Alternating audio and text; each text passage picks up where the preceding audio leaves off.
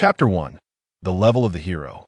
Is a hero with only LV 5 merely a fledgling novice? 1. Yes. 2. No. The prosperity of the hero's birthplace, village, or city.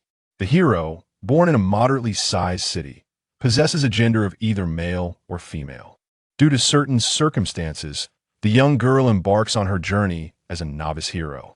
1. Aspiration. 2. Debt. 3. Destiny. 4. Justice. 5. Divine selection. 6. Revenge. 7. Vanity. 8. Love. 9. The ability to legally invade homes. 10. Triumph and catastrophe. On a bustling street, a girl, heedless of the astonished glances from passers-by, fervently races forward.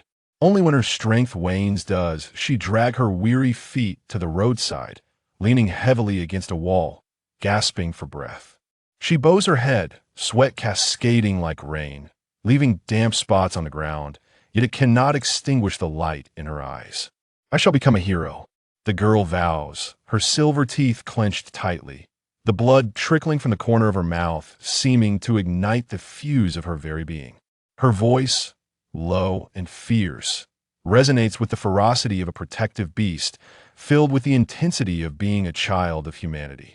It is the flame of vengeance, the light of hatred. The hero awakens the heart of revenge, her emotions ablaze, propelling her towards her ultimate goal. Hero's attributes increase by 1. Strength, agility, constitution, intelligence, perception, charisma, multiple attributes. Heart of revenge. The flames of vengeance spur the hero onward, rendering her tireless and unafraid of pain.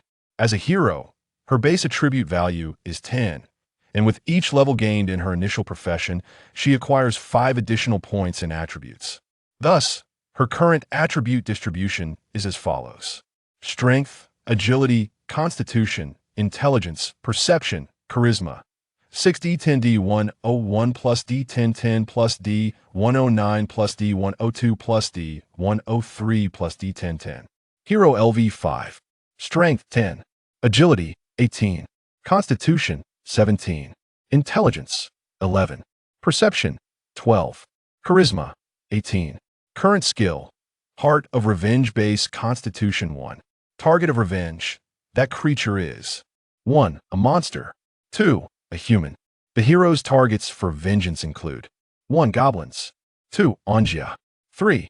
Rampaging demons. 4. Angia. 6. Angia. 7. The evil dragon. 8. Angia. 9. The so-called godly demon. 10. Triumph and catastrophe. Become a hero, and then eliminate those goblins. With clenched fists, the hero's determination, fueled by rage, strengthens her resolve. She gazes up at the clear sky, beads of sweat glistening in the sunlight, and one would hardly suspect the fierce resolution she has just made based solely on her charming exterior. The enmity between the hero and the goblin stems from 1. Being assaulted. 2. The murder of her childhood friend. 3. The devastation of her hometown. 4. Being robbed while out. 5. Her best friend driven to madness. 6. Her beloved consumed by goblins during an outing. 7. Her father's merchant caravan attacked by goblins. 8. How could such vile creatures as goblins exist in this world? 9. The Goblin King's monstrous army annihilated the hero's city. 10. Triumph and catastrophe. Yet upon reaching a crossroads, she hesitates, glancing in another direction. She had just fled from that very path in a panic. That direction leads to her friend's home.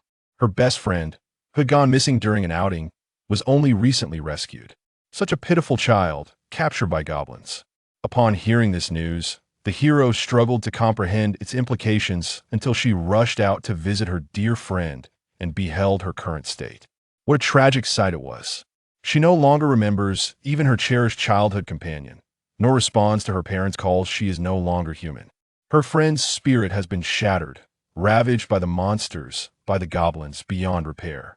Reflecting on her friend's condition ignites a seething rage within the hero, one that threatens to consume her heart. Yet, she cannot bring herself to speak to her.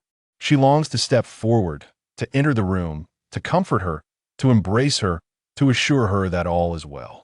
But the hero cannot do so. not out of disdain or disgust, nor out of rejection or obstruction. The hero extends her hand, gazing at her palms in the sunlight, the rosy hue of her skin revealing the vitality of youth. Even though her friend is unresponsive to the outside world, the hero lacks the courage to approach her side. Wouldn't it be a cruelty for her to stand beside her in such a state? Thus, she mechanically closes the door behind her, turning away as though fleeing from the scene. Unforgivable, whether it be her own inaction or the loathsome, filthy monsters. The moment she stepped outside the house, the hero made her resolution clear. The vile image of those despicable monsters surfaced in her mind, and in a corner where no one paid heed, the girl roared her soul's vow. I shall purge every last goblin from this world, leaving not a single one behind. After several heavy breaths, her fury began to simmer, leaving only the cold flames silently burning within her heart. To snap the necks of those creatures, to crush their skulls, to end their lives. As long as she continues her slaughter, this unbearable chill will surely extinguish one day. Perhaps it will be the day she looks around and sees no living goblins left, or perhaps it will be the day she is dragged into a goblin den, just like her dear friend. At that moment, will there be someone who cares for her, just as she has for her friend? The hero opens her eyes and gazes up at the blinding sun, momentarily struck dumb, unable to derive an answer to this question. Based on her key attributes of agility, charisma, and constitution, her current combat profession is determined as follows. 1. Dancer. 2. Thief. 3. Ranger. 4. Fencer. 5. Beast Tamer. 6. Psychic Sorceress. 7. Angia. 8. Angia. 9. Elven Swordsman. 10. Triumph and Catastrophe. The hero's current combat profession is a great failure. 1. Unemployed. 2. Destitute Swordsman. 3. Unemployed. 4. Beast Spirit Sorceress. 5. Unemployed. 6. Dancer. 7. Art is an Explosion. 8. Judo Practitioner. 9. Succubus Hybrid. 10. Triumph and Catastrophe. A hero who declares she will slay all goblins is not without her merits. She is a gifted sorceress, blessed by lineage and fate, awakening her extraordinary abilities at a tender age. She can hunt and absorb the souls of animals, transforming into the corresponding beast. However, lacking the intellectual prowess of a mage, she often struggles to maintain clarity after her transformations. Moreover, and most crucially, only souls she personally hunts can aid her as a beast spirit sorceress. Thus she finds herself in a quandary. To transform into a powerful form, she must hunt formidable monsters. To hunt formidable monsters, she must first transform into a powerful form. The nature of her gifted profession ensnares the hero in an inextricable cycle. The hero's current form is 1. 2 Dog. 3. Chicken. 4. Lizard. 5. Snake. 6. Wolf. 7. Pig. 8. Some ordinary animal Angia. 9. Some low-level monster Angia. 10. Triumph and Catastrophe. The only transformation the hero currently possesses is that of a snake. During a visit to her grandparents in the countryside, she boldly dispatched this snake with a shovel, igniting her innate talent and granting her the right to grow stronger. Is the snake venomous? 1. Yes, Perception 5, Agility 5, roll for toxicity. 2. No, Perception 5, Constitution 5, Agility 5. That leisurely snake, basking in the sun, startled the young hero at the time and met its demise beneath a sudden shovel strike, its soul imparting greater strength and agility to her upon transformation. Though it would become fearful of realgar and would be rendered immobile in excessively cold surroundings. After all, it was merely an innocent snake. Nevertheless, the hero, having acquired the keen perception of a serpent in her transformed state, can easily defeat an adult man, earning her the qualifications to become an adventurer. How old is the hero? Yet, the 14-year-old girl, raised amidst the bustling city, has never encountered the brutalities of fierce combat, nor has she fervently sought power to consciously hone her abilities. Though her adversaries, the goblins, may be feeble now, she can easily vanquish them. However, they proliferate with a virulence akin to cancer spreading throughout the world and are far from being easily eradicated. The tragic fate of the hero's gobbling knowledgeable friend adds to her burden. The hero's understanding of goblins has greatly faltered. In her regret, the hero attempts to recall the specific traits and vulnerabilities of the goblins she intends to defeat. After a considerable time of contemplation, she realizes that apart from the harm the goblins have inflicted upon her dear friend, she possesses scant knowledge about them. Is this the reality of a girl living in the city? The hero's subsequent course of action. 1. Venture immediately to the goblin lair. 2. Yet I must continue my studies diligently. 3. Utilize my charm to entice them. 4. Practice is indeed the finest teacher. 5. First, I shall visit the library to gather information. 6. Armed with my long sword, I shall advance. 7. Make use of your youthful knowledge. 8. Goblins, emerge and meet your demise. 9. Ultimately, as long as they are slain, does it truly matter? 10. Be it great success or utter failure, the hero, despite her heart brimming with vengeful thoughts, recognizes the wisdom in preparation. Since she is utterly ignorant of goblins, acquiring knowledge about them is the logical step. While she cannot claim to achieve victory in every battle, striving to comprehend both herself and her foes should undoubtedly lead her in the right direction. The greater the historical calamity wrought by goblins, the mightier their potential becomes. The thoroughness of the citizens' library's tomes on goblins enhances her knowledge. How much has the hero absorbed? The level of detail is at 100. The hero's understanding of goblins has increased by 11, bringing her total to 22. Regrettably, despite the tragedies caused by goblins occurring annually, monthly, and even daily, the populace remains largely indifferent to these diminutive fiends. After all, there exist far more dangerous creatures in the world. It is said that the number of individuals slain by goblins in the city each year may not even surpass those who perish in traffic accidents.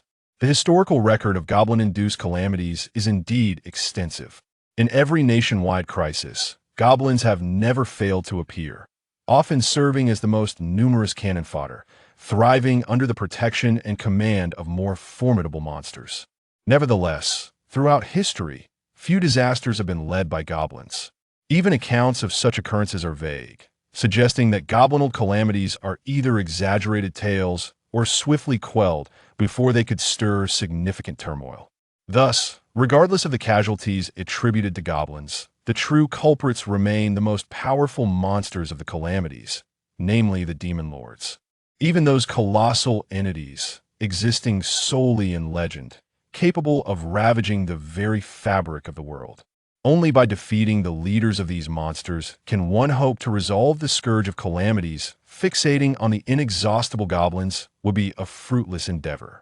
Closing the weighty tome of history, the hero let out a soft sigh. She is not one to revel in scholarly pursuits.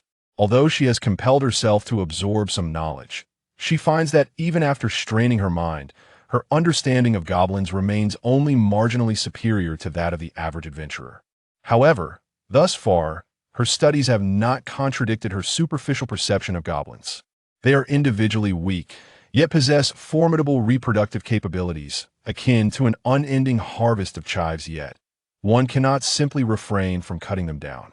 Yet, goblins are ultimately just goblins, not chimeras, nor wicked dragons, nor fire demons, or any other formidable monstrosities.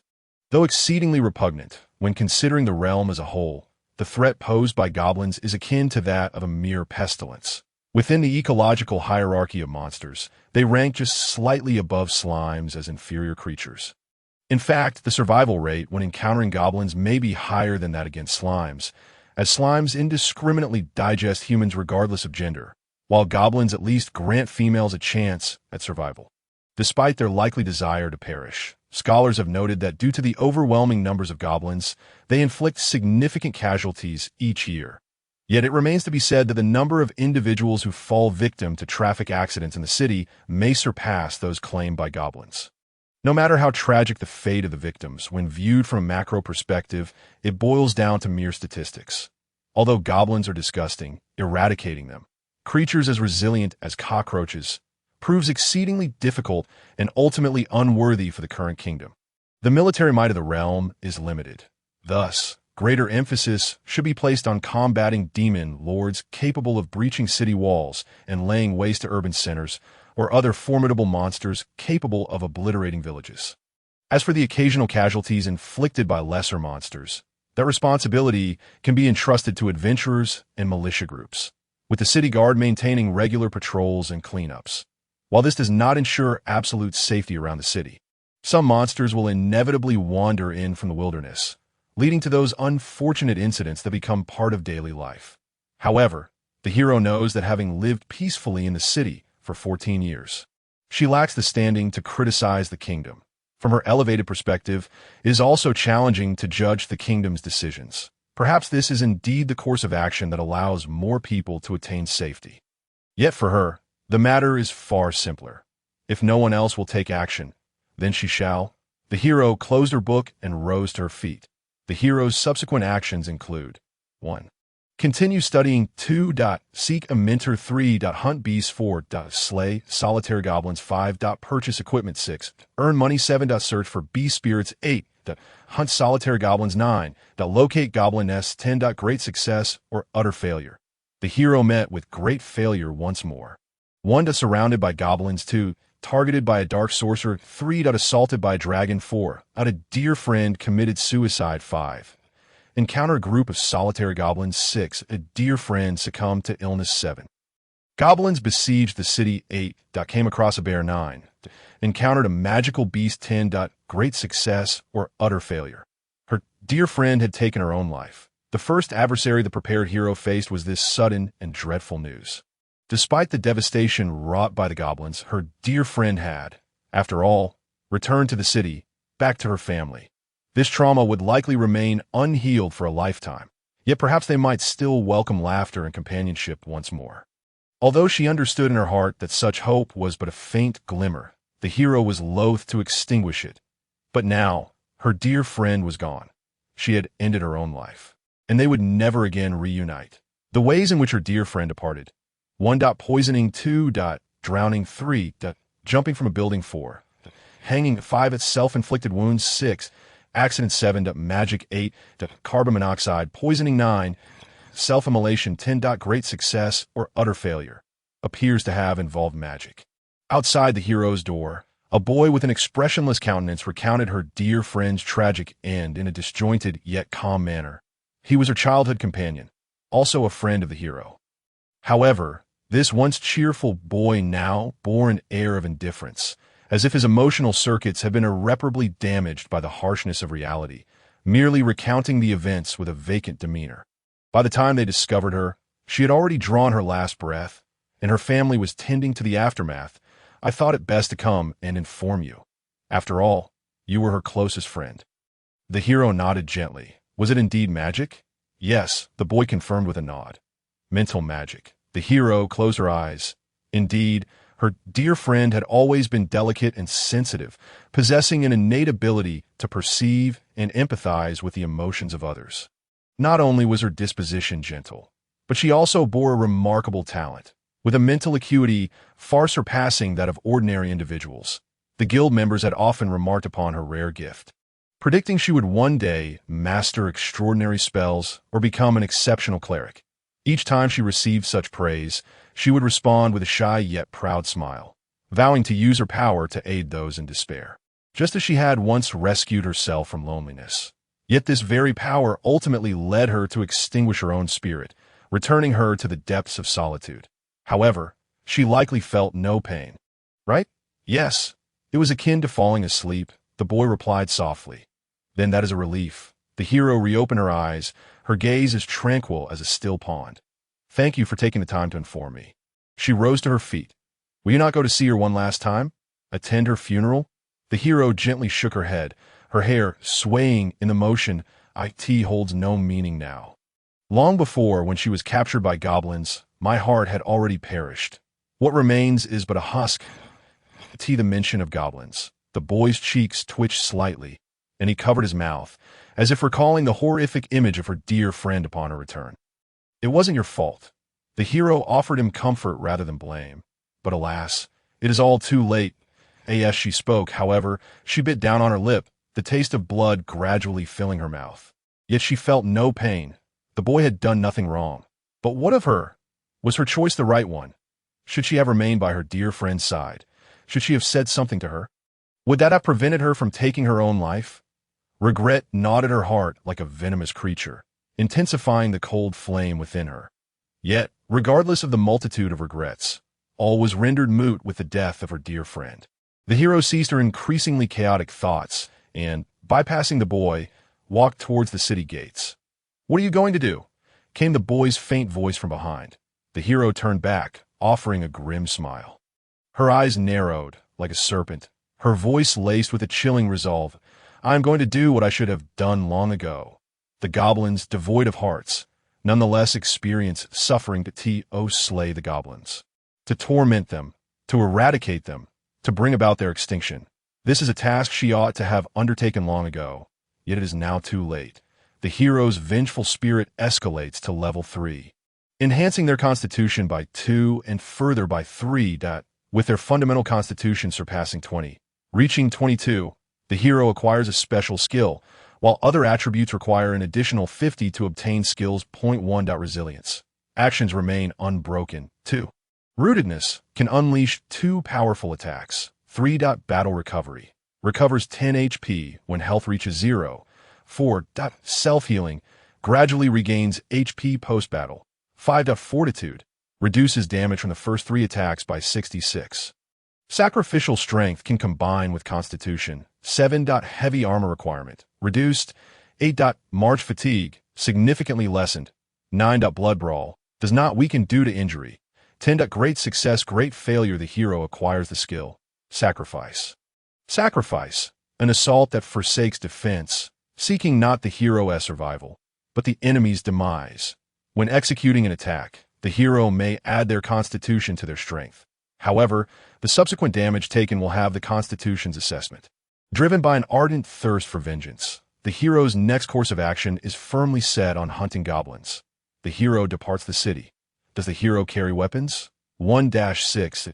Yes, 7-9. And 10. Great success, great failure. Are you certain you wish to leave the city alone?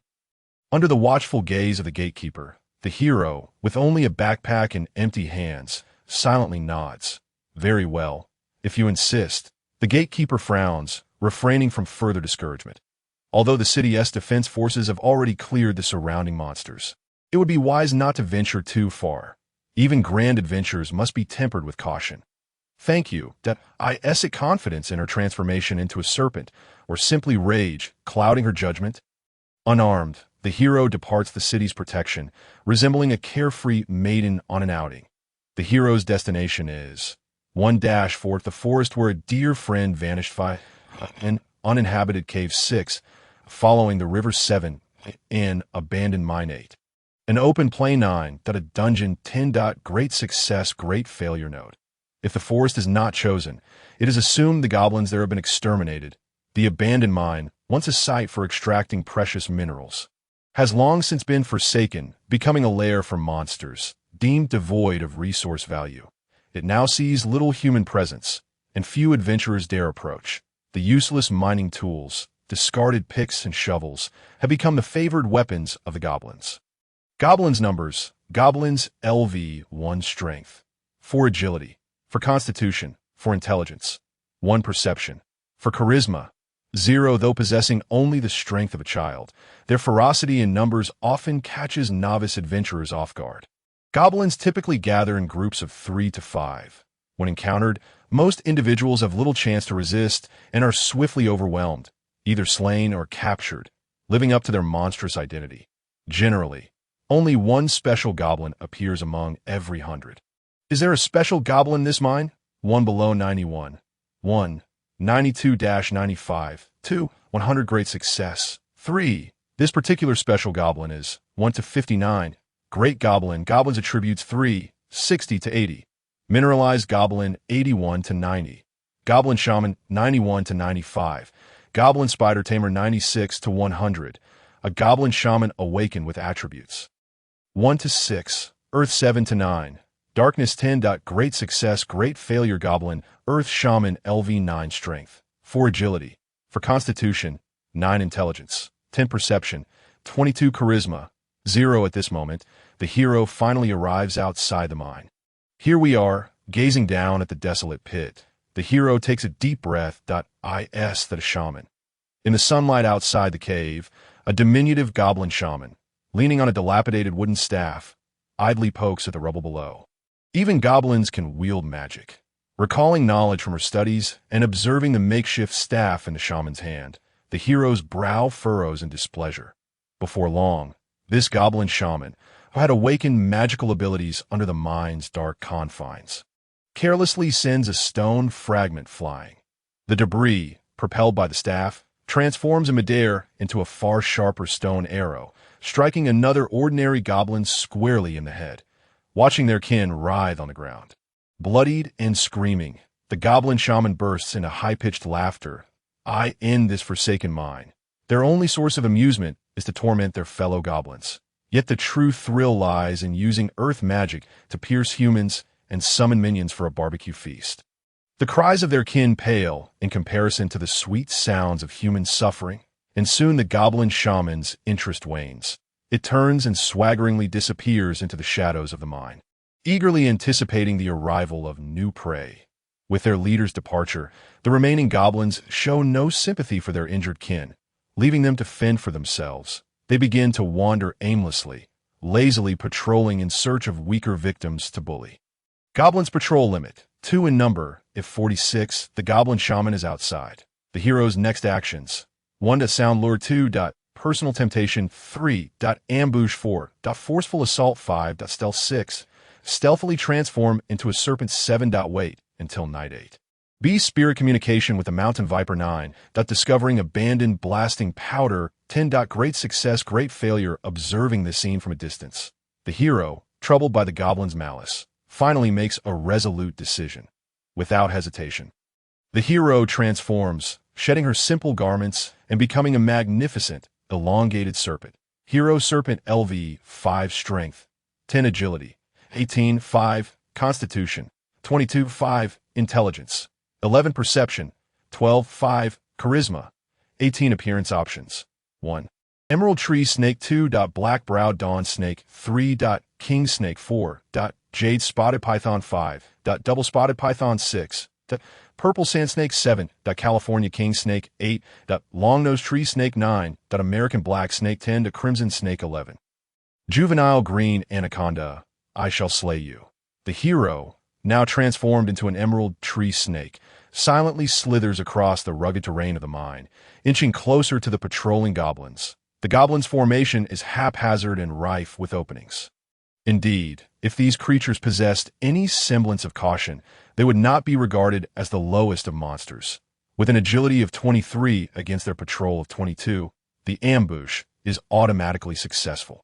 With a decisive effect, the hero's stealth perception is enhanced by 17. Silently, from the crevices of the rubble, the serpent's tail ensnares a yawning goblin. The ambush succeeds, and the skill of sacrifice is activated. The silent execution of the goblins commenced, yielding a bounty of stealth and armor-piercing rewards. The first isolated goblin was crushed into a mere heap of flesh by the serpentine coils of the great serpent before it could even utter a cry. Then came the second and third, who underwent 21 perception checks. The goblins possessed a total perception of 65 and an ambush score of 71. The hero's stealth attack succeeded, resulting in the annihilation of the entire goblin patrol. Assault, strangulation, ambush, and strangulation once more. Under this almost mechanical execution, the number of goblins swiftly dwindled. A few goblins caught a glimpse of the great serpent from the corner of their eyes, yet before they could raise an alarm amidst the serpent's rapid onslaught, they vanished abruptly from the sight of their fellow goblins. There was no sound, no cries of despair. Even the scent of blood was masked by the earthy dust of the desolate mine and the goblin's own foul odor. Rather than patrolling, these lethargic goblins ambled about, completely indifferent to the disappearance of their companions. This forsaken mine had long ceased to attract adventurers seeking to eradicate its inhabitants, and food was scarce. Despite noticing a reduction in their numbers, the dim-witted goblins could not comprehend the absence of an enemy. Thus, without a hint of vigilance, they continued to fall prey one after another to the serpent's silent hunt. their bodies twisted into grotesque masses, their scattered remains intermingling with the jagged stones and soil. Finally, the great serpent raised its head, sensing no further sources of heat.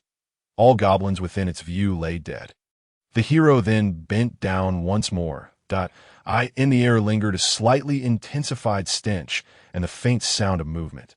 That sound, barely perceptible, gradually receded and ultimately faded into the darkness, leading into the depths of the mine. The hunt was far from over. Having slain 22 level 1 goblins, the hero earned 110 experience points. Hero LV5, 110100, the hero's level increased. The hero ascended to LV6, 10200, the hero received 5 attribute points. The hero's allocation options were 1. Stealth Perception 3, Agility 2, 2. P Constitution 5, 3. Intellect from Magic Learning 5, 4. Hunting Power 3, Agility 2, 5. Awareness Perception 5, 6-9. Price Setting, 10. Great Success, Great Failure. The result of price setting was Constitution 5. Hero Qing Shi LV 6, Strength 10, Agility 18, 5, Constitution 27, 5, Intelligence 11, Perception 12, 5, Charm 18. B Spirit Magic Power 32, 5 to 22, 138. Currently, the hero's B Spirit Magic Power is 5 times their Constitution. With consumption equating to the number of stealth attacks, the hero's injuries will also diminish their Beast Spirit Magic Power. Should it reach 0, the transformation will be forcibly undone, reducing all attributes by 2. The hero advanced through the dark cave. Driven by primal instincts, the hero transformed into a great serpent, harboring an insatiable desire for slaughter, disappearing entirely into the darkness leading into the mine. Just as she fully entered the mine, extending her serpentine tongue to taste the intensified goblin scent in the air while seeking her next prey, the goblin shaman's perception proved remarkably successful. What transpired? 1. Alarm bell. 2. Magical trap. 3. Physical trap. 4. Shaman's ground spikes ambush. 5. That the next patrol goblin just happened to emerge. 6.1, 7.2, 8.3, 9. The shaman, accompanied by D40 and 10 goblins, emerged to hunt. 10. Great success, great failure. The serpent's embodiment granted the hero the ability to sense heat, while her extended tongue could directly capture the scent particles in the air. However, her mind was also influenced by primal instincts. Despite her enhanced perception compared to her human form, she completely overlooked the threats posed by inorganic materials. Goblins are indeed low-witted monsters, yet the goblin shaman is an anomaly. For one possessing a modicum of intelligence, imitating humans and setting traps is hardly a daunting task. The goblin shaman's physical trap achieved a remarkable success. 30. The hero's instinctive perception, dominated by wild instincts, suffered a penalty of -30 with no perception bonuses. The goblin shaman, utilizing the abandoned equipment of the mine to set traps, matched the expertise of seasoned hunters. Focused on the pursuit of prey, the hero had yet to realize what she had triggered when a series of peculiar sounds reached her ears. The nature of the trap: 1-3. Iron chain net binding, 4. Blasting explosives 3D30, 5. Falling rocks 1D30, 6. Pitfall 1D20 capture, 7. Spike pitfall 1D50 capture, 8. Lasso targeting humans, 9. Flame bottle 2D20 burn, 10. Great success, great failure. In this desolate mine, the awakened goblin shaman found itself at leisure, deriving its sole enjoyment from inflicting harm upon its kin and obsessively setting traps.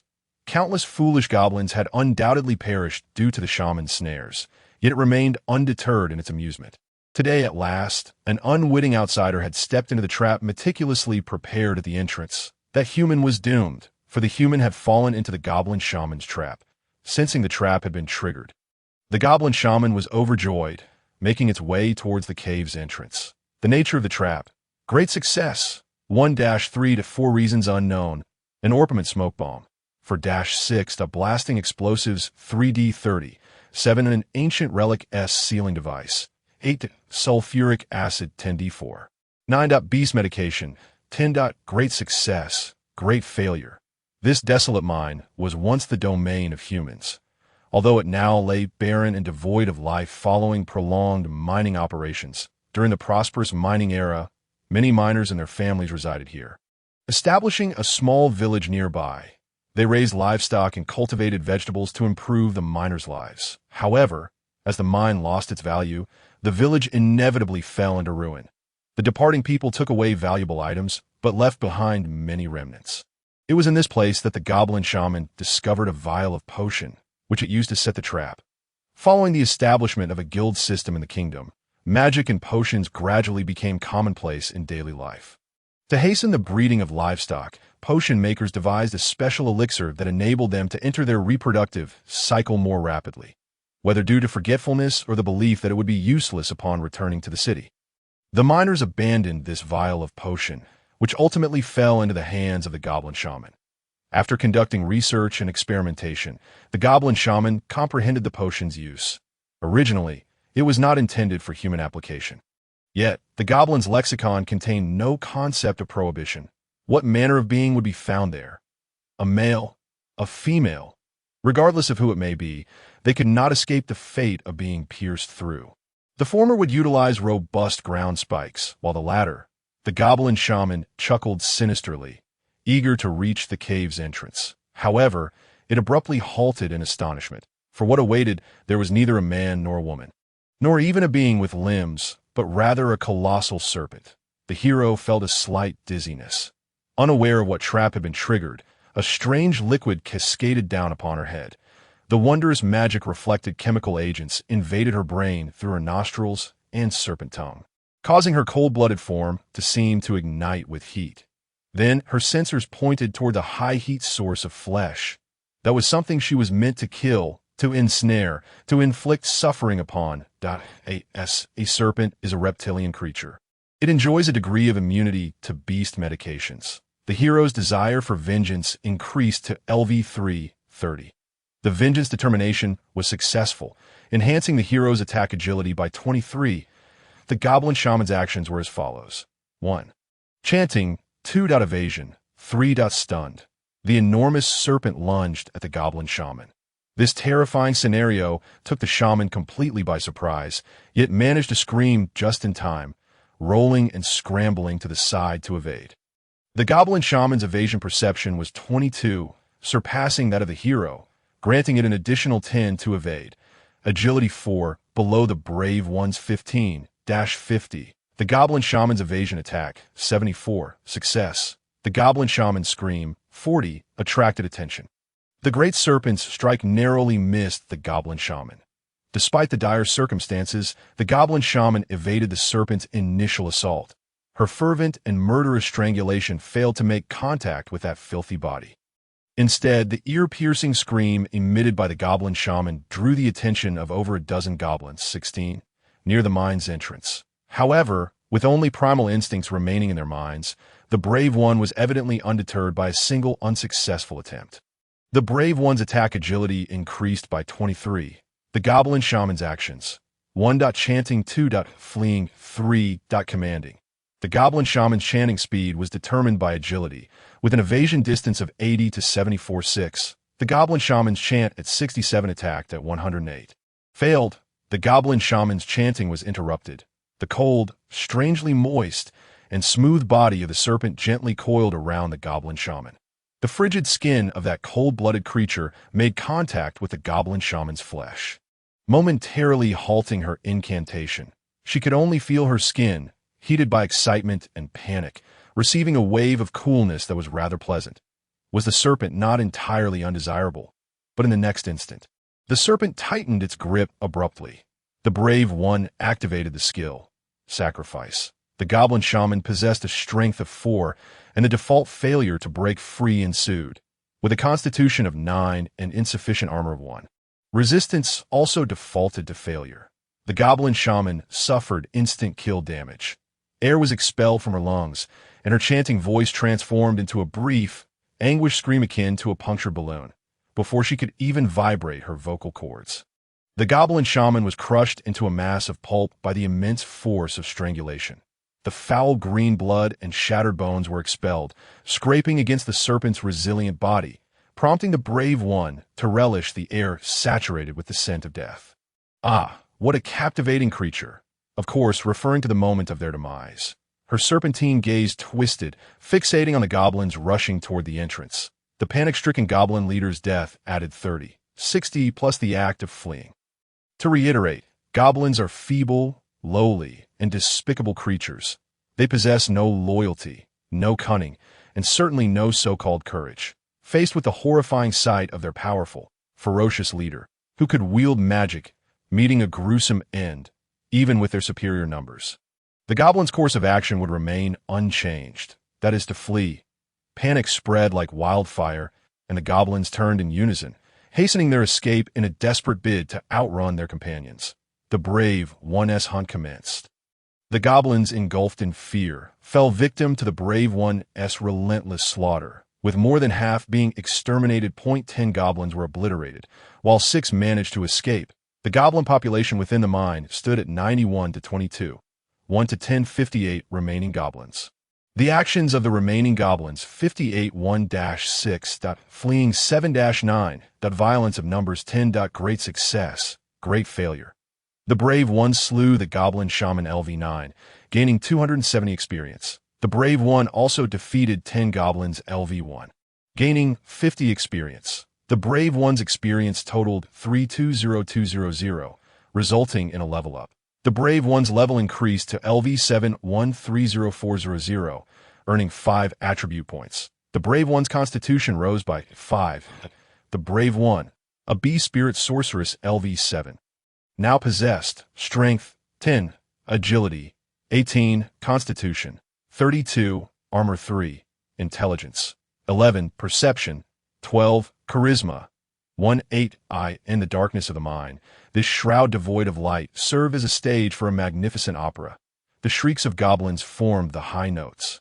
The sound of flesh being crushed rendered the bass. The collisions of goblins against the walls served as percussion, and their shattered forms, scattering upon impact, provided the choreography. The brave one reveled in orchestrating this performance. Entranced by the unceasing command, the serpent she had transformed into sensed the residual warmth of the goblins with its cheeks, pursued the vibrations they left behind, and locked onto their drifting scent with its forked tongue. To chase down, then to kill, whether through striking or coiling and flinging them aside. Regardless of direction, the solid cave walls ensured that the clashes of flesh and stone often ended in victory for the latter. Although she favored strangulation, the sheer number of prey sometimes overwhelmed her with a delightful yet troubling sense of abundance. The mine, which should have been the goblins' territory, had transformed into her hunting ground. Even in the absence of any spotlight, darkness could not hinder her performance. The brave one dispatched the fleeing goblin D2, sensing 17. Are there other exits in the mine? 1-5. No, the higher it goes. The more there are, goblins, apart from their reproductive capabilities, are inferior to humans in every aspect. Even living in caves, their night vision is only slightly better than that of humans who have yet to adapt. Once plunged into complete darkness, they too become blind as flies. The merciless serpent, not relying on sight, continued its slaughter in the dark, like a dragon in the sea. The number of goblins that resisted before their demise amounted to 21. The brave one exterminated 21 goblins, facing attacks from 9 goblins, resulting in a magic power reduction of -30 effortlessly. She dispatched more than a handful of goblins, yet the brave one remained in high spirits. Was it because she was now strong? Perhaps so, yet not entirely. So-called combat exists within the realm of compatibility. The brave one wielded no weapons, donned no armor, and even in her transformed state, she lacked minions, hardly qualifying as a monster.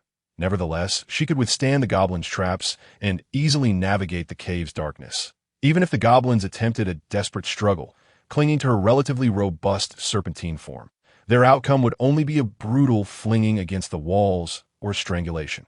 But what if a swordsman wielding a great sword entered this space?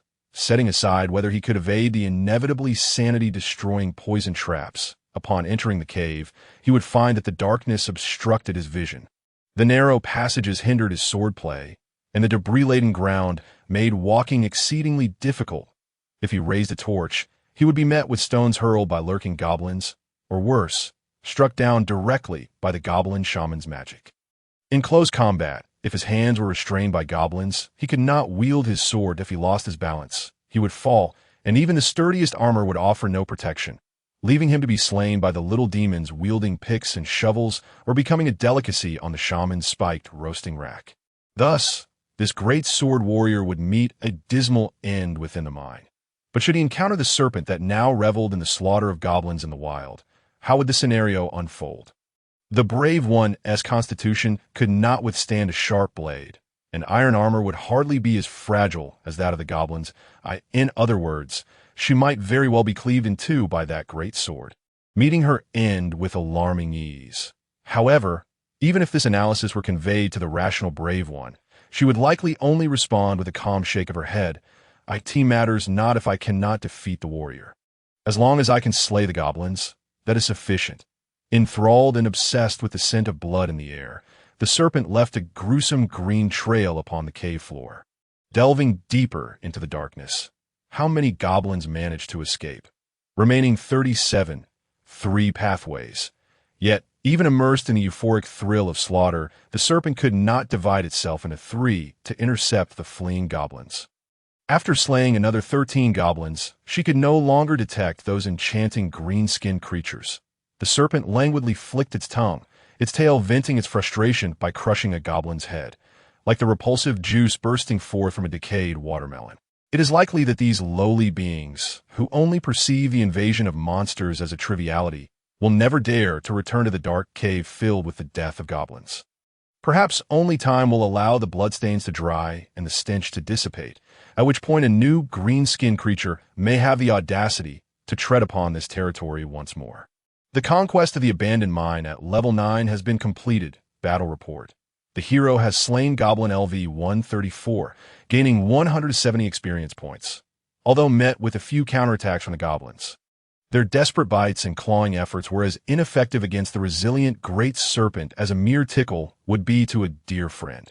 The hero has successfully navigated the map, abandoned mine LV9, and earned an additional 900 experience points. The hero's experience has increased, prompting a rise in level to LV8, and then to LV9. The hero has acquired 10 attribute points, with vitality increasing by 6 and intelligence by 4. Hero LV9, strength 10, agility 18, vitality 38, intelligence 15, perception 12, charm 18, beast spirit magic power 190. Note: the experience required for the hero to level up is calculated as an additional 100 on top of the previous level's increment. Awaken, child. Relying solely on the slaughter of goblins will not elevate you to a higher profession for life. A seasoned adventurer gazes fondly at the inexperienced newcomer. Outside, the time has reached noon, while within the uninhabited dark mine, the emerald serpent lies motionless upon the rocky ground. Adorned with white patterns, its appearance resembles that of a slender, non-venomous tree snake, yet it boasts a length comparable to that of a great python. The intertwining green and white markings, once symbols of nature and the forest, are now tainted with the sickly green blood of goblins. Yet at this moment, the hero perceives neither her own state nor, even if she did, would she concern herself with it, for this serves as proof of her vengeance. Only this foul blood can slightly quell the flames of fury within her heart, with intelligence reaching 15. The hero regains a measure of clarity. Her subsequent actions are as follows. 1-3. Sleep. For -5, revert transformation. 6. Mark territory. 7. Seek a male serpent. 8. Wander aimlessly. 9. Search for peculiar scents. 10. Great success or utter failure. The hero's serpentine form still retains sufficient strength. However, after the massacre of the goblins, her previously heightened spirits suddenly cool, overwhelmed by an irresistible fatigue. This is not merely physical exhaustion. It is a mental struggle to continue. Yet, unsure of any lingering dangers in this place, it is evidently unwise to revert to her human form and rest. Thus, the hero curls up, maintaining the guise of a great serpent, and descends into a deep slumber. The hero's beast spirit magic power can sustain her transformation for another 13 hours. After an hour of sleep, she awakens to find herself returned to human form. Incurring no penalties. 2 hours later, the slumbering serpent awakens in the darkness. with eyelids unfurling. Her serpentine sight perceives nothing but the familiar cave environment projected into her mind through her reptilian senses. Once her instincts confirm the surrounding safety, the great serpent slowly coils, soon transforming into a naked woman with her eyes tightly shut. The hero has returned. Blood still clings to her skin, her soft body unprotected upon the jagged stones. Yet, her formidable vitality shields her from any pain.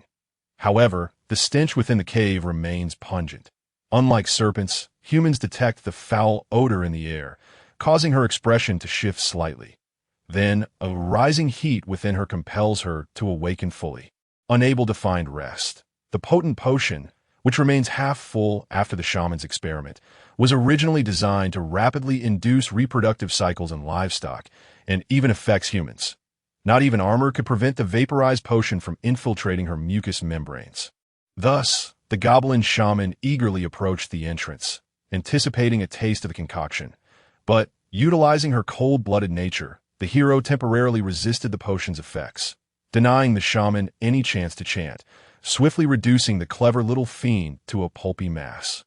The folly of intelligence, so ill-suited to a goblin, exacted a heavy toll on the shaman. Yet, even after reverting to her human form, traces of the potion linger within the hero, subjecting her to torment. In the darkness, the hero curls into a ball, tightly clutching her knees, her hands gripping her arms. She grits her teeth, burying her head in her knees. The young woman's body quivers, occasionally succumbing to slight spasms and convulsions. Thin sweat permeating her exposed skin, forming beads that trace elegant arcs in the darkness before slowly dripping to the ground. The perspiration washes away the blood, creating a pool beneath her, while the hero's hair clings damply to her neck and cheeks. Despite having reverted to her primal state, an unbearable sense of confinement permeates her being, igniting a yearning for freedom. Potion Influence. 31. Mammalian Special Attack. D3. No Metabolic Reduction. Vitality Exemption. 38. Mental Clarity. 15. Potion Influence. Vitality Exemption 46 to 38. 8. Hero's Intelligence 15. The remnants of the potion have taken effect. The hero resists the potion's influence with sheer willpower. Its effects persist, her heart pounding relentlessly, sweat evaporating from her body, creating a cloud of mist in the still cave. Should any goblin catch a whiff of this hormone-laden scent, they would surely descend into a frenzy of delight. Yet alas, beyond this cloud of sweat lies a greater number of fallen goblins, their repugnant corpses masking the hero's aroma.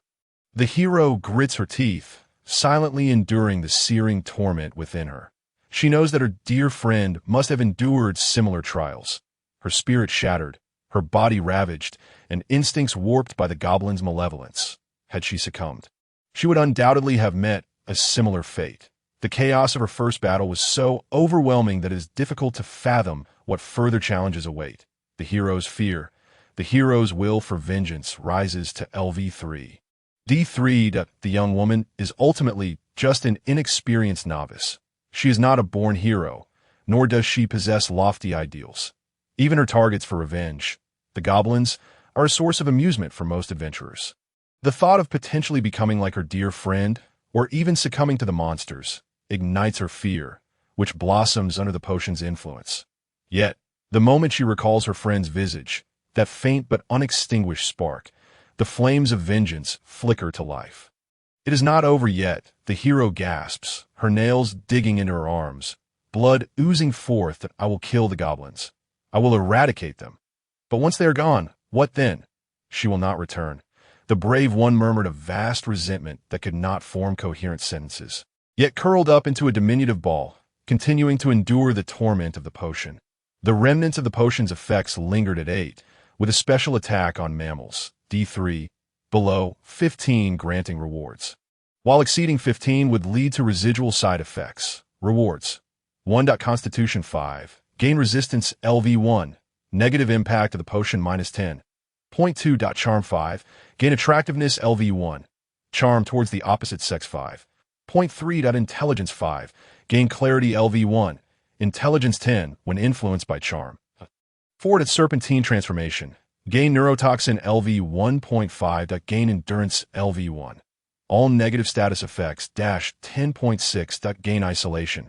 Negative impact of beastification -2, but 20 upon returning to human form. Side effects. 1. Dull perception -10. Actions will not be interrupted. 2. Sensitive perception 10. Difficult to endure touch and caresses.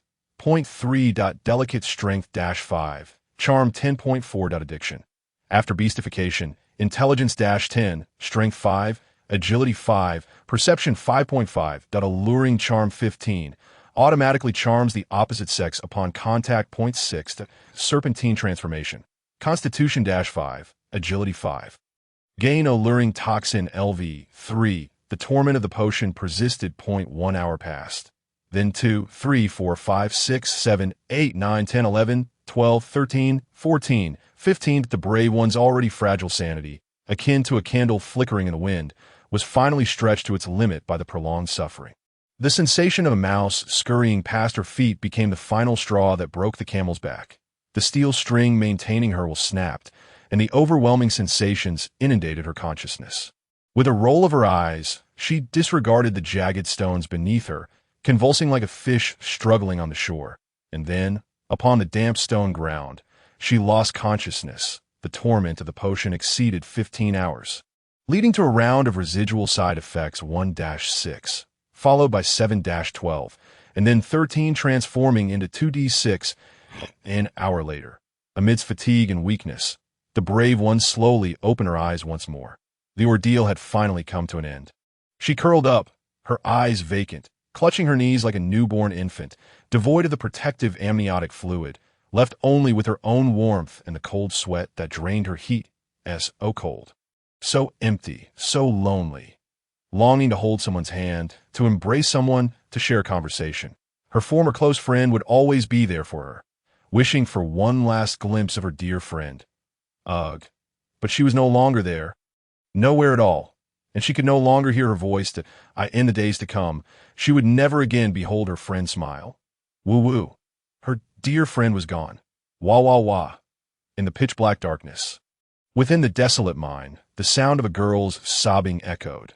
The darkness tenderly concealed her disarray, while the silent walls of the cave shielded her vulnerability. The girl, resolute in her desire for vengeance against the goblins, remained curled up, wailing. Loneliness conveyed a sorrow that could never be expressed again.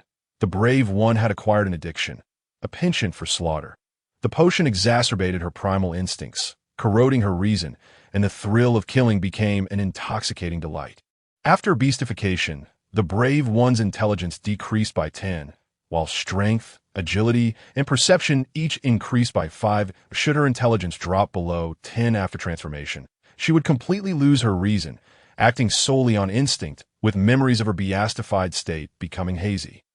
Before transformation, she could set a goal for herself, and her actions post-beastification would align with that objective. Unless circumstances dictated otherwise, her target would typically be to kill the goblin, tormented by the potion. The brave one found herself in poor condition, succumbing to a state of weakness. With all attributes reduced by 5, the penalty of weakness would persist until her next meal and rest. The brave one's subsequent actions. 1.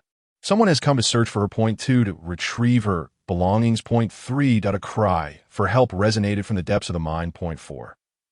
But she could not stop now. 5. First, exit the cave. 6. Return to the city. 7. Cut off a goblin's ear. 8. Return to the previous location. 9. The goblin's treasure trove. 10. A grand success or a monumental failure. After venting her frustrations in the unseen darkness, though her body felt somewhat sore and weak, the brave one managed to stand once more. After all, she was a gifted sorceress, her constitution far exceeding that of ordinary individuals. However, unexpectedly, as she turned to head towards the exit, faint cries for help echoed from the depths of the mine behind her. Though her current state left her dizzy, perception 7, she struggled to discern the source of the sound, unable to grasp its tone even as it reverberated. Yet, she could faintly identify the plea for help woven within it. The identity of the one calling for aid was as follows. 1-6 that a woman imprisoned by goblins. 7-8 a beast. 9 that a goblin well. 10 that a grand success or a monumental failure. The voice belonged to a human.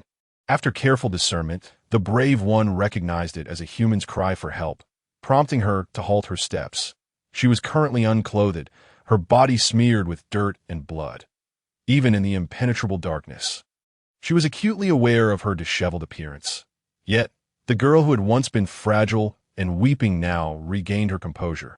Her dear friend would indeed never return, regardless of how many goblins she slaughtered. However, she might still be able to assist others who could encounter tragedy. Using this strength to aid those in despair, she envisioned her friend, who had dreamed of becoming a healing sorceress, and her smile materialized before her eyes. The brave one exhaled deeply, patted her cheeks, and turned to take a step deeper into the darkness. Though the brave one intended to help those harmed by goblins, she was met with an unexpected remark. "What are you doing here?" With the light of a retrieved torch illuminating the scene, the brave one gazed down at the boy in silence. He was her dear friend's childhood companion, her own friend. An ordinary boy, neither an adventurer nor a brave one. The boy lowered his head, his previously vacant expression now tinged with embarrassment. "You have not returned to the city for a day. I heard from the guards that you came this way. So to save someone, only to become lost, to rescue beauty, yet be rescued by beauty." The boy's head nearly drooped to his toes, buried in the ground. What kept him from raising his gaze was the brave one's current state. "As you can see, I am safe and sound. I merely grew a bit weary from slaying goblins, so I decided to rest here for a while." Seeing that the boy appeared somewhat disheveled yet unharmed, the brave one's demeanor relaxed. If no one had fallen victim to the goblins, that was the best outcome. Should she explain her situation to the boy? One at yes.2 to no, however. Noticing the boy's pallor, it was unclear whether it was due to the foul air, the fatigue of being trapped, or the misinterpretation of her appearance. The brave one pondered for a moment before deciding to provide him with a brief explanation of her circumstances. "Please do not misunderstand or worry.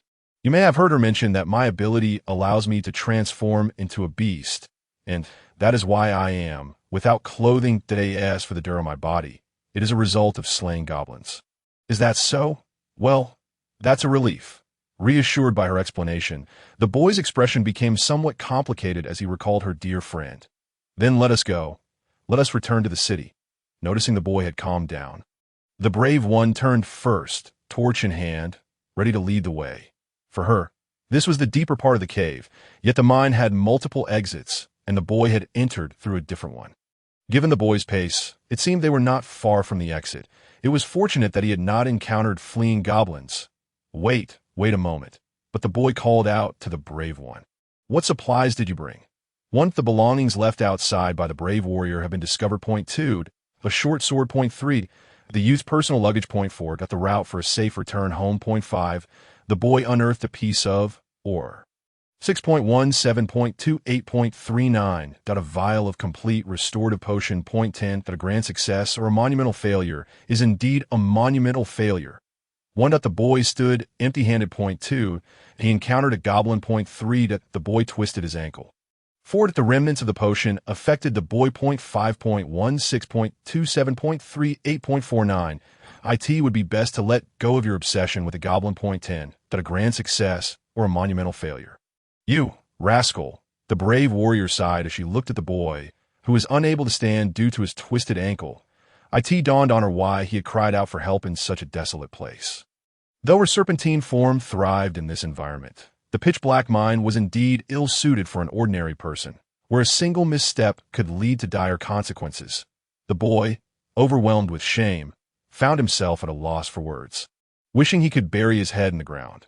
However, despite his injury, he still managed to bring back some useful items. What he had retrieved included: 1, the belongings left outside by the brave warrior.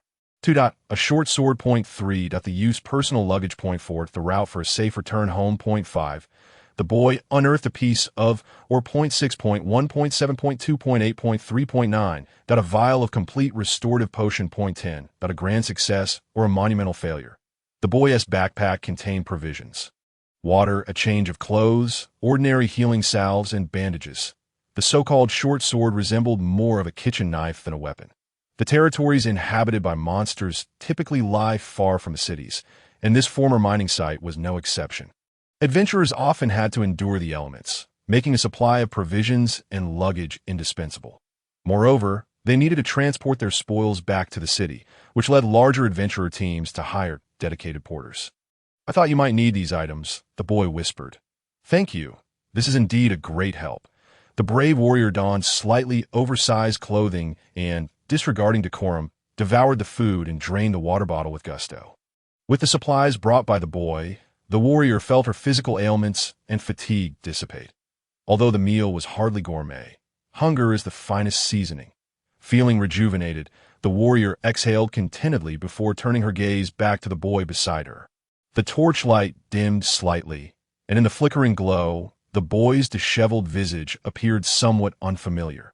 She suddenly recalled that during their previous encounters, there was always a mutual friend present, leaving little opportunity for them to be alone together, especially not in such a dark and treacherous mine. After a moment of silence, the warrior spoke softly. "I am grateful for your willingness to face danger to find me, but if you were to perish out here, it would all be in vain. Please refrain from such recklessness in the future. My quest for vengeance against the goblins is my own decision, and I shall bear the consequences." The boy lifted his head, seemingly about to speak, but upon seeing his injured foot, he ultimately fell silent. In this dark and rugged mine, even with a torch in hand, he struggled to move, having already stumbled and twisted his ankle. Yet, she claimed to have vanquished most of the goblins within, and indeed, there were no signs of their presence now. She was different. She had become a hero while he had not yet summoned the resolve to even step through the door of the Adventurers Guild. "Come, I shall take you back." The warrior wrapped bandages around her foot to protect her delicate soul from sharp stones. Then, she handed the torch to the boy, turned around, and crouched down, signaling for him to mount her back. The boy nodded silently, accepting the torch before leaning against her not-so-broad shoulders. Just a short while ago, she had been his carefree companion in the city, yet now they walked divergent paths. Nonetheless, the title of hero seemed quite fitting for her. Together, the warrior and the boy embarked on the journey back to the city. Fortuitous rewards. 1-3 retracing their steps, they found the goblin shaman's staff and the warrior's own belongings. 4-6, they discovered a piece of ore. And the boy's family owned a blacksmith shop. 7-9, that they stumbled upon the goblin's treasure trove. 10, that a grand success or a monumental failure. The goblin shaman's staff was a fortunate find, a straight stick that had not been crushed by the great serpent. Since the shaman's arm had not been ensnared, a half-preserved goblin hand remained intact upon discovery, though it had been crushed from the elbow down. Worth little, it still bore traces of the shaman's magical essence, serving as proof of their conquest for submission to the Adventurers Guild. The warrior's belongings were unremarkable, consisting of a girl's change of clothes. The food inside remained unspoiled before setting off for the mines that morning. The warrior had been a picture of vitality, but by evening, she not only felt utterly exhausted, but also bore the weight of an injured companion. And no matter how exceptional her constitution, she was not made of iron. Having traversed part of the way back, she began to falter, and only through the boy's insistence was she able to let him down. Supporting each other, they finally returned to the city just as the sun dipped below the horizon and night had yet to fully descend. Passing through the city gates under the watchful gaze of the guards, both let out a sigh of relief as they took a seat on a bench by the street to rest for a while. As night fell, the street lights illuminated one by one, their glow from the magical stones surpassing the starlight above, and only then did they conclude their respite. The remaining journey is manageable for me alone. The warrior, however, disregarded the boy's words, stubbornly shaking her head as she assisted him, determined to escort him to his doorstep. Under the warrior's watchful gaze, the boy glanced back multiple times as he approached his home. He opened the door, his silhouette disappearing into the warm glow within. Moments later, the house erupted with lively commotion. "Goodness, what happened to you?" "Mother, I'm sorry." Listening to the sounds of excitement from inside, the warrior allowed the first smile of the day to grace her lips. She then grabbed her backpack and, taking somewhat unsteady steps, made her way back to her own residence. Does the warrior have a home? 1. Yes to, and is there someone to welcome the returning warrior? 1. Yes to, and the warrior's family background. How could someone of your noble stature think to personally slay goblins? The origin of the brave 1. The second daughter of a martial family too. the illegitimate daughter of nobility. 3. The offspring of affluent merchants who have long been engaged in trade. 4. That a well-treated welfare institution run by the church. 5.16.27.38.49. Of royal lineage. 10. Great success and monumental failure. The martial family refers to nobility who have gained merit, territory, and titles through combat. The titles of the brave one's family range from Baron, 1 to 3. Viscount, 4 to 9. To Earl, 10. The brave one bore an air of exhaustion, and although she had cleansed herself of dirt with water and donned fresh garment from her belongings, the remnants of her previous disarray were still apparent. This city, regarded as prosperous within the kingdom, remained vibrant even as night cloaked the sky, with streets aglow and thrumming with life. Some moved with light-footed grace, while others trudged heavily. Amidst them, the brave one remained inconspicuous. After meandering beneath the streetlights for an extended period, she finally encountered a grand estate, once the throngs had thinned and few pedestrians remained. The length of the surrounding walls revealed its vastness. A noble residence unattainable for the average citizen. The grand entrance was adorned with crossed, gem-encrusted swords and exquisitely crafted golden door knockers, all radiating an aura of formidable magical power, a testament to the strength of the estate's master. Furthermore, the expansive courtyard featured a colossal fountain and a grand bronze statue that towered above at point 1 dash, for it at long swords 5 dash, stave 9, beast-taming whips, 10. Great success and monumental failure. All these opulent displays boasted the esteemed status of his household. In this city, it held a preeminent position, having attained nobility through prowess, a coveted title among countless adventurers aspiring to the martial viscount or the magical elite. This was indeed the residence of the Viscount's family, and the brave one was the second daughter of this martial lineage. Powerful magic safeguarded the estate, rendering the presence of guards unnecessary. The brave one merely placed her hand upon the knocker, and the enchanted door swung open to welcome her. She traversed the courtyard and fountain, her gaze unfazed by the dazzling sights that would leave ordinary folk in awe, before finally knocking on her own door. The one who greeted her upon opening the door was 1.2, the butler 3.4, the maid 5, her parents 6, her sister 7, her mother 8, her father 9, her elder brother 10. Great success and monumental failure. Upon seeing the maid who opened the door, the brave one bit her lip. "Miss, you have finally returned." The familiar maid sighed in relief at the sight of her mistress, who had not returned for an entire day. She scrutinized her young lady with caution. Though filled with questions, she refrained from speaking, sensing the melancholy that cloaked her. The brave one replied softly. It was evident that despite her day-long absence, she was not welcomed by family. Understanding her mistress's sentiments, the maid sighed inwardly, daring not to inquire further. "Miss, is there anything you wish to command? Shall I prepare hot water for your bath?" "Thank you for your trouble." The brave one accepted without refusal. Bowing her head in gratitude, she proceeded directly to her chamber, neglecting the need for further cleansing, and collapsed onto the soft bed that a battle mage. This was the proud profession of her noble family. Yet despite her enviable lineage, the brave one found herself marginalized within her own home. The reasons for this neglect included 1. Lacking magical talent, and thus not receiving due recognition. 2. To be spirit mages, deemed unworthy of cultivation. 3. That a girl need only await marriage, implicitly regarding her elder brother.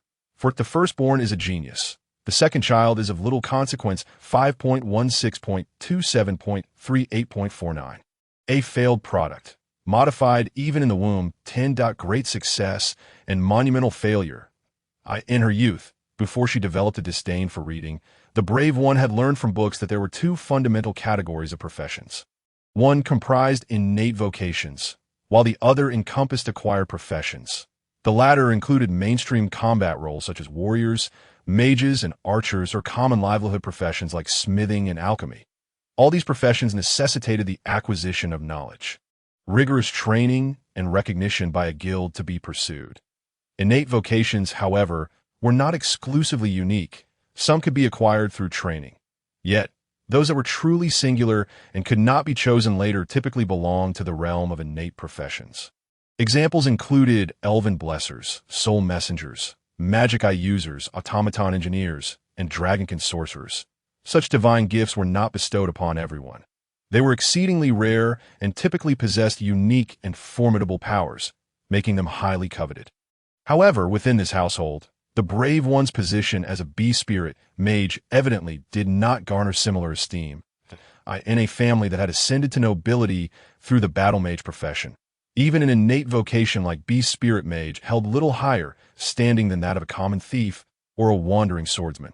Transformed into a beast, the thought of how her mage parents regarded her made the brave one bury her face in her pillow as the second daughter. She had an elder, brother 2. Sister D2 Miss, the hot water is ready. The maid gently knocked on the door, her muffled voice rousing the brave one from her slumber. My father and the others, upon pushing the door open. She could not resist inquiring. Yet, before the maid could respond, she shook her head with a bitter smile. There was no need for words. They were either instructing her elder brother in magic or taking him out for practical training. Either option was an activity entirely unrelated to her. The maid lowered her head, a hint of pity etched across her features, hidden from the young lady. The brave one entered the expansive bathing chamber, shedding her garments and handing them to the maid, who promptly exited. After a cursory rinse, she immersed herself in the steaming, bubbling water infused with bath salts, enveloping her lithe form in a milky embrace. Her robust constitution was well known among the maids. Thus, the water temperature is slightly higher than what an ordinary person would typically use. The scalding warmth seeps in her body, dispelling various lingering discomforts. The brave one finally feels a modicum of relief, lifting her gaze to the hazy mist towards the ceiling and letting out a long sigh. Whether transformed into a beast or engaged in the hunt for beasts, the elegance and strength of bee-spirit mages and battle sorcerers are entirely unrelated to her. Furthermore, the brave one is neither a prodigy in learning nor possesses the innate talent of a mage. Consequently, as the second daughter, her existence is almost overlooked.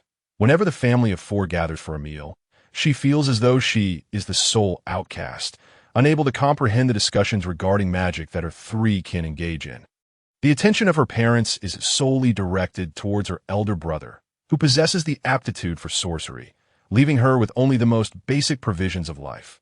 Fortunately, as a family of warriors, proud of their magical heritage, they do not need to rely on marriage to bolster their family's power, nor do they lack the means to raise another child. Otherwise, the brave one might have already been betrothed to some noble, preparing for marriage. Although she is merely 14, in the world of nobility, that is an age at which having children is not unusual. However, the title of brave one can only be bestowed upon those who earn their living by slaying monsters. This existence is not merely a livelihood, but rather a career, even a lifetime. As long as one's hatred or determination against monsters is sufficiently resolute, anyone can become a brave one, capable of hunting monsters and growing stronger. The power of a brave one is universally coveted, yet not everyone can muster the necessary resolve. Moreover, most fledgling brave ones quickly perish in the harsh realities of the world. Only those who have grown strong are formally recognized as brave ones. While their existence is indispensable for the kingdom, a multitude of brave ones signifies that countless individuals have suffered at the hands of monsters, with hatred spreading unchecked, placing the kingdom in peril. In a world where monsters cannot be eradicated, the decline in the number of brave ones symbolizes both national peace and a gradual weakening of the kingdom's power, a deeply contradictory notion. Therefore, the kingdom is vigorously developing vocational skills, hoping to foster more strong individuals through exploration, research, training, and exercise. The brave one submerges her head in the hot water, her long hair spreading with the ripples. The RGB value of her hair is such that its length ranges from short to medium to long, with considerations for combat, up to shoulder length. The deep, dark green hair, akin to ink, sways gently in the water. After holding her breath for several moments, the brave one finally raises her head, gathering her damp locks. She gazes down at the milky surface of the water, which faintly reflects her eyes, identical to those of her father and brother. The RGB value of her irises, tender and vibrant green, resembles the budding leaves of early spring. The dear friend once praised her eyes, likening them to clear gemstones, If she were to inform her father and brother that she had become a brave one and show them the staff she had reclaimed, would they regard her differently? Yet, she did not become a brave one for such reasons, and they would likely just shake their heads. Not to mention, her hatred is directed towards a fireball spell capable of annihilating a horde of goblins.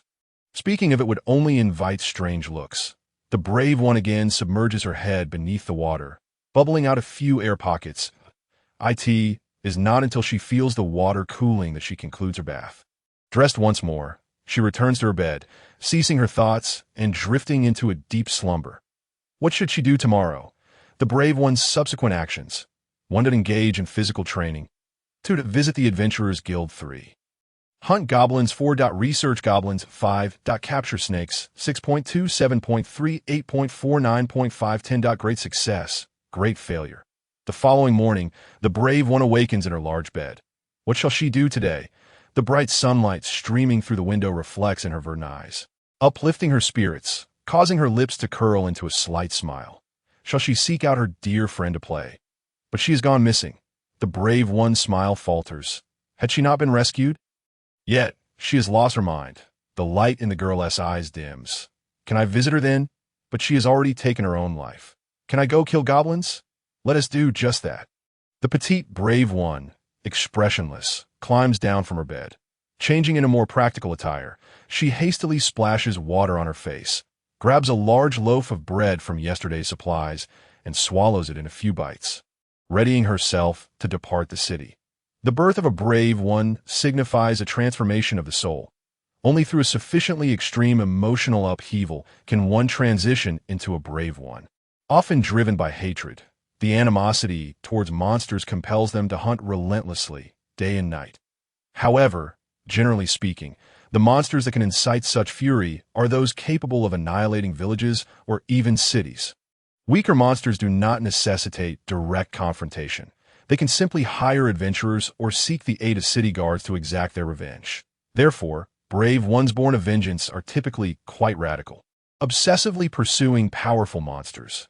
Yet they often do not survive long, succumbing to their own recklessness. The kingdom's policy for recognizing brave ones is derived from a wealth of past experiences. Only those who can control their hatred can endure and grow stronger over time. Thus, in a peculiar sense, the girl's hatred directed towards weaker beings like goblins may allow her to live a bit longer. Someone calling out to the brave one. 1. Yes to that. No, the brave one opens the window, and the sounds from outside are carried by the gentle breeze to her ears. Her family seems to be conversing in the dining room, while the servants who rose earlier have already commenced their day's labors. The brave one does not meet anyone's gaze, leaping from the window with her belongings in hand. Her remarkable physique ensures a steady landing. In truth, she knows that her actions are unlikely to escape the notice of her parents, who are mages. Yet, she also understands that, as with her previous outings, no one will concern themselves with where she is headed or when she will return. Although she does not always exit through the window, she remains silent for a moment, just as yesterday, without any pleas for her to stay echoing behind her. I'm leaving, she whispers to herself before shouldering her belongings and stepping out of the house. Heading directly towards the outskirts of the city, but on the road to the city gate, she passes the intersection leading to the homes of the boy and her dear friend. However, the brave one does not linger, merely glancing in that direction. Not spotting the boy, she continues onward. She feels no disappointment. Given yesterday's ordeal, the boy, who nearly met his end in the mines, should have understood his limitations by now if he encountered fleeing goblins. He might already be a lifeless corpse by the time she finds him. Unlike her, his parents would not permit him to venture out alone again. The rarity of brave ones stems from the difficulty ordinary people face in resolving to exact revenge on monsters. Monsters are both life forms and calamities, an existence that cannot be eradicated. Even the lowliest goblin is no exception. Humans do not seek vengeance against calamities, even if one can gain immense power through a career change, wielding sword and magic to defeat such monsters. The pursuit of strength is ultimately for the sake of a better life. Instead of sinking into a lifetime of peril alongside treacherous monsters and unending calamities. The reason why the brave are bestowed with the title of hero lies in their unparalleled courage to confront disasters and withstand adversities, a quality not possessed by ordinary individuals. Thus, it is as it should be. The fragile hero, born from a hatred for goblins, can venture forth alone without concern. The hero tightened the straps of her backpack and set foot on the road leading outside the city. Her destination was the Forest of Lost Friends, level 1-3 and beyond, where the map level ascends. She intended to explore the uninhabited cave, follow the river, visit the Adventurers Guild, traverse the vast plains, and delve into the dungeon, where triumph and failure coexist. Note, except for the dungeon, the map level surrounding the city will not exceed 15. The vast plains stretched endlessly, dotted with scattered weak monsters, including the ever-present goblins that IT was a favored location for novice adventurers. The density of goblins multiplied by the area of the plains equals the number of goblins present, while other monsters appear at level 8 and above the AS for other adventurers. There are either some or none. The vast plains, level 5, could be described more as a picnic area than the territory of monsters. Any man capable of wielding a sword could easily treat this place as a hiking site. As the morning breeze swept across the expansive grasslands, the vibrant greenery presented an indescribable sense of tranquility. After ascending a small hill, the hero paused, gazing vacantly at the nearly threat-free, picturesque scenery. The landscape, starkly different from her expectations, left her feeling somewhat perplexed. She had anticipated encountering numerous goblins in such a vast expanse. Suddenly, the hero's ears perked up as the gentle wind carried the voices of others. The number of adventurers approaching was 2. The hero pondered whether she should conceal herself. She chose to remain still, quietly listening to the chatter of 2 female adventurers nearby who were currently exchanging grievances. "This area is utterly dull," one girl complained, her voice tinged with evident dissatisfaction. "There's not even a single ordinary animal in sight, let alone monsters. Although we were assigned a simple gathering task, the absence of monsters is, in a way, a blessing." The other girl reassured her companion, recalling the words of the Adventurers Guild receptionist, who had advised them that adventurers should proceed steadily and with caution.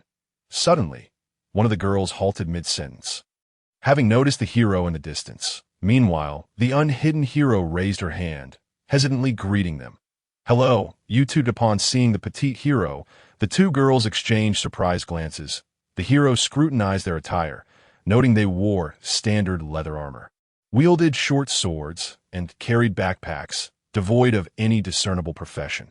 Although the hero had never visited the Adventurers Guild, she recognized that these were the standard novice outfits for adventurers, indicating that the 2 girls, like her, were still unclassed beginners. Before reaching the requisite level 10 through diligent training to attain a class change, most individuals can only utilize basic spells.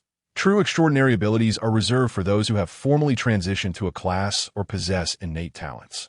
Nonetheless, as fellow adventurers, the 2 were undoubtedly more experienced than herself. Summoning her courage, the young girl boldly approached to engage them. "Could you tell me where goblins are most abundant?" Although the hero merely posed a simple inquiry, her slightly imposing demeanor seemed to captivate the 2. "What an impressive child. She's so young and already out adventuring," one girl exclaimed. "She must be seeking to challenge herself and surpass her levels by hunting monsters, particularly goblins. How brave." They regarded the hero with expressions filled with admiration.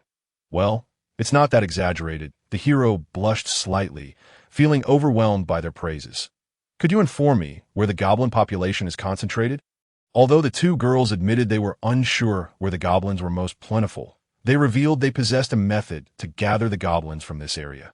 The composed girl produced a vial of potion, labeled Monster Luring Potion R5, which emitted an aroma irresistible to monsters and could interact with specific materials to draw particular creatures. It was an invaluable aid for adventurers in pursuit of their quarry. Albeit a rare concoction that could be used thrice, we thought we might find some unique prey. So we brought this potion along, the composed girl said with an apologetic smile, while the other girl sighed in disappointment. "But looking at it now, it seems we have no use for it here. To attract goblins, we could simply place a strand of a girl's hair in it, and the goblins would swarm over. Right?" She mused, her expression shifting to one of distaste at the thought. How much does this cost? The hero gulped, realizing as the second daughter of a martial family, her allowance could hardly cover such an expense. Don't worry, we're not adventurers for the sake of money.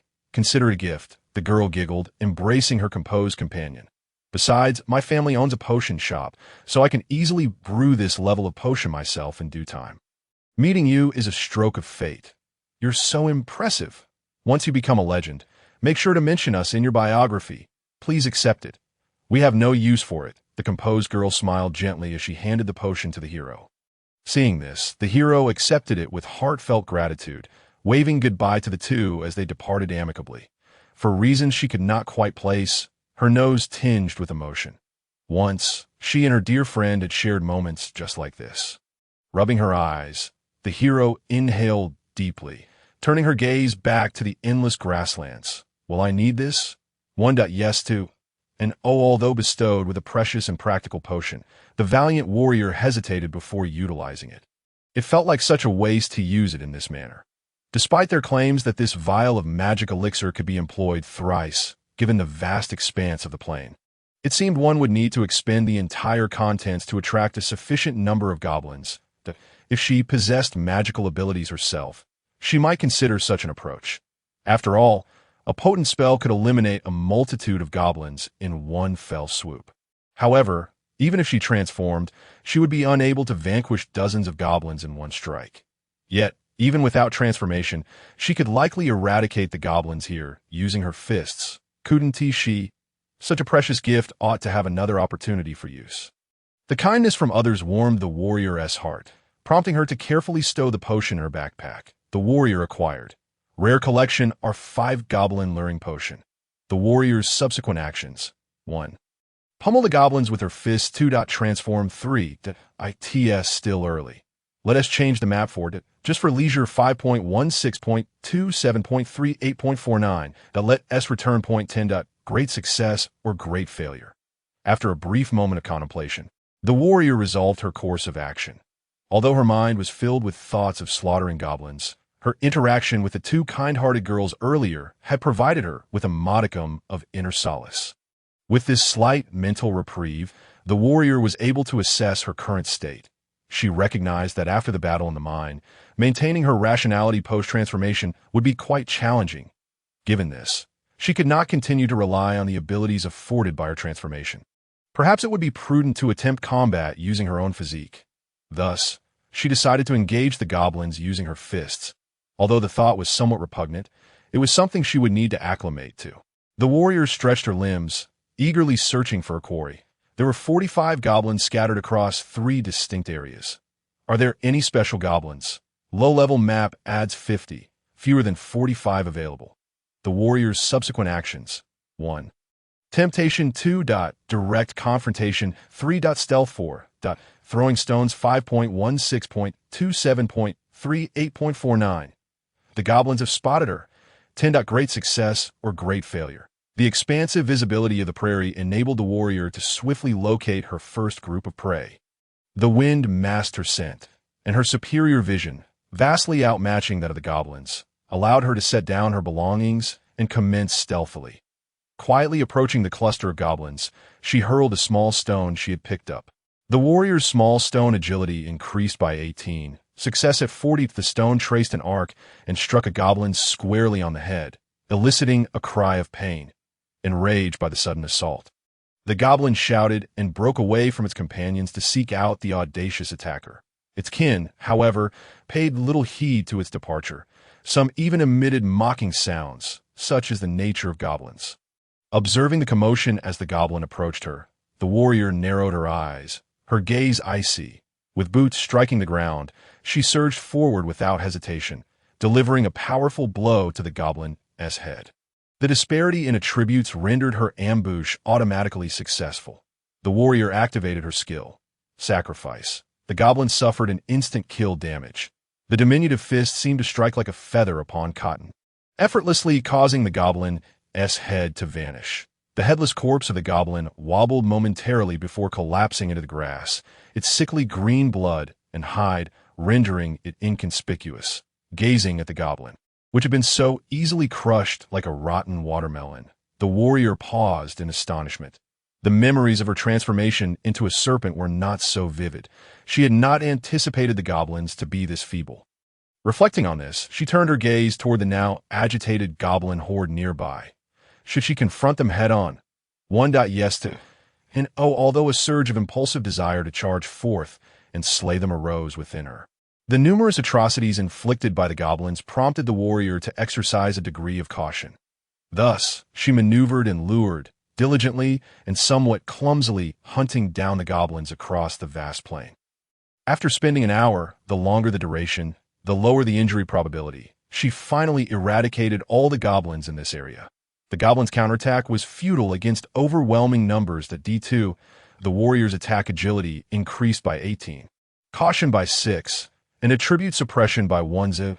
As the afternoon sun began its descent toward the horizon, the warrior, under the setting sun, looked upon the last fallen goblin with a look of disdain, shaking off the foul green blood that stained her hands.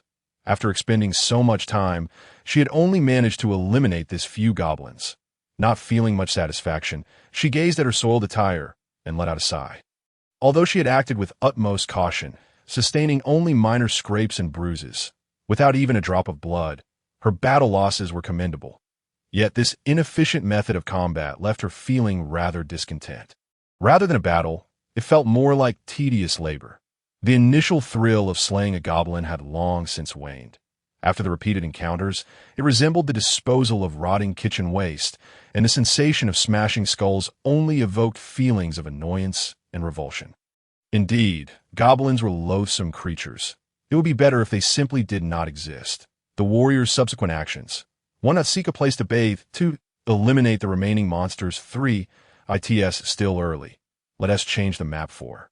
Just for leisure. 5.16.27.38.49. Let us return. 10. Great success or great failure. Now that she had come this far, perhaps it would be wise to set her sights on other monsters. Using the water from the kettle to cleanse the grime from her hands, the brave warrior took a moment to gather herself after consuming a morsel of food. Although her vengeance was solely directed towards the goblins, she thought it no ill venture to vanquish other monstrosities along her path to strength. However, upon rising to her feet, she surveyed her surroundings and was suddenly struck with astonishment. The vast prairie was bathed in the golden glow of the setting sun, rendering the landscape a sea of gold, and not a soul could be seen around her. The other adventurers and the 2 kind-hearted girls must have already set off back to the city. After all, if they tarried too long, returning would mean traversing the night and missing even the evening meal. Alone in this seemingly secluded golden expanse, the warrior remained motionless in the gentle evening breeze. In truth, the wilderness and the city bore little difference. While her provisions could never compare to the delectable meals from her home, even if she returned to that enviable mansion, she would still be by herself. After standing in contemplation for a considerable time, the warrior hoisted her belongings and set forth. Thus, she would continue her descent into slaughter. The law of nature dictated survival of the fittest, to consume and to kill in pursuit of strength, only to one day become the prey of an even mightier being, ultimately returning to the cycle of nature, a beast spirit sorceress. Perhaps this was her destined path. The other creatures of the prairie included: 1. Swift wolf. 2. Great serpent. 3. Large slime. 4. Porcupine. 5. Giant frog. 6. Small stone golem. 7. Mud crab. 8. Anke 9. Chicken serpent beast. 10. Great success and great failure. The mud crab, a common water-dwelling creature, resides in the muddy banks of ponds or waterways. They bury half of their bodies in the mire to disguise themselves as stones, launching surprise attacks on unsuspecting prey. Omnivorous in nature, they pose no threat unless approached, but once their pincers clamp down on their quarry, they will not relent, alternating their strikes until their victim is reduced to bite-sized pieces, fully grown. They can reach half the height of a man, and their pincers can sever the thigh of an adult male with ease. In the distance, the small pond at the edge of the plain shimmered under the last rays of the setting sun. This was the spot the 2 kind-hearted girls had pointed out to the warrior, not to indicate a place for hunting monsters, but to warn her to steer clear. Recently, 2 mud crabs have been discovered here, the most formidable creatures on this prairie. Though not overwhelmingly powerful, they were certainly beyond the capabilities of mere goblins. Thus, adventurers often cautioned newcomers to avoid this area. The warrior swallowed hard and stealthily approached the pond. Before long, she had located her target. At first glance, they were easily overlooked, but upon closer inspection, she discerned two stones that were distinctly different. Those must be the shells of the mud crabs. The bluish-gray crab shells glimmered with a sturdy sheen in the twilight, causing the warrior to question the efficacy of her fists. Just like yesterday, she had not brought any weapons, and it seemed rather difficult to breach such a formidable shell with her bare hands. However, transforming into a great serpent might not guarantee her victory either. What to do next? The warrior's options were as follows. 1 as before. Throw stones. 2. Transform. Mud crab stats. Strength. 18. Pincer damage. 2. Agility. 9. Constitution. 15. Shell armor. 3. Intelligence. 1. Perception. 9. Charm. 1. 2 mud crabs, each about half the height of the warrior, lay motionless in the muddy bank beside the pond, appearing indistinguishable from mere stones. Despite their level surpassing this low-tier area, their characteristic of not attacking unless provoked led adventurers to regard them as non-threatening. The mud crab's movement speed was not particularly swift, and even if they fixated on a target, a simple turn and flee would suffice. Typically, these two mud crabs survived by ambushing animals that came to drink. As for the fools who failed to heed warnings and neglected their preparations, their demise was merely a matter of time. The warrior felt her heart rate quicken. She could summon righteous fury against goblins. Yet she was less fervent towards ordinary creatures. However, with only two mud crabs present, even if she were to be defeated after transforming, escape should still be feasible. All right, it was time to act. Taking a deep breath, the warrior transformed, shedding her garments. Instincts surged within her, and a great serpent launched forth from behind stone, charging at the two mud crabs. Warrior LV9, Green Serpent, Strength, 15 Agility, 28 Constitution, 43 Intelligence, 5 Perception, 22 Charm, 18 B Spirit Mana, 190, currently consuming 5 per round in boss battle. The warrior's attack agility increased by 28. The mud crabs, lacking the perception to match the warrior's agility, were caught completely off guard. The unsuspecting couple, leisurely residing by the pond, could hardly fathom that one day they would be ambushed by a sudden darting serpent, for crabs are not typically on the menu for snakes. Yet, driven by primal instincts, the warrior showed no mercy to the oblivious mud crabs. The agile green serpent closed in on one of them, executing a swift tail whip that struck with the force of a steel whip, shattering the unprepared crab with a resounding crack. The warrior's ambush succeeded, activating the skill. Sacrifice. The mud crab received fatal damage and was swiftly dispatched. The serpent's tail, akin to a supersonic steel whip, obliterated the bluish-gray shell, sending a chaotic spray of crab meat and innards into the air. This area, being on the outskirts of the city, only hosted the most lowly of monsters. Even if a higher-tier creature appeared, the Adventurers Guild and city guards would swiftly manage the situation. Though low-tier monsters could still pose significant danger to the average individual, with adequate preparation, hunting them was relatively simple. Only when its companion lay lifeless did the other mud crab finally react, sluggishly extricating itself from the mud to angrily lash out at the great serpent with its pincers. Mud crab's attack, the warrior's evasion, was hindered by the stiffness of her previous attack. No agility bonus. The mud crab's assault was not particularly swift. They were not known for their agility. However, the serpent, having just executed a devastating strike that felled one of its kind, found itself momentarily paralyzed. The pain radiating from its tail caused the blue serpent to tense, momentarily immobilizing it. The earlier attack had essentially been a physical confrontation with stone. While the results were spectacular, the backlash was equally significant, and the ensuing rigidity left her unable to evade the approaching pincers.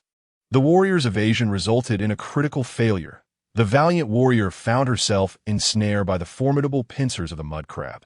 The creature's assault inflicted maximum damage, shattering the warrior's armor and dealing a blow of 20 points. Consequently, the warrior sustained 20-2 with armor halved, resulting in 18 points of damage. Her armor lay compromised. Yet, composed of ethereal magical essence, the warrior remained undeterred by such pain. she twisted her serpentine form, endeavoring to entangle the crab and exert her might to sever its pincers. In response, the enraged mud crab extended its other claw, intent on cleaving the great serpent in twain. The pincers inflicted a continuous damage of 20 points upon the warrior, who suffered the full brunt of the assault. In the first round, the warrior's beast spirit magic stood at 147, 190, and her counterattack yielded a success of 40 once a crab clutches its prey. It will not relinquish its hold, a trait shared by the mud crab. The pincers gripping the serpent's body unleashed an astonishing force, tightening like hydraulic machinery. Even the resilient serpent, which had withstood goblin attacks, found itself nearly immobilized under the overwhelming pressure, losing both the ability to maneuver and retaliate. The pincers again dealt 20 points of continuous damage, further harming the warrior. By the second round, the warrior's beast spirit magic diminished to 122. 190. It is evident that the mud crab classification as a magical creature is well-founded. Its pincers absorb the earthen elements from the mire, growing ever more colossal and razor-sharp with the passage of time, their strength intensifying correspondingly. While a trained man could readily shatter their shell with iron implements, being caught in the grip of such formidable pincers would spell doom for an ordinary individual, leading to a painful farewell to their own limbs before being mercilessly torn asunder. However, the instinct-driven azure serpent would not simply await her fate. Sensing imminent peril, she widened her jaws in furious defiance, exposing her untested fangs. With a fierce determination, she bit down with all her might upon the crab's shell. The warrior, constrained and unable to unleash her skills, launched an attack with a force of 15. Enhanced by her fang's armor-piercing ability. 1. Reducing the crab's shell armor by 4, the pincers continued to inflict 20 points of continuous damage upon the warrior, who suffered another 20 points of harm. In the third round, the warrior's beast spirit magic stood at 97, 190. The mud crab, however, sustained 9 points of damage, bringing its HP to 6158 as twilight fell. A rather comical scene unfolded by a small pond on the grasslands outside the city. A mud crab, standing half a man's height, clamped its pincers tightly around a great serpent, while the serpent relentlessly opened its jaws, embedding its fangs deep within the crab's shell. Neither creature emitted a sound. They exerted their full strength, intensifying the clash of pincers and fangs, each striving to vanquish the other before meeting their own demise. The warrior's attack continued, with the pincers inflicting 20 points of continuous damage, resulting in another 20 points of harm in the fourth round. The warrior's beast spirit magic dwindled to 72, 190, while the mud crab suffered 7 points of damage, leaving its HP at 0. Ultimately, the battle culminated in the serpent's victory. Its fangs penetrated the mud crab's vital areas, and with a tremor, the crab's grip slackened. It succumbed to death. The mud crab, being a genuine creature of nature, was unlike the warrior, who was a manifestation conjured by magic. Had a real serpent been caught, it would have been unable to resist and would have been severed without mercy. Yet the warrior's embodiment was constructed from ethereal magic, although it bore similarities to the original serpentine form. It lacked any true vulnerabilities. Nevertheless, as a gifted practitioner of beast spirit magic, the warrior possessed unique capabilities. After being struck at its core by the fangs, the mud crab, despite its unwillingness, was compelled to join its companions in the cycle of souls. Such acts of extermination to sever the chains of enmity are not uncommon in the natural world.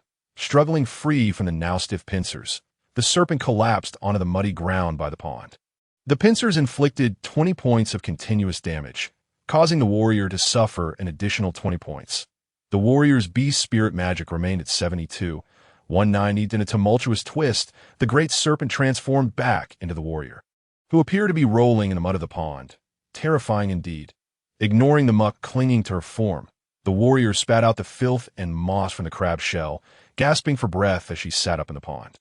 Though her memories were hazy, the fear and furious desperation of the serpent, along with the gnawing hunger and exhaustion, and the dull pain in her waist and ribs, served as reminders of the recent ordeal.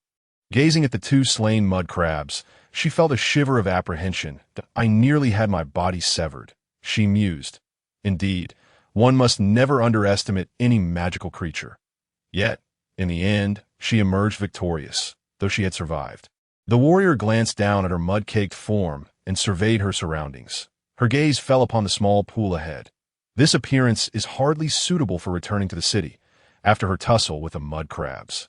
The sun had fully set, casting the grasslands into twilight, soon to be enveloped by night. With the goblins vanquished and no other adventurers around, the warrior approached the clear pond with a tinge of anxiety. It should be fine, right? Having eliminated the goblins and the mightiest mud crab, the warrior completed her exploration of the expansive plains, level 5. Battle summary. The warrior defeated goblin, level 1, 45. Earning 225 experience points. The warrior vanquished mud crab, level 9, 2, gaining 180 experience points. The warrior successfully navigated the map. Expansive plains, level 5, earning an additional 500 experience points. The warrior's experience soared. And due to defeating over 10 goblins without injury, she achieved the accomplishment.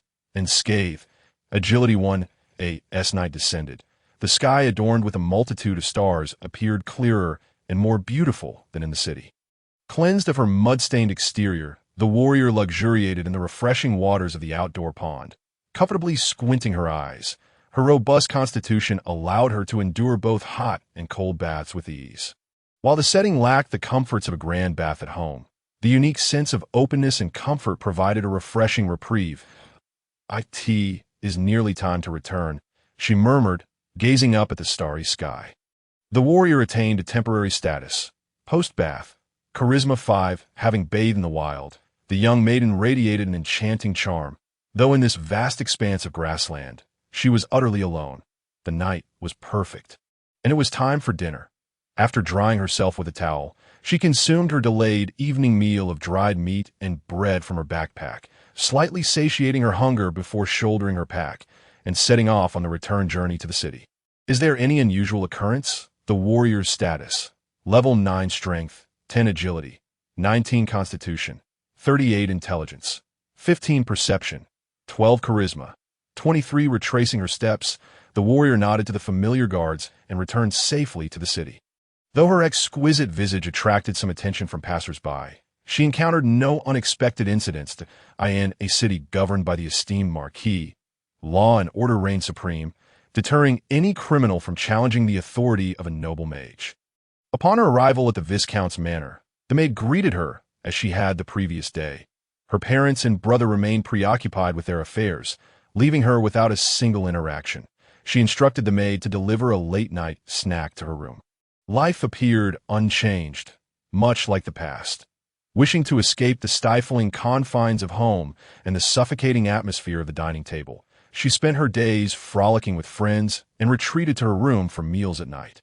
The only distinction was that her daytime activities had shifted to hunting goblins. Despite the star transformation, the warrior seemed to accept it with remarkable ease within just 2 days. The resilience of human adaptation is indeed formidable. Might such days continue indefinitely?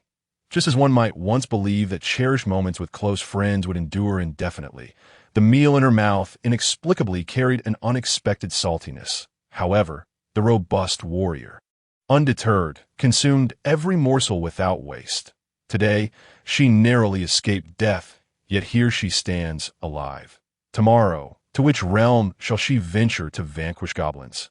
As the sun rises, heralding a new day, it is said that in fairy tales, the celestial stars are ignited by the dancers who sacrifice themselves to the flames.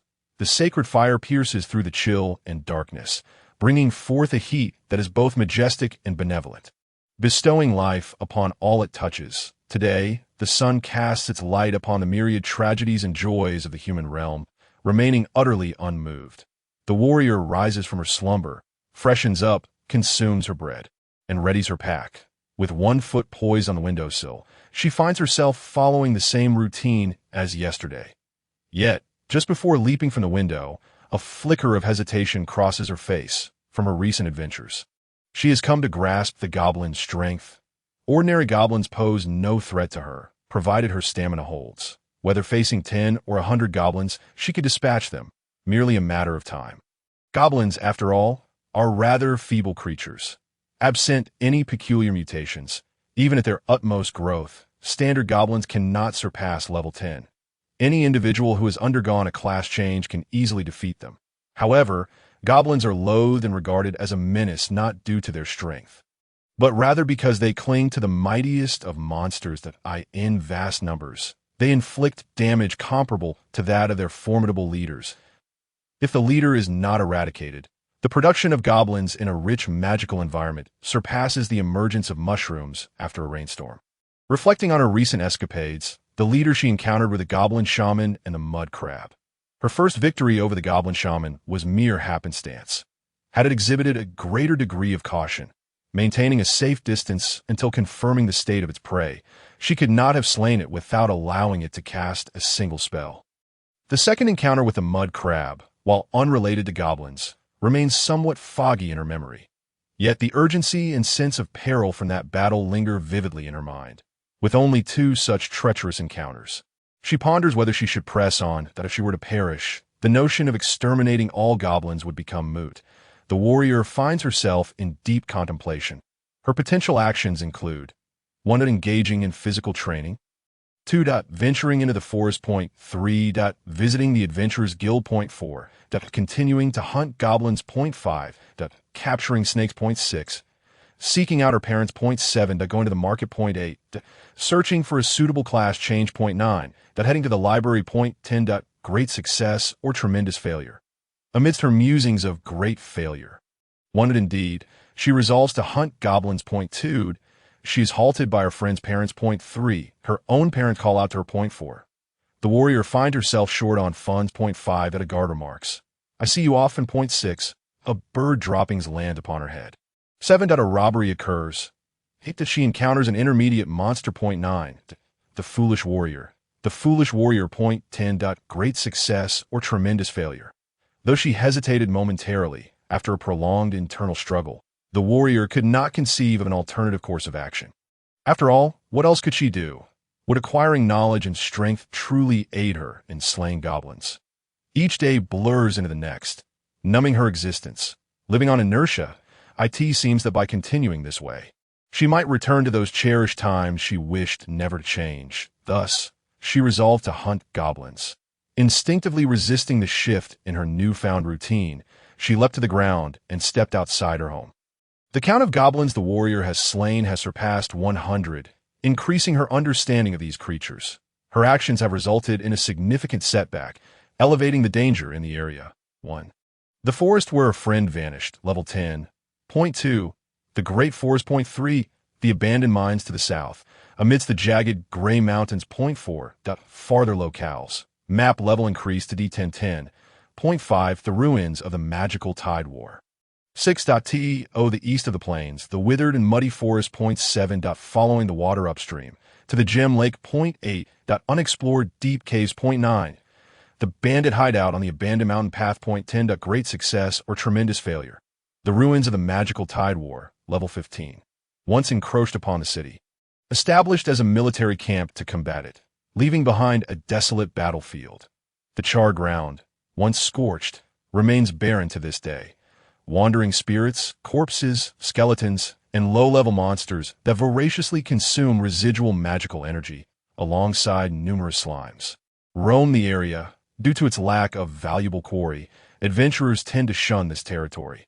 The goblin population in this region consists of Goblin, level 3, Strength, 6, Agility, 6, Constitution, 6, Intelligence, 1, Perception, 6, Charisma, 0. The distribution of special goblins, 1 to 59, Great Goblin, 60-80, Goblin Warrior, 81-90, Goblin Shaman, Necromancer Dark, 91-95, Goblin Windmill Knight, 96-100.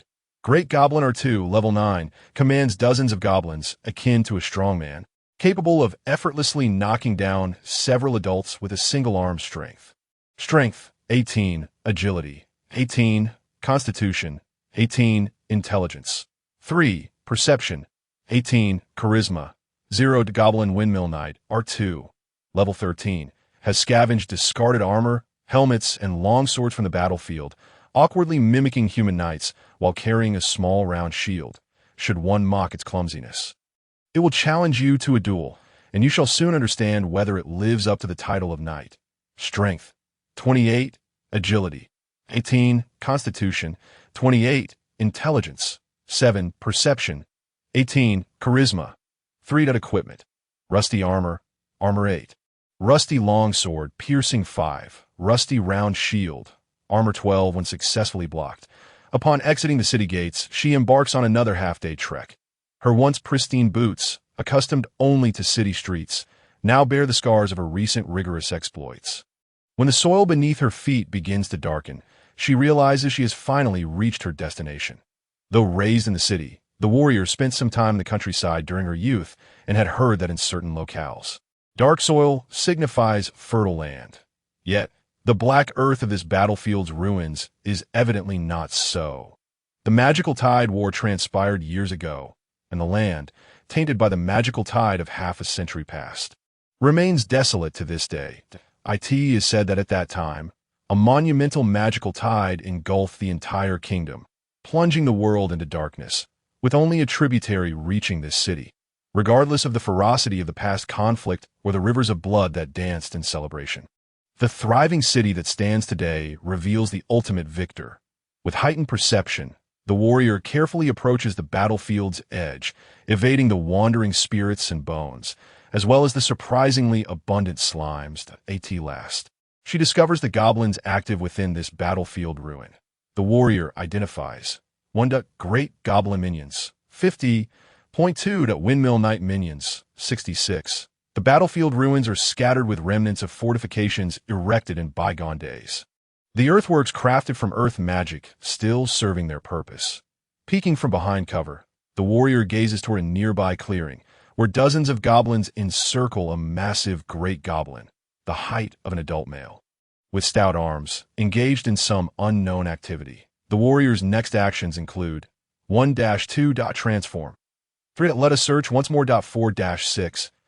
As usual, throw stones. 7-9. That let us procure some weapons. 10. The number of goblins, neither too many nor too few, presents a scene that is both disconcerting and grotesque, with a throng of green-skinned creatures clustering together. Among them stands a particularly imposing goblin, whose presence elicits an involuntary grimace, in contemplation of the disparity in combat power between herself and the enemy. The hero reflects that if this were the extent of the goblin horde, she would possess the confidence to methodically eradicate them. However, given the inherent dangers of this region, the goblin numbers seem rather insufficient. The more potent the magical essence, the greater the peril, and thus the proliferation of monstrosities. If even the desolate, abandoned mines teem with goblins, it stands to reason that this battlefield, rife with other creatures, should yield a greater goblin presence. Therefore, the hero turns and stealthily departs, embarking on yet another search. Assumed success. Indeed, not long after vacating her original position, the hero follows the foul stench in the air and discovers another cluster of goblins. She swallows hard, eyeing this larger horde. Their leader, bizarrely clad in tattered scrap metal and donning a helmet, raises questions about its goblin identity. Concealed at a distance, the hero observes this oddly attired figure, exuding an air of authority as it reprimands its subordinates. The hero's knowledge of goblins proves inadequate. 41. Success. Although obscured by the helmet, the ghastly green skin unmistakably reveals its true nature. The hero recalls information gleaned from her studies in the library, matching the figure to a goblin knight. How ludicrous, she snorts derisively. Yet that armor poses a formidable challenge. Gazing at the metallic attire, the hero bites her lip. Goblin Windmill Knight's perception, 80. Success. The Windmill Knight's perception utterly fails. 1-3. Asleep. 4-6. Lost in Nightly Fantasies. 7. Performing a nightly play. 8. Engaged in a duel with a skeletal knight. 9. Wearing a rusted full-face helmet. Blind to all. 10. Major success. Major failure. The area of the Tide of War ruins is not particularly expansive. The number of goblins it can accommodate is likely limited to this extent. The hero, hidden in the shadows, diligently counts how many goblins she has uncovered when she suddenly notices movement among the distant goblin horde. She muses, peering out. she observes that the Windmill Knight's theatrical reprimand has concluded. A large group of goblins disperses chaotically, seemingly exhausted by their leader's lack of organization and discipline, prompting the Windmill Knight to shake its head repeatedly. Then it plops down onto the ground, the clanking of its armor echoing as it ceases all movement. The other goblins regard the knight's peculiar behavior with indifference, only following this strange goblin out of instinctual loyalty to the strong. They would rather align themselves with a more goblin-like creature next door. From her vantage point, the hero observes the rise and fall of the knight's armor, which soon settles into a rhythmic pattern. Anke Tie appears to have fallen asleep right there on the ground. Can one truly doze off while encased in such armor? The hero gasps in astonishment. Yet her eyes widen in realization. This is a once-in-a-lifetime opportunity. The hero's subsequent actions: 1-3 transform for assassination, 4-5 as usual. Throw stones, 6-7 stealthy assassination, 8-9 lure with potions, 10 major success. Major failure. Determined not to squander this moment, the hero sets down her pack and retrieves a kitchen knife she pilfered from her household. Though merely a kitchen knife, its sharpness rivals that of any blade. After all, it is from a Viscount's kitchen, where the utensils are of superior quality. The hero equips the kitchen knife, armor piercing 3, secures her hair, tightens her shoelaces, exhales deeply, and then holds her breath, slipping into the shadows as she stealthily approaches the goblin encampment. Goblin Knight Camp Patrol Center, 20. The hero's stealth, though lacking in professional training, -50, is augmented by 12 perception and 19 agility. Approximately 20 goblins meander lazily about. This place, once a battlefield fortification, features scattered stone barriers, dilapidated camp structures, trenches, and heaps of rubble, creating numerous shadows and obstacles. The hero hastily grabs a handful of dirt and sprinkles it over herself, shedding any semblance of the decorum expected of a noble lady. Gripping the kitchen knife tightly, she fears that the scent of her sweat might betray her presence to the goblins, her heart pounding like a drum. Eager to convey her excitement, with agile movements, she darts from cover, slipping into the blind spots of the patrolling goblins, swiftly maneuvering with grace. She alternates between shadowy concealment and crawling behind walls, though her posture is far from elegant. She approaches the goblin knight at the center with rapidity and determination. Despite being prepared to transform at any moment, the hero is taken aback to find herself akin to a silent serpent. Managing to close in on the goblin knight without detection, the distance has now become devoid of obstacles. The hero tightens her grip on the blade, her gaze steady. The goblin's slumber falters, major failure. Perception 18 below 9 awaken. The goblin Windmill Knight continues to snore, its helmet askew, exposing its vulnerable underbelly. The hero no longer hesitates. She crouches and lunges forward, akin to a cheetah springing into action. Her target, the jaw. With a resounding thud, she reaches the goblin knight in an instant. Before the other goblins can react, she plunges the blade deep. The hero's ambush succeeds, earning her the reward of ignoring defenses. The hero activates her skill, Sacrifice. The goblin Windmill Knight takes 33 points of damage. Goblin Windmill Knight LV13 has perished. I did it. The sensation of the blade's feedback fills the hero with conviction. She twists the knife's hilt, transforming the utensil once meant for culinary tasks into a tool of chaos, obliterating the creature's brain. Regardless of the goblin's sturdy armor or resilient physique, once its brain is shattered, survival is impossible.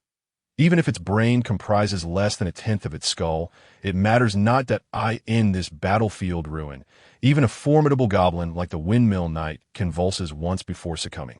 Forever silenced in its dreams, the knight, struck down by a treacherous assassin, remains oblivious to whether this theatrical demise would meet its expectations, without casting another glance at the lifeless goblin Windmill Knight. The hero ruthlessly withdraws her blade and surveys her surroundings. Faced with the girl's resolute demeanor, the remaining goblins stand frozen for several seconds before finally comprehending the situation. The vile assassin that has slain their leader is a human girl, one who appears quite delectable. Upon realizing this, the other goblins reveal twisted expressions devoid of fear, only filled with rage, murderous intent, and greed. The next act of this drama commences. The followers, seeking vengeance for their noble knight, anticipate acquiring his armor as well as the tender assassin girl as their prize. As for soothing the spirit of their fallen knight, it is far too unrealistic to expect them to entertain such thoughts. 1. Transform, 2. Run.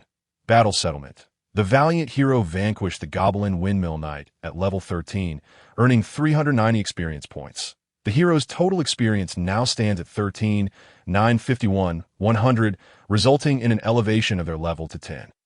With this advancement, the hero acquired 5 attribute points, enhancing their charisma by 2 and perception by 3, ascending to level 10. The hero's Beast Spirit Sorcerer class attained a second transformation slot, receiving skill rewards pertaining to form enhancement. 1. Beast Speech enables communication with animals. 2. Fusion allows the merging of 2 transformation forms, consuming 2. 3. Switch facilitates effortless transformation without cost. 4. Natural form enhances beastification attributes in specific environments. 5. Inheritance grants partial special abilities of beastification, even in humanoid form. 6. The first transformation's Beast Spirit magic power is determined by maximum vitality, independent of current injuries, with a strength increase of 5. 7. Mimicry permits alteration of appearance post-transformation, limited to similar species. 8. Hunter modifies beastification for increased aggression. With an inherent armor penetration of 5. 9. Guardian alters beastification for enhanced defense, with an intrinsic armor boost of 5. 10. Great success and great failure. The hero acquired the skill Fusion, enabling the merging of 2 transformation forms, consuming 2 to extract the strengths of myriad spirits, creating an unparalleled being that transcends all life forms. The true birth of demonic essence begins here, but can you truly become that transcendent beast? Survive the present first. Hero level 10. Strength 10, Agility 19, Vitality 38, Intelligence 15, Perception 15, Charisma 20, Beast Spirit Magic Power 190. After locking eyes with a horde of goblins for mere seconds, the hero exhibited no hesitation. Swiftly turning and fleeing, resisting the urge to transform, she deftly tilted her head as a flying stone whooshed past her ear, her ponytail swaying behind. The goblin's shrill cries echoed from behind, compelling her to grip the kitchen knife tightly. However, a single kitchen knife was insufficient to contend with such a multitude of goblins. She understood that if she were to transform now, she would likely forsake her escape and instead choose to confront the goblins in a desperate struggle to the death. Surrounded by so many goblins, she was uncertain whether her magic power could endure long enough to slay them all. Escaping the encirclement was imperative. The goblins pursued her with insatiable greed, their eager gazes fixated on her figure, as if they wished to devour her delicate form with their eyes.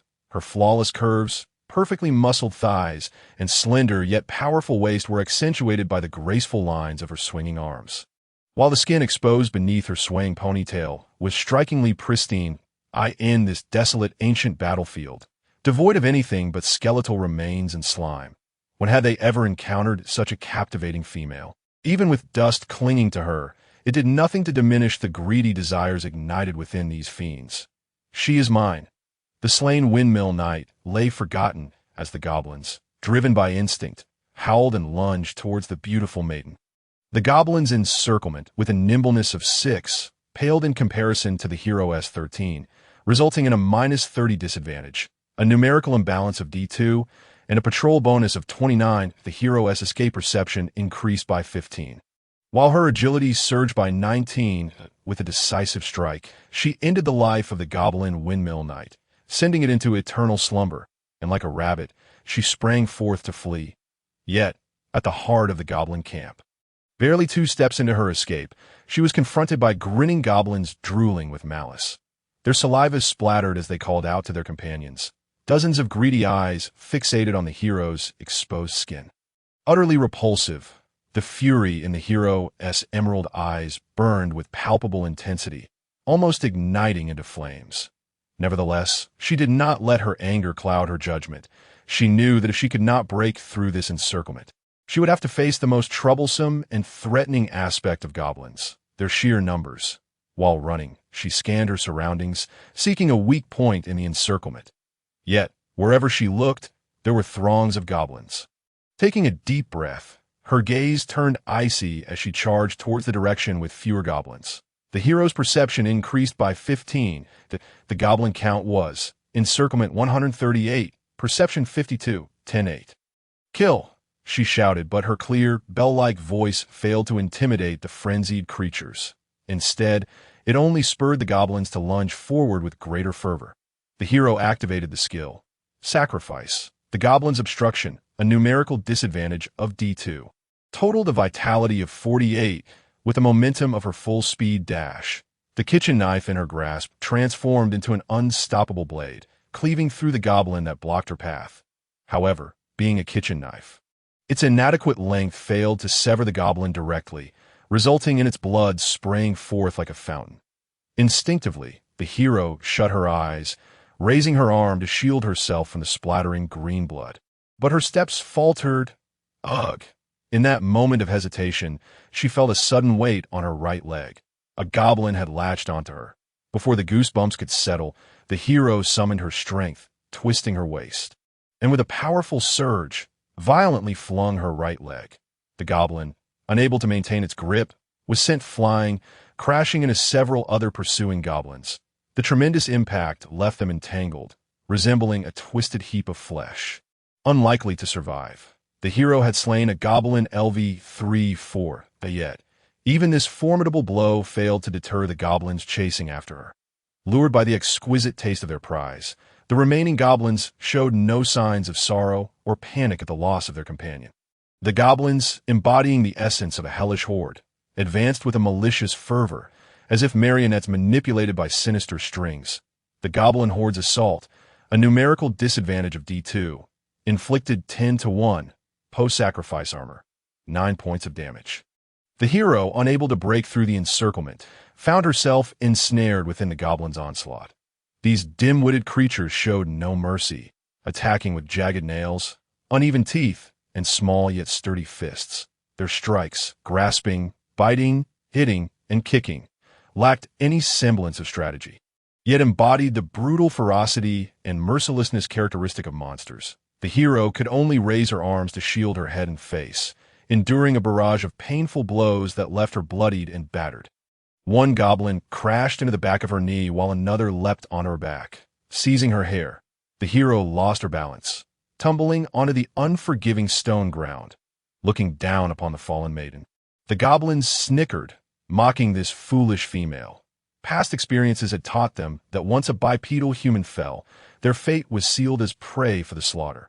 Moreover, more of their kin were racing to join the fray. This prize bestowed by fate was almost within their grasp. One goblin, unable to restrain its eagerness, lunged at the fallen girl, extending its claw towards her blood-stained, alabaster skin. Hiss! Yet in the next moment, a resilient serpent tail struck its head, sending the goblin's skull soaring, its innards raining down as its body stiffened, claw still outstretched. As the remaining goblins stood in stunned silence, the delicate maiden vanished, replaced by a towering serpent that now loomed above them. Its cold gaze surveying the hapless goblins. Hero LV-10. Azure Serpent. Strength. 15-5. Agility. 29-10. Vitality. 43-5. Intelligence. 5. Perception. 25-10. Charisma. 20. Beast Spirit Magic Power. 190. The serpent's insatiable thirst for bloodlust ignited, fleeing when outnumbered by less than 10, engaging in guerrilla tactics when facing more than 10, and confronting head-on when the odds exceed 15. The number of remaining goblins stands at 60-66, that due to the hero's agility and perception being fourfold superior to that of the goblins. The escape is inherently successful. The goblins, outnumbered and in pursuit, D2, number 60, inflict 41 points of damage on the hero, whose beast spirit magic power is at 149190, but the counterattack from the Great Serpent incurs a penalty of -50 to the escape. While strength increases by 15 amid the flight, the hero dispatches 4 goblins. The Emerald Serpent's gaze meets the murky, sunken eyes of the many goblins. After another round of silent confrontation, the hero, transformed into a serpent, successfully suppresses the urge to kill and gracefully weaves through the gaps in the goblin encirclement. The delectable Maiden vanishes right beneath their noses, leaving the bewildered and enraged goblins attempting to seize the great serpent. Yet, their usual tactics, which often ensnare humans, prove futile against the sleek-scaled serpent. Impede her escape. Several goblins pay the price of having their heads crushed, and though they manage to pluck a few scales, they ultimately cannot prevent the hero's departure, only able to watch helplessly as the great serpent fades from sight. Battle conclusion: the hero has slain Goblin LV39, gaining 135 experience points. The hero's experience: a fleeing hero serpent. Next actions: 1. Lurk, 2. Hunt the Goblin Chief, 3. Summon companions, 4. Attract the attention of other monsters, 5. Counterattack, 6. Revert to human form, 7.1 8.29. It is a long-lost adventurer. 10. Great success or utter failure. The monsters attracted by the hero include: 1. Skeleton Knight LV30, friendly unit. 2-8. Anja 9. Wailing Stone Beast LV18, area boss. 10. Great success or utter failure. The Wailing Stone Beast, one station at the military camp's entrance, is a statue carved from hard rock. Through years of guardianship, it has accumulated a substantial amount of magical essence, leading to its mutation into a type of gargoyle. Before its birth, it was steeped in the roars of warriors, the howls of monsters, and the endless wails and screams of the battlefield. Upon awakening as a monster, although it cannot stray far from the camp it once guarded, it harbors an intrinsic desire for blood and death, perpetually active to create more wails. Wailing Stone Beast are 3 LV18 strength, 30 agility, 25 constitution, 45 intelligence, 5 perception, 15 charisma, 5 skills, stony form, a body carved from hard rock. Armor 8 rock claw, a heavy beast claw, not particularly sharp. Armor breaks 6 wailing dirge, replays recorded wails and screams, releasing sound waves that affect the mind. The higher the target's intelligence and understanding, the greater the impact in this desolate battlefield remains. There have been no cries or wails for a long time. With the end of war and the advent of peace, the long years since have left behind only emptiness and silence. Thus, when the air suddenly reverberates with the sound waves of the goblin shrieks, the nearby, slumbering stone behemoth immediately senses the aftermath of this bloodshed. Although sculpted into a beastly form, the statue lacks eyelids. Its inorganic stone eyes glow red as they turn toward the source of the sound. That IT possesses a towering sculpted body with broad wings at its back, while it lacks the ability to fly. Its imposing stature instills fear, making iron swords seem like mere toothpicks in its presence. The cracked, beastly visage cannot conceal its fierce fangs, and a single strike from its robust claws could incapacitate an armored guard. With its entire body exhibiting a hue more akin to dark metal than mere stone. Rushing toward the source of the screams, the stone beast strides heavily, leaving deep footprints that stir up dust and sand. Although the goblin's wails are of little interest to it, less appealing than spoiled food, their cries signify that someone is committing slaughter. A gargoyle, its nature as a monster restricts it from straying far from its designated territory. Even though it has long been deserted, IT has not felt the cries of warriors for quite some time. Driven by a thirst for blood and lamentations, the stone beast's pace quickens, soon arriving at its destination. However, what breaks free from the goblin encirclement is none other than a serpent. After escaping the throng, the hero, gliding along the ground, moves with a speed comparable to a released arrow, swiftly darting hundreds of meters away. Disappearing from the goblin's sight, suddenly, a stout stone beast's leg appears before her. Hiss! The hero halts, her serpent eyes devoid of wisdom, merely reflecting the colossal figure of the stone beast. The stone beast's perception is drastically reduced by -50, while its awareness increases by 15. The hero's perception also sees a significant drop of -50. Yet her awareness rises by 25. That although the stone beast's gaze cannot mirror the world like a living creature's eye, its stone pupils distinctly lock onto the hero's form. This silent serpent, devoid of wails, is not so simple. Once a guardian of the military camp, within its stone form, it retains not only the instincts of a monster, but also echoes of the many scenes it has observed. It knows that humans possess a variety of professions, with diverse abilities, including those capable of transforming into other forms, such as druids, sorcerers, or wizards with their polymorph spells. And the serpent before it is undoubtedly one such human. A being that can emit piercing and melodious wails, a wondrous creator. The stone beast's mouth splits open, emitting a sharp wail akin to a lament, while its claws strike out toward the great serpent without warning. Wailing stone beast activates skill. Wailing dirge. Its roar resonates like a haunting chorus of souls and monsters. This unmistakable magical sound torments the mind, driving it toward madness. The IT is a mental assault specifically targeting humans. Capable of destabilizing their psyche, an normal human can remain indifferent to the cries of their kind. The moment mental disturbance occurs, vulnerabilities emerge, allowing subsequent attacks to exploit the openings. Yet within the hero's mind, no such turmoil arises. She simply stares blankly as the beast's claws loom larger in her vision. The hero's intelligence is too low, granting her immunity. The wailing stone beast's attack agility increases by 25. While the hero's evasion agility rises by 29. Evasion fails. The wailing stone beast unleashes its skill. Rock Claw. The hero suffers 30-4 armor, 26 points of damage. Her beast spirit magic power now at 123190. Though lacking human intellect, when danger approaches, the hero, transformed into a blue serpent, reacts instinctively. She senses the immense power of the stone body and the formidable magic contained within.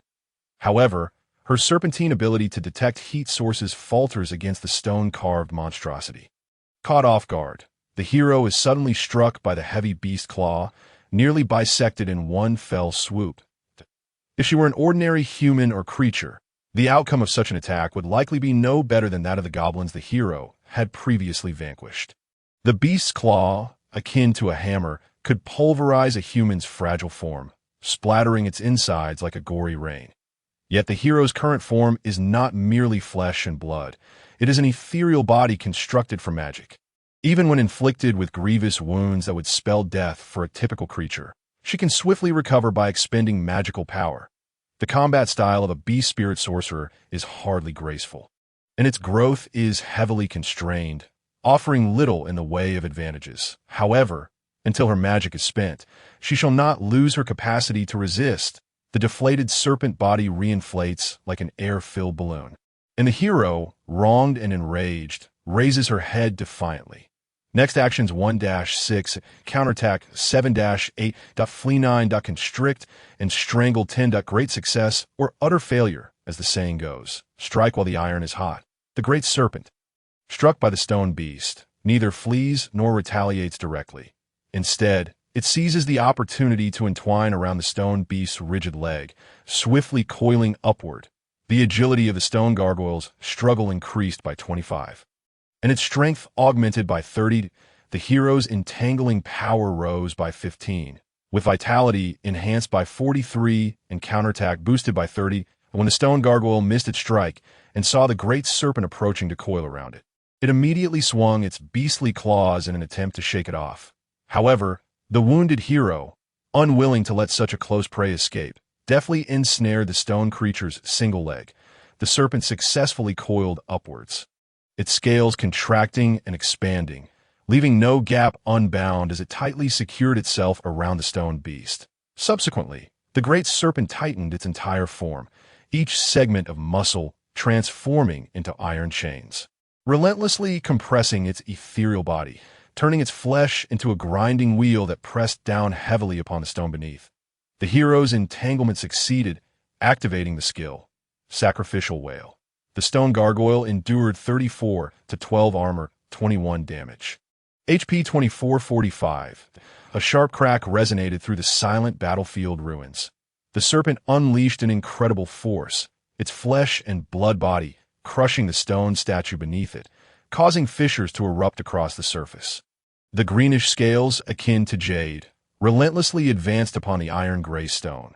The gargoyle emitted a more intense wail, yet the great serpent remained undeterred, stubbornly inflicting harsh punishment upon this inorganic foe. The pitiful stone beast, transformed into a quadruped, found itself unable to grasp the serpent coiling around it. Even its sharp teeth could not reach this despicable creature. Realizing its cries were in vain, the gargoyle suddenly thrashed, rolling on the ground and crashing against the rocks. The gargoyle's counterattack, lacking any armor penetration bonus, inflicted 12 to 210 damage upon the hero. Beast Spirit Mana 113190, yet the serpent ignored all of this, merely tightening its grip further, as if intent on merging itself with the stone body it ensnared. The hero activated the skill, Sacrificial Wail. The stone gargoyle suffered 40 to 1228 damage, HP-445, in the next moment. The statue shattered, crushed by overwhelming force. The wailing stone gargoyle's body exploded, akin to shattered porcelain, scattering fragments in all directions. The beast's head soared high before crashing to the ground, rolling away a considerable distance and creating shallow craters in the earth. The lifeless, inorganic eyes turned towards the serpent, now devoid of luster, reduced to mere stone. Had the gargoyle possessed the capacity for thought, it would surely have been perplexed as to why a mere serpent could possess a physique rivaling its own proud stone form. The verdant serpent's body, more steel than flesh, obliterated it.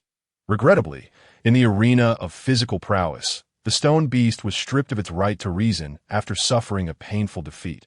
Now, this once proud creature, yearning to wail, could no longer move. The hero vanquished the wailing stone gargoyle R3 LV18, gaining 540 experience points.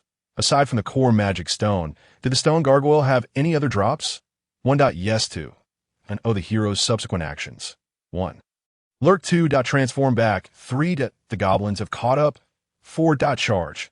Let us slay the big goblin. 5. Shed skin. 6. Perhaps transform back. 7. Seek shelter. 8. Follow the footprints of the statue. 9. Encounter a friendly entity. 10. Great success, great failure. Releasing the now pulverized stone gargoyle, the battered green serpent lay in a heap upon the ground. Prior to transforming, the hero had sustained minor injuries from the goblin ambush, and the subsequent fierce battles had taken a toll on this serpent, which should have been tireless. The drain of mana was secondary.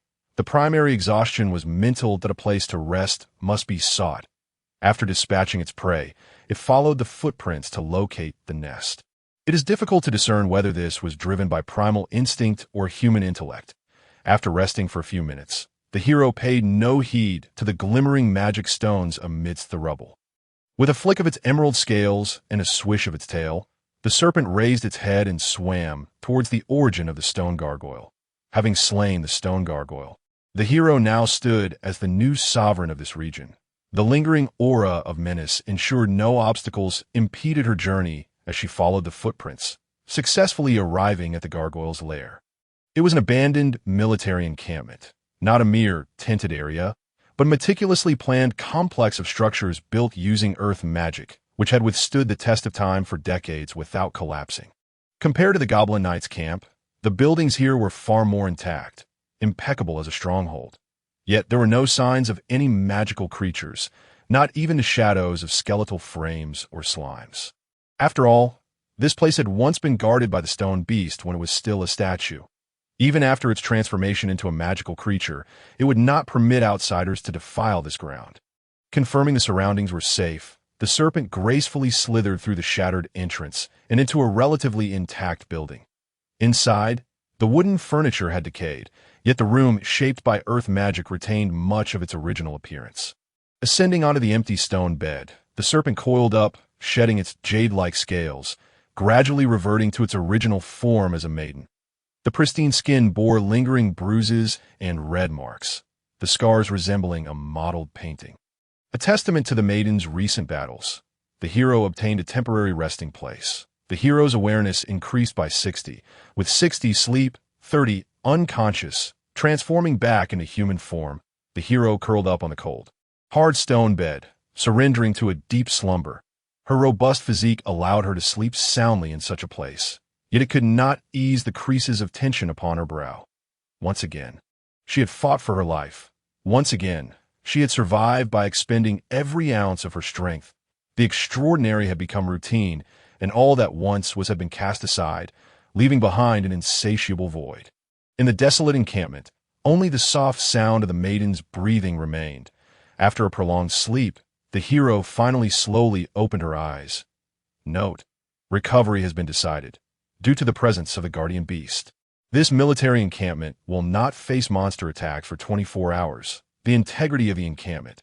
Abandoned-30, Guardian Beast 10, 50 intact weapons remaining, but a silent message from soldiers of the war against the magical tide to those who come after. Dear Miss, we retreated quite leisurely, taking everything we needed.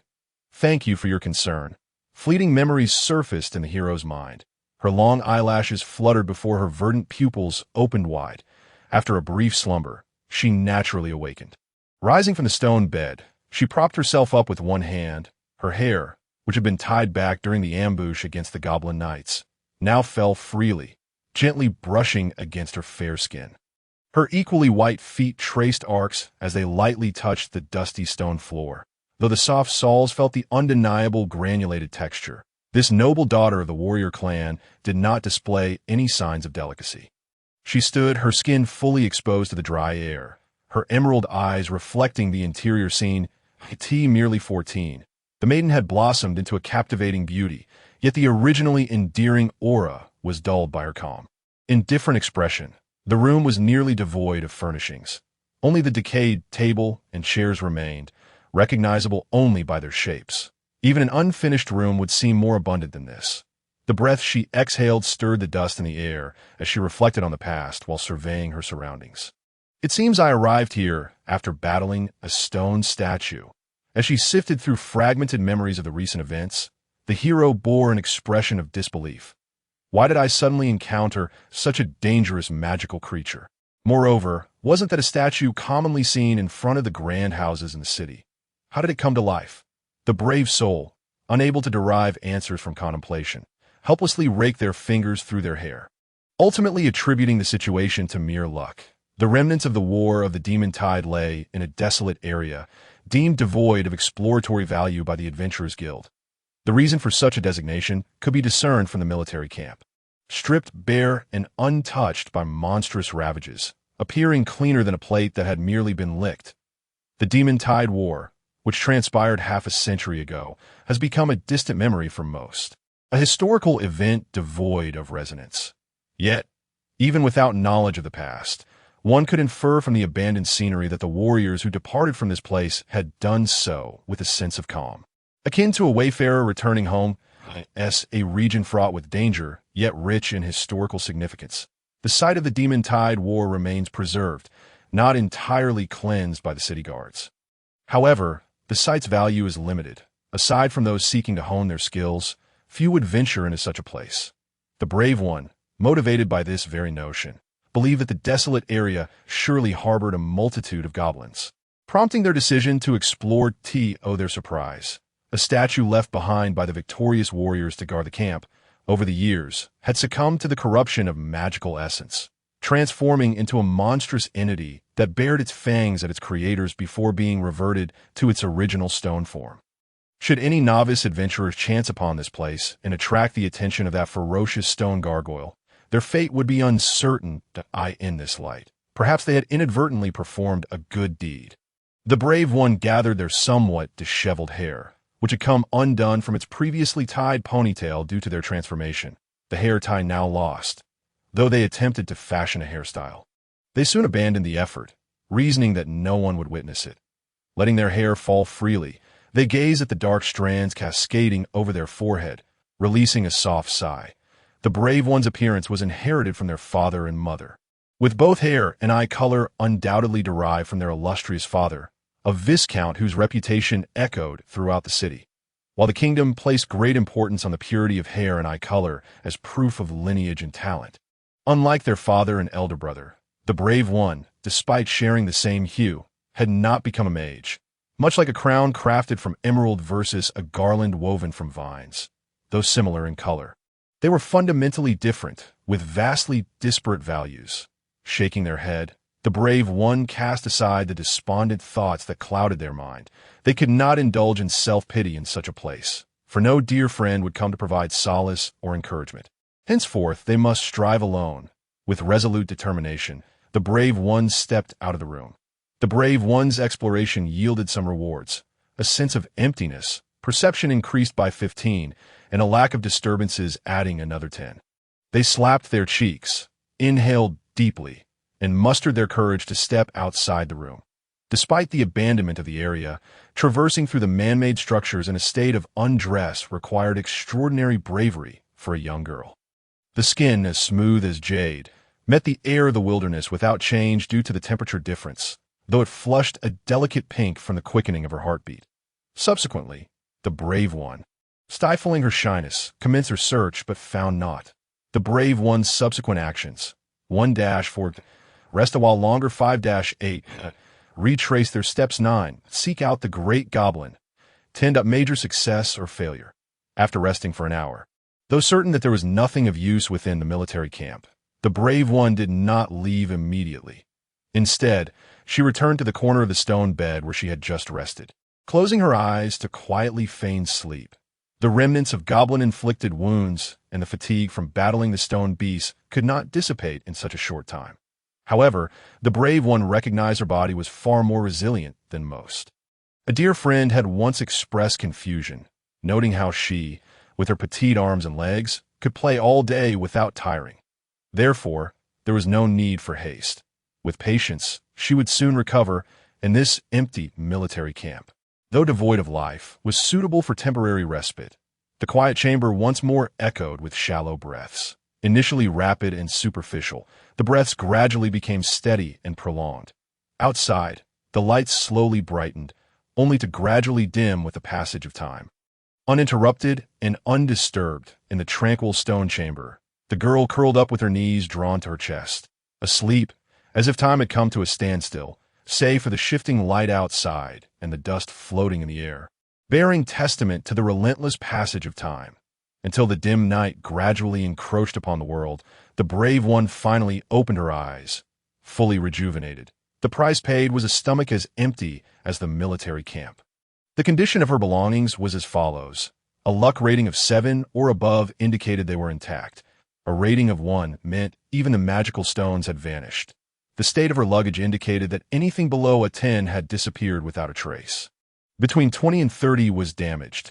40 or above still contained some food. Indeed, this was the case. Under the cover of night, the brave one exited the military camp, her heart heavy as she lamented the darkness enveloping her.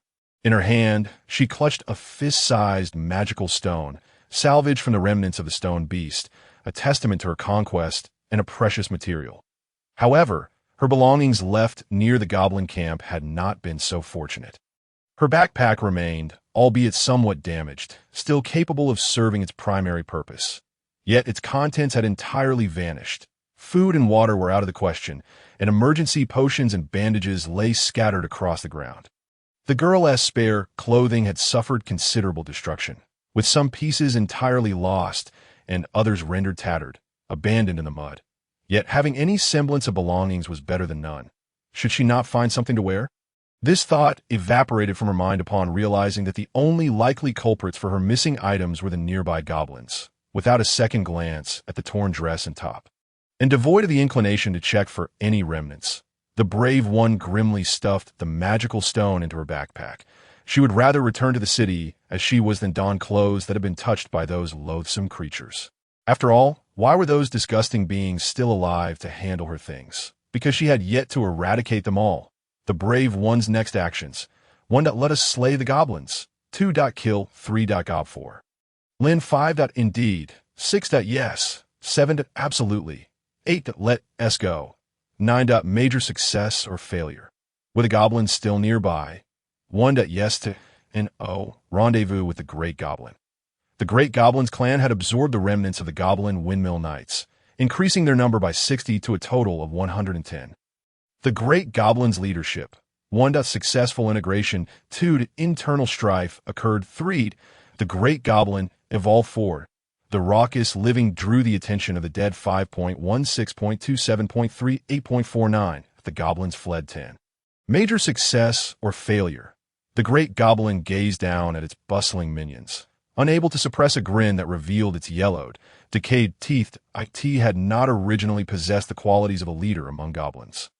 Though its physique was stronger than its kin, its intellect had also expanded, if only slightly. Yet more often than not, it occupied the role of a henchman. For the average goblin, the Goblin Windmill Knight's imitation of human mannerisms was exceedingly peculiar, leading it to choose a solitary path and gather around it a group of goblins who similarly failed to comprehend the Windmill Knight. However, now that the Windmill Knight has been slain by humans, those goblins under its command began to congregate around it. Without mourning for their fallen kin, the great goblin promptly seized a rusted sword that once belonged to the Windmill Knight, handling it with a sense of fondness. As numerous goblins gathered, the surrounding magical essence began to shift, and the great goblin's large nostrils flared, perceiving the air it breathed as increasingly sweet. An indescribable sense of emotion flooded the great goblin's body and mind. The great goblin evolved, Great Success 30. The level of the great goblin after evolution is base LV9 Commander LV4 LV 13.1-59. Goblin Swordsman 60 to 80. Goblin Shaman Death and Darkness 81 to 90. Goblin Windmill Knight 91 to 95. Goblin Fiend Slaughtering Kin 96 to 99. Goblin Grand Knight 100. Goblin Commander Goblin Swordsman are 3. A great goblin who scorns armor and has a particular fondness for sharp blades. Upon receiving the rusted sword, originally belonging to the Goblin Windmill Knight, from its goblin subordinates, the great goblin felt a sense of elevation.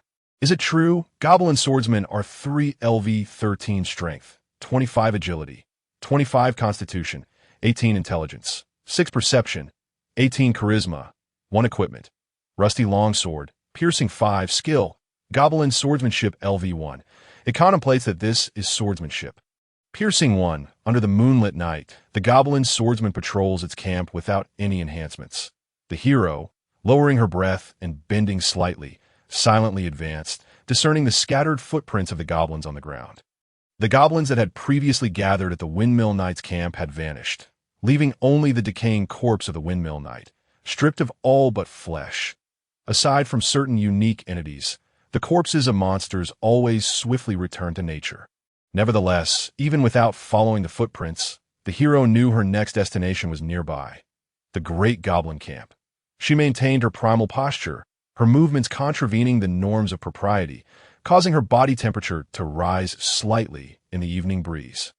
Yet, she endeavored to disregard this, her feet lightly touching the ground, her steps as graceful as a wisp, muffling the sound of her approach in the night wind. The shadows cast by the night transformed into a gossamer veil, concealing her alabaster skin, while the stars playfully lifted this veil at times. Soon, the hero approached her destination. The goblin camp was aglow with bright flames, where these green-skinned creatures, despite their limited intellect, had successfully kindled a fire, merrily celebrating the evolution of their new leader. Illuminated by the campfire, a towering goblin, enraptured, brandished the rusted longsword, occasionally striking poses that would make even an apprentice swordsman shake their head in dismay. The numbers had increased, and it seemed the leader had grown larger. The hero widened her eyes to observe closely, noticing that most goblins had gathered around the goblin swordsman, with only a few stragglers, perhaps foraging for food or searching for firewood. Moreover, that great goblin appeared noticeably more robust than when she first encountered is their edible food? 1. Yes to, and the hero's next course of action. 1. Attempt to infiltrate. 2. Attempt to lure. 3. Discovered. 4-6. Transform. 7-9. Eliminate the periphery. First. 10. Great success, great failure. After observing the changes within the goblin horde, the hero's gaze fell upon the campfire, instantly spotting the various provisions in her backpack. Alongside an assortment of peculiar foods scavenged by the goblins, there were sizzling, fatty roasted insects, dubious meat chunks, and what appeared to be decade-old military rations. The multitude of foods roasted over the fire emitted a complex and wondrous aroma, undoubtedly stimulating the appetite and further exciting the goblins. Goblin is an omnivorous creature, capable of consuming both meat and vegetation, and in dire circumstances can sustain itself on soil and it is this tenacious vitality and excessive reproductive capacity that firmly establish them within the ecological niche of low-tier monsters. Whether in abandoned mines or the desolate remnants of battlefields, nothing can hinder their proliferation. However, Even such goblins possess the intelligence to preserve food, taking it out at opportune moments to indulge in revelry. Yet, to an observer, the goblin celebration lacked any semblance of joy. Their grotesque forms, illuminated by the firelight, appeared even more jarring, with drool preceding the food in a nightmarish dance of chaos that could turn one's stomach. These wretches the hero observed with disdain, no longer hesitating. Her slender waist swayed slightly, her hands and feet converging, her tender green pupils narrowing, scales climbing from her neck to her cheeks. The empty backpack, merely filled with magic stones, fell to the ground, the sound of its light descent going unnoticed. The great serpent emerged. It slithered through the shadows, guided by the instincts of a predator, evading the light of the fire and the gaze of the goblins. Making its way toward the center where the goblin swordsman resided, Hero Serpent LV 10 Strength, 15, 5, Agility, 29, 10, Constitution, 43, 5, Intelligence, 5, 10, Perception, 25, 10, Charisma, 20. The hero's stealth perception increased by 25. The hero's stealth patrol, 88, Success. This marked the second time the hero undertook stealth, this time transforming into the shape of a serpent. While it may be difficult to envision how a green tree snake, originally dwelling in forests, could become invisible amidst the relics of a battlefield, the hero accomplished it. She was not a rogue, and thus had not trained in the arts of stealth. Yet perhaps it was an instinct innate to serpents. Or perhaps a hidden talent she possessed. The gentle breeze outside, the shadows cast by the flames, the dark hues of the night, the crumbling walls, the unoccupied trenches, the soft earth beneath, and the cacophony of the goblins, all worked harmoniously to shield the great serpent, allowing her to approach the goblin swordsman at the center with slow but assured steps. She clung to the wall, concealed in shadows, even partially burying herself in the soil. Finally, she was within striking range. The hero's attack agility increased by 29, stealth success 30. The goblin swordsman, this grotesque yet towering green creature, had seen its muscles swell due to the influx of magical essence after commanding more goblins. While devoid of aesthetic appeal, its strength was undeniably genuine. Even its eyes and ears had become notably sharper. Having chosen not to become a knight and disdainful of heavy armor, it may indeed possess the innate talent of a swordsman. Oblivious to the approaching hero, it immersed itself in the art of swordplay, gesturing with a rusted blade to lift food from the fire. However, at the first sound of the ominous wind behind it, the goblin swordsman's countenance shifted dramatically as it summoned all its muscles to attempt a swift turn and strike. Yet, the hero was swifter. The great serpent surged forth from the shadows, delivering a blow infused with all its might before the goblin's impoverished brain could send signals to its body. The hero unleashed a skill, sacrifice. The goblin swordsman succumbed to a fatal blow. A crisp crack echoed, followed by the splatter of some viscous liquid. Just moments ago, the goblin had been writhing at the swordsman's feet, moving its limbs in a manner that could hardly be termed dancing. Now it stared blankly upward. Their newly appointed leader, whom they had recognized just hours prior, now stood firm with a rusted sword, striking a pose that seemed rather gallant. The dislodged head only added an artistic flair to the humanoid form. Were this body not green-skinned, it might well have attracted the admiration of many an artist. However, the goblins, lacking any comprehension of such artistic value, could not even grasp the events that had just transpired. Only the goblins further afield caught a glimpse of the great serpent as it seemed to spring forth from the void, erupting from the shadows to strike the leader's head with a swift lash of its tail, leaving not a trace behind. The goblin swordsman appeared oblivious to the fact that its head had been shattered, still resolutely gripping its sword and turning to assume his stance, before ultimately becoming still. The serpent did not linger over the fallen goblin swordsman. Instead, it raised its body high, its cold slit pupils surveying the dazed goblins below. This scene felt eerily familiar, having unfolded mere hours earlier.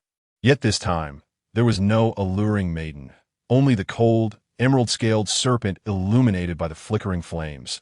The death of their panicked leader had already conveyed a grim message. Goblins are inherently weak, vile, and irredeemable creatures. They cling to the strong, yet possess no loyalty. They may be numerous, but when it matters most, they only think of self-preservation. Had the hero still retained her youthful, fair-skinned appearance, perhaps these goblins might have been spurred by their primal instincts to charge forward. But now, in their eyes, she was a fearsome, magical serpent, a formidable beast capable of slaying their leader in an instant. Thus, panic erupted, and the goblins scattered without hesitation, aside from a few exceedingly frightened goblins who, driven by irrationality rather than vengeance, hurled stones at the hero.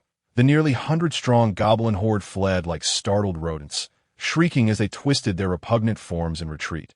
This spectacle bore a comical absurdity, one that might even soften the hearts of those who despised them.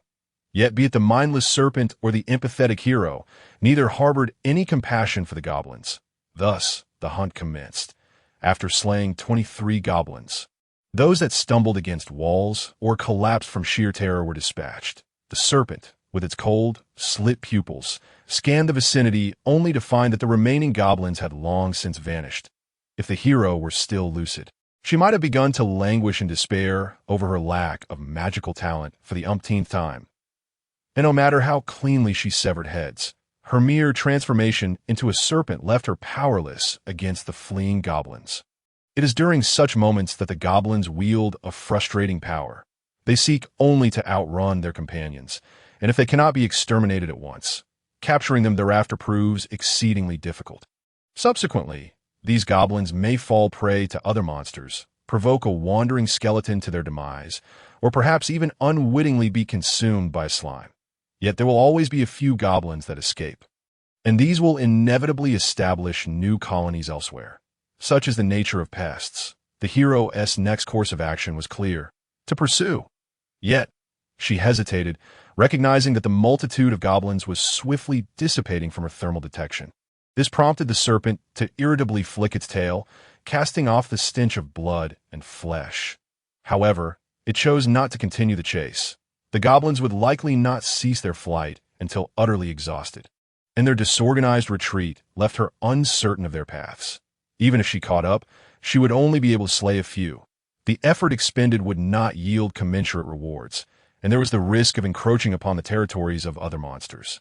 Even beasts understand when relentless pursuit of prey is effective and when it is prudent to relent. It is precisely because they are beasts that they must grasp such wisdom, a necessity for survival in the brutal tapestry of nature.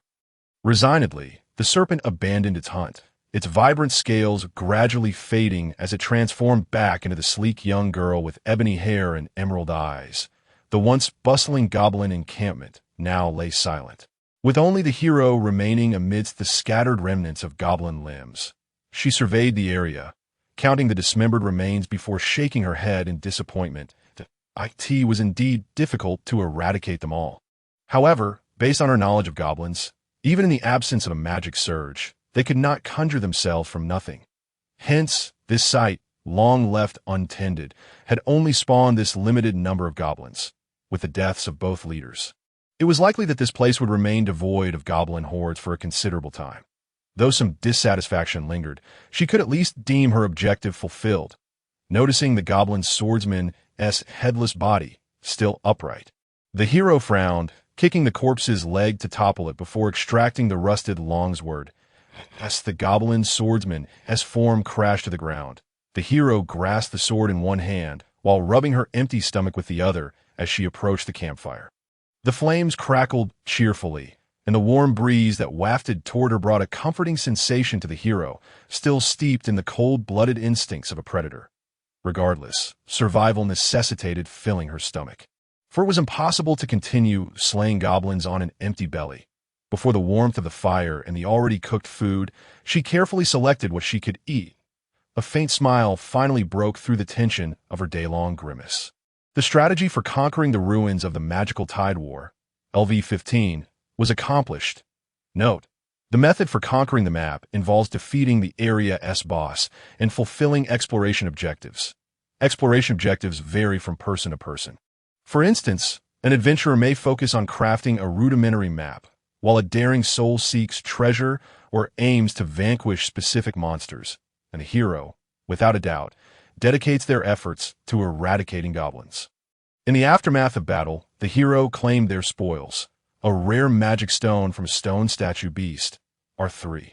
The hero vanquished a goblin swordsman, R3, LV13, earning 390 experience points, and dispatched a goblin, LV 323, gaining an additional 115 experience points. The hero successfully navigated the map, Ruins of the Tide of War, LV 15, receiving a reward of 3,000 experience points. The hero's experience points now total 44751600, resulting in an elevation of their level to LV 11 and subsequently to LV 12. With this advancement, the hero acquired 10 attribute points, boosting their charisma by 10 to LV 12.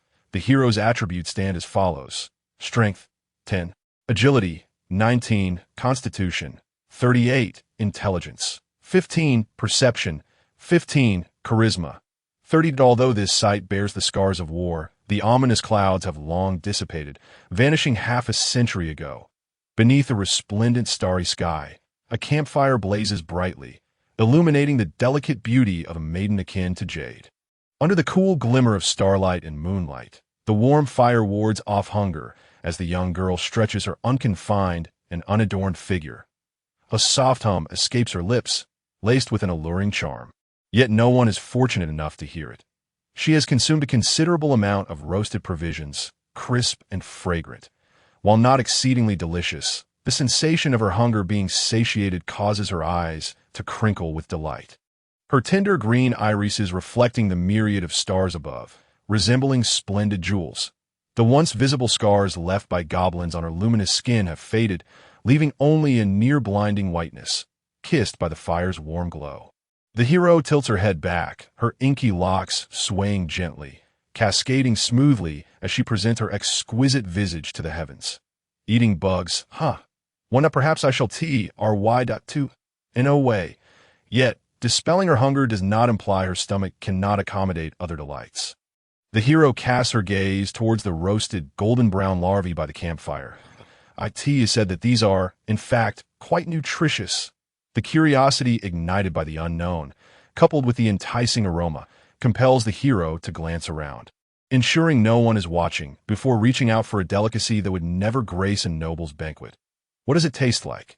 The marvelous juices burst in her mouth, the plump, white larvae possessing a tenderness distinct from that of livestock. Remarkably pleasant, even if it is from a goblin's recipe. Yet, it would seem that is not entirely accurate. I have heard tales of some who do indeed prepare insects. The hero squints, savoring the flavor, offering an objective critique. Quite delicious, indeed. I wonder if those scattered goblins nearby would feel honored to know. The hero discards the stick that once held the larvae and rises to her feet. Her belly, now filled with sustenance, radiates warmth that courses through her limbs and body. The hero feels fully restored. She pats her stomach. However, the satisfaction within cannot quell the sigh of discontent that escapes her lips. In recent days, she finds herself sighing often. No matter her actions, they fail to fill the void within her heart. Slaying goblins, enjoying a hearty meal, taking a refreshing bath. Though these activities provide fleeting satisfaction, once concluded, the gnawing emptiness reclaims dominion over her soul. Must she live with such hollowness until the end of her days? The hero's subsequent actions. 1.Seek clothing. 2. Hasten back to town under the cover of night. 3. Search for nearby villages. 4. Venture into the forest. 5. 1.6. 2.7. 3.8. 4.9. Footsteps approach. 10. Great success or utter failure. Let us return under the cloak of night. The hero disregards her troubled thoughts and make her next decision. IT has been nearly a day since she left the city, and the surrounding areas are traversable within a single day. Should she return now, she could reach home by midnight.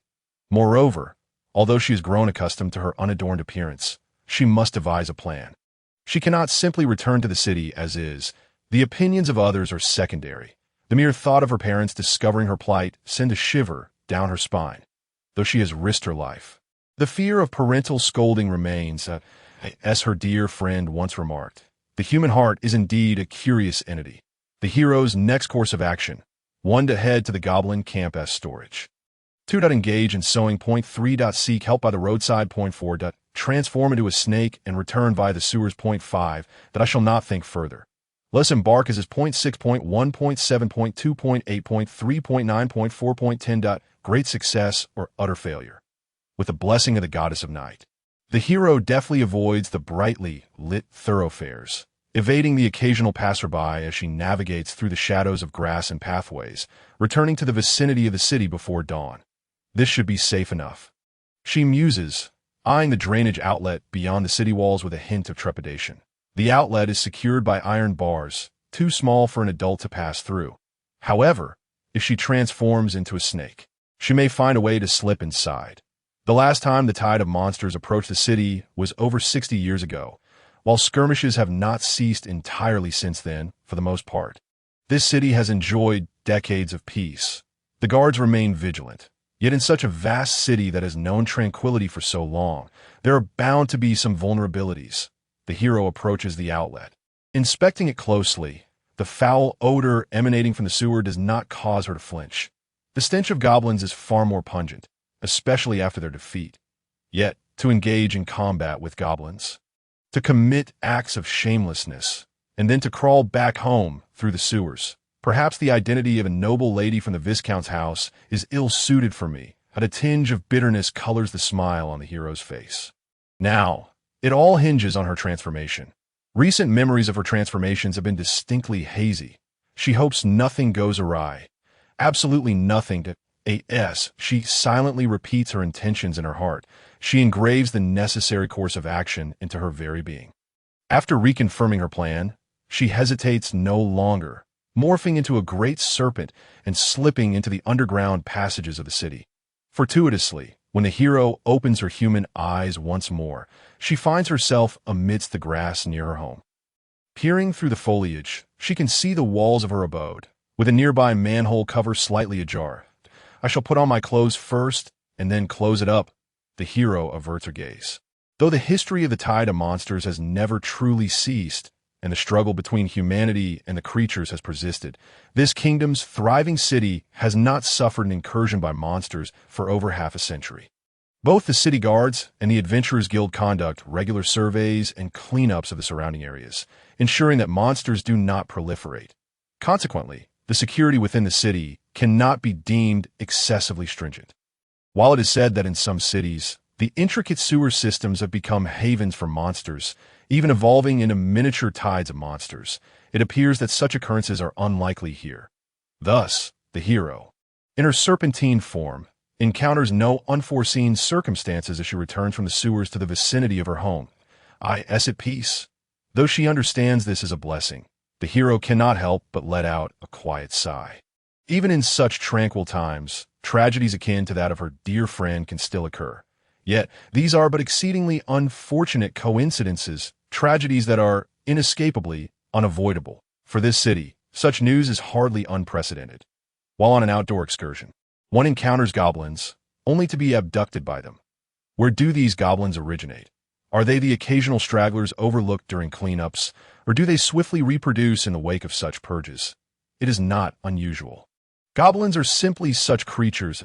In summary, this matter is rather straightforward and pales in comparison to the numerous calamities wrought by goblins in the past. People may grieve, lament, and even express anger, perhaps holding the city guard accountable or deeming the victims excessively negligent. Yet, that is the extent of it.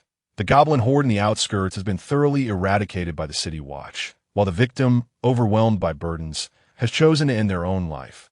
Thus, this tragedy reaches its conclusion. No longer worthy of discussion. Each day, adventurers meet their demise, and each day, lives are lost to monsters. The death of a friend does not alter this reality in any significant way. Only the individual changes. The brave one bit her lip, dismissing further thoughts. She glanced around, noting the absence of anyone beneath the street lamp, and swiftly darted to her doorstep. Her parents and elder brother should have already succumbed to slumber, leaving only the night watchman awake. All she needed to do was stealthily return to her own chamber, although the brave one was aware that numerous enchantments had been cast upon the estate, rendering her actions difficult to conceal from her parents. She had witnessed the wonders of magic on more than one occasion, despite never having learned it herself. Nevertheless, this was not her first late-night return. No one would particularly concern themselves with her arrival time, or whether she would return at all. As long as her current appearance went unnoticed by her family, she might escape detection. Yet, the moment she stepped into the courtyard of the estate, a dispassionate voice, carried by the chilling wind, reached her ears. "Come here." In the hall of the Viscount's residence, the brave one clenched her fists tightly. Casting her gaze downward, her complexion ashen, she wore a hastily donned dress, wrinkled and stained with dirt, while her bare feet pressed against the soft, clean carpet. Discovered. Under the scrutinizing gaze of her three blood relatives, she could only bow her head deeply, her lips drained of color, her resilient stomach beginning to twist in pain. Despite the warm light illuminating the hall, she felt as though she were plummeting into an icy abyss. "Do you understand what you are doing?" her father inquired flatly, his voice echoing in the silence. The voice she had heard at the entrance belonged to him. The brave one remained silent, her head bowed. She was not oblivious to the implications. Her actions, in the eyes of others, must surely appear foolish, disgraceful, and devoid of meaning. Each day, she ventured into desolate places to battle goblins, fixated on these lowly monsters. Willing to become a beast herself to engage them, as an unmarried daughter of a viscount, she demeaned herself in such a manner. Even if she were not the offspring of a viscount, not of noble birth, nor anyone of significance, it would still be unthinkable. This was not the behavior of a rational individual. There were no other words to describe such conduct beyond madness. Such judgment as today would inevitably come, whether sooner or later. Already, the father's demeanor, the mother's demeanor, the brother's demeanor. Note that the higher the score, the better. If either parent's score falls below 20, or if one dips below 10 due to negligence and the brave one's outrageous behavior, she will be cast out from her home. The Viscount's residence was ablaze with light in the dead of night, with maids and servants having been dismissed. Within the hall remained only the 4 members of the brave one's family, enveloped in an oppressive atmosphere. Her father's expression was indifferent, his pupils a chilling shade of teal, colder than those of stone golem, resembling gemstones devoid of warmth. Since she could remember, her father had always worn this expression. Occasionally, he would display other emotions, but they were rarely directed at her. Observing the silent brave one, he shook his head in disappointment. "You became a brave one, yet turned to slay goblins, having gained the right to pursue power. You still chose to embrace the weak. That I never held expectations for you, but I certainly never imagined you would commit such a farcical act." The man rapped his fingers against the table. The sound, though not heavy, sending a shiver through the brave one. "This may be unavoidable. After all, she is a sorceress," remarked her mother softly. The color of her mother's hair differed from that of her father and brother. She bore a slightly mottled shade of lavender. This relatively muted hue was quite common in the kingdom. While hair and eye color do not dictate talent, they indicate that the possessor is not of noble lineage. Nonetheless, within this household, her mother held a position equal to that of her father, her prowess as a spellcaster likely far beyond the brave one's imagination. The brave one lifted her gaze, looking toward her mother with a glimmer of hope. Yet, upon meeting her mother's emotionless eyes, the light in hers dimmed instantly. "You need only to do nothing. Remain in the city. Stay at home. Stay in your room. That if you simply did this, you could live well, and we would provide you with what you need to even this small task beyond your capability." Her mother sighed deeply. The brave one opened her mouth, wishing to speak, yet no words emerged. "Very well." Without casting another glance at the girl who bore her bloodline, her father shook his head indifferently, gesturing upstairs. Just as he was about to speak, her brother interjected. The brother's attitude was a significant failure. "1. Windhammer 2. Pack your things and leave 3. Send her back to the countryside 4. That I know someone who wishes to take her as a concubine 5. Father, mother, let us depart 6. Oh, you have become a brave one. 7. Get out of this city 8. Vine whip 9.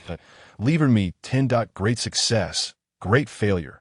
Before the expressionless father could respond, her brother spoke. Sharing the same inky hair and teal eyes, his voice was devoid of warmth. His gaze as frigid as their father's, bearing a striking resemblance. He inherited their parents' looks, appearing quite handsome, yet his icy glare resembled that of serpent more than the transformed brave one. The brave one dared not meet his gaze, bowing her head instead, trembling as she awaited her judgment. Her brother was a mightier and more valuable presence than she. The girl had never been explicitly taught this. Yet each day spent in this household reinforced this principle, ingraining it within her until she intuitively understood. Even now, as a brave one, she did not question this truth. Send her back to the countryside. She no longer belongs here. Thus, when her brother rendered such a verdict, the brave one found herself at a loss for words, merely opening her mouth futilely to, "Oh, what is the reason?" Her father retracted his hand, directing his gaze toward her brother. While her gifted class and innate sorcery might attract envy from many nobles, educating her to meet the standards for marriage would be an unnecessary endeavor. After all, if she possessed even the most basic sense of shame, she would not be traipsing about in such a state. Roaming the wilds and venturing into sewers, the hint of distaste flickered in her brother's cold stare. Traversing through forests, paths, and thickets, not to mention the sewers, remnants of dirt still clung to the brave one's face. Although the odor was not overwhelmingly strong within the hall, where the air was cleaner than outside, it was particularly pungent. While merely taking the time to clean her up before sending her off could yield good returns, such social niceties were entirely unnecessary for them. Moreover, any measures taken would be superfluous. As a noble sorcerer, especially as a battle mage, to demean the weak would tarnish their reputation. Furthermore, she could still be considered as blood relative.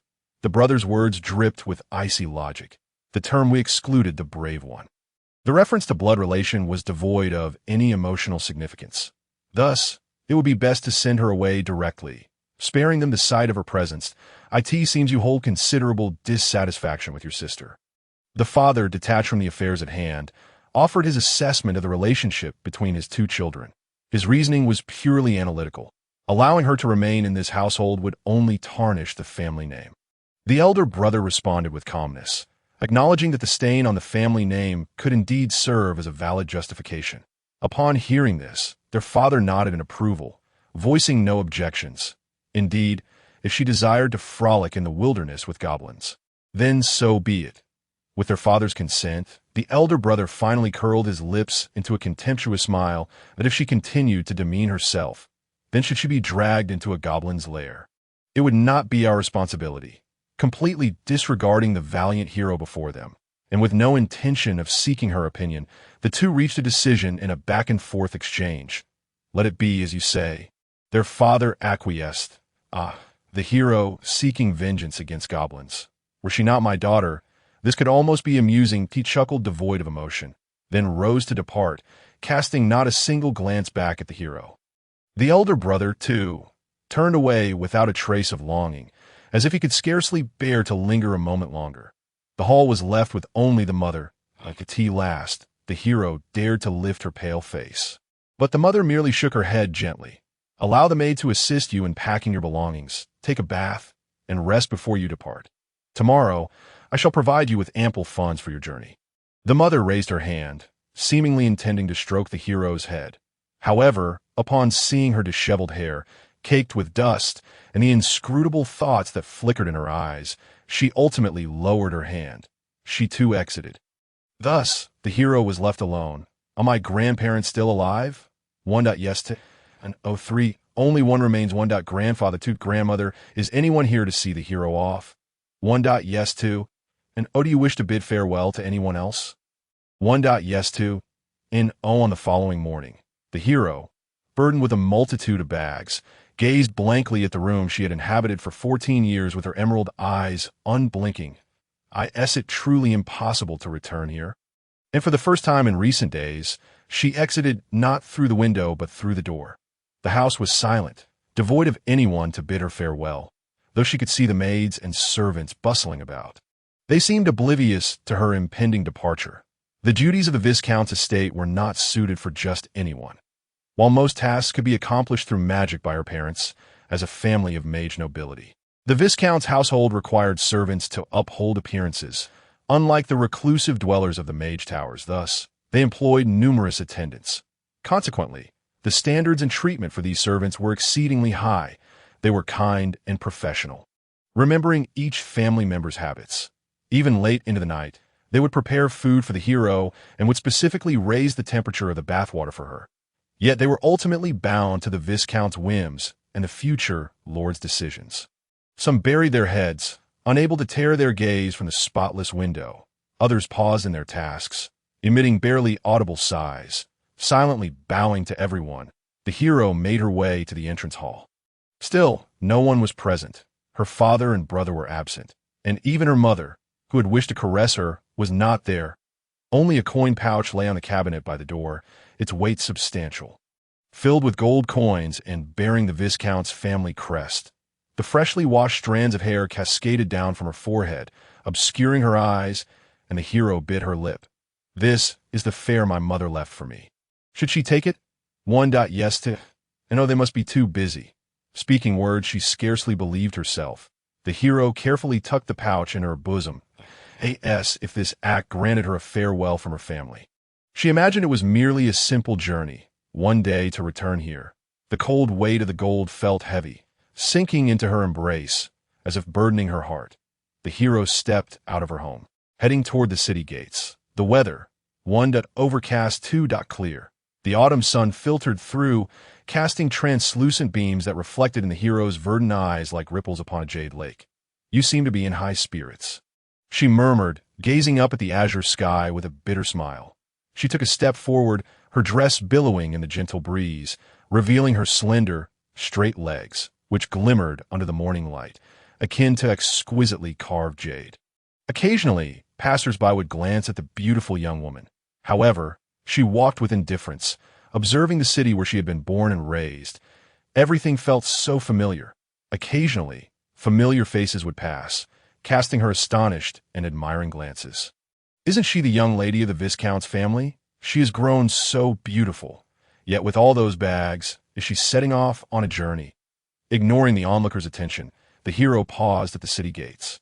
The CAF she often visited with her close friend, the park where they played, the other companions they had met together, and the childhood friend with whom she shared conversations. These memories filled her time spent here.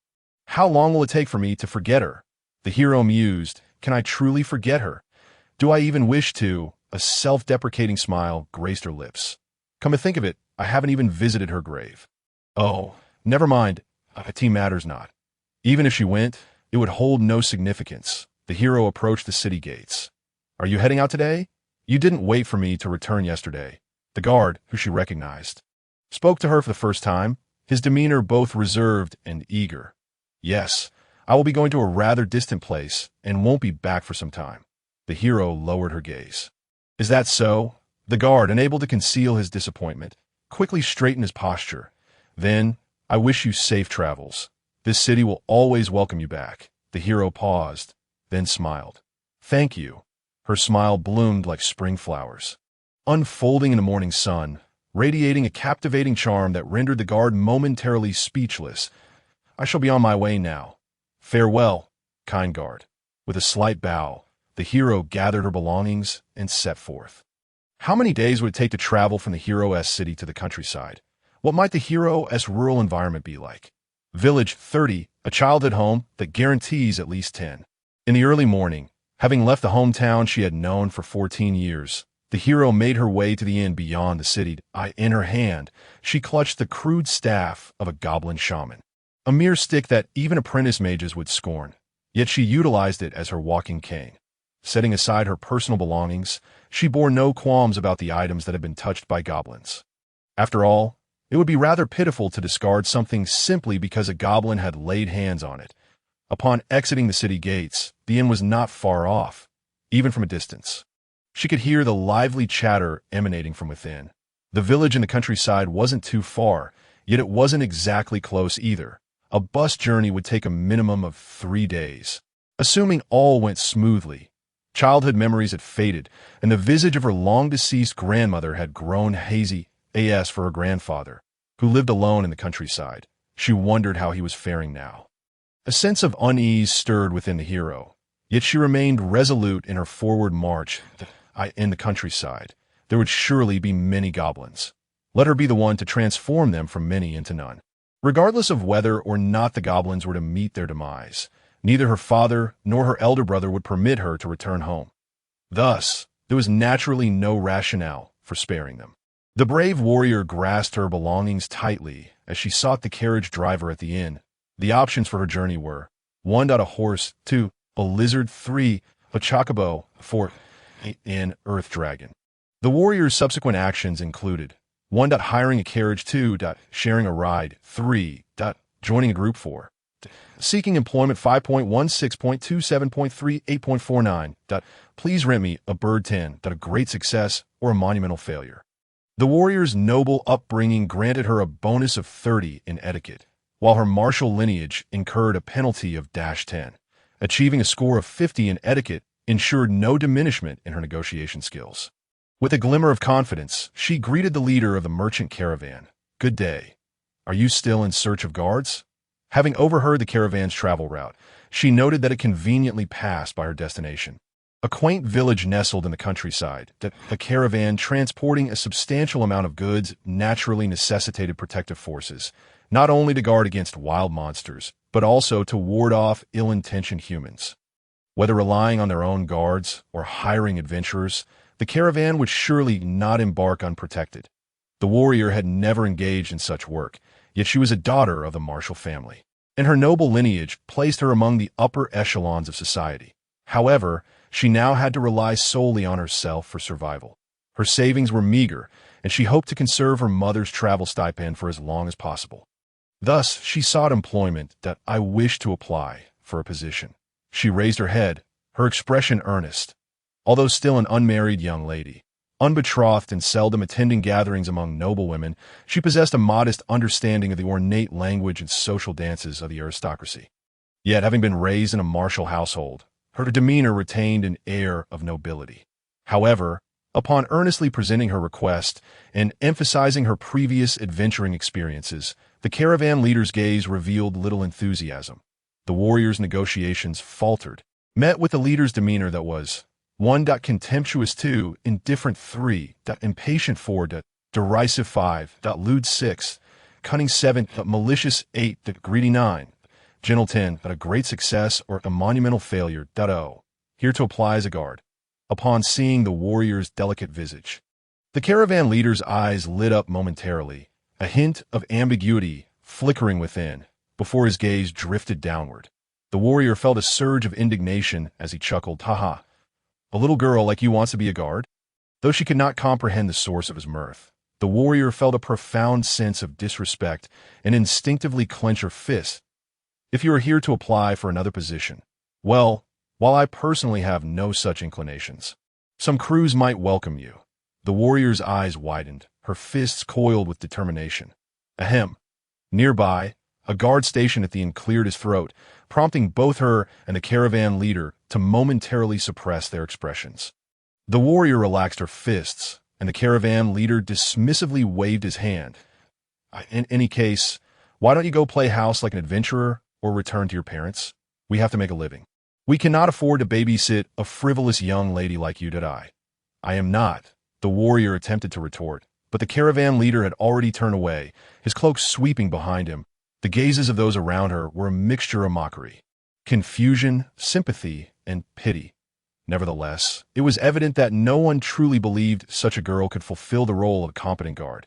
Watching the caravan leader's retreating figure, the warrior lowered her head in despair. Surely they wouldn't laugh at me.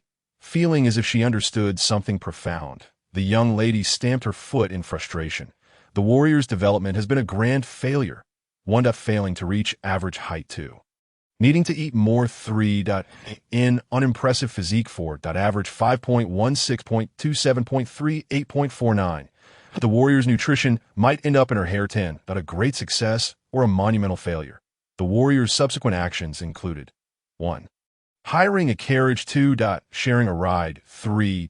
Joining a group 4. Walking it out 5.16.27. Engaging in friendly conversation 8. Engaging in unkind conversation 9. Please rent me a bird 10. A great success or a monumental failure. After enduring the caravan leader's scornful laughter, the warrior realized that without even a weapon and with an appearance deemed unreliable, her prospects of securing a guard position were indeed bleak. She would have to adopt a different, more economical approach. "I would like to share a ride with others. She approached the inn's receptionist and stated a request. "Are there any routes passing through here? It would be best if there were several passengers to share the fare." The receptionist perused her notepad and nodded. "Certainly." She indicated the pricing on the schedule and then handed the form to the warrior, her gaze imbued with curiosity and concern. "However, miss, are you certain you wish to share a ride with strangers? Although our drivers are professionally registered and adhere to the rules, possessing a certain level of skill, they do not intervene in the interactions among passengers and do not guarantee passenger safety." The receptionist cautioned that we only provide transportation. We do not serve as guards or caretakers. Upon hearing this, the warrior fell momentarily silent, yet she could understand the reasoning behind the receptionist's words. The kingdom's wilderness was fraught with peril, and many individuals spent their entire lives never leaving their towns or villages. During her childhood visits to the countryside, she too had accompanied her parents. For ordinary folk, the safest way to travel was either with large merchant caravans or by hiring adventurers. Even those with their own guards typically did not opt to ride public carriages. Although the kingdom boasted airship routes, they only connected to fixed airports and could not reach remote rural areas. Moreover, it was rumored that airship services had inexplicably ceased operations long ago.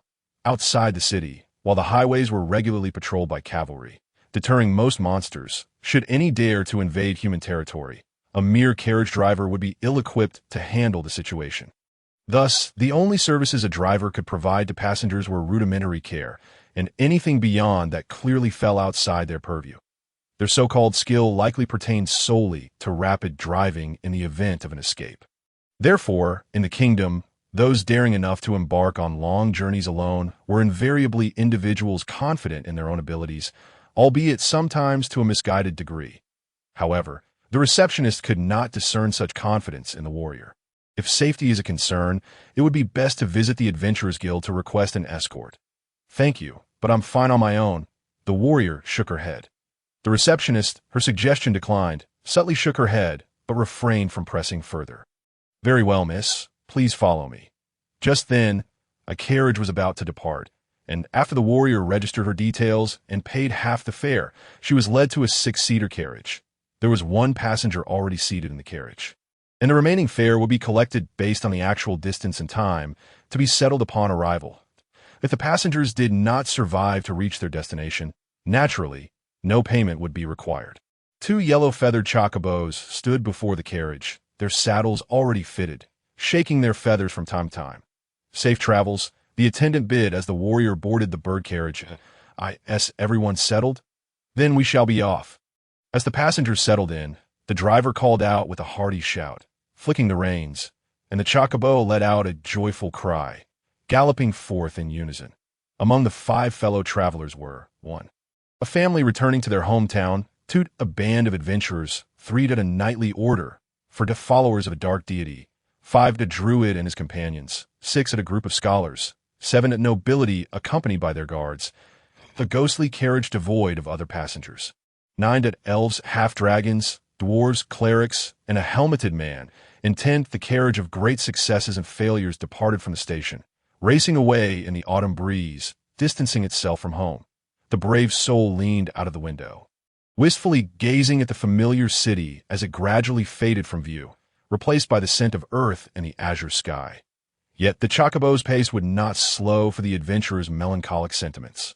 Soon, the silhouette of the city vanished completely beyond the horizon. It was astonishing how effortlessly she had left behind the city of her birth and upbringing, departing from the joys and sorrows that had transpired there. At this moment, the adventurer's heart was filled with an indescribable sense of wonder rather than mere sadness. Everything familiar had vanished from her side. She felt as though she had transformed into a brand new person, one even she scarcely recognized. Not lingering in this feeling for too long, she returned to her seat and discreetly observed the other 5 passengers. After all, they would be traveling together for many days, possibly even setting up camp in the wilderness. The seating was divided into 2 rows, and as the last passenger to board, the adventurer occupied the rear.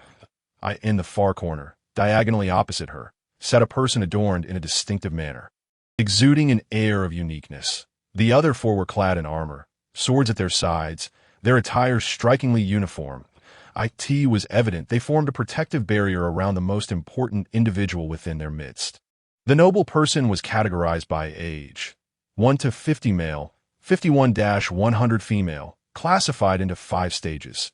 Youth, adolescent, young adult, middle-aged, and elderly on the first day of travel. Upon catching a glimpse of the individual's visage, the adventurer blinked in astonishment. A child, to her surprise, the one guarded by 4 sword-wielding attendants, was a girl even younger than herself. A delicate bud, hardly on the cusp of womanhood. Sitting in the corner, she was nearly entirely obscured by the towering guardians. Had it not been for the vigilant gazes of the guards, which inadvertently highlighted the girl's presence, the adventurer might have overlooked her entirely. Yet upon confirming her existence, the adventurer, being of noble birth herself, instinctively recognized the girl's extraordinary nature. Her appearance, demeanor, and attire, all were the highest caliber, rivaling even the most esteemed nobles the adventurer had encountered. How could someone like her hire a carriage? The adventurer, having momentarily forgotten her own noble status, marveled quietly while extending greetings to the others. Greetings, it is a rare pleasure to travel together. I look forward to your guidance. Regardless, encountering a girl of similar age within the carriage was a comforting thought. The adventurer's mood lightened somewhat as she smiled and turned to the young girl seated at the far end. The girl's response, however, was somewhat frosty and hello. She glanced briefly at the adventurer's attire, managed a terse reply, and then closed her eyes to rest. The other guards offered subtle nods in acknowledgement, yet their gazes bore an unmistakable hint of wariness. They were not particularly old. Without their armor, one might easily mistake them for siblings accompanying the young girl. The two parties, mere strangers sharing a carriage, soon recognized the lack of desire for conversation from the other side, prompting the adventurer to lower her head in silence. If these guardians were so vigilant towards a solitary young woman, the girl must surely possess a status of considerable nobility. It would be wise not to pry further.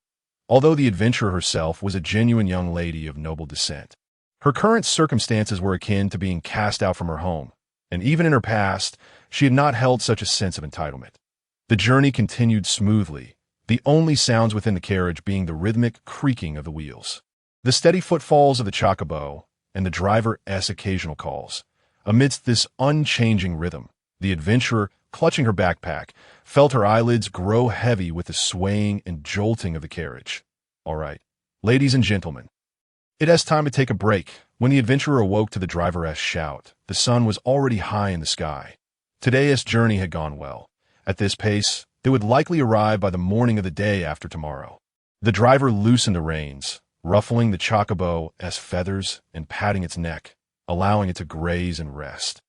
Even the sturdiest chocobo could not be expected to run continuously for 3 days and nights. It was only prudent to allow them a respite from the midday sun in a shaded area. The adventurer nibbled on a couple of pieces of bread and drank a flask of warm water, considering it her lunch. The young girl, in contrast, had meticulously prepared an outdoor meal, complete with a waterproof blanket, and under the watchful eyes of her guardians, enjoyed a picnic outside, as if on a leisurely outing. Once the rest concluded, the driver called everyone back to the carriage, and with another shout, the chocobo took off again, returning everyone to the drowsy rhythm of the journey. Soon, nightfall descended. After another half-day of travel, the party arrived at an inn, the sky now cloaked in darkness. Along the main road, such inns were established at intervals, providing travelers a place to rest for the night before continuing at dawn. No reputable driver would travel by night. Only unregistered carriages would dare to traverse the darkness. It was said that those ghostly carriages, racing silently through the night, would vanish at dawn, along with their passengers, never to be seen again. Tales of decayed skeletons found at the ends of secluded roads would emerge thereafter on the opposite side of the inn. Other travelers shared eerie stories in hushed tones, the shadowy night lending an unsettling atmosphere to their narratives. The adventurer listened to the tales while enjoying her dinner, feeling quite content in the moment. The evening meal at the inn could hardly be described as delectable, yet it was ample enough, a feast compared to the meager rations of bread. The adventurer relished her meal, feeling satisfied as she set down her empty plate, though the day had been spent seated in the carriage. The constant jostling was scarcely comfortable. However, with the adventurer's robust constitution, she had no issues. She had slept soundly on the road, and now had a hearty appetite. The chilling stories enhanced her meal. No matter how sorrowful or distressing her experiences, each meal stirred within her a profound sense of being alive. The thought that she might one day lose this feeling made her cherish the food before her all the more. A dessert to follow would have been a delightful addition. Yet, the young girl beside her appeared somewhat unwell, having merely sampled her meal before setting down her spoon and accompanied by her guards. Retiring early to rest, as the night deepened, with twin moons rising, the adventurer lay in the humble single bed of the inn. Gazing at the cold moonlight outside, she experienced a surreal sense of dislocation. Just 2 days prior, she had been nestled in a soft, grand bed, and yesterday had been spent battling goblins. Now, she found herself embarking on a journey back to the countryside. The city where she had lived for 14 years had completely vanished from sight. Now, with nearly all her belongings in tow, she lay alone in this unfamiliar inn, a place where no one knew her. So this is it. I have no home anymore.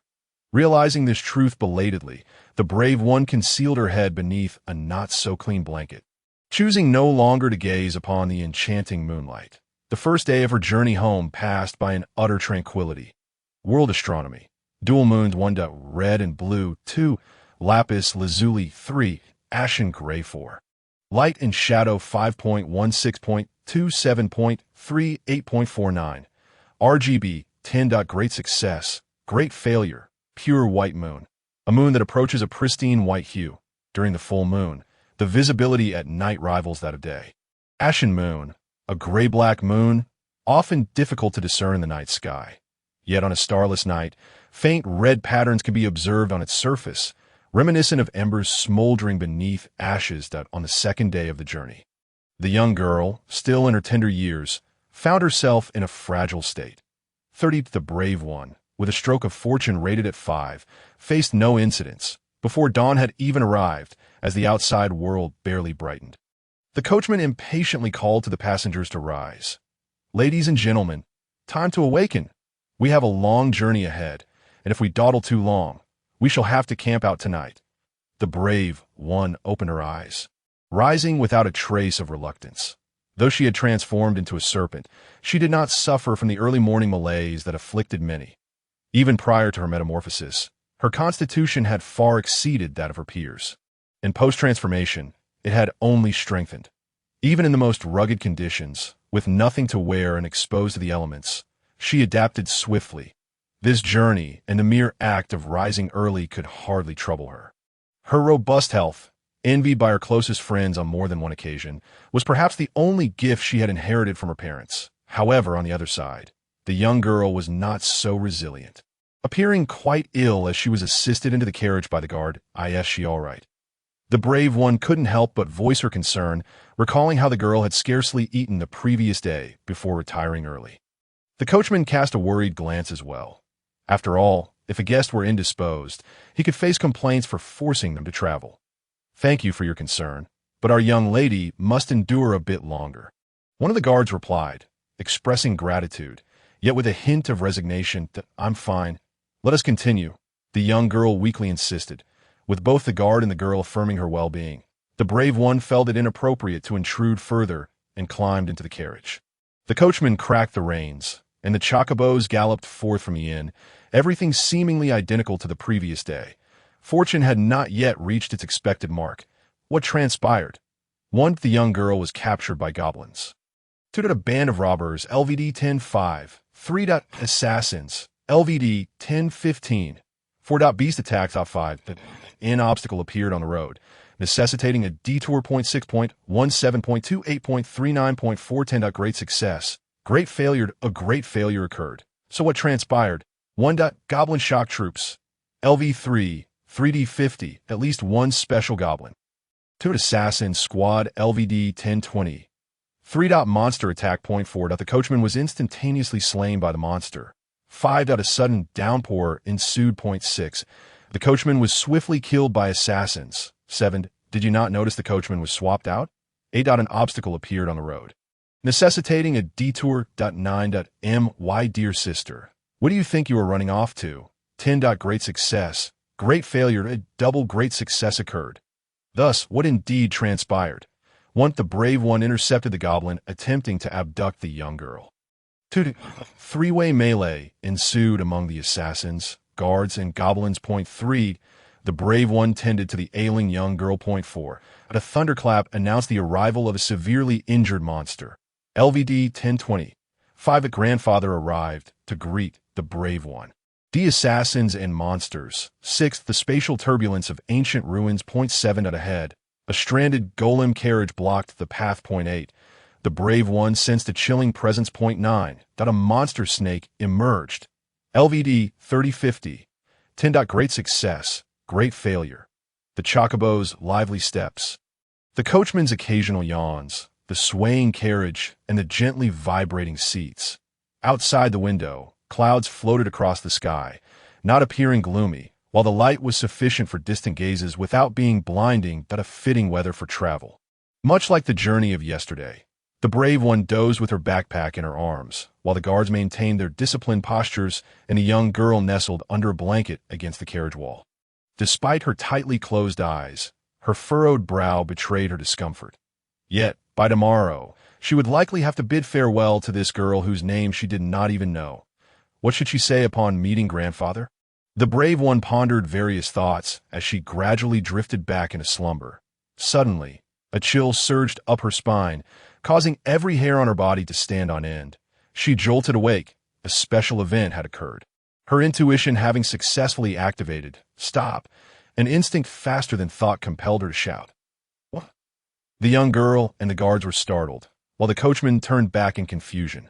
Miss, we are still quite far from our destination. Did you forget your belongings at the inn? The coachman displayed his displeasure, the reins remaining steady in his grasp. These 2 chocobos were his trusted companions. They would not heed the passenger's commands.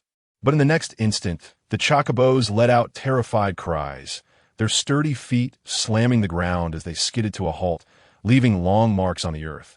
The passengers were thrown about violently by this sudden inertia. Steadying herself, the brave one gained a success of 50. The coachman, guards, and the young girl. The brave one exhibited agility 19, perception 15. Note: only a great success in steadying oneself would allow entry into the monster battle narrative. The monster snake S level. The guards levels professionals 10. Guards 5. The abrupt stop of the chocobos clearly did not consider the old companion seated behind them. The coachman was caught off guard and was propelled into the air by the inertia of the brake, only to be yanked back down by gravity's relentless pull. The thrown coachman tumbled across the ground several times, groaning in pain. Inside the carriage, the others fared better. Several guards skillfully regained their balance, while the guard beside the young girl reached out to steady his charge. Some looked at the brave one with uncertainty, while others stared in alarm at the front, instinctively placing their hands on their sword hilts. The brave one, however, leaped from the carriage before them, her expression grave as she stood before the trembling chocobos, raising her gaze. The monster snake, LV-66, appeared. A massive, colossal white serpent, Anke Tie languidly coiled itself in the center of the path ahead. As if completely oblivious to the meticulously constructed pavement, a domain belonging to humankind, the serpent slithered beneath, leaving layers of frost in its wake, the solid ice spreading effortlessly to claim the smooth surface. Asserting that this territory was not a birthright of humanity, her appearance was jarring, akin to a thunderclap on a clear day. Her presence resonated with a powerful intensity, reminiscent of an iceberg amidst a sea of flames, enveloping the world in an atmosphere of the surreal. The once mighty land bird, towering in comparison to her single scale, now cowered, its head buried in its wings, trembling uncontrollably as brownish-yellow feathers drifted to the ground. The brave one swallowed hard, fighting against her own quaking legs. Do not emerge, and certainly do not draw your sword. She raised her hand behind her, signaling the guards in the carriage to remain still. Although her strength might not match that of the guards, as a beast spirit sorceress and a serpent herself, she instinctively sensed the formidable power of the creature before her. Despite knowing she could not contend with such a being, the deeper intelligence she gleaned from its very form was undeniable. The reasons for the white serpent's proximity to the city eluded her, yet she understood that should it desire, raising the city would be a trivial task. It was a being of demon lord caliber, if not more. Perhaps even her father and mother would be no match for its might. Thus, she resolved to display no hostility, aware that a mere breath from the serpent could encase her party in icy sculptures. Just then, it seemed that the stir caused by her group roused the formidable creature, its eyes slowly opening, the vast, icy blue serpent orbs focusing intently on the brave one and under the scrutiny of the white serpent's gaze. The entirety of her magical essence surged with fierce stimulation, nearly compelling her to transform. Overwhelmed by a potent sense of danger, her mind raced, cognizant that in her transformed state, she would likely lack the rationality to engage in dialogue with the white serpent. Thus, she stifled her impulses and forced herself to regain composure, speaking slowly. Hiss, startled by the sound that emanated from her vibrating throat, her emerald eyes widened in astonishment. She attempted to converse with the white serpent. But what escaped her lips was an unexpected hiss. The overwhelming surge of magic seemed to alter her very being, allowing her to articulate in a language beyond her conscious understanding that a tremendous success rewarded her. The brave one acquired a special skill, serpent tongue. However, there was no time to ponder her newfound ability as she redirected her focus to the white serpent, cautiously uttering, hello? Greetings, human." The serpent's mountain-like head inched closer, its tongue flicking out as it tasted the air, the brave one recognizing that it was discerning her scent and gleaning information unbeknownst to her. The enveloping white mist and chill clung to her, dusting her hair with frost. I initially presumed you to be a transformed kin.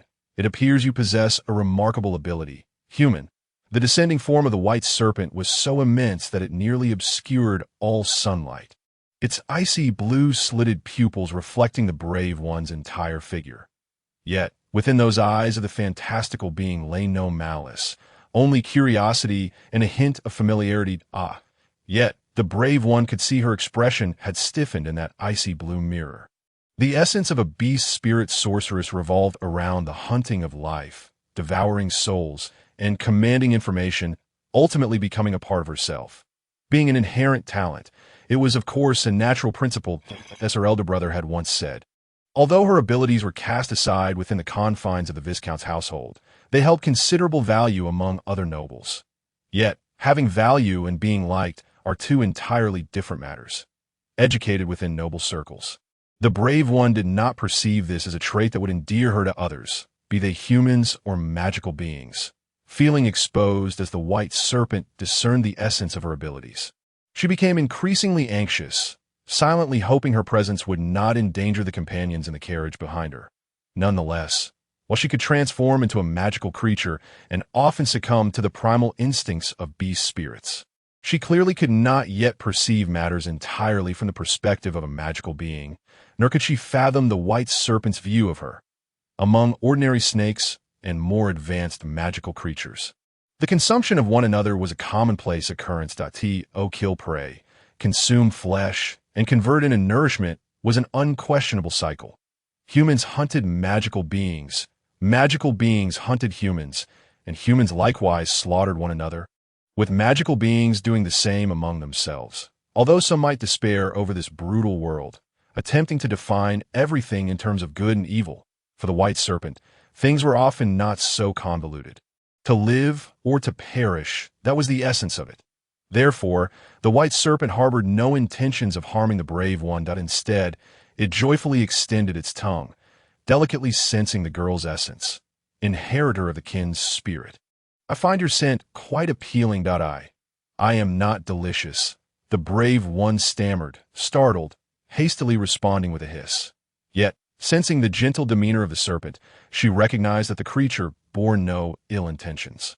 With a sigh of relief, she could not conceal her curiosity and uneasily inquired, "May I ask, such a powerful entity, what brings you to this place?" The white serpent's objectives were as follows: 1 to 3. Sensing the bloodline of a dragon slayer. For -8. Passing through for a purpose. 9. A spatial tunnel had appeared in a nearby cave. 10. In the aftermath of great success or failure, as the brave one faced the white serpent.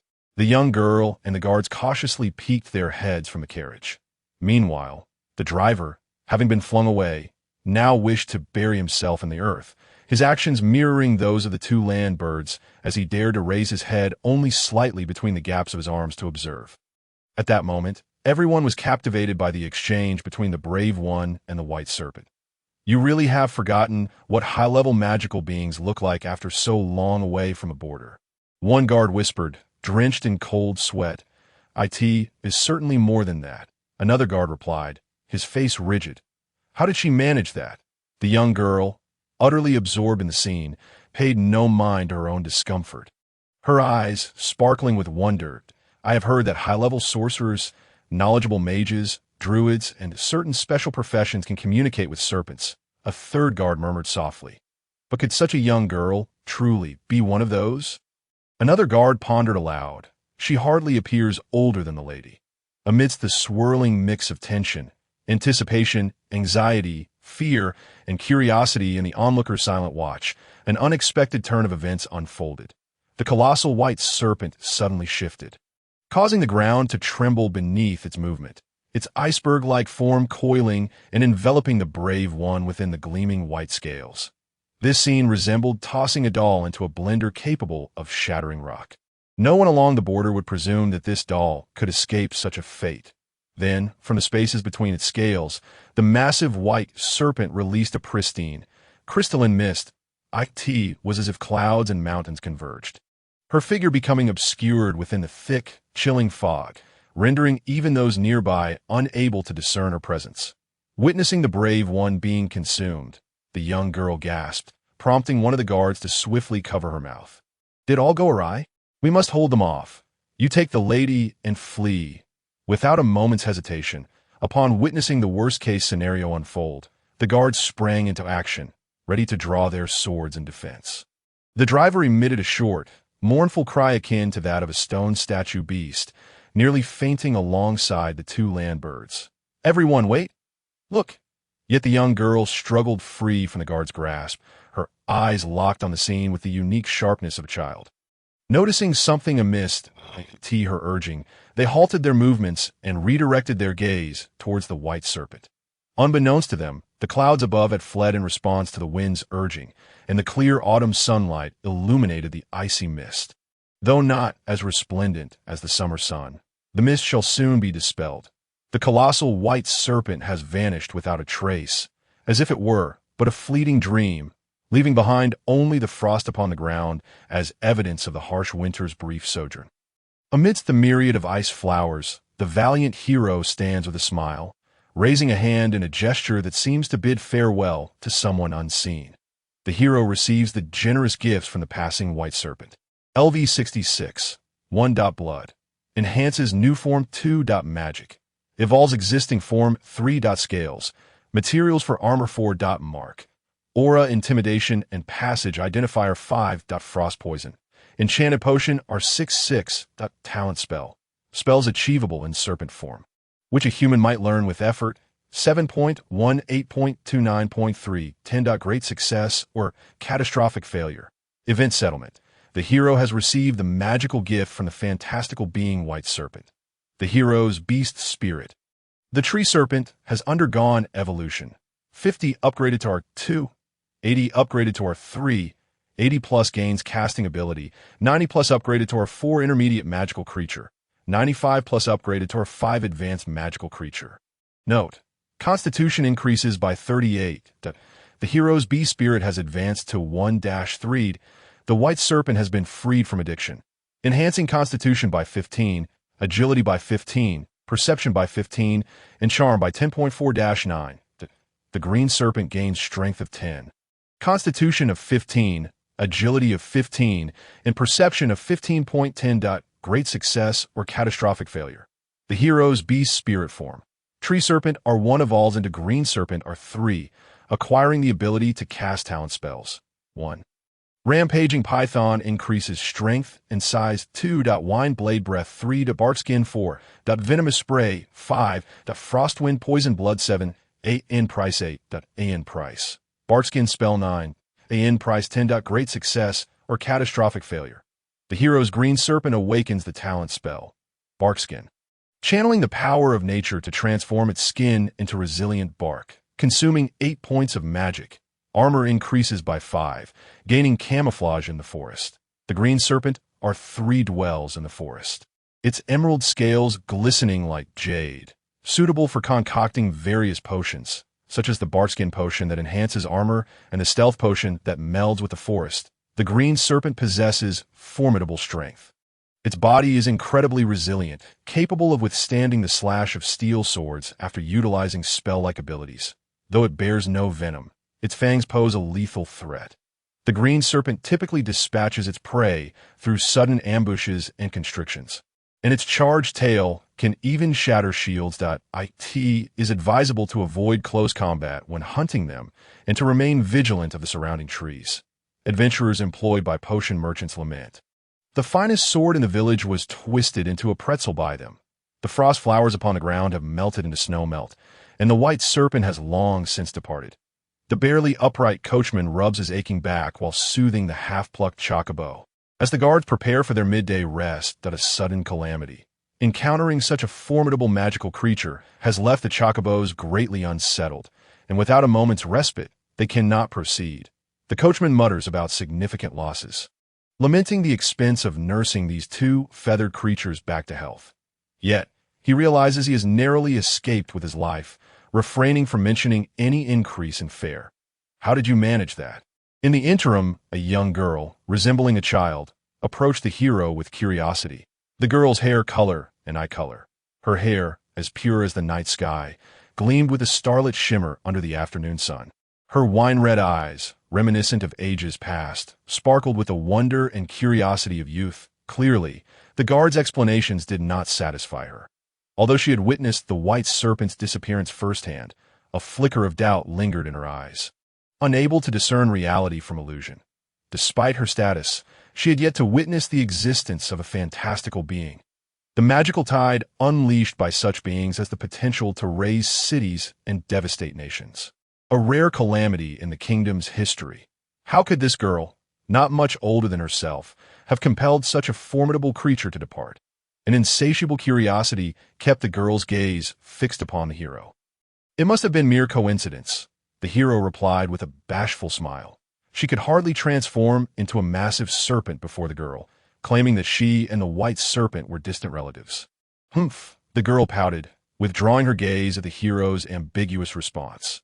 While she understood that probing into other secrets was impolite, suppressing the impulse felt akin to a gnawing discomfort. I simply happen to have learned a spell that proved useful, enabling communication with her.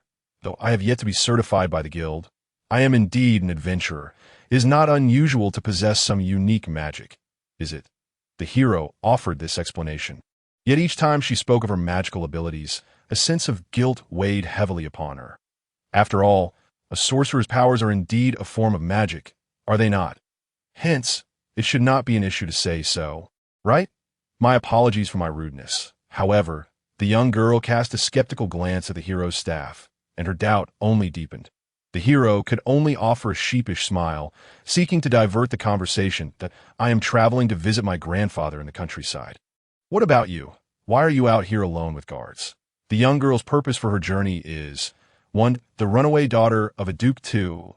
Returning to celebrate her father's birthday. 3.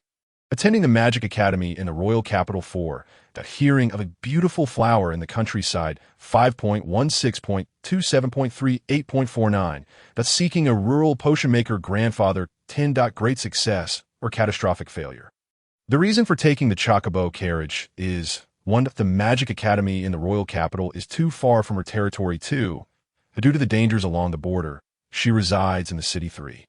Although divorced, she still intends to visit him. 4. They promised to travel together, but she ended up leaving first. 5.16.27.3 8.49.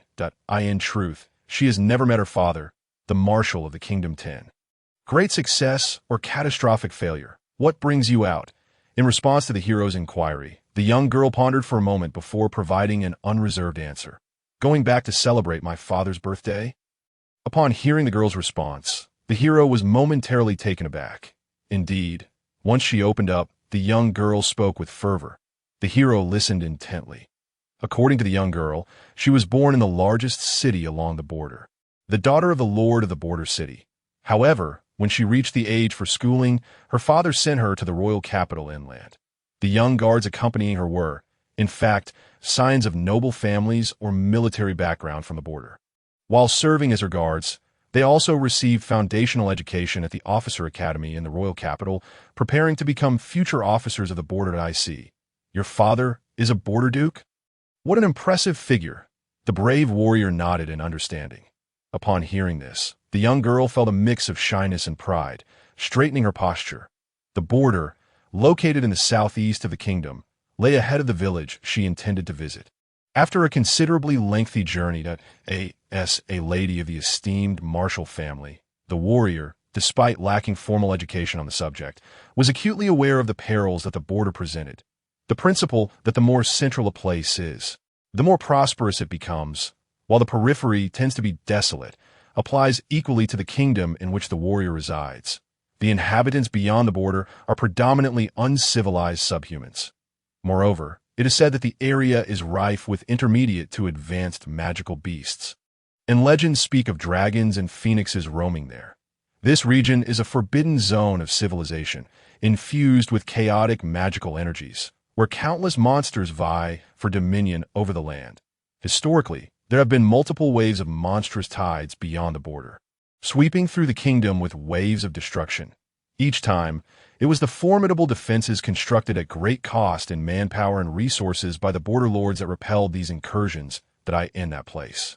The warriors of the kingdom are perpetually prepared, ready to sacrifice their lives in defense of the realm's peace. For one who is solely focused on hunting goblins, such a world is almost unimaginable. For goblins are likely less significant than mere weeds at the border. However, you plan to venture so far with just a few guards. Is that wise? The warrior could not help but express her concern. The border remains days away. It should be noted that from this point onward, even under the best of circumstances, a chocobo would require a full 12 days to reach the border. And when traveling, plans often falter in the face of unforeseen changes. Thus, the young girl would likely face a journey exceeding half a month. For one so young, this undoubtedly represents an arduous and perilous trial. In response to the warrior's worries, the young girl firmly nodded, then shook her head. It is all right. Though it may be difficult, this is a decision I have made for myself. Before I departed, I sent a letter. It will arrive faster than we do. So, once I reach the border, my father will send someone to fetch me. Although I haven't seen him in a long time, he hasn't seen me either. Hence, no matter what, I must personally wish him a happy birthday. Even if I say it and return immediately, that is fine. Hearing the young girl's bold declaration, the guards, who had been preoccupied, momentarily paused in their tasks before breaking into smiles. To them, the young girl was not merely the daughter of their lord to be served, but rather akin to a younger sister. Otherwise, they would not risk severe punishment to accompany her on her journey home. Perhaps the young girl's thoughts are naively optimistic, yet her unwavering belief in the bond she shares with her father renders her remarkably radiant in the warrior's eyes. Indeed, you are a good child, the warrior said instinctively, reaching out to gently stroke the girl's hair. The touch of her black locks felt as smooth as silk, and even the rigors of travel had failed to diminish the girl's inherent nobility. The young girl chuckled shyly, relishing the long-missed tenderness of the gesture. The two became increasingly close, engaging in delightful conversation as time quietly slipped away. The warrior's luck allowed them to pass the day without incident. The chocobo's status, shedding -30, still alive 30, able to run a bit more. Could they reach the way station? 1. Yes, 2. No, all right. Once we reach the way station, I will provide you with the finest feed. Enough to fill you up. So just a little more. After resting at their temporary camp until the afternoon, the two weary chocobos finally managed to catch their breath. The driver, while earnestly soothing them, reattached the harness to the thinning feathered chocobos. Although the white serpent had departed some time ago, the surrounding temperature remained unseasonably low, as if winter had arrived prematurely. If they could reach the way station, it would certainly be preferable to enduring the elements here.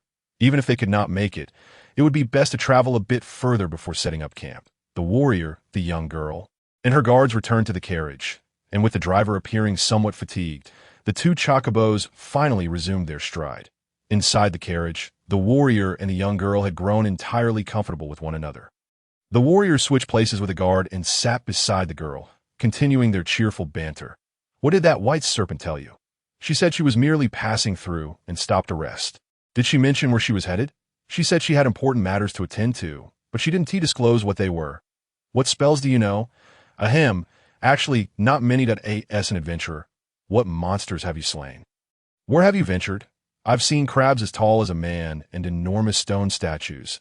It was a desolate battlefield, but it probably pales in comparison to the border. Oh, the young girl exclaimed in awe. And how do you say hello in serpent tongue? Hissed that I can't hear any difference. What is it like studying in the royal capital? Let me tell you, when I was at the Royal Academy. In truth, the warriors' experiences may not surpass those of a young girl born at the border. Yet, both simply enjoyed the pleasure of conversation. The young girl, ever inquisitive, posed questions tirelessly before sharing many memorable experiences from her brief life. The warrior refrained from discussing the unpalatable topic of goblins, instead striving to recall the picturesque sights encountered during her adventures to share with her companion. It felt as if they were transported back to a simpler time. The bond between the warrior and the young girl, the daughter of the border lord, flourished as it seemed they had an inexhaustible well of topics to discuss, making time pass more swiftly than the day before. However, the chocobos, now moving at a significantly slower pace, could not keep up with their perception of time. After straining themselves for half a day, they had yet to glimpse the way station as dusk descended. Have we pushed them too hard? The warriors snapped back to reality from their pleasant conversation, noticing the encroaching darkness outside, aware that they had not traveled far. Yet, observing the nearly frothing chocobos, she felt a pang of concern. If they continued at this rate, her second transformation might soon be upon her. Don't worry, miss. They are merely feigning, the driver remarked, giving the chocobo's rear a gentle pat, which was met with their displeased squawking. Nevertheless, given the dimming light, it was indeed unwise to proceed further. They would have to camp for the night. I must trouble you, my lords. The guards were more than capable, without needing the hero's assistance. They naturally prepared tents for everyone. After expressing gratitude to the guards, the hero entered her tent, reclining on the ground and gazing up at the tent's ceiling illuminated by the magic stone lantern. She had made new friends and discovered that monsters could possess intellect and benevolence as well. It was an exceptionally wondrous day. Although she had been driven from her home and had left the city, not everything that had transpired was negative. Had she not embarked on this journey, she would never have encountered the white serpent, nor would she have met the girl from the border. A flicker of joy stirred within her heart. It turned out that even after losing so much and feeling as though she had nothing left, her life could still forge ahead and yield new treasures. Oh, how delightful it would be to share all of this with a dear friend. The hero's lips curled into a faint smile before she closed her eyes. She understood that even in her dreams, she would no longer be able to reunite with her cherished companion. Yet, she hoped to carry this longing forward as she pressed on the death of the goblin and her own survival. Perhaps this was the finest tribute she could offer to her departed friend.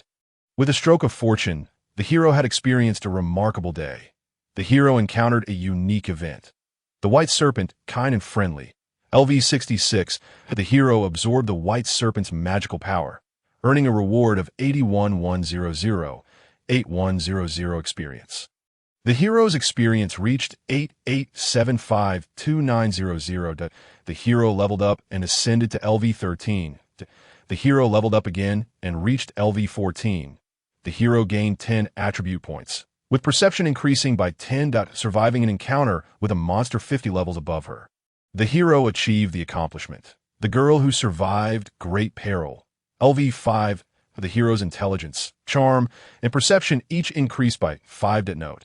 D13 Luck 1, the old wizard with a white beard remarked, "You know, not everyone can survive such an encounter. This is truly an extraordinary achievement. Oh no, I meant to say hero." The following morning, after an engaging conversation with the young girl the previous day, the hero experienced a rare pleasant dream. However, before the coachman's call could reach her ears, she opened her eyes. The sun had yet to fully rise, and the area outside the tent remained shrouded in shadows. Yet a certain sound caught her keen senses, stirring a flicker of unease within her. The season was late autumn, with the landscape along their journey predominantly tinged in yellow, heralding the imminent arrival of winter. In the wilderness just before dawn, the air carried a hint of chill. Even the specially designed, cold-resistant tent and the dedicated feather bedding could not shield her from the pervasive cold that enveloped her. Heeding the warnings of her intuition, the hero rose to her feet. The young girl S condition. Young girl -30, camping -10, fatigue 50, drowsiness 40, headache 30, fever 20, nightmare 10. Driven by her unease, the hero dashed out of the tent, racing toward the location of the young girl. Shallow, labored breaths escaped her lips, filled with anxiety and discomfort. The stirrings of her friend were carried to her ears on the morning breeze, intensifying the urgency in the hero's expression. "Good morning, miss," said the guard, startled by the hero's demeanor. "Your night watch has not yet concluded. Haven't you noticed? She is in terrible condition." Without a moment's hesitation, the hero urgently pulled aside the flap of her friend's tent. The guard's expression shifted, his anxiety mirroring hers as he followed closely behind. Though they had undergone rigorous military training as reserve officers, none were equipped to fulfill the role of scouts. Despite their higher levels compared to the hero, they could not match her perceptiveness. Ignoring the reactions of others, the hero swiftly approached the young girl, who was curled up in a blanket. Is she still awake? 60 awake. Let me see. With a firm motion, the hero pulled back the blanket enveloping the young girl. Ugh. The girl emitted a feeble groan of protest, yet her eyes remained tightly shut. Her cheeks were flushed, her heartbeat rapid, thin beads of sweat lined her brow. And she trembled with chills, and physical examination was necessary. The hero's observations had already revealed the truth, the high fever. The young girl would not recover from her unconscious state until she received proper care. Rest or treatment. Gently placing her hand on the girl's forehead, the hero confirmed her assessment and, biting her lip, whispered the conclusion. This, the guard accompanying her turned pale, hurriedly spinning to inform the others. However, there was no need for him to raise his voice. The other guards and the coachman, who had also risen early, were already drawn to the commotion. This was troubling. Compared to the guards, whose anxiety burned like a blazing fire, the sweat trickling down the coachman's forehead was no less telling. A child in such a state of fever could not simply be cured with a day or two of rest. The coachman lamented inwardly, having initially believed this would be an easy job, only to face calamity after calamity, first encountering a colossal magical serpent that had nearly frightened away half his feathers, and now this little princess was burning with fever. While the coachman was not a caretaker. Theoretically, the health and even life of his passengers were of no concern to him. He had overheard the hero's conversation with the young girl and realized that she was the daughter of a border lord. If the border's princess fell ill on his coach, it would spell disaster if anything were to happen. The coachman dared not contemplate further. But at that moment, no one was focused on his crisis management concerns. What should they do? Was there any remedy? The guards were as frantic as ants on a hot stove, but even if they could fend off a sword aimed at the princess, they could not shield her from viruses, bacteria, or the chill of the wind. An amount of training could prepare them for caring for a feverish child, and regret filled their hearts as they berated themselves for having indulged the lady's whims. The hero's luck threshold was met. 5 methods available. 1-3 My grandfather is an apothecary. 4-6 I have prepared medicines in my backpack. 7 The coachman's herbal knowledge. 8 There are exceedingly rare magical creatures nearby. 9 Blood of the green serpent. 10 Great success or great failure. Wiping the cold sweat from the young girl's forehead and re-wrapping her in the blanket, the hero steeled herself and addressed the group. Does anyone possess healing magic? The guards naturally shook their heads, and even the 2 chocobos that had approached joined the coachman in their negative response. What about medicine? Is there none? The hero, who rarely fell ill due to her constitution, pressed urgently. While she carried wound salves and some general-purpose medications, there were no specific remedies for high fevers. The first guard replied with a pale face, I have none with me. After all, they were merely 3 to 5 days away from the next village. Who could have anticipated such an occurrence? The coachman echoed his feelings of helplessness. Though the journey is long, if we can manage rest properly, the young lady should be able to endure. After all, she is a child of the Count's family, accustomed to training, said the second guard, despair evident in his voice. But after encountering that monster, she was exposed to the biting cold and spent the night outdoors. The third guard said, pacing anxiously outside the tent. Though this was an unforeseen incident, they all now understood that the white serpent bore no ill will. Yet even they, as the four guards, had not emerged unscathed from their encounter with the white serpent. How much worse would it be for the young noble? It was known that a chocobo, which had not even been looked at by the white serpent, had lost nearly half its feathers and was still recovering. That was a pressure stemming from the very hierarchy of life, one that could not be endured solely by willpower. Only the hero, who had received a boon of magical power, seemed unaffected. Why did I not notice it yesterday? The hero bit her lip in regret. She had thought the young girl's flushed cheeks during their conversation were due to curiosity and excitement. But in hindsight, that was clearly an indication of overstimulation and impending distress. The result was that once the young girl had settled quietly in the tent, fatigue had surged forth, overwhelming her body and leading to the current fever. They could only hasten to the next relay station as soon as possible. There was no time to lose, the guard being remarked. However, it was the coachman who contradicted him. The relay station lacked any medicine capable of treating such a high fever, unless they could directly reach the next village, which happened to be the home of the brave, where the grandfather resided. How long will it take to get there?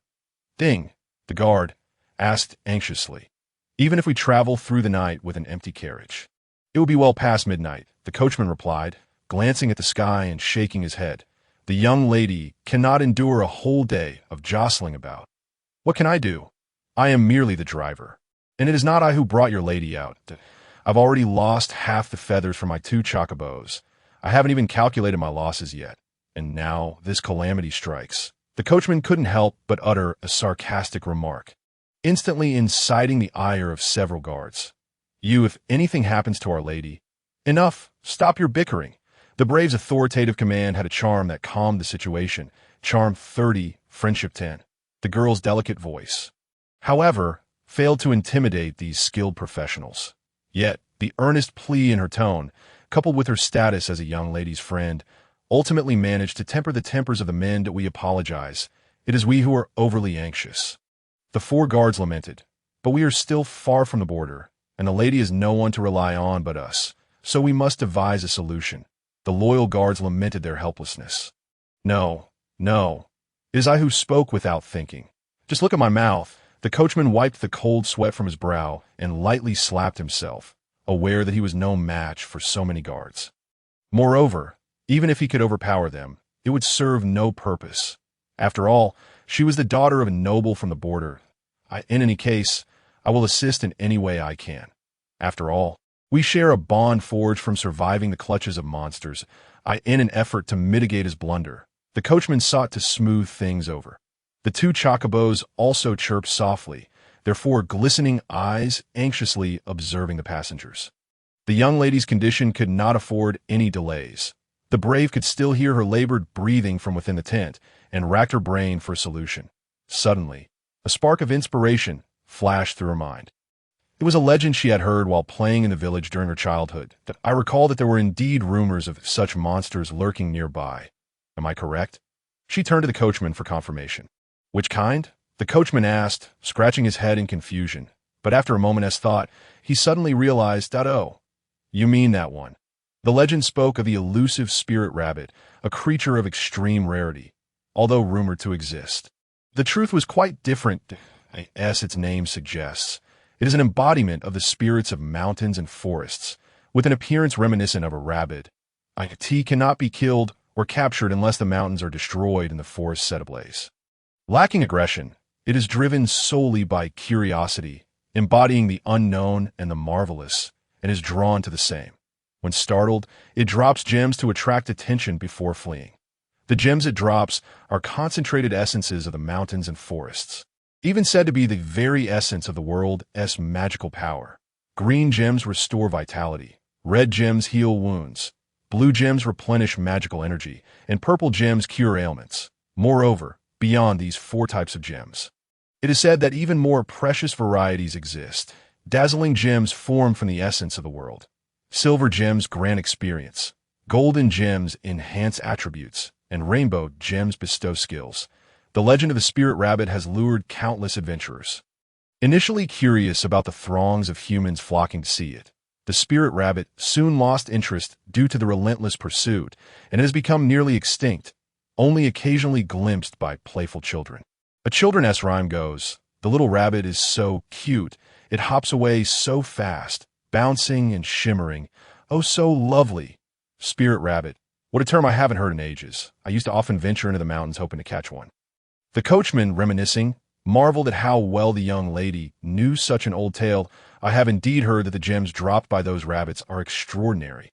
However, I had no idea there were healing gems among them." "Did your elders tell you this? Now is not the time for such curiosities," the brave thought, casting her gaze aside. "Ta-da, you're right." The coachman, recovering from his moment of distraction under the impassive gazes of several guards, hastily continued, "But if that is the case, you should also know that they are rarely seen these days, and sightings are exceedingly scarce. While those reports are indeed concentrated in this area, locating one would be a time-consuming endeavor. In my view." The coachman's eyes looked at her as if she were a naive girl lost in a fairy tale, attempting to dissuade her. "No, as long as you're sure it's in this vicinity." "I have my own means," the brave interjected, interrupting his words. She glanced at her luggage and hurriedly rummaged through her backpack, soon producing a crystal vial filled with a splendid potion. This was a gift she received from a kind stranger during a chance encounter. Special item, monster luring potion R5. Collector's grade. If used in the vicinity, it will surely attract creatures. The brave's eyes sparkled with determination. This legend was a significant failure when told to her as a child. After receiving the coachman's confirmation, she revealed her plan: to use the potion to create a disturbance in the forest, then capture the attracted spirit rabbit and use the gems it drops to heal the young lady. Furthermore, they could gather some emergency herbs from the forest. The brave's reasoning was remarkably clear and resonated well with the guards, who hailed from the border and had been trained as officers since childhood. While they may not excel in other areas, their experience in dealing with monsters and executing missions was indeed substantial. Once the authenticity of the legend and the potion was established, they displayed the decisiveness befitting soldiers and began to discuss specific strategies. Meanwhile, the brave gazed somewhat apprehensively at the potion swirling within the vial. The legend of the spirit rabbit itself posed no issues. The coachman's response had affirmed its truth, yet this tale was not one she had heard from any person. During her childhood visits to her hometown with her parents, she often ran about the village out of sheer curiosity and the whimsical nature of youth. For the brave, who had grown up in the city, the village, despite its current mundanity, was a place of enchanting memories. However, to her youthful eyes at that time, there existed a plethora of novel wonders everywhere. Places she had been warned against visiting, paths she had been told to avoid, or perhaps even trails unknown to any soul. Driven by insatiable curiosity, the intrepid explorer of the village, during an accidental moment of getting lost, stumbled upon that thing within the forest, a formless darkness wriggling within a hollow of a tree. It could still articulate human speech. Perhaps it was not language per se, but rather the brave soul of that moment could comprehend the murmurs of that darkness. In hindsight, it was indeed an exceedingly peculiar and eerie encounter. Yet at that time, she merely regarded that darkness as yet another curiosity of the village, the most extraordinary one she had discovered. This entity occupied a hollow of a great tree, appearing at first glance no different from any other tree hollow. However, upon closer inspection, one would discern that it was not merely a shadow, but a tangible, writhing darkness. The adventurer was uncertain whether it could be deemed a friendship. Nevertheless, during her rural days, she would often run to converse with that darkness. It possessed a wealth of obscure, strange knowledge and tales, generously sharing them whenever she sought its company. This legend was one she had heard during that time. Yet, even until her departure from the countryside and to the present moment, she had never truly fathomed the true nature of that darkness. The stories she had gleaned from it were dismissed as mere fanciful tales, long forgotten with the passing of her childhood. However, when she found herself in dire straits, its words and the knowledge it had imparted seemed to possess a life of their own, surfacing from the depths of her mind to offer her guidance. She wondered if it still lingered there. Perhaps she would visit it again, the adventurer murmured. Yet, The immediate priority was to assist in the healing of the young girl. Special event. Unknown whispers. Wriggling darkness in the tree hollow. LV. Are there bows and arrows in the luggage? No. If not, the guard will use throwing weapons. Point 1. Yes to. The source of the bows and arrows is 1. The coachman's hunting about 2.1 for each guard 3. There are archers among the guards. After a brief tactical meeting, the guards retrieved short bows, 1 for each of them. Seeing this, the adventurer exclaimed in delight, "I thought you were all melee fighters." While that was indeed the case, in reality, there is little barrier between different professions. Guard checked the state of the bowstring and knocked an arrow for aiming. Though their professional philosophies varied, warriors could class change to magic swordsmen, and archers could also transition into melee rangers. As soldiers, it was only natural for them to be trained in the use of bows and arrows. Noticing the adventurer's puzzled expression, Guardby added, "Moreover, given the long journey ahead, hunting with bows and arrows is far more reliable than with swords." Guard C adjusted the armor upon his body. "I shall remain here to guard the lady. I leave the rest to you." Guard D handed the bows and arrows, along with a spare sword, to the adventurer. "But do you truly wish to join us? You could simply hand over the potions." Guard B confirmed with the adventurer. "She is my friend, and besides, I am the adventurer." She softly declared her identity, causing the guards to widen their eyes in surprise. The more exceptional the being, the more likely it is to attract the spirit rabbits. "I should qualify as one, right?" The adventurer smiled with a hint of uncertainty. After all, her father had remarked that a hero seeking vengeance against goblins was a curious tale, and perhaps the spirit rabbits thought the same. Furthermore, while she held no interest in hunting other monsters, it was her duty. Only by seizing opportunities to grow stronger could she slay more goblins. All battles were fought for this purpose. However, for the adventurer now, this ambition had slightly shifted. Presently, she fought for her friends at such a young age. "I haven't heard of anyone on the front lines being this young." Guard A whispered, "Don't ask. You know how heroes are often born. And the lady's matters are pressing." Guard B shook his head. The 3 guards readied themselves and set forth into the forest alongside the adventurer. "Everyone, tread carefully. We will be prepared for immediate departure. If the monsters prove too strong, return swiftly." The coachman waved, watching as the group disappeared into the woods. Unnamed forest LV, far from human habitation. Departing from the village, distancing from the city, the forest quietly observed those traversing within its depths. This should be far enough. After nearly 10 minutes of walking through the forest, the fallen leaves underfoot thickened, obscuring not only human tracks, but even animal paths beneath the heavy foliage. While some common herbs could be spotted along the way, they bore little significance for the young girl's ailment. After all, none among them possessed the miraculous skills of potion master. Once assured they had ventured deep enough, the adventurer raised the crystal vial in her hand. The 3 guards spread out. 2 drew their longswords, while 1 knocked an arrow from the rear. The adventurer also brandished a longsword, planting it firmly into the ground, exchanging nods of understanding with each of them. She retrieved the potion, uncapped the vial, and an indescribable fragrance wafted forth. The adventurer recalled the kind girl from the apothecary who had advised her that specific ingredients were needed to attract certain magical creatures.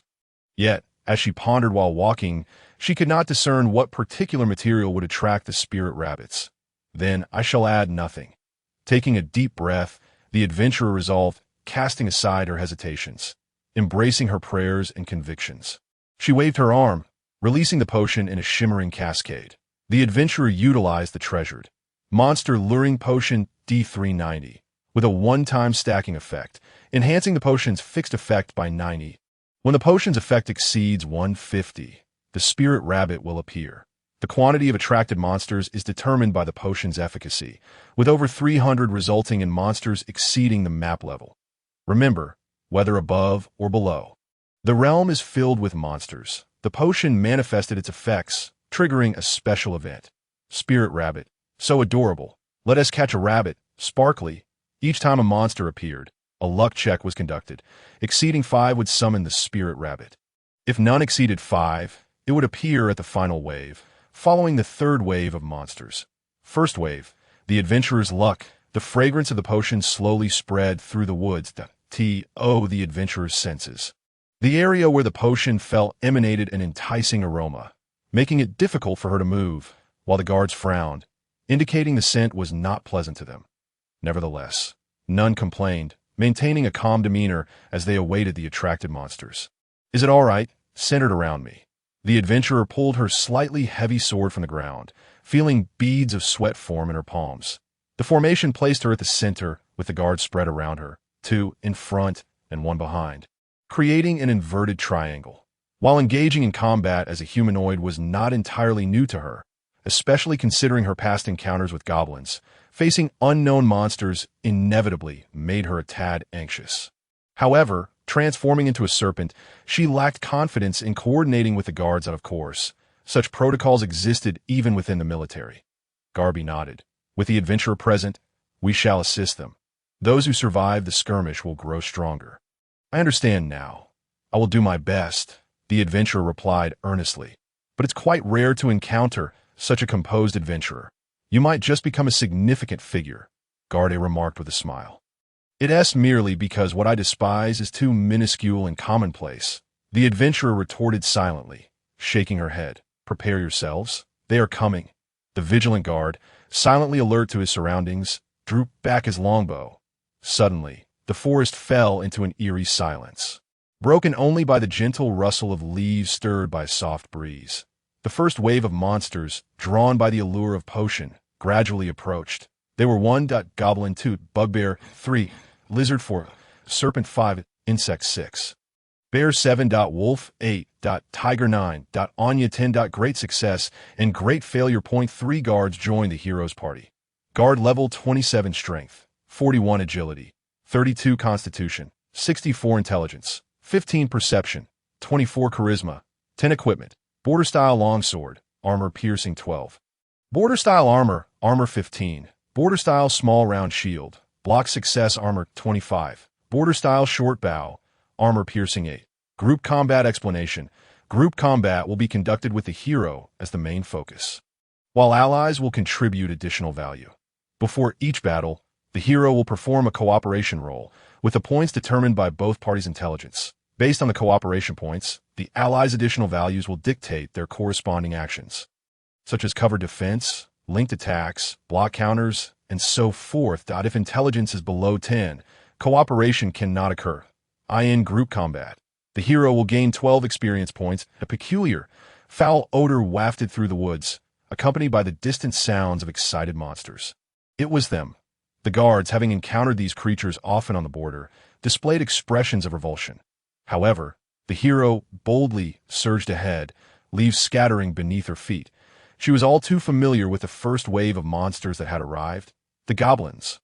The girl furrowed her brow and charged towards the diminutive green-skinned creatures, longsword drawn behind her. The target was the goblins. The first round of cooperation was deemed a default failure. "Hey, don't charge in so quickly." Startled by the solo advance of the hero, several guards hurried to catch up. She truly embodied the spirit of the hero, her excitement palpable upon encountering monsters. The armored guard behind her could not help but comment, while the guard beside him shook his head in resignation at the sight of the hero's retreating figure. Hurry and catch up. The goblins shouldn't pose much of a threat for now. Goblins level 5, potion bonus 14, map level 24, exceeding 50 will spawn a Great Goblin. Great Goblin are 2 level 15 strength, 24 agility, 24 constitution, 24 intelligence, 5 perception, 24 charisma, 0 equipment. Rough wooden club, armor piercing 9. Block 9. In this secluded forest, far removed from civilization, a small throng of green creatures moved about as if unbothered. The tranquility of the woods was shattered by the raucous cries of the monsters, and the acrid stench seemed to wilt the few green leaves nearby. The detested goblins trailed behind their robust leader, drawn towards the source of the enticing aroma. The leading Great Goblin towered above, its imposing figure compelling the hero to look up. In its grasp was a large, uneven wooden club, its girth exceeding that of an adult's waist, stained with dark blood, a chilling reminder of the destruction it had wrought. Just the thought of that hardened wood striking a human instilled a sense of dread. Yet, amidst the goblin's astonished gazes, the sword-wielding maiden emerged from the forest, unperturbed by the fiendish sight before her. Her eyes blazed with the fire of hatred, her hands gripping the long sword tightly as she charged towards the great goblin with unyielding determination. Die. The hero's sudden assault drew the attention of the goblins. But despite her furious charge, her slender legs did not possess the agility one might expect. In truth, her strength was barely sufficient to lift the longsword, and she was entirely unskilled in the art of swordplay. While the concept of a charging strike seemed straightforward, executing it flawlessly in an unfamiliar terrain while maintaining momentum is far from simple. The girl's actions resembled an impulsive rush towards the goblins. Wielding her sword more like a club in the brief moments of her advance, the great goblin had already sensed the impending danger. Assault failed, difference below 20. The great goblin prepared to block. The great goblin's blocking power, augmented by its constitution and the rough wooden club, 9, was about to be tested. The great goblin's block failed spectacularly. Reacting swiftly, the great goblin raised its hefty wooden club. It had resolved that. After parrying this assault, it would crush the audacious human before it. This weather club had accompanied it through countless years, a companion throughout its life. Though goblins do not live long, to it, those years felt like an eternity. Crafted from the hardest wood of an unknown tree in the forest, this club had slain innumerable lives. The great goblin had used it to bludgeon wild boars, wolf packs, venomous snakes, and even weaker goblins that displeased it, unwittingly ascending to the role of leader among its kin. Yet, its favorite pastime remained the torment of hapless humans wandering through the woods, breaking their bones, crushing their skulls, and mercilessly shattering the legs of those who dared to flee in terror. However, it was different with females. Though a broken female could be a delight in its own right, their fragility often led to rapid decay. Thus, the great goblin had learned the value of restraint. A lesson in mercy. Just as it prepared to strike, its gaze met the hero's brilliant green eyes. Oh, beautiful. Though goblins lack an appreciation for aesthetics, the great goblin knew it had never encountered such a captivating shade of green in its life. And so white, so tender, so lovely. How desperately it desired to possess her. Furthermore, her soft, clumsy charge revealed no semblance of a powerful foe. With an instinctual response honed by a lifetime of experience, the great goblin's thoughts surged with a sudden desire to protect rather than harm. It could not injure her. It absolutely could not harm such a beautiful female. With that, the great goblin relaxed all its strength. Throughout its nefarious existence, it had never felt so lax, fearing even the slightest harm might befall the exquisite creature before it. Then, the hero swung her sword as she reached the great goblin. Her charge appeared to be a clumsy, unsteady advance. However, in that fleeting moment of arrival, a transformation occurred. The naivety vanished, replaced by a singular focus. Channeling her entire being into a decisive strike, hero activates skill. Self-sacrifice armor piercing, 12. She grounded herself, twisting her waist, swinging her arm, and rotating her wrist, amalgamating all her strength into a momentary, astonishing burst of power. The longsword sliced through the air with a piercing shriek, leaving a shimmering afterimage in the great goblin's vision, severing its prized wooden club as if it were a mere twig. The strike continued unabated, cleaving through the great goblin's neck with relentless force. Its once gentle eyes dimmed instantly. The great goblin's head tilted and fell, nearly simultaneous with the club as they both struck the fallen leaves below. The great goblin received lethal damage. The great goblin perished. Then, its foul green blood gushed forth like a fountain from its severed neck. Slaughter. The valiant warrior, undeterred by the filth that splattered upon her, cast not a glance at the fallen leader goblin. Her cold, serpentine gaze fixated upon the remaining dozens of goblins. She poised her long sword with precision. The horde of goblins fell into an eerie silence. Within the murky depths of over 100 pairs of eyes, only the figure of the young female warrior, brandishing her sword with grace, was reflected. Her legs, her waist, her hands, her skin, her hair, her visage. Then, the goblins descended into madness. It must be noted that goblins are creatures profoundly loyal to their instincts, for beyond that, they possess naught else. Driven by the primal urge to survive, they paid no heed to the demise of their leader. Fixating solely on outpacing their companions, Fueled by the desire for females, they similarly disregarded their leader's death, intent only on fleeing faster. The distinction lies in the former's retreat for self-preservation, while the latter embraces the peril of life and death. Charging forward, in this moment, propelled by instinct, nearly all the goblins exhibited a near sacrifice and unity in their reckless fervor. They surged toward the warrior, heedless of the lethal edge that had slain their leader, even rushing toward the sword's blade, willing to expend their wretched lives to create an opportunity for their kin, all in the pursuit of touching and defiling the resplendence before them. With drool dripping and eyes ablaze, the goblins rushed toward the warrior, creating an overwhelming impression. Bring her down. Faced with this scene, the warrior's breath hitched, her grip tightening around the longsword. The guards, with a combined intelligence of 15, coordinated effectively, joining the fray, due to the guards' level 27 status and the goblins' attributes being 5 times weaker. Their actions succeeded by default. The frenzied goblin assault, driven by a collective madness, added a numerical advantage of 6. The warrior's counterattack, enhanced by armor-piercing techniques, afforded her 12, while supportive firepower provided 8. The stench of blood assailed her senses, prompting an instinctive urge to dodge. Yet, with goblins encircling her from all sides, retreat appeared to be her only option. However, the goblins, clearly unwilling to relent so easily, charged fervently at the diminutive maiden. Contrarily, the terrifying onslaught ignited a fiercer fire of vengeance in her eyes. Just as the warrior prepared to confront them head-on, 2 guards dashed out from either side, positioning themselves protectively in front of her, shields raised and swords swinging. The armored guard remarked, "Ha! I apologize for my doubts. You truly are a warrior." The round shield of the first guard effortlessly sent several leaping goblins flying. Truly remarkable. The second guard, having witnessed the warrior's prowess in cleaving the leader in 2, nodded in agreement.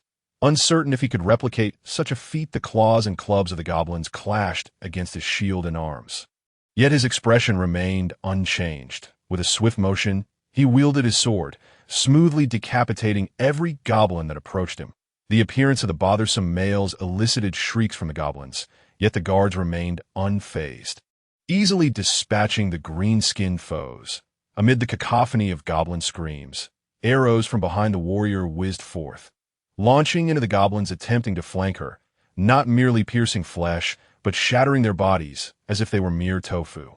Goblins are indeed goblins. Without a leader, they are but a rabble, whether 1 or 10, it matters not.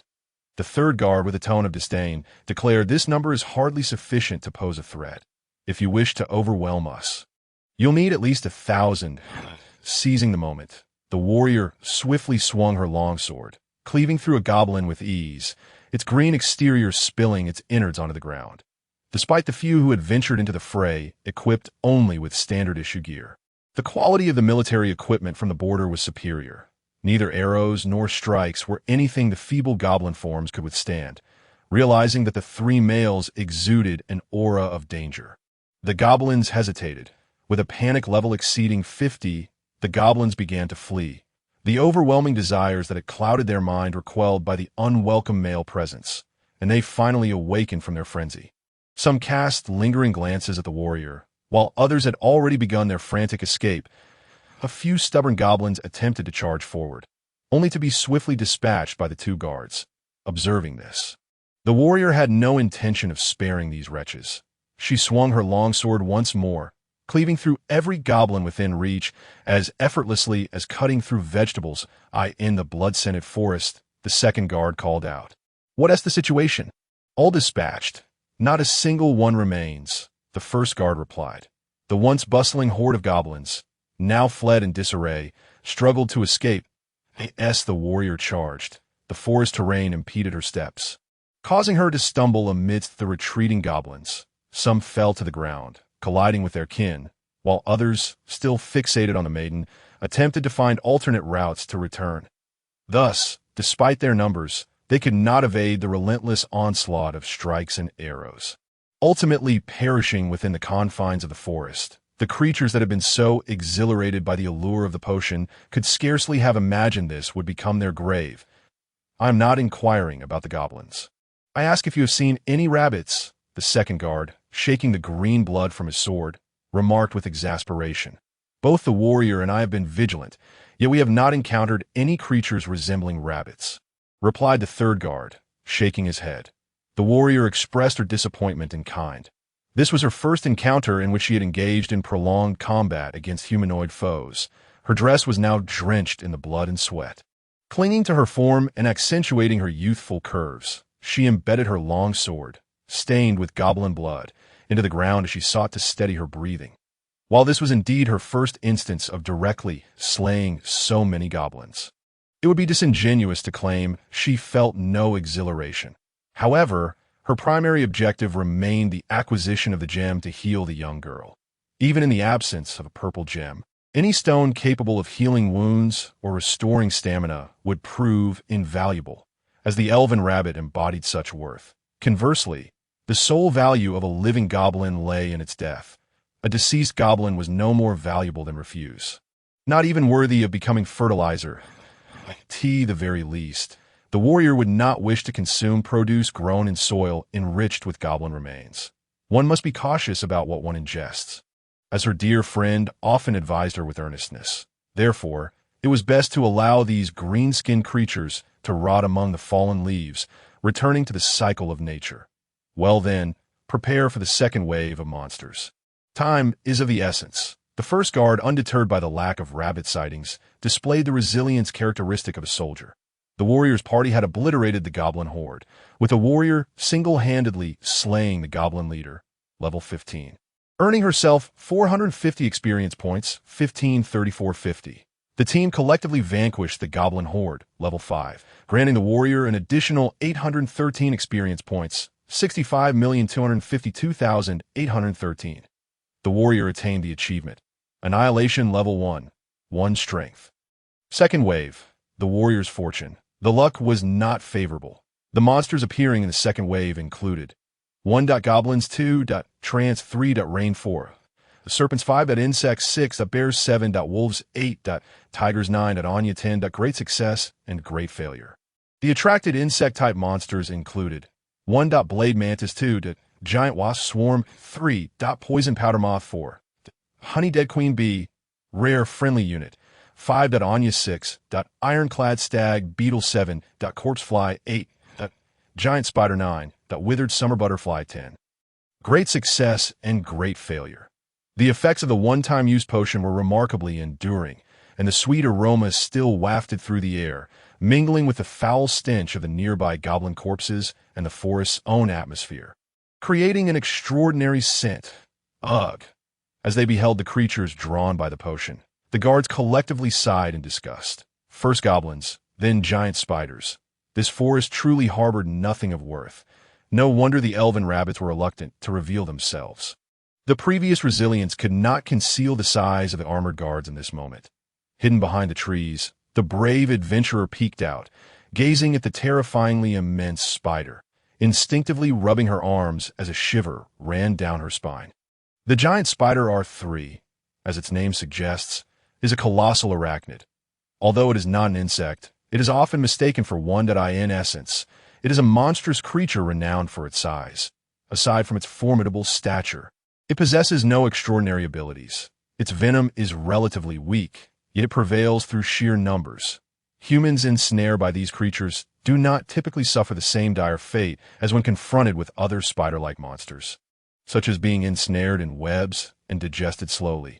Instead, they are often torn apart and consumed on the spot by the spider's massive pincers, resulting in a swift demise.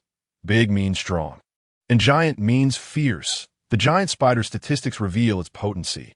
A low-level monster with a map level increased by 10, making a boss at level 24. The giant spider R3, level 19.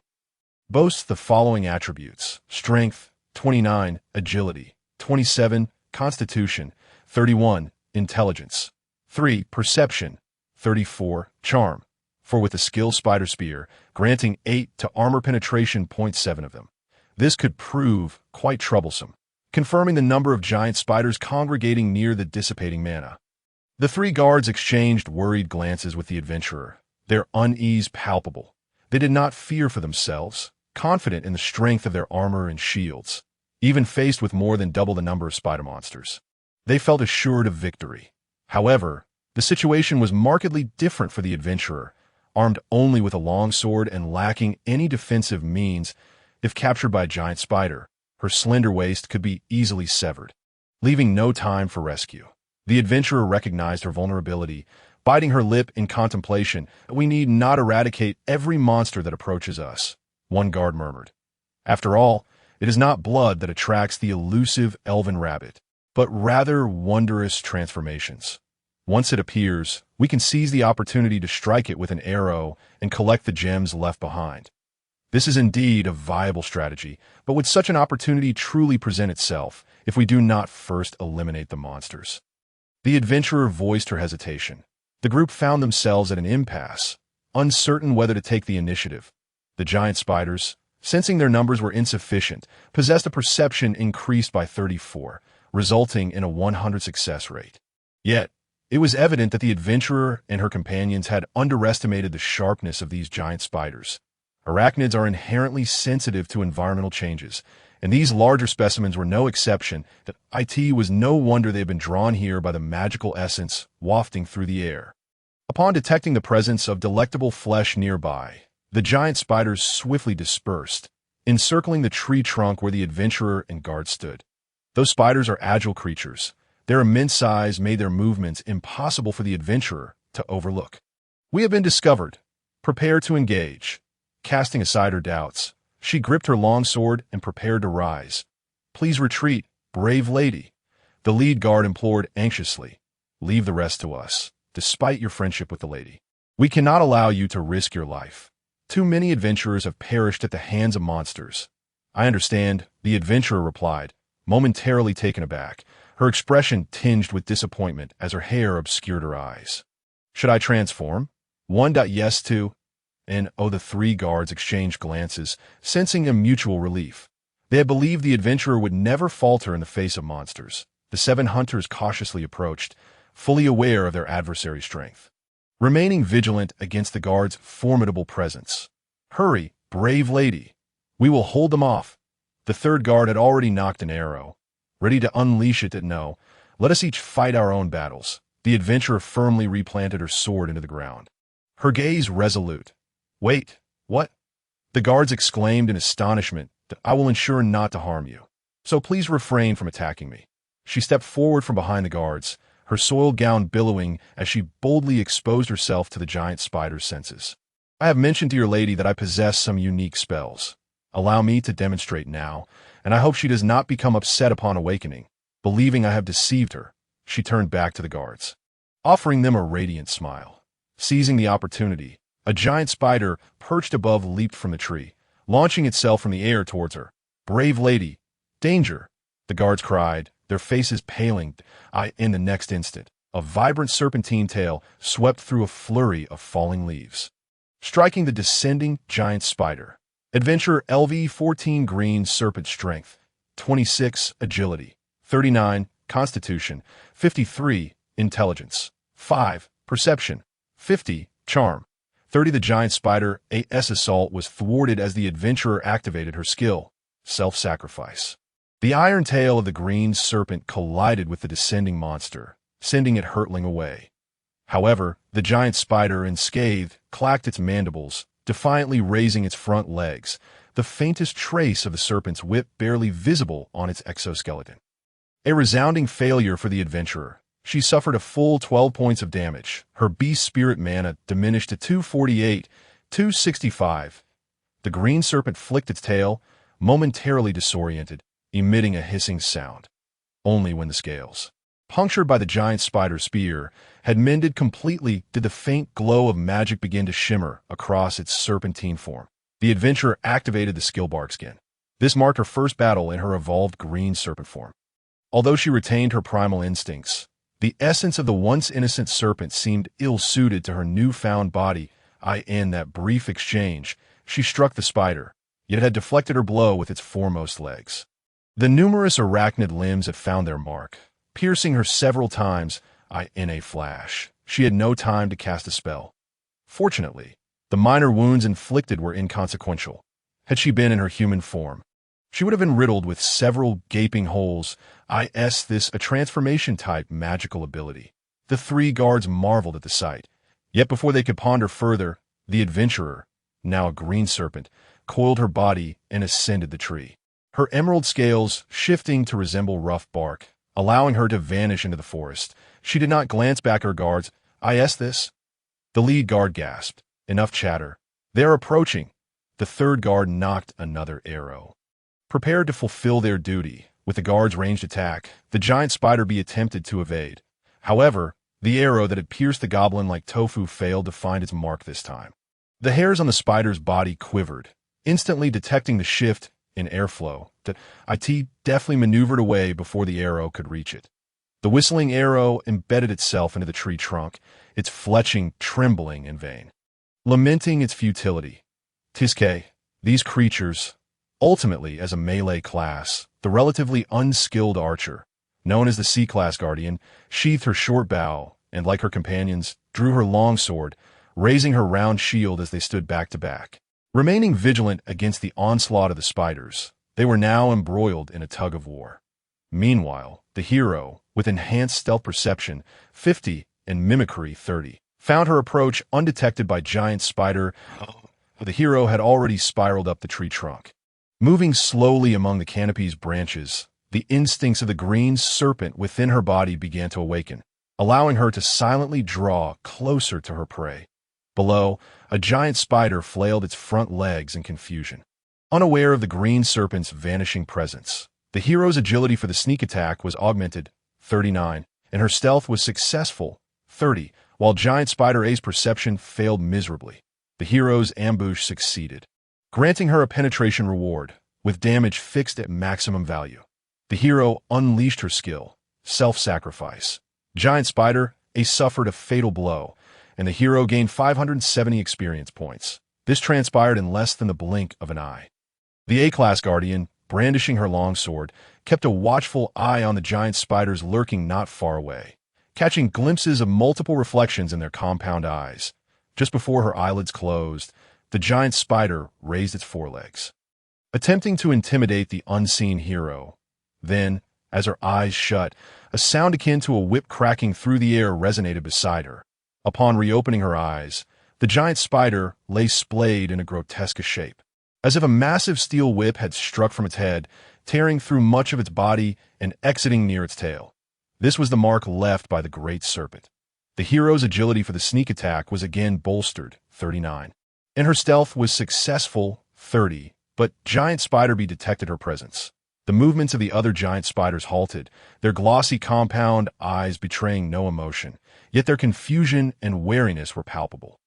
Suddenly, one of the giant spiders, bristling with alarm, sprang sideways like a spring. In the next moment, a serpent's tail lashed out from the tree trunk beside it, striking another tree and shattering much of the trunk that encircled the hero, sending wood chips flying. The guardians coordinated their assault. With a boost of agility, 32, they could surround one spider, attack one each, or combine their efforts with a hero's strike to attack all spiders. The guardian's charge was a resounding success. However, the sneak attack failed, and the hero was preparing to vanish again. Clearly, the giant spiders, sensing the threat of death, would not allow her to escape, so easily 6 giant spiders emitted piercing shrieks, all lunging towards the hero in her serpent form. Onward. Yet in their single-minded pursuit, these spiders overlooked a greater danger. As the giant spiders shifted their focus, the guardians let out a furious battle cry and charged forward. The A-class guardian reached the green serpent first, swinging her shield to block a giant spider's attack before rolling swiftly to evade another spider's outstretched limbs. The spider's legs, like spears, jabbed at him but always fell just short. The thwarted giant spider hesitated, and the hero seized the opportunity, shedding her disguise and lunging directly at it. The great serpent ensnared the giant spider, exerting tremendous force, causing the 8-legged creature to emit a shrill cry as it splattered its bodily fluids. The hero activated her skill, self-sacrifice. Then, an arrow whistled through the air. The C-class guardian had drawn her short bow for a rapid shot, this time with a successful strike, embedding the arrow deep into the spider's head. With the supportive shot, the damage calculated as follows. Giant Spider B suffered 1934 to 251 points of damage, reducing its HP to 2034. The Giant Spider B met its demise. Another companion had fallen, inciting a growing panic among the remaining spiders.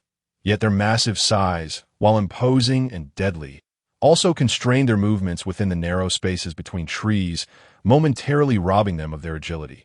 The A-Class Guardian, recovering from the ground, wielded her small shield and maneuvered among several giant spiders without sustaining a scratch. Simultaneously, the B-Class Guardian seized the moment to strike, swinging her long sword at a giant spider that had turned its back to her. The sharp blade sliced through the spider's abdomen, eliciting a piercing scream. The Guardian's strike was enhanced with armor penetration. 12 Giant Spider C suffered 22 to 220 points of damage, leaving its HP at 1434. The remaining 4 giant spiders, now gripped by fear, fled. Even as monsters, they understood the instinct to avoid danger. This wave of attacks, while feeling prolonged, had actually lasted mere minutes since the hero transformed. First, she had stealthily dispatched one with a tail swipe. Then, upon being discovered, ensnared another, which the Guardian shot down to AS for the giant spider that had been struck from behind. It could not keep pace with its fleeing companions and was swiftly pierced through the head by an arrow from the C-Class Guardian. The giant spiders had lost 3 companions without landing a single blow.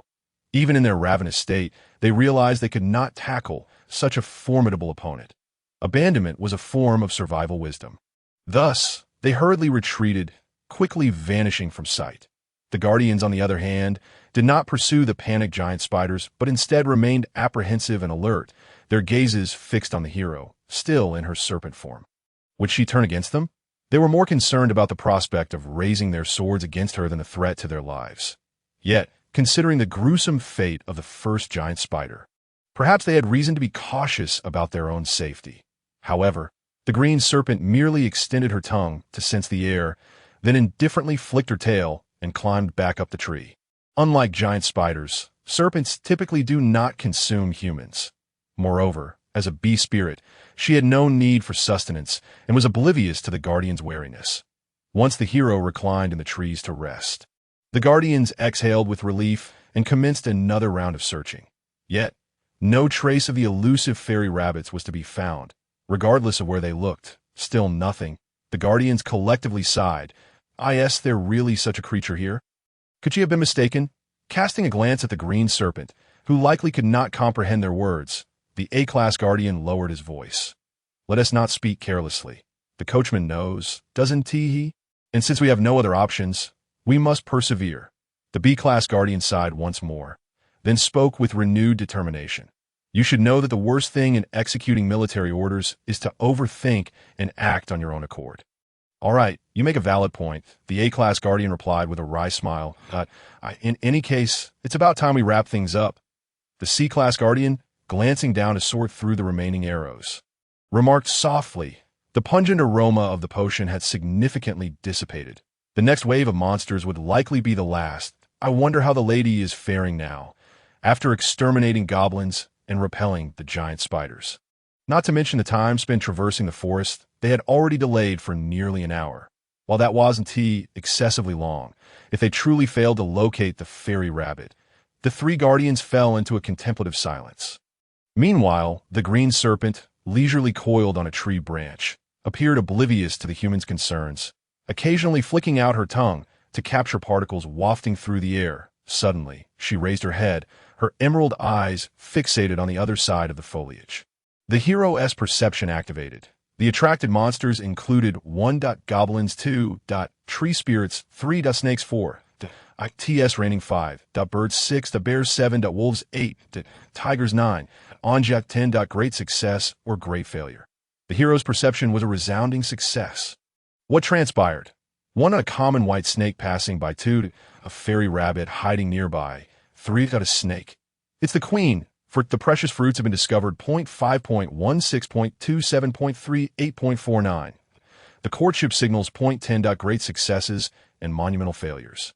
Courtship of the serpents. Fixed quantity. 1. LV type. 1. Green serpent. 2. Shimmering scale serpent. R3 rare. 3. Forest python. 4. Black king serpent. R4. 5. Two-headed serpent. 6. Blade scale python. are 4, 7. Floating Serpent, 8. Anja, 9. Sprite Serpent are 5, 10. Great Successes and Monumental Failures. The Shimmering Scale Serpent are 3 is entirely black, yet its scales reflect a dazzling array of colors under sunlight. Their scales possess a unique property, casting illusions through the reflected light. Moreover, they can reflect magic to a certain extent. However, the Shimmering Scale Serpent's resistance to physical attacks is akin to that of ordinary serpents. In dark environments, its scale properties cannot be activated.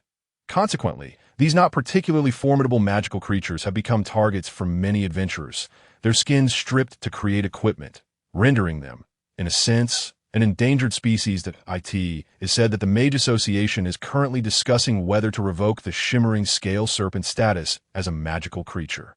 Shimmering Scale Serpent are 3 LV 19 Strength, 24 Agility, 39 Constitution, 19 Intelligence, 6 Perception, 29 Charisma, 19 Courtship Charisma of the Shimmering Scale Serpent. 19 3 guards hid nearby.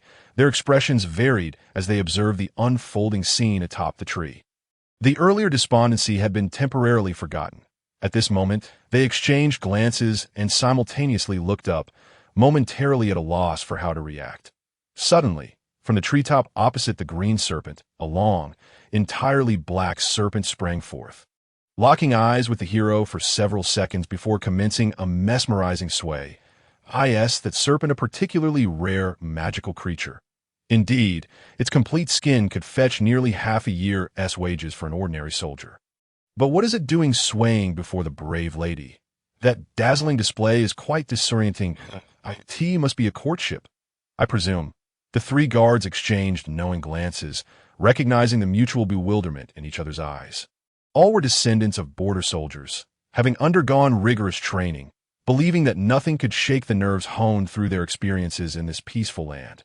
Yet today, they felt the vastness of the world and its wonders for the first time. Meanwhile, atop the tree, the hero flicked her serpent tongue, gazing at the black serpent, which had traveled from afar and now swayed before her, its body reflecting a brilliant display of sunlight through the treetops.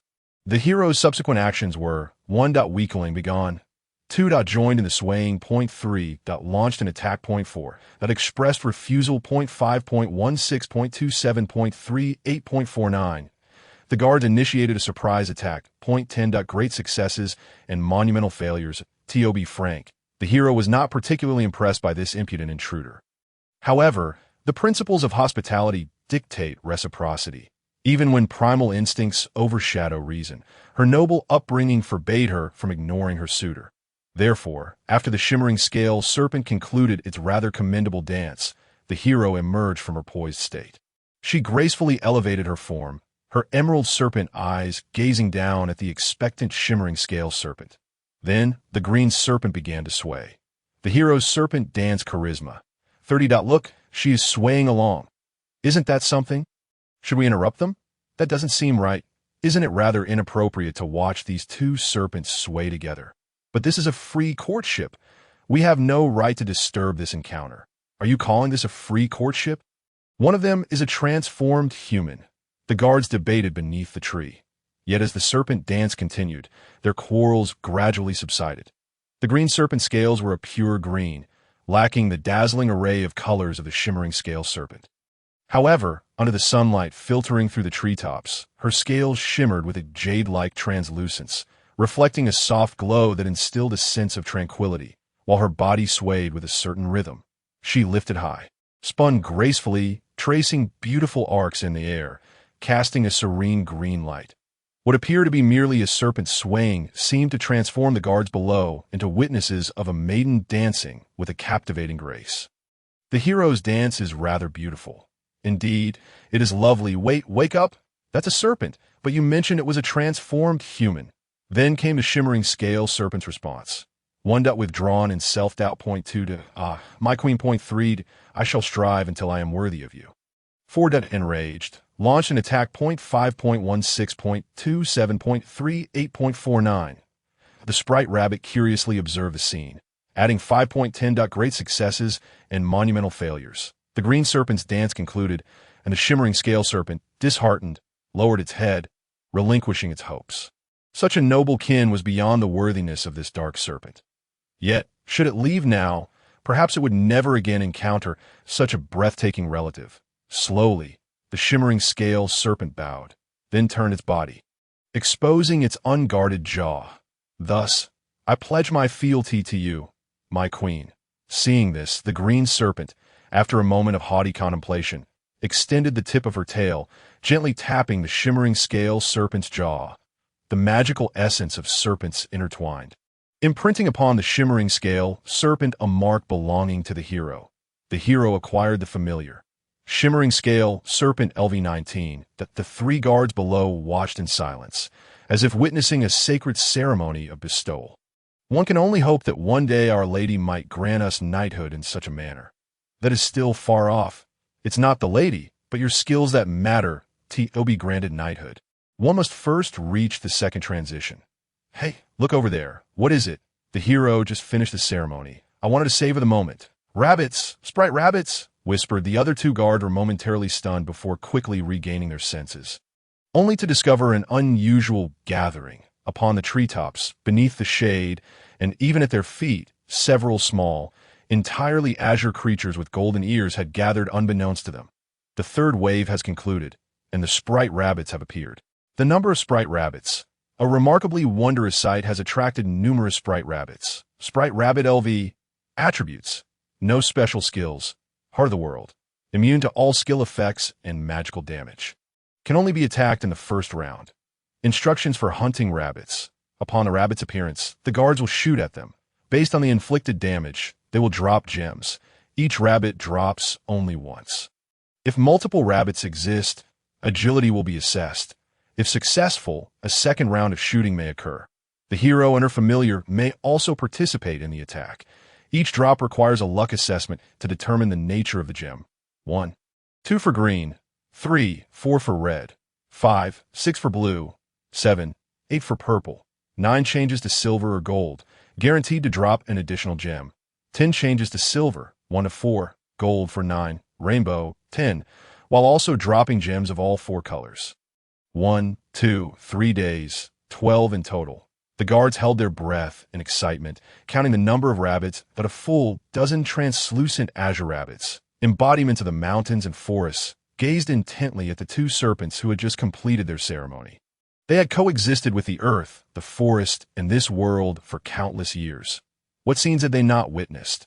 Homicide, promiscuity, misfortune, quarrels, farewells, and encounters.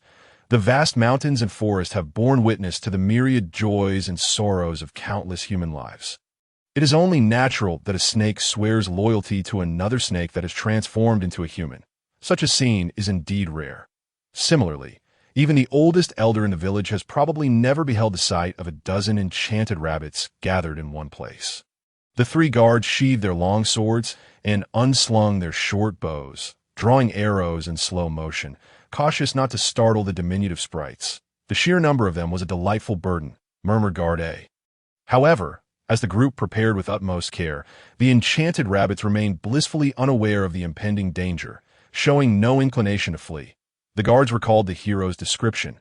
Enchanted rabbits are immortal and unrestrained. Thus, they possess no instinctual awareness of peril. They only flee when humans encroach upon their space, likely due to the relentless pursuit of humans. Yet, as long as one keeps their distance, even if they see a bow aimed in their direction, there is no reaction to, "I'll count down. Fire together," Garby whispered. Meanwhile, on a tree nearby, two snakes began to slither closer to the curious little rabbits. The enchanted rabbits displayed no wariness towards the predators. Though their rationality was overtaken by bestial instincts, the hero adhered to the principles ingrained in their being. Kill spiders, do not harm humans, and strike at rabbits when encountered. The recently reclaimed subordinate. The flashing scale snake closely followed the queen, determined to flawlessly execute its first task since its appointment. Guard C steadied his arrow, aiming at a little rabbit tilting its head. Prepare point 3.2.1 that the tranquility reclaimed by the dance of the dual snakes was abruptly shattered by a resounding roar. Fire! The guards unleashed their arrows. The hero activated the skill, self-sacrifice. The flashing scale snake struck, the first round of drops. 8 plus 3 plus 1 equals 1, 2. T the command. 3 bowstrings twanged, and the two snakes lunged simultaneously. The oblivious 5 little rabbits were mercilessly struck by the assault. Guard's arrow adhered perfectly to the principles of swiftness, accuracy, and lethality, directly obliterating the head of an enchanted rabbit into a cascade of radiant particles. However, the pair of golden ears, resembling feather-like leaflets, remained suspended in midair, while the scattered blue particles swirled bewilderingly around them. After a few seconds, the enchanted rabbit finally reacted, extending its legs and collapsing to the ground. From its neck bursting forth several gemstones. Without pausing to ascertain the color of those alluring gems, Guard B, having hit his mark, unhesitatingly knocked another arrow, aiming at another enchanted rabbit that had turned to flee. The other two guards followed suit, their arrows finding their targets, and immediately aimed for the next. An attack on the enchanted rabbits could only yield results once. Pursuing the same rabbit repeatedly was futile. Fortunately, there were a dozen rabbits before them. Second round. Pursuit plus agility. The guard's range pursuit shot succeeded with a score of 60 to Garb's first round was a resounding success, implicitly allowing for a follow-up shot. The green snake's melee pursuit succeeded with a score of 80. Flashing scale snake's pursuit was also successful. Meanwhile, the hero swiftly ensnared one rabbit, preparing to strangle it with force. Yet, within the coils of the snake, there was no sensation of blood and flesh being crushed, akin to squeezing a water balloon or a balloon. With a loud pop, countless golden blue particles pierced through the resilient form of the green snake, reassembling midair into a frantic four-legged enchanted rabbit. All that remained in the hero's grasp were a few hard gemstones. Ignoring the discomfort of the stones, the hero instinctively flicked their tail, striking another fleeing enchanted rabbit. The guard shooting the green snake's attack and the flashing scale snake's strike resulted in the second round of drops. 7 plus 3 plus 0 equals 10. The enchanted rabbit emitted a faint, pained cry before being sent flying, releasing a few more gemstones mid-flight, crashing against a nearby tree. Like water poured into a river, the enchanted rabbit suffered no injury from the impact, smoothly vanishing into the tree without resistance, leaving the hero momentarily stunned. Where did it go? Puzzled, she wandered to the tree, perplexed as she wrapped around its trunk. The green snake's keen senses could even detect the presence of several insects within the tree. Yet there was no trace of any enchanted rabbits. The flashing scale snake delivered a rapid 1-2 strike against another enchanted rabbit, but its strength paled in comparison to the green snake's, merely causing the rabbit to drop a single gemstone before it leapt into the air and disappeared into the ground. Observing the meager results of its efforts, the flashing scale snake felt a renewed sense of respect and humility towards the queen. Realizing her might was far beyond its reach, and reported back with a mix of dejection and reverence. The guard's second volley was entirely successful. The enchanted rabbits pierced by arrows scattered in all directions, some leaping into the air, others crashing into trees, promptly vanishing without a trace, leaving only a glittering array of gemstones scattered on the fallen leaves. This forest, since its inception, had perhaps never witnessed such a gathering of gemstones being stripped away. The enchanted rabbits had entirely disappeared, all occurring in less than 20 seconds. The guards sheathed their bows, yet made no further movements, simply staring in disbelief at the scene before them, clearly astonished by how effortlessly they had achieved their objective. Hiss, hiss, hiss. Gazing at the dazzling gemstones strewn across the forest floor, the hero exclaimed joyfully. With effective drops of 22 instances of the hero's luck were determined to hero's luck. First round, 12. Second round, 10. Drops quantity statistics, types and demand luck. Dice rolls luck gemstone total. Green gemstones 1, 2. 1, 2, 2, 1, 2, 16. Red gemstones 3 for 4, 3, 3, 3, 4, 46. Blue gemstones 5, 6, 6, 6, 5. Purple gemstones 7, 8, 8, 7, 7. 8 winking and laughing gold and silver plus 19, 92. D gold and silver plus 410, 10, 10, 10. Statistics. 6 plus 6 plus 3 plus 4 plus 2 plus 10 equals 31. That a total of 31 gemstones were dropped. Is there more? Is there more? Your Majesty, there are no more. The two great snakes communicated in their serpentine language, as the forest's indigenous beings. The flashing scale snake understood that these seldom-seen rabbits were indestructible, were it not for the Queen's command. They would not have attacked these beings that represented the forest's essence. However, since there was no fear of retaliation, the act of attacking was inconsequential. With the flashing scale snake's reminder, the hero, realizing the rabbits were indeed gone, disinterestedly released her grip on the tree and slid to the ground. Heroine, came the excited shouts of the guards from the other side. Quick, transform back. We're heading back soon. The hero ignored their calls, first leisurely surveying her surroundings. There were no goblins, no rabbits, nor any other valuable quarry. Only a subordinate gazing at her with a glittering expression. Well, I might as well transform back. Thus, the green snake swayed and returned to the form of a young girl. Heroine, look, there's a purple gemstone. One guard exclaimed excitedly, approaching. Can you wait a moment? In the very first moment of regaining her human form, the heroine crouched down, hiding behind a tree. Hiss, first help me bring over my dress. The girl wrapped her arms around her petite frame, her somewhat flat softness pressing against her knees, curling up as a blush tinted her cheeks, her voice trembling as she instructed her familiar. In the dark caves and desolate wilderness, it was manageable. Yet in broad daylight within this forest before several adult males, the scene undoubtedly appeared somewhat. The integrity of the clothing was rated at 40, capable of being worn, while the understanding of the shimmering scaled serpent was deemed foolish, 50, intelligence 6. The option to abandon comprehension was set at 20, with the transformation into a human rated at 20. Truly, she is the queen. The transformation into a serpent was rated at 40. Indeed, she is the queen. The attire desired by the queen is indeed mine. Fortunately, despite being stained and muddied in a riot of colors, the dress managed to retain its completeness. The shimmering scaled serpent obediently retrieved the garment, and the valiant warrior swiftly donned the skirt. Although the undergarment was torn during the transformation into a serpent, it was still possible to conceal her skin since the green serpent had exited through the neckline. Brave lady, are you ready? The three guards maintained a composed demeanor, their eyes focused on the ground, respectfully turning their backs to the great tree. All set, let us return at once. The courageous maiden stepped out from behind the tree, her expression unwavering, with a black-scaled serpent still entwined around her. The sunlight filtering through the treetops reflected a myriad of colors upon her, enveloping the girl in a dreamlike aura. The shimmering scaled serpent flicked its tongue, savoring the essence of the maiden with a sense of delight, as if it had stumbled upon a treasure. Hiss, it murmured, truly, she is the queen. Even the transformation into a human is within her grasp. The mark of magical power transcends mere appearance and aroma, serving as a profound recognition. Both the shimmering scaled serpent and the warrior were acutely aware that they were indeed acknowledged by one another. Hiss! The warrior's calm countenance flushed slightly as she gently reprimanded the serpent. Do not sniff around indiscriminately, nor move about carelessly. I am not wearing any undergarments, and retract those scales. They are too dazzling. A vague memory flickered in her mind, prompting the warrior to cover her cheeks in embarrassment. What on earth was I thinking after transforming into a serpent?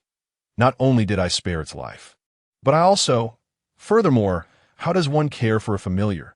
The sudden shift in their relationship from master to familiar left the warrior somewhat unprepared. Nevertheless, never mind that. The immediate priority is to ascertain the gemstones and then tend to my friend's ailment.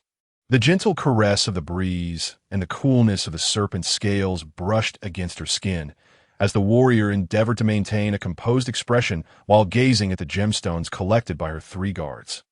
The warrior's fortune, D gold and silver, plus D green, red, blue, and purple.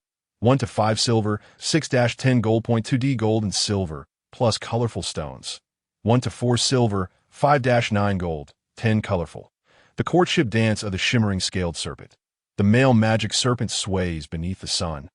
The more resplendent the reflected light, the more graceful the dance, the greater the likelihood of attracting a female's favor. Should the courting female reciprocate, she too will dance in the sunlight. This response yields varying results based on the quality of the dance. If the female's performance pales in comparison to the male's, it may lead to disappointment.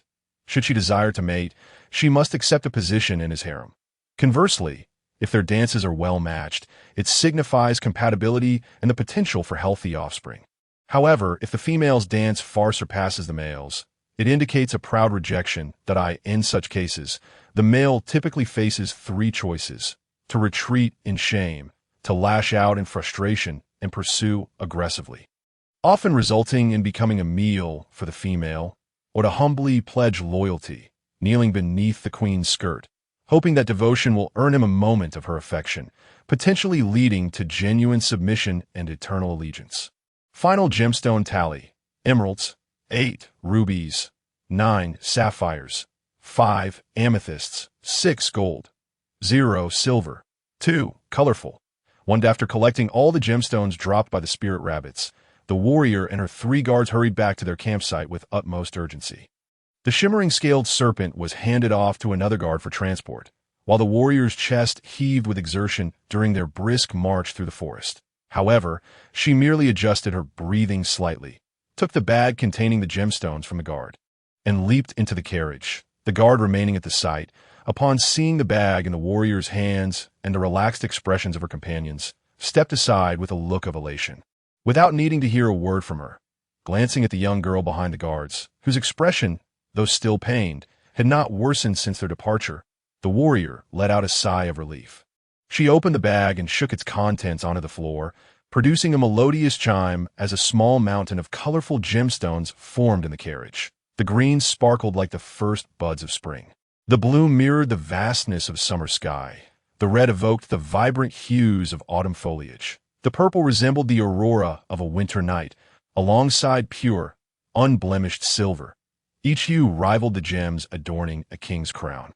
Yet amidst them lay one that rendered all others dull, a gem that seemed to encapsulate the world's myriad colors, the 7-colored gemstone.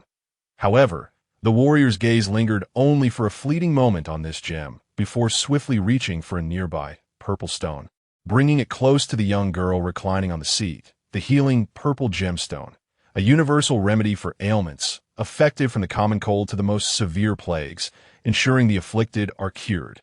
Yet its efficacy wanes against curses, hereditary conditions, and long-term physical damage. The coachman, turning back from his seat, was nearly struck dumb by the sight, his jaw dropping to the point of dislocation. Have you dragged the mountain spirit out to slay it? The radiance was so dazzling that it threatened to ensnare one's very soul, compelling him to lean forward, trembling, reaching out toward the vibrant gem, only to be startled by the sound of a sword being drawn.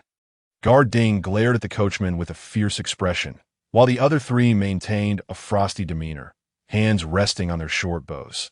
His purpose for remaining here was not solely to protect the young lady, but also to prevent any untoward schemes from this coachman. Should he attempt to flee with the carriage, it would spell trouble. That is the spoils of the brave lady. Do you understand? Of course, I was merely— Oh dear! The 2 chocobos, disturbed by the tense atmosphere, lost the last remnants of their feathers and swiftly turned, grasping the coachman's clothing from either side and tossing their befuddled master out of the carriage, once again propelled from his seat. The coachman let out a cry before collapsing to the ground, motionless. Ignoring the commotion unfolding beside her, the warrior clutched the purple gemstone, gently placing the palm-sized crystal against the lips of the young girl. "Sweetheart, open your mouth." The young girl, her consciousness muddled by a high fever, managed to crack her eyes open, the first sight being the valiant warrior, appearing somewhat disheveled yet wearing a warm smile. "Sister warrior." "Mother," the young girl weakly uttered, her voice a tender plea for comfort. However, a girl of her age should have been nestled in her mother's embrace, not traversing the wilderness, beset by the chill of the elements. Hearing the girl's call, the guards could not help but lower their heads, their expressions betraying their emotions. The warrior, momentarily lost in thought, simply followed her heart's inclinations, smiling softly in response. "Yes, it is I." She lifted the young girl, gently patting her back, soothing her in a tender voice. "Come now, there is no need to be afraid." Though the young girl was in distress, she still opened her mouth as wide as she could manage. The indigo gemstone approached her pallid lips, and, as the girl took shallow breaths, it emitted a soft glow. This hard gemstone, unharmed despite its fall to the ground, began to dissolve into ethereal light. Enveloped by a warm aura, the purple luminescence flowed like water into the girl's mouth, gradually spreading throughout her entire being. As the light coursed through her, the young girl's breathing quickly steadied, her temperature returning to normal. The once feverish, pale visage transformed into a serene expression, as if she were drifting into a beautiful dream. Witnessing this scene, the warrior momentarily fell into a daze. It turned out she could indeed aid her friend. "How is it?" A few guards cast concerned glances, while the coachman, feigning death from a distance, subtly lifted his head. Observing the peacefully slumbering young girl, the brave warrior regained his composure and silently raised a thumb in approval. "Mama," the little girl murmured in her dreams, still clutching her own hand, occasionally sucking on her fingers. The warrior's expression softened. "Why, Lord, I truly do not know how to express my gratitude this time," murmured one of the guards in a hushed tone. The loyalty of these guards was undeniably evident, a fact that could be discerned at a mere glance. Such unwavering fidelity could hardly be earned through status and duty alone. Her mother. The warrior hesitated for a moment, glancing at the friend who still called for her mother in her sleep, before gently inquiring, "Is it all right to share?" The guards exchanged glances and nodded. The wife of the border lord was a level 1 to 3 mage, who perished amidst the tide of monsters. She succumbed to complications during childbirth, unable to receive adequate medical aid due to being besieged by magical creatures. She died protecting her daughter from the clutches of monsters. It was a tale of both great triumph and dire misfortune. The young girl's mother, the Countess, was a formidable mage who once fought side by side with the Count on the front lines. We all knew her in our youth. She was a gentle yet powerful figure. The guards sighed as they beheld the sleeping child. However, shortly after the young lady's birth, during a major monster invasion, she tragically lost her life while protecting the Count. At that time, the young lady was still an infant, yet it was a wound that the entire border would never forget. Following that tragedy, the grief-stricken Count, believing he could not safeguard his family, sent the young lady to the capital, resulting in a year where they scarcely met. A somber expression clouded the faces of the guards. We followed the young lady to the officer academy in the capital. Though she was young, she exhibited remarkable maturity, never once complaining about being separated from her only family while living alone in the capital. While we had watched her grow, our differing statuses prevented us from sharing many burdens with her. Thus, when she expressed her desire to return to the border to celebrate the Count's birthday, none of us could muster the words to refuse. The guards exchanged rueful smiles, tinged with a hint of fear. Had it not been for your fortunate companionship on this journey, we shudder to think of what might have transpired. "You have endured much as well," the warrior said, affectionately stroking the hair of the peacefully sleeping girl. "You are cherished by your parents, yet unable to see them, though perhaps she had not been loved by her own parents. At the very least, they were still alive, and she had once shared a roof with them. It is difficult to discern which scenario embodies true fortune and which embodies misfortune."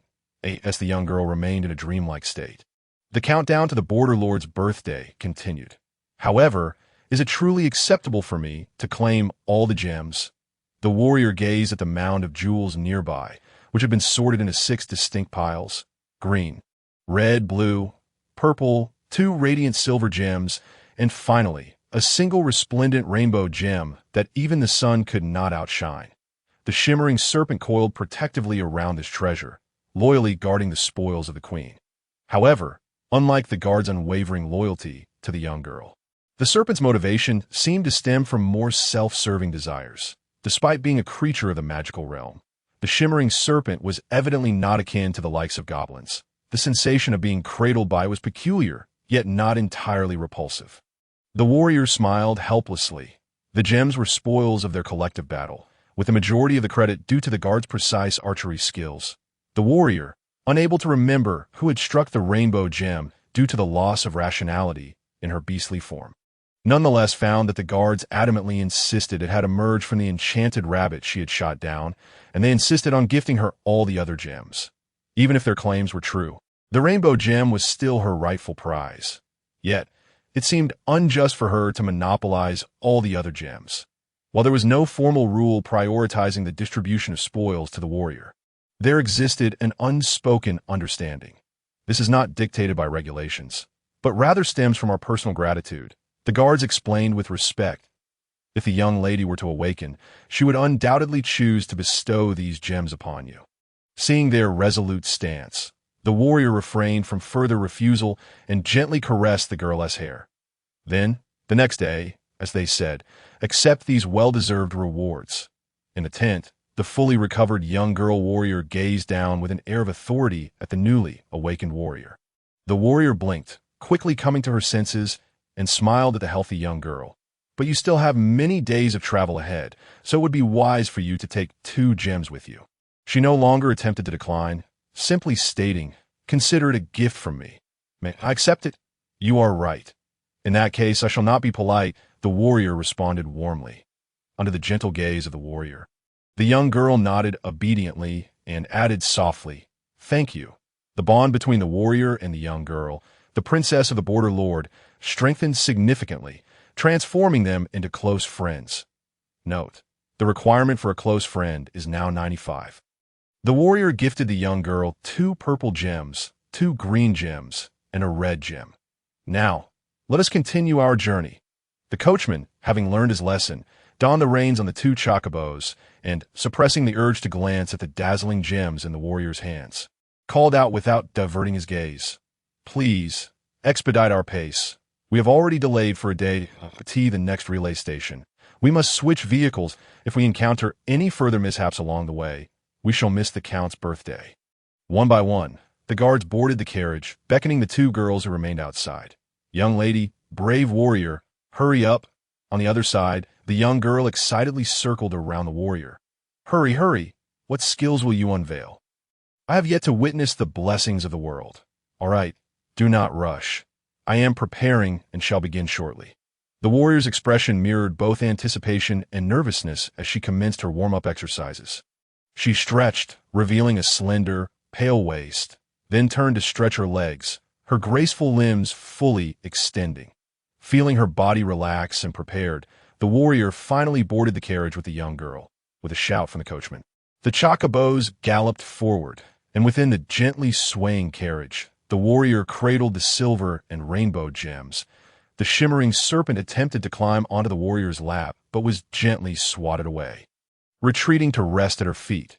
"Now, I shall begin." Under the eager gazes of the young girl and the 4 guards, she first placed 2 silver gems in her mouth, just as with the young girl before.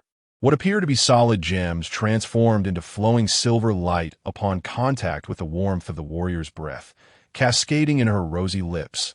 Then a formidable power, considerable to the current warrior, flowed as a warm current into her limbs and bones. The clear silver light emanated from beneath her skin, enveloping her entire being in a soft glow. It reflected upon the shimmering serpent at her feet, casting even more vibrant colors throughout the carriage, creating a dreamlike atmosphere. The warrior gained 20,000 experience points, and my mother must have been a gentle yet powerful person, just like brave sister. The young girl beheld this scene. Her mother's figure, already faded from memory since her untimely passing in her youth, seemed to merge with the girl before her. She watched intently as the brave hero grasped the iridescent gem and gently placed it within her mouth. In that moment, brilliance erupted forth. The hero acquired the extraordinary skill of double success, receiving the blessings of the world, a remarkable gift. Once the flame of revival reignited, once per day. 2. Fairy transformation. Sensing increased by 20. Intelligence by 20. 3. Eternal youth. Charm increased by 40. 4. Blood fate against goblins. Attack 2. Defense 2. 5. Wins foresight. Enemy detection across the entire map. Sensing increased by 40. 6. Stars and moon. All actions increased by 30 at night. 7. The portal to another realm. A spatial storage. 8. Flight. Unrestricted. Agility increased by 40. 9. Alice acquires the avatar. Alice. Race LV7. Succubus. Fantasy species. Dream traveler. 10. Grand success and monumental failure. A triple grand success. The world sings a hymn in your honor. The hero gained the special skill. 1. Transcendence. All attributes increased by 20. Career coefficient growth. 2. The Phoenix of Sunlight. Acquires the avatar. Phoenix are 8. Unlimited revival during the day. 3. Child of the eternal night, favored by the dusk, gains a constant state at night. Undying star, R8. 4. Once more, after death, retain memories and powers for reincarnation. 5. Soul unification, beast spirit sorcerer advancement, can absorb all souls, including those of humans. 6. Little world, portable space. 7. Everlasting Alice acquires the avatar. Alice or 7. Beauty eternal, charm increased by 50. 8. Fairy spring, beast spirit avatar casting no longer consumes magic power. Sensing increased by 25, intelligence by 25. 9. Cherished luck D10 4. 10. Grand success and monumental failure. Under the watchful eyes of the crowd, the hero consumed the iridescent gem. Then an unparalleled radiance burst forth from her, instantly eclipsing the reflective shimmer of the snake's scales, causing it to retreat in shame. Indeed, it felt unworthy of the queen, who was far too noble. Serving her was an honor. The little snake could only produce a trivial gleam with the aid of sunlight, while the queen radiated such magnificent brilliance from within. The queen was the sun. It gazed in admiration at the more dazzling, more vibrant, and infinitely splendid light. Yet at that moment, no one paid heed to the snake's inner turmoil, under the astonished gazes of the young girl and her guardians. The radiant light enveloping the hero did not dissipate as swiftly as the earlier silver glow, but instead grew ever more magnificent. Reaching the zenith of color, this light could be gazed upon without causing discomfort, as if it gathered all the exquisite hues of the world, generously displaying them to all witnesses. The brilliance spread, engulfing the entire carriage, enveloping everyone within, then soared upward, breaking through the roof, ascending into a pillar of light that pierced heaven and earth. The opaque wooden ceiling remained unscathed, as if all matter yielded to this light, allowing the pillar to reach the skies. Under the glow's embrace, 2 chocobos gradually halted, turning to gaze in awe at this miraculous sight. The driver, too, refrained from scolding them, his jaw agape, as if it had truly dislocated. Then, the light began to contract, concentrating solely around the hero. The vibrant pillar expanded at the apex, transforming into a canopy that obscured the sun and covered the entire forest beneath it. All aboard the carriage leaned out to gaze at the sky. Before turning back to the hero, their expressions filled with unutterable astonishment. What is this? Heroine, what is this? The sparkle in the young girl's eyes nearly rivaled that of the radiance itself. I do not know, the hero replied, feeling somewhat at a loss, the only one engulfed by the light. She understood that the iridescent gem could bestow skills, but the darkness had not hinted at such a grand spectacle. Chirp, chirp. Suddenly, the chocobos emitted calls of awe and delight. The endless colors above gradually transformed into resplendent and sacred gold and crimson. The clouds in the sky were also tinted, and although it was still morning, an endless expanse of fiery clouds spread out. Chirp, caw, chirp, chirp. Not only the chocobos, but countless birds within the nearby woods suddenly erupted into a chorus of calls. These were not merely ordinary birds. Among them were numerous magical creatures. The guardians hastily ushered the young girl off the carriage, and the hero, drawn by this extraordinary sight, leaped down and moved towards another direction. The pillar of light followed her movement, filling the hero's heart with confusion. The chocobos, eager to approach the hero, were hastily restrained by the driver. I want to go to the heroine. The young girl protested loudly, dissatisfied. Miss, we still do not know what is happening. It is best to keep our distance. Though the guardians sought to maintain their composure, they could not hide their trembling gazes at the unfolding scene. What was this? 1 bird, 2 birds, hundreds, thousands, an unfathomable multitude of winged creatures. Magical beasts, all taking flight towards the colorful sky, circling the pillar of light surrounding the hero. Whether delicate little birds or formidable magical beasts, they coexisted in peace at this moment, collectively flapping their wings in unison. Even the chocobos on the ground hopped excitedly, flapping their non-flying wings. Despite the countless birds, none could overshadow the resplendent gold and crimson of the pillar. In the next moment, all the birds fell silent, leaving only the synchronized sound of flapping wings as the forest swayed in the winds stirred by their circling. The golden red pillar became increasingly solid and radiant, ultimately transforming into the purest light that fused all colors yet possessed no hue. Finally, at the pinnacle of the pillar, a being of pure gold and crimson, akin to an incarnation of the sun, descended gracefully, wings unfurling. All birds bowed before the phoenix. Phoenix R8, an existence of mythical stature, comparable to ancient dragons that it transcended the realm of magical beasts, revered as a divine entity. The phoenix had no record of territorial disputes with humanity, for the biological form of humankind could not adapt to its dwelling. The peaks of celestial mountains, the depths of fiery seas, the summit of the world tree, beyond the heavens. These places, which humans could scarcely reach even with their utmost effort, were the usual habitats of the phoenix. Compared to the occasional dragons that would descend to pillage gold and silver treasures, the phoenix seldom appeared within the sight of humans, existing in parallel to human civilization. Yet, no one questioned the phoenix's might. The phoenix mastered all fire and light magic known to humankind, and as embodiments of the sun, they could incinerate a city with a mere spread of their wings.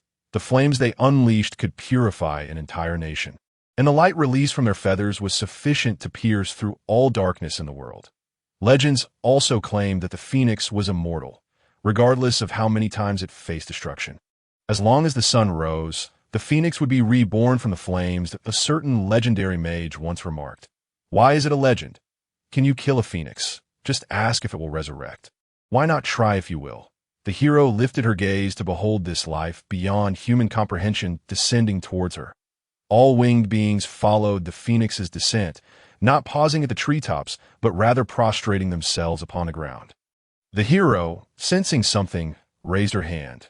This is the blessing bestowed upon me, that is it truly possible? Her hand hesitated, unsure. Such a precious blessing. Did she truly deserve it? Without responding to the hero's inquiry, the phoenix blinked, lowering its head voluntarily to touch the hero's hand. This was a blessing, a gift from fate. It was what you needed, as well as a present from the world that needed you. Then, boundless light and fire transformed into a tidal wave that obscured the sky, emanating from the hero's form, causing all life to instinctively bow their heads and shield their eyes from the flames. The guards subconsciously moved to protect the young girl in their embrace. Yet the fiery tide came swiftly and dispersed just as quickly, leaving no destruction in its wake. Had anyone been able to overlook this region, they would have witnessed the crimson-golden waves rushing forth, extinguishing after sweeping through the entire forest, the ultimate beams of light, the canopy of the heavens, the sea of flame. Everything seemed ethereal, yet brought about tangible change. They cast their gaze toward the spot where the hero had once stood, only to find the maiden's figure had vanished, as if evaporated by the flames. Heroine? The young girl's complexion turned ashen, and she abruptly broke free from the guard's embrace. The guard, equally stunned, could only watch as she dashed away. The young girl soon halted at the hero's former position, staring blankly at the ground. She then crouched down, slowly lifting something from the earth. It couldn't be a bone, thought the guards, their expressions shifting. But when they beheld the object in the young girl's palm, they were left dumbfounded. It was a small, red, fluffy ball, not much larger than a gemstone. The phoenix cheep. The phoenix cradled in the young girl's hands, finally regained its senses and addressed the multitude of winged beings watching from afar. It's all right. Everyone disperse. And remember, do not attack humans unprovoked. Countless birds flapped their wings in unison, having witnessed the phoenix's descent and basked in its flames, their faces reflecting satisfaction. The winged beings no longer lingered, returning to their respective homes, and the forest became lively once more.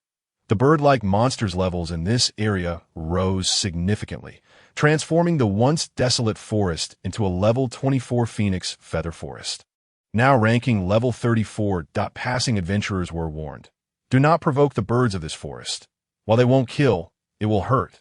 The coachman gazed at his two chocobos with heartfelt emotion. That moment. Their forms were more beautiful than ever, their previously missing feathers regrown in full, now adorned with a silky golden sheen. Their legs were stronger than before, and both chocobos were eager to take off, scratching the ground as if to unleash unprecedented speed. Hero, you are truly my benefactor. No, I'm still too young to think of it that way. The hero sat perched in the young girl's palm before being embraced by her. Yet she understood. For the coachman, witnessing the rebirth of his two companions was more joyous than receiving money.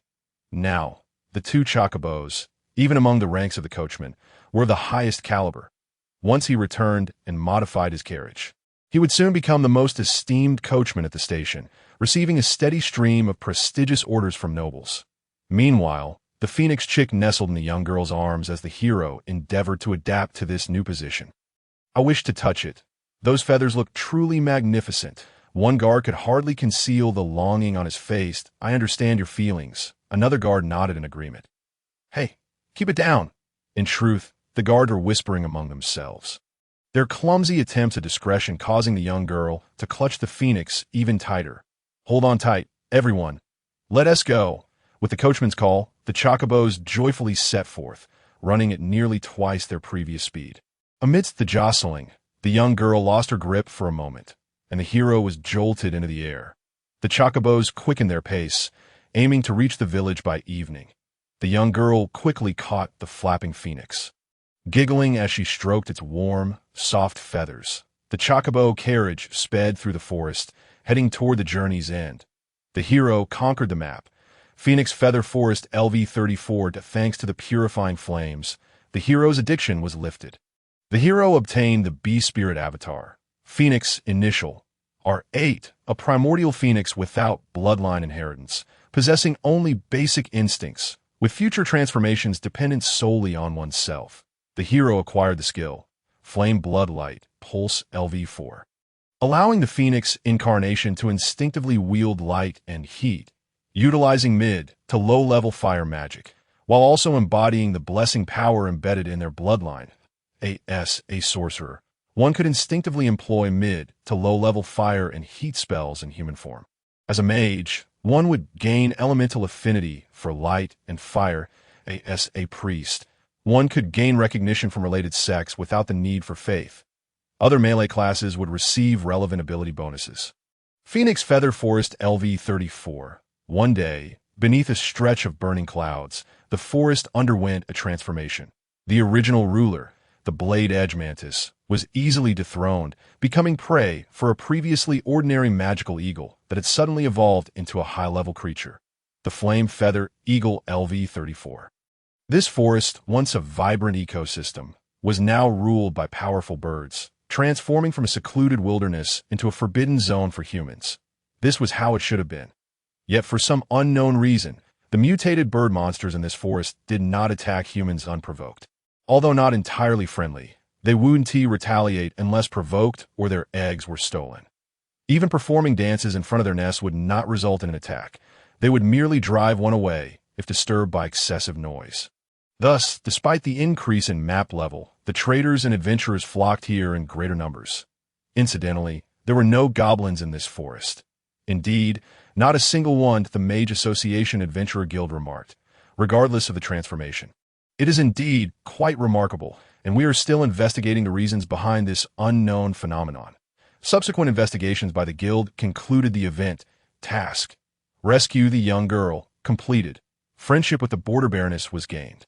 Goblin Extermination. Experience 1263. Solo kill of the Giant Spider. Experience 570. Team kill of Giant Spiders 2. Experience 570. Achieve the title. Extermination LV1. Strength 1. Contracted a familiar. Flash Scale Snake R2 LV19. Special event. Adorable Elf Rabbit LV24 completed. Having dispatched over a dozen rabbits, unprecedented. The long-stored inventory was exhausted, and there had been no successors for an extended period. Received 2 silver gemstones. Experience 20,000. Acquired special skill. Undying Phoenix Avatar. Phoenix R8. Unlimited resurrection during daylight. Regarding resurrection in human form, from dawn to dusk, death under sunlight, including sunny, cloudy, or rainy days, results in automatic resurrection and no limit on occurrences. Regardless of the type of damage or the extent of bodily dismemberment, one will automatically resurrect at the location of death in complete form. Upon resurrection, one will not suffer weakness penalties during sunny weather. Revival must occur under natural sunny conditions. excluding spells that create environments like scorching sunny days. During overcast or rainy weather, Revival will incur a debilitation penalty, having all attributes that in dark caves, subterranean realms, or under the influence of spells such as Night Shadow or Eternal Winter. Revival will face varying degrees of penalties or restrictions. When in Phoenix form, being shattered will result in transformation into an egg, with an additional armor of 1,000 and immunity to flames that IT is capable of rolling. Upon hatching at dawn, it will not suffer from debilitation penalties. Special event. The ascendance of the 10,000 birds to the Phoenix at level 34 has been completed. The world bestows its blessing. And all winged beings in the Phoenix Feather Forest obey your will. The brave hero has conquered the map. Phoenix Feather Forest, level 34, gaining an experience of 34,702,3800. The hero has eradicated all goblins in this region, ensuring they will not revive, thus striking a decisive blow in the campaign against goblins. Achievement. Annihilation LV1. LV4. Strength increases by 4. The hero's experience accumulates as follows. 1263, 570, 570, 20,000, 23,000, 804,6203. The hero's experience reaches level 14, resulting in a level up. The hero ascends to level 15, then to level 16, level 17, level 18, level 19, and finally level 20. Anke Tie this juncture. The hero receives 30 attribute points, with Constitution increasing by 20 and Intelligence by 10. Hero at level 20. Strength, 14, Agility, 19, Constitution, 58, Intelligence, 25, Perception, 30, Charm, 30. With the level raised to 20, the hero's B-Spirit Sorcerer class acquires a third transformation slot, along with skills related to special abilities. 1. Malevolence. Gains Malicious Poison LV, 3, 2. Gluttony. Can devour enemies to replenish magical power. 3. Switch.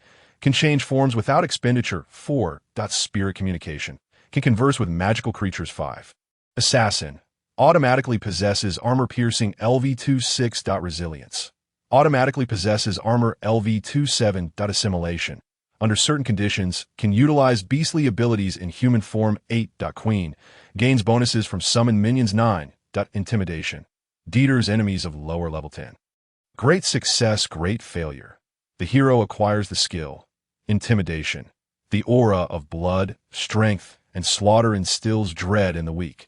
Fortuitously blessed at the birth of the Phoenix, the energetic Chocobo runs tirelessly for half a day, racing from the zenith of the sun to the setting sun without a hint of fatigue, maintaining an unyielding speed. In the swift rush, the carriage occasionally lifts into the air, then smoothly lands on the cushion of gentle winds released by the Chocobo.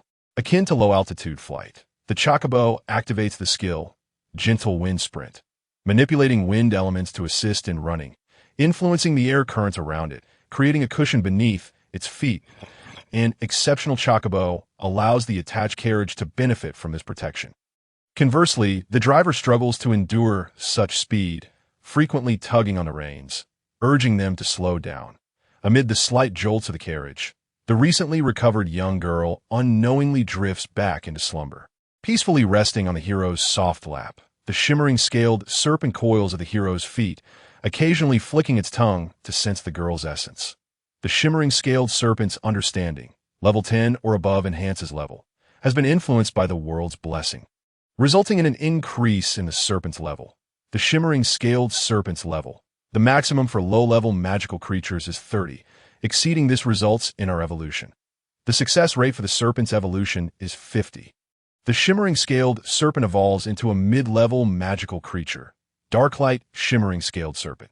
The Darklight Shimmering Scaled Serpent R4 is an even rarer evolutionary variant among the already uncommon Shimmering Scaled Serpents.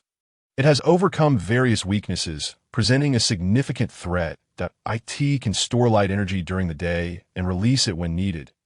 In any environment, it can emit mesmerizing, colorful light from its scales. Its venomous fangs can inject hallucinogenic toxins, and its scales can absorb light, rendering it invisible even to torches in darkness. Coupled with its serpentine instincts, it becomes a formidable predator.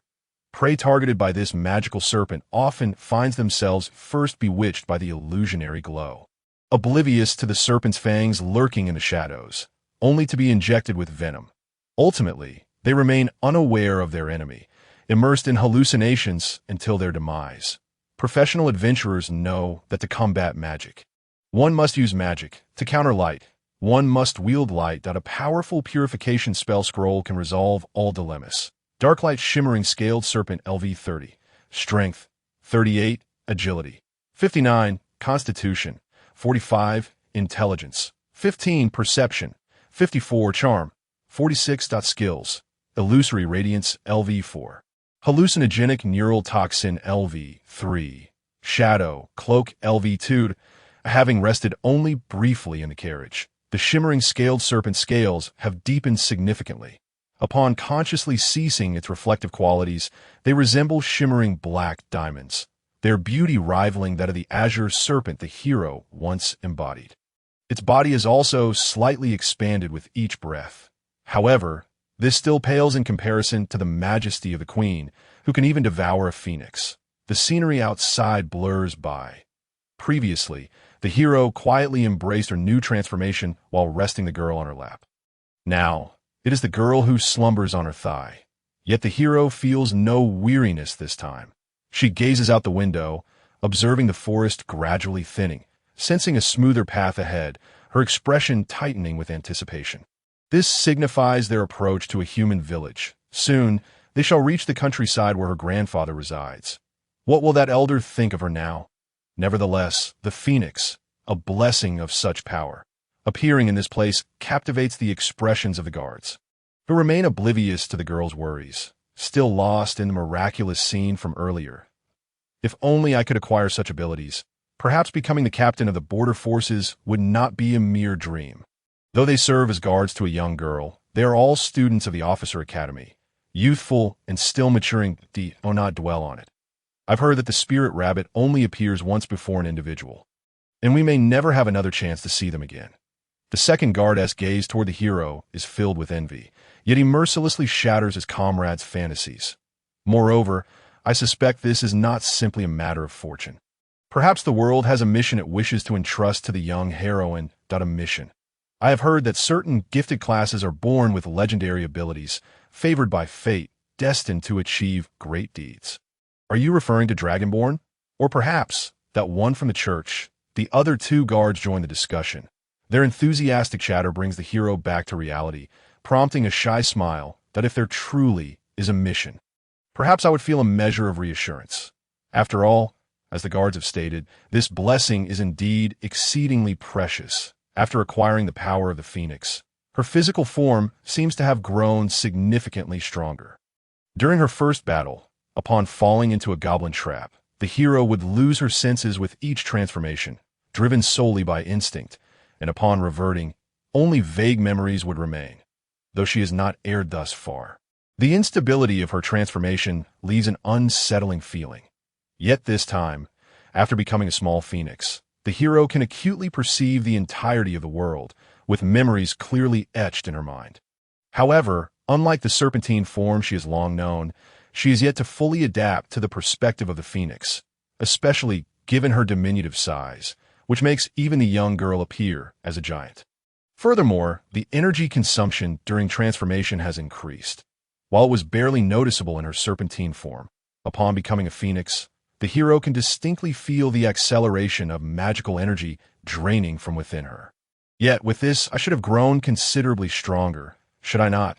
The valiant one's physique has reached the extraordinary realm. The hero has acquired unique skills.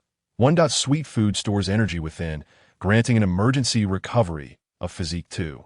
2. Stress response enhances agility 3 and perception 3 upon receiving the first damage point 3. Combat continuation restores 30 health points upon sustaining a fatal injury point 4. Gluttony allows the digestion of most organic materials and some inorganic substances. 5. The human weapon possesses innate armor-piercing capabilities physique 5.6. The iron body provides natural armor physique 5, with bone armor 2.7. The pure body exhibits strong resistance against curses, toxins, and other negative effects. 8. Adaptability enables swift acclimatization to various environments, such as underwater and high altitudes. Point 9. Unification grants control over all body parts, including hair. Point 10. Great success and failure. The hero has gained the skill of the iron body. Current armor, 12. Bone armor, 24. Skill characteristics, steel bones, special effects. 1. Exhibits strong resistance to effects such as ambush, armor piercing, penetration, shattering, severing, decapitation, and paralysis. This effect is applicable only in human form. Point 2. Applicable for enhancing certain special transformations. Point 3. Should the hero perish. An attempt can be made to transform her into a skeletal frame, thus initiating a second cycle. The unadorned extraordinary ability fuses iron-like resilience into flesh and bone, whether from the slash of a keen blade or the cut of a wind blade. Your body remains impervious to harm. However, iron may heat, and flesh may cook, hence it is ill-advised to withstand fireball spells. The ruffian, during a robbery, attempted to intimidate with a dagger, only to be met by an individual clad in simple cloth who charged directly at him. The dagger broke, and he was knocked unconscious. Upon awakening, he found himself in a church, discovering that his assailant was a paladin on leave. Indeed, perhaps returning to the countryside to cultivate the land is more suited to me. The guards continued their idle chatter, albeit at a subdued volume to avoid disturbing the slumbering young girl. Their soft-spoken words provided a welcome diversion amid the monotonous journey. The hero pinched her arm, feeling the firmness of the bone beneath her flesh, and with careful movements so as not to rouse the young girl on her lap, she leaned slightly out of the carriage window to gaze outside. Behind them lay the forest path they had traversed, and in the distance, a great eagle with fiery wings soared across the sky. Naturally, the city where she had lived for 14 years was nowhere to be seen. Though less than 3 days had passed since her departure, it felt as if a great span of time had elapsed. Before her, the first glimmers of the village began to appear. Would this signify a new beginning, or yet another rejection?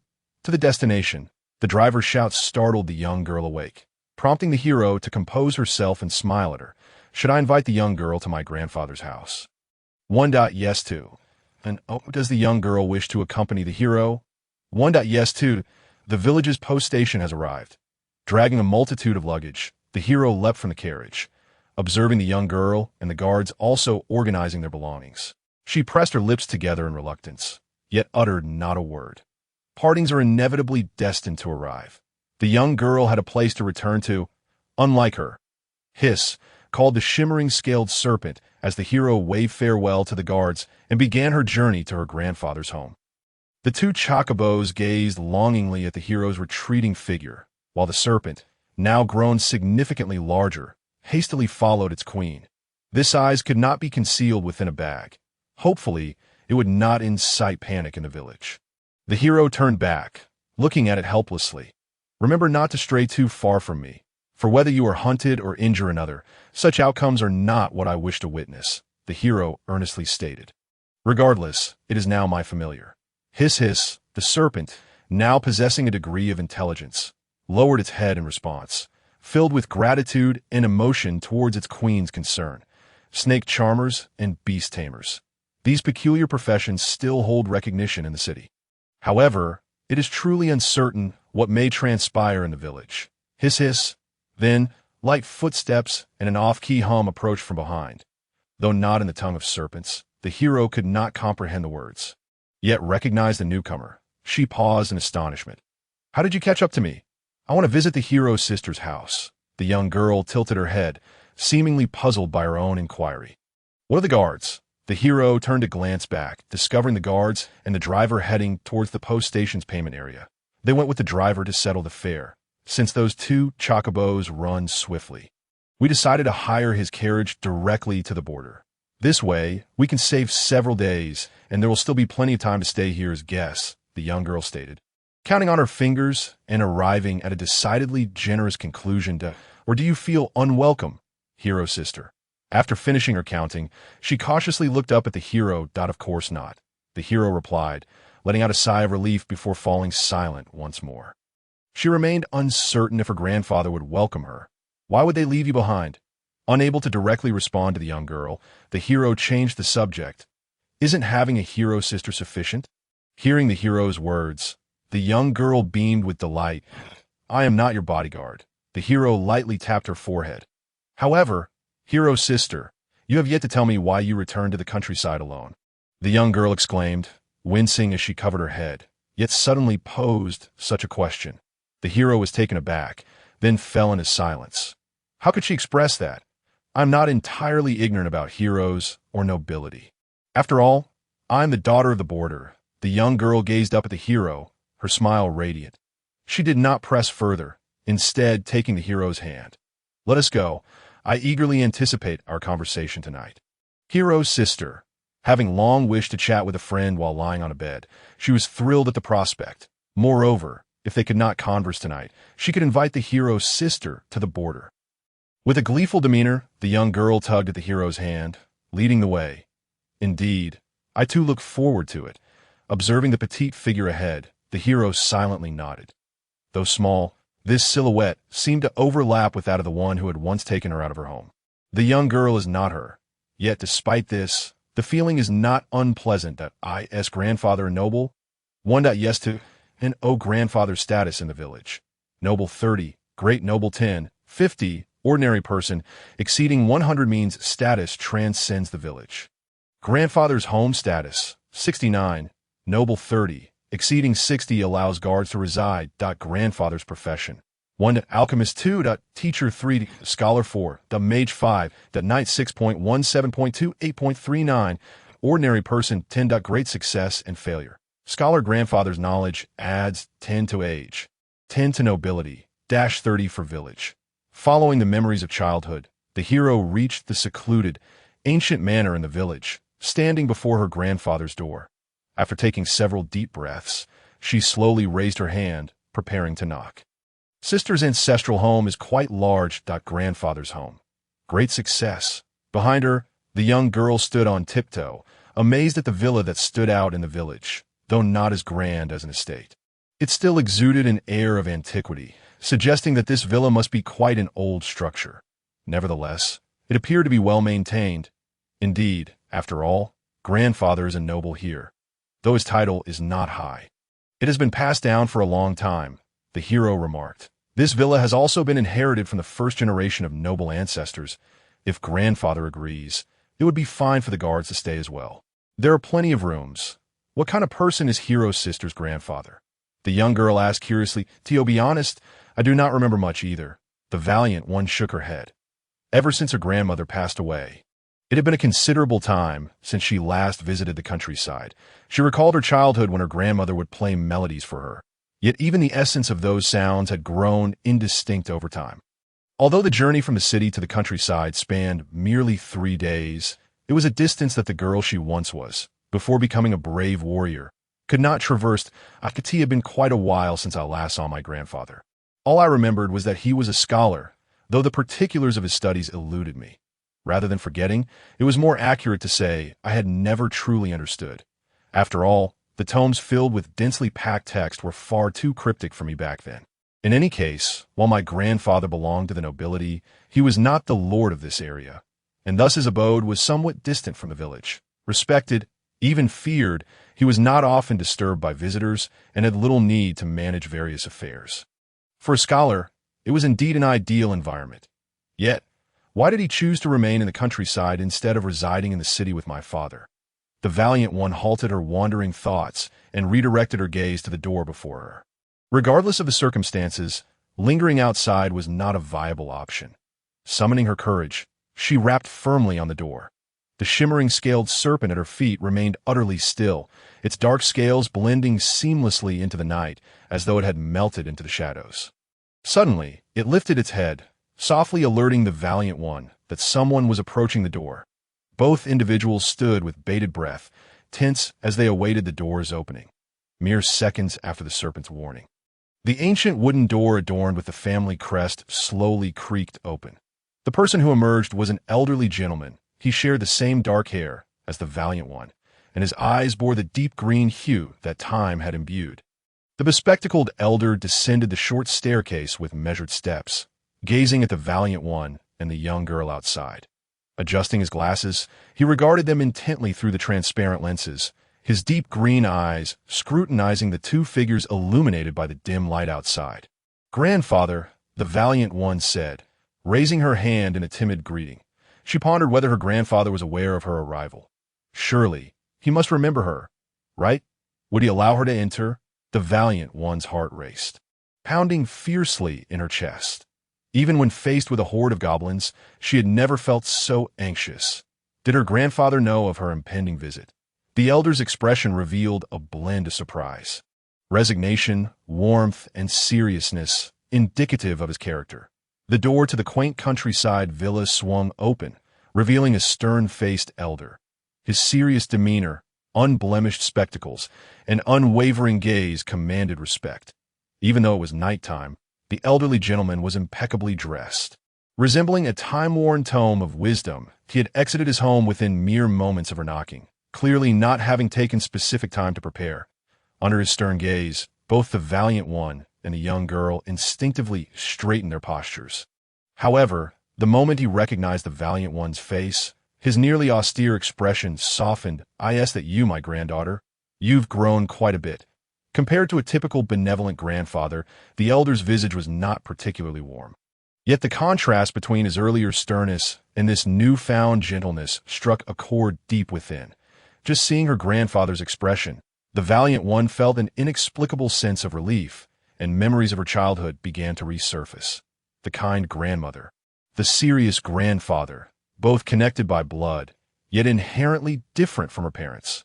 When her elder brother had mentioned sending her back to the countryside, she had been unable to muster a single word of protest.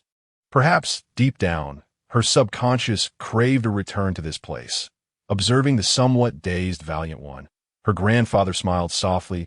It was clear that the child who once chased after small creatures with a shovel had transformed considerably. "Grandfather," the valiant one felt her cheeks flush, as the final remnants of strangeness evaporated in that moment. Without needing further confirmation, she understood that this villa would be her home moving forward. "Come in." Then, her grandfather gestured, stepping aside to welcome them. His expression reverted to neutrality, as the earlier warmth seemed to vanish like a fleeting dream. "Greetings," the young girl beside her finally seized the opportunity to politely greet him. "Ah, hello, child." After glancing at the young girl's appearance, the grandfather nodded in acknowledgement, his expression contemplative. "Is this your friend?"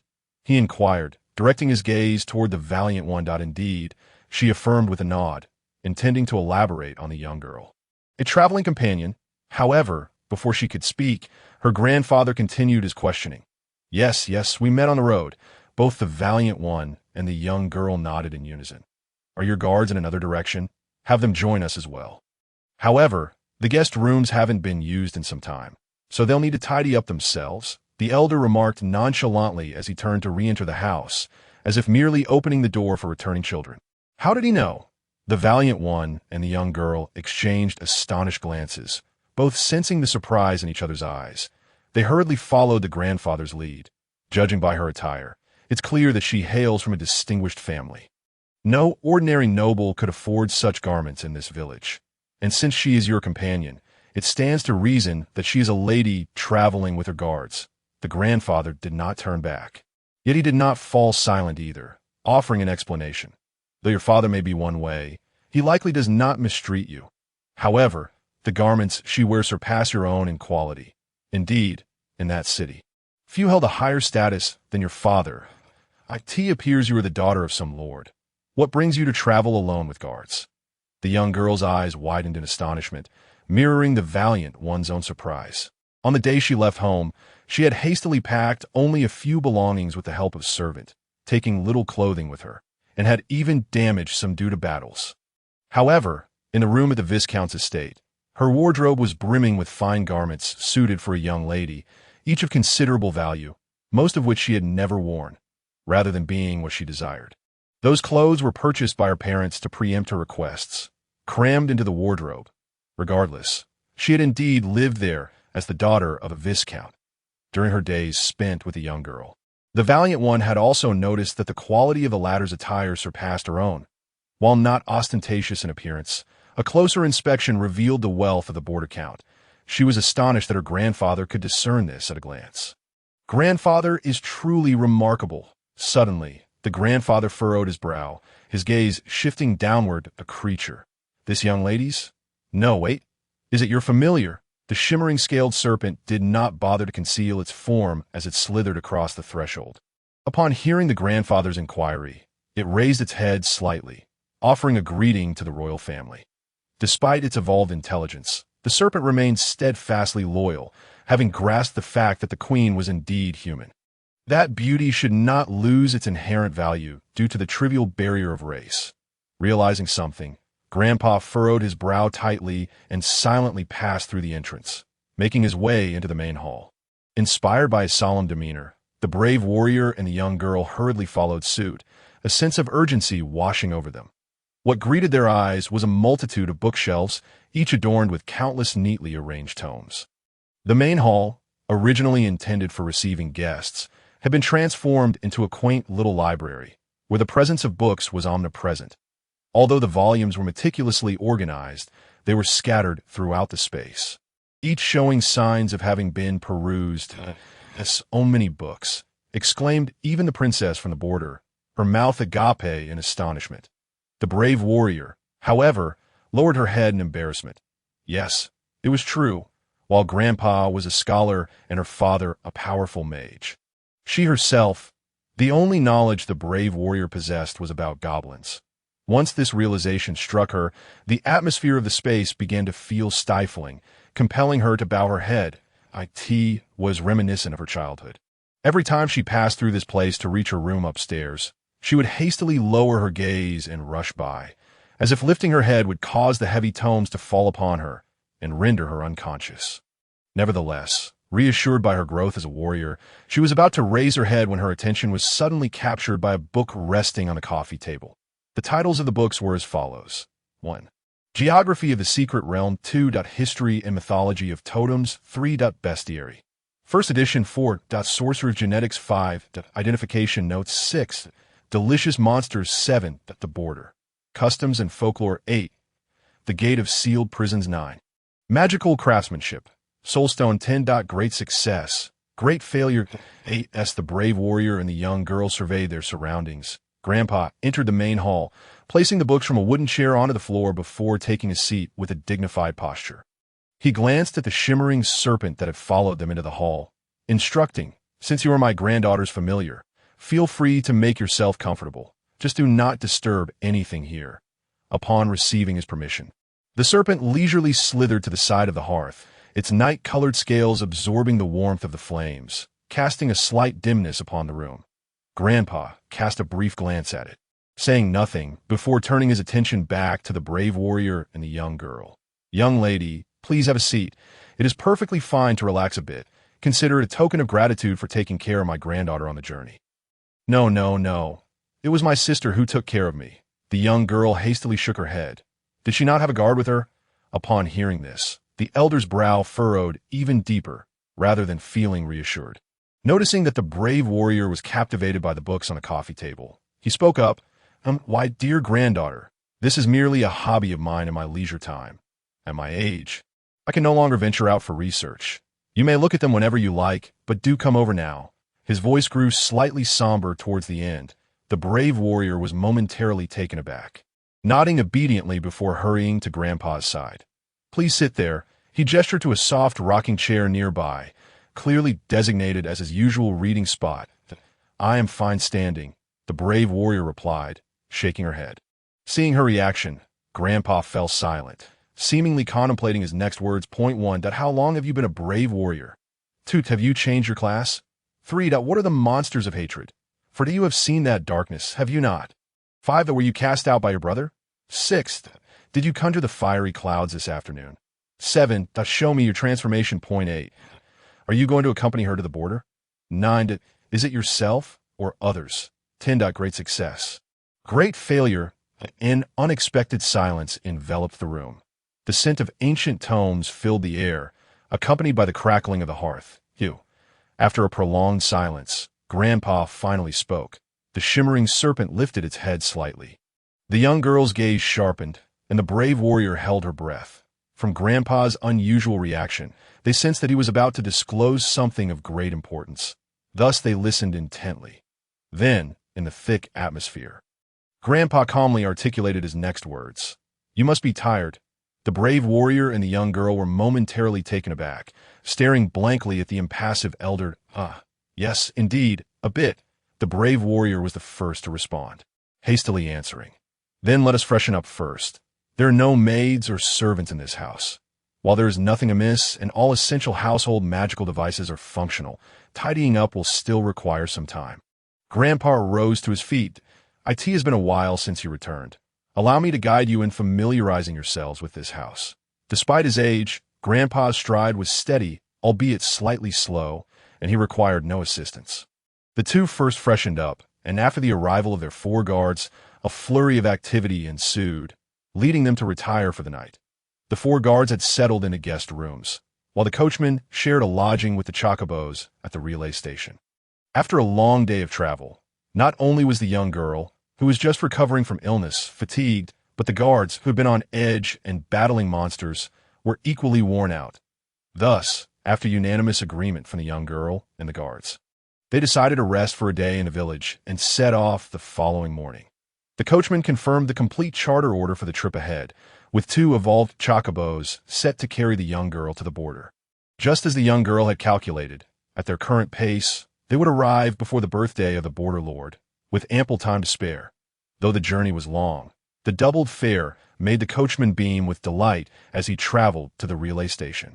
Now, the brave warrior and the young girl lay in the same bed. "Shall we bathe together?" "One, yes, two." And gazing at the young girl, who had already succumbed to sleep beside her, the brave warrior affectionately stroked her hair. Initially, they had planned to converse late into the night. Yet, being a child, the young girl quickly succumbed to the encroaching drowsiness once she settled into bed. However, despite her tender age, she was indeed the daughter of a count who dared to venture to the border accompanied by several guards, handling her affairs with remarkable independence.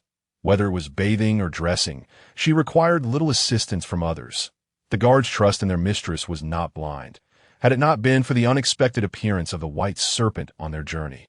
The young girl would have likely persevered until reaching the border.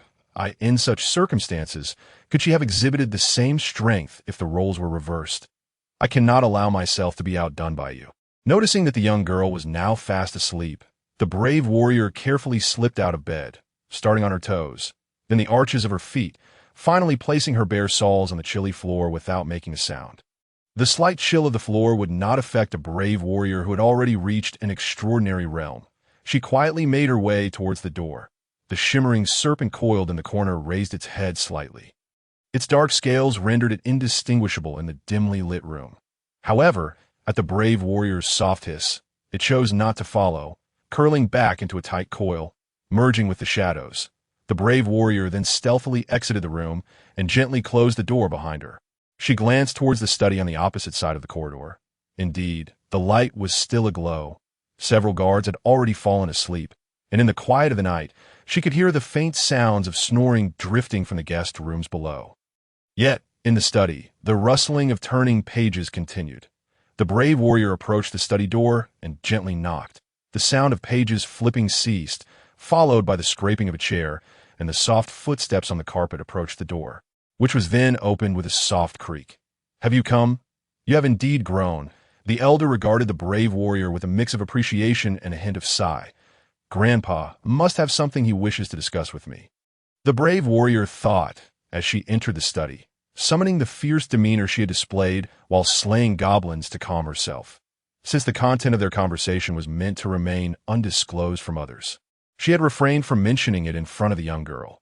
While she had sensed the elder's earlier hesitance to speak, she had yet to predict the content of his words.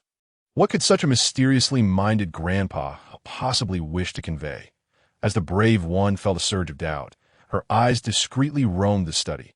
This room, too, housed a plethora of books, yet they appeared even older and more disordered than those outside. On the expansive desk lay several tomes, their pages splayed open, revealing that her grandfather frequently perused these volumes. Indeed, her grandfather had much he wished to convey. He nodded, his deep green eyes, now clouded by the sediment of time, fixated upon the brave one. But first, let us address the most pressing matter, my granddaughter. Have you encountered that darkness in the forest? The darkness bore names. 1. Hunter's Insight, 2. Fate's Vessel, 3. Shadows of the Far Realms, 4. Tides of Lost Darkness, 5. The Forsaken Altar, 6.47.3, 8.29.110. Great Success and Great Failure. As for grandfather, he was 1. The Marked, 1. 2. The Informed, 3. The Keeper of Legacy, 4. The Successor, 5. The Guardian, 6.47.3, 8.29.110. Great Success and Great Failure. The memories of that darkness, discovered within a tree hollow during her childhood, and its penchant for storytelling struck a chord within the brave one, causing her emerald eyes to shimmer with emotion. That darkness was a remnant of her distant childhood, cloaked in enigma and mystery. Yet, it was precisely due to the legends and secrets imparted by that darkness that she had been able to assist her friends, thereby gaining an astonishing new power. She had intended to express her gratitude after bidding farewell to the young girl. However, now, in the stillness of the midnight study, her grandfather's serious demeanor spoke of the darkness' significance. Claiming it to be of utmost importance, the brave one's calmness shattered. She nodded nervously in response to her grandfather's inquiry. Yes, I saw it when I was younger, did I suppose so? It has indeed been a long time since you visited this place. He acknowledged with a nod. Come, sit here, and let us converse at a leisurely pace. Anticipating her arrival, a chair had already been placed opposite the desk. The brave one obediently seated herself, observing her grandfather close the book before him and set it aside. Seizing the moment, she glanced at the cover. Realizing it pertained to folklore studies, Anke turned out her grandfather was a scholar of such matters. But if he studied folklore, shouldn't he spend more time outdoors? This revelation dispelled a long-held confusion, only to give rise to another question in her mind. She seemed to recall never hearing of her grandfather traveling beyond the village. What have you discussed with it? After tidying the desk, her grandfather resumed the conversation. I don't remember well, but I suddenly recalled the legend of the elven rabbit today. The brave one confessed candidly. Her grandfather raised an eyebrow. Then his expression softened. The elven rabbit, you say? That's not too peculiar. It seems you have encountered numerous adventures. Becoming a hero is not entirely without its merits. Grandfather, you already know? The brave one exclaimed in astonishment. She had yet to share her recent experiences with him, and had feared being reprimanded upon entering the study. My years have not been in vain. Your growth has been remarkably swift. It appears you have not undergone a job change. So apart from being a hero, no other explanation suffices. The elder nodded, a slight smile playing at the corners of his mouth under the admiring gaze of his granddaughter. However, recalling the conditions surrounding the emergence of the hero, he sighed deeply in sorrow.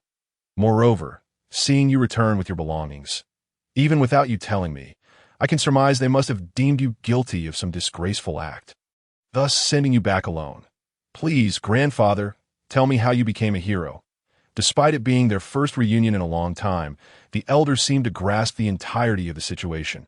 The brave one felt a lump in her throat, then nodded and softly recounted the events of the past half-month, her dear friend's disappearance and death, her decision to become a hero and daily confrontations with goblins, and being cast out from her home. Her grandfather's astonishment upon learning of the phoenix transformation was almost comical.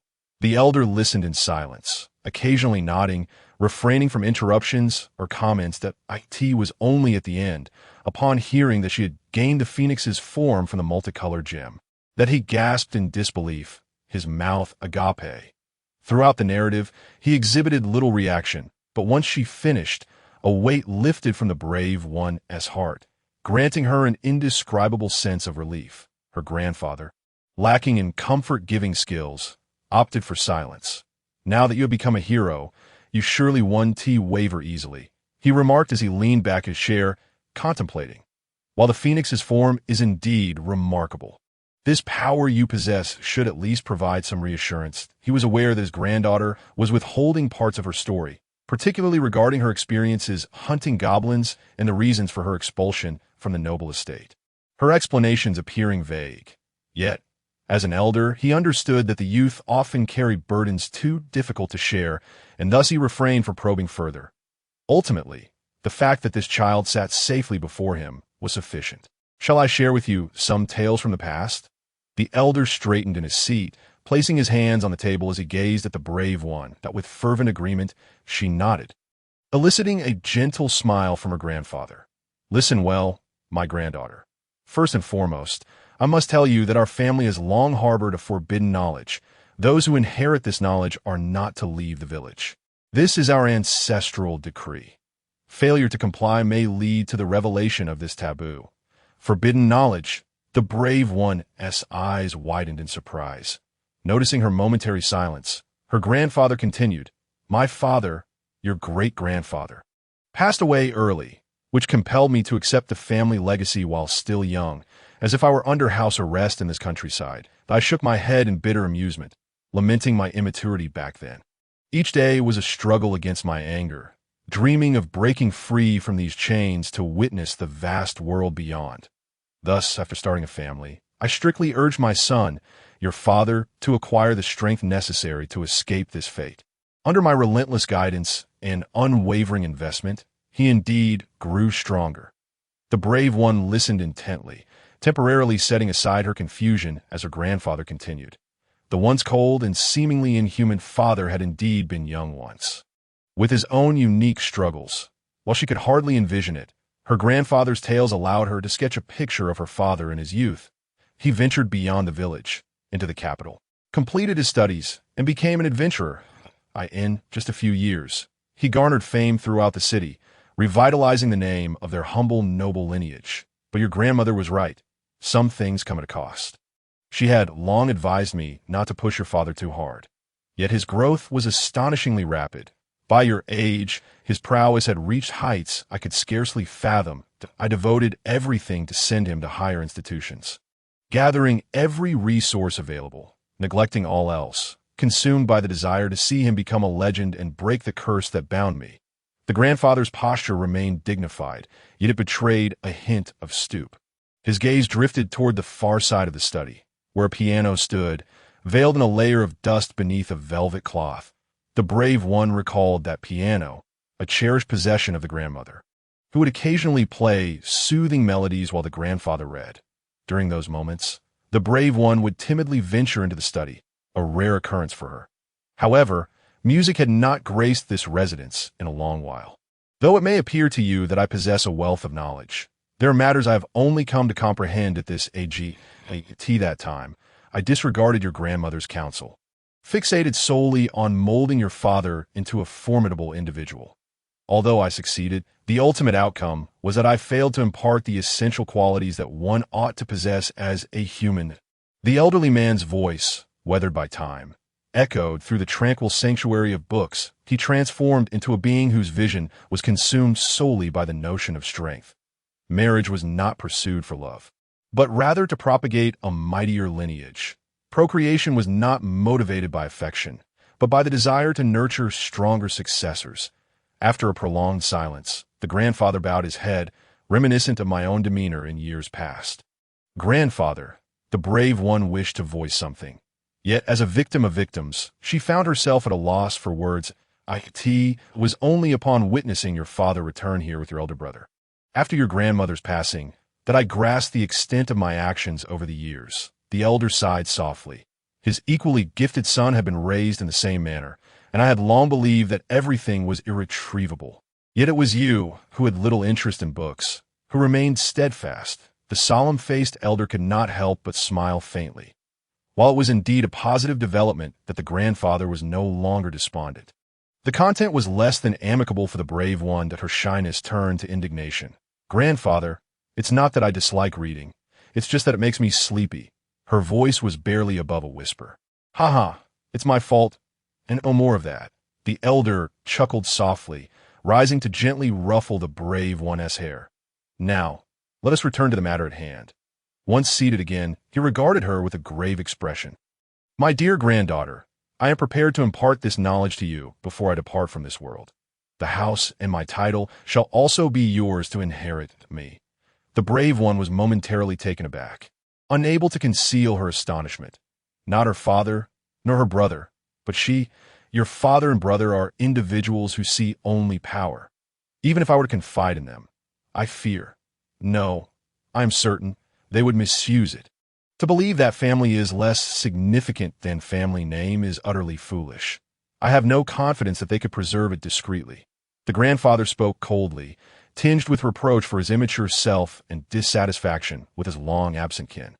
Although it seemed that father did not place much importance on the family name, preferring instead to boast about his exploits in slaying goblins, it was perhaps best not to discuss this with grandfather. It felt inconsequential. Recalling her father's disappointed and indifferent expression, the brave one felt as if her heart skipped a beat. Yet, the grandfather's demeanor soon softened, pulling her back from her reverie. Of course, I will not compel you to accept. My dear granddaughter, had I not witnessed your emergence as a brave one, I would have sought to adopt another son or apprentice, attempting to cultivate anew. After all, in this countryside, I find little else to occupy my time. However, upon seeing you today, I believe you are the ideal candidate. While many regard the brave one as a harbinger of untimely demise, scholars who have delved into various legends understand that those who endure are the true reason this kingdom has persisted. Those brave souls who embrace the struggle against monsters yet retain their passion for life are predominantly of this ilk.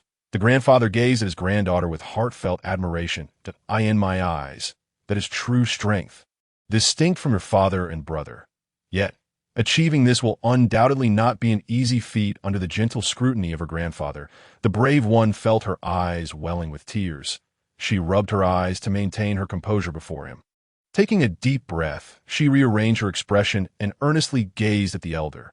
"Though I have yet to decide on acceptance, grandfather, please tell me, what is that darkness? Even if it is the most taboo of knowledge. It should not confine a person to this village. That darkness must be the root of the issue, correct?" Upon hearing the brave one articulate the crux of the matter, the grandfather nodded appreciatively.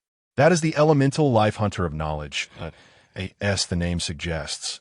It is a creature that hunts for knowledge, yet the reality is more complex." Having revealed the name of that darkness, the grandfather then unveiled the truth with a look of mixed emotions. "It is the purest of teachers, a conceptual being born to preserve knowledge from fading away, regardless of how malevolent or forbidden that knowledge may be. Conceptual elemental life. Hunter of knowledge are 7. The observable form of this conceptual elemental life is amorphous darkness. When communicating with sentient beings, a faint sound resembling the turning of pages can be heard, leading one to believe its essence may be akin to a book. Legend has it that they hunt the souls of scholars, seizing the precious knowledge they hold dear. While this notion is not entirely inaccurate, it lacks certain truths. When a piece of precious knowledge is born but fails to be disseminated, nearing extinction, only then does this creature emerge. Should a scholar never impart this knowledge to others throughout their life, the hunter will claim the scholar's soul just before their demise, incorporating that knowledge within itself, and subsequently vanish. Years later, in a place unknown, the hunter will reappear, whispering the knowledge to others. Once this knowledge is fully conveyed to a sufficient number of sentient beings, the hunter will vanish once more, seeking the next piece of knowledge on the brink of oblivion. The hunter does not discriminate between the quality of knowledge nor the morality of its listeners, as long as the listener's intellect meets the criteria. They will generously bestow abundant knowledge. Occasionally, they may also impart other sought-after knowledge. However, the forbidden knowledge that scholars wish to keep hidden, taking it to their graves, often proves too burdensome for this world. As a conceptual elemental life, the hunter does not truly perish, nor does it attack scholars proactively. Unless defeated by the holder of the knowledge, it will not cease its pursuit. Simultaneously, they are classified as fantasy-grade monsters, and scholars targeted by the hunter often find themselves powerless to resist, resorting to the only means of confidentiality, passing the knowledge to one sole individual. Thus, it continues to be passed down, yet never revealed, with only one person ever aware. However, this comes at a price. The hunter will linger in close proximity to the heir for an extended period. While in this state, the hunter will not act aggressively. Should it be discovered, it effectively alerts those nearby to the presence of a taboo heir. Consequently, families that bear such forbidden legacies often lead reclusive lives that a certain eminent scholar once remarked. Knowledge should be shared. As a scholar, I cannot refute this statement. Yet as a human, I believe we ought to hold differing opinions. Special event. The unfathomable whispers.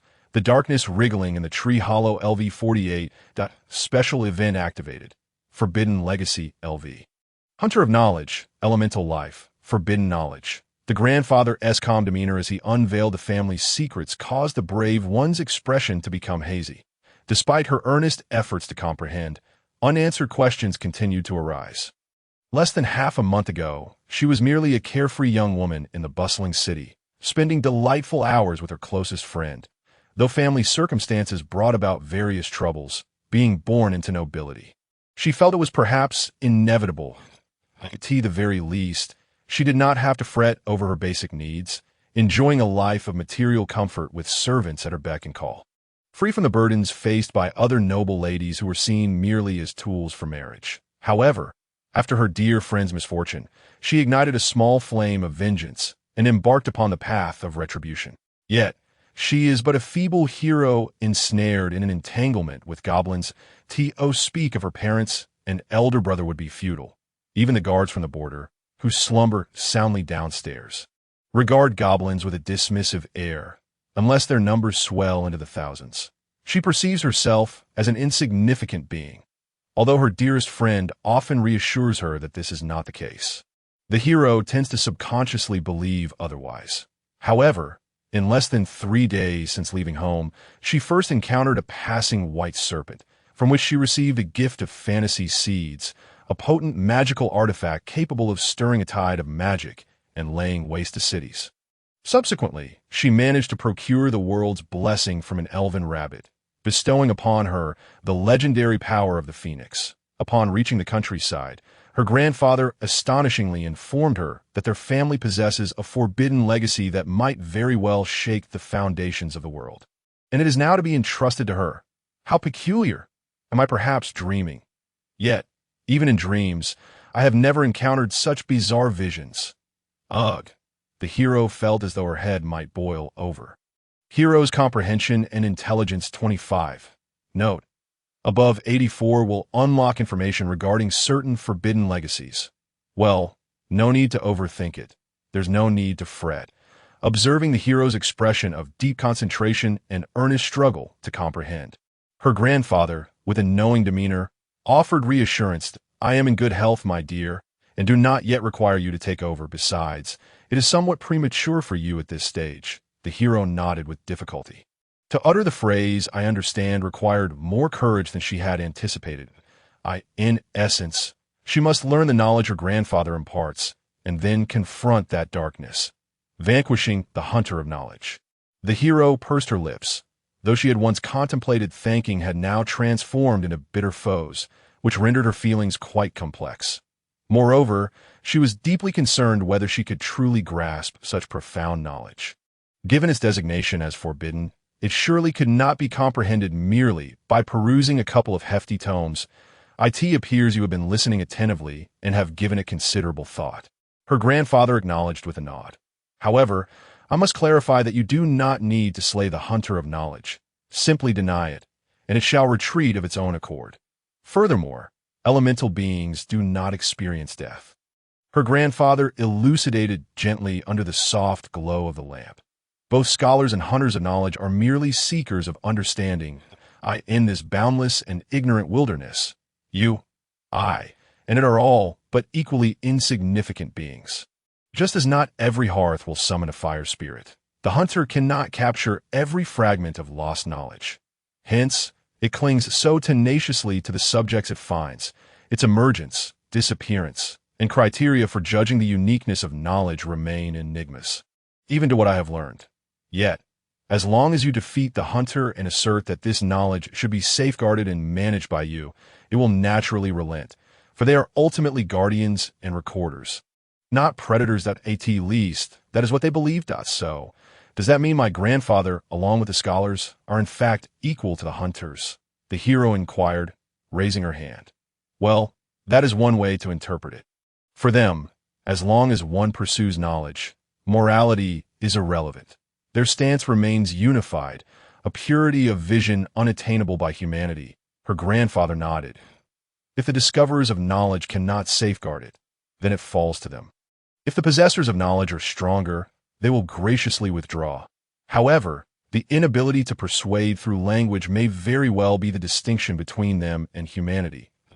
As for whether you can learn it, that is not something you need to overly concern yourself about. The hero tilted her head in confusion. When you possess the wisdom to comprehend that knowledge, you will understand, her grandfather chuckled. Knowledge that transcends human intelligence becomes a part of life itself. The hero's mouth fell agape. Although the Mage Association and Sorcerer Association have always been at odds, your father harbors a profound disdain for those fellows. I do find some merit in the sorcerer's philosophy. You have yet to undergo a job change, I presume. That too can serve as a reference for the future. Inheriting knowledge does not necessarily require one to become a mage. The hero, who had been feeling disheartened due to her sorcerer identity, eagerly awaited her grandfather's words. The Sorcerers Association holds this belief. Her grandfather cleared his throat and continued. All creation concluded at the dawn of the world. All phenomena are pre-existing entities, merely awaiting evolution and discovery. Just as we grasp only the surface of why humans were born and how they operate, everything remains largely unexplained, yet we continue to exist and grow ever stronger. We have never created knowledge. Knowledge has never favored us. We are knowledge itself. Sorcerers, those who pursue inner power. Her grandfather's voice resonated deeply, as though emanating from a distant realm. And when you attain knowledge that transcends human understanding, it shall be inscribed upon your soul and life. Even if it cannot be applied or comprehended, knowledge has already been inherited. When you possess sufficient qualifications, it will naturally surface from your abyss. Now, my granddaughter, return to rest. We shall conclude for today. I see you are quite dazed. Event requirement. Intelligence 84, applicable to any form, boost embodiment. The hero's agenda for tomorrow. 1. Listen to grandfather's advice. 2. Play with a young girl. 3. Strength assessment. 4. Thank the hunter of knowledge. 5. 16.27.3 8.49. Slay. Goblin. 10. Great success. Great failure. Even a hero in good health, with thoughts bubbling her mind throughout the night, would inevitably awaken feeling somewhat listless. Heroine, what shall we do today? The young girl beside her rose early, appearing quite jubilant. Having decided to stay here for a day or two, she was eager to seize the opportunity to play with the hero. I wish to test how strong I am now. While caressing the young girl's silky hair and savoring its delightful texture, the hero pondered for a moment before speaking. After her conversation with her grandfather yesterday, she had at least grasped one truth. She needed to become stronger than she currently was. Her grandfather's decision to pass on the family's forbidden legacy was not intended for her to remain confined to this small village for the rest of her life. Rather, it was because she had become a hero. Her father had also mentioned that she had qualified to pursue strength. As long as she continued to hunt magical beasts and grow stronger, she would eventually be able to defeat that hunter of knowledge, freeing her grandfather from his curse. Moreover, the hero had noticed that her rate of improvement was indeed quite rapid, to the point where she found it a little challenging to keep up with herself. It was rather odd, given that she was merely slaying goblins. Yet, knowing oneself and one's foes leads to victory in every battle. Since she was uncertain of her current strength, she simply needed to discover it. Upon hearing this, the young girl with wine-colored eyes gazed at her expectantly. Testing? All right, I shall take on the role of the recorder. I've long wished to see just how strong the heroine is. How shall we test it? 1. Wooden stake. 2. Guards. 3. Goblins. 4. Flashing scale. Serpent. 5. The strongest in the village. 6. Grandfather. 7.18.29. Mechanical puppet. 10. Great success. Great failure. What shall we test first? 1-3. Phoenix embodiment. 4. Azure. Serpent. 5. Humanoid. 6. Grandfather. No more testing. Go to the guild in town to change your job point. 7. Fusion. 8. Humanoid. 9. Try casting magic. 10. In the realm of great triumphs and failures, the princess of the border. Despite her youthful form devoid of opulent adornments, exuded an air of noble lineage that was unmistakable. Yet, in this moment, she resembled a child of her apparent age, her countenance brimming with anticipation as she gazed at the valiant warrior standing before the wooden post. At her feet, the shimmering scaled serpent also awaited eagerly, They found themselves in a clearing, a remnant of a training ground carved out of the surrounding forest, though the area had become overgrown with weeds. Traces of past training were still discernible. The ground bore crisscrossing slashes, seemingly marked by some form of magic, while the specially crafted anti-magic posts were far from pristine, marred by numerous scars. Was it here that her father had honed his magical prowess during his youth? Although the Viscount's estate boasted a training ground, undoubtedly more expansive and professional than this one, it was a place where the valiant warrior would never tread. The warrior surveyed the surroundings with curiosity, while the young princess, equipped with a notebook and pen, awaited expectantly, exuding a remarkably professional demeanor. "Warrior sister, I am ready to begin at any moment," she declared. Let me ponder upon hearing the young princess's eager voice. The warrior contemplated what form of testing to conduct, or whether to borrow a sword from the guards when the sound of approaching footsteps caught her attention. "What are you two doing here, so early in the morning? Having just finished breakfast?" Grandfather inquired, casting a glance at the two girls and then at the wooden post, a look of understanding dawning upon his face. After the warrior shared her intentions, the old man's expression grew stern. "There's no point in testing here. What can you possibly learn in such a small space?" Before either could express disappointment, he continued, "While there's still time, you should head to the town and seek employment in a guild or a church for a profession you desire. By now, you should have reached the necessary level." The old man's serious tone, tinged with a sigh, made the warrior shrink back slightly. Transfer jobs? She had never considered this before.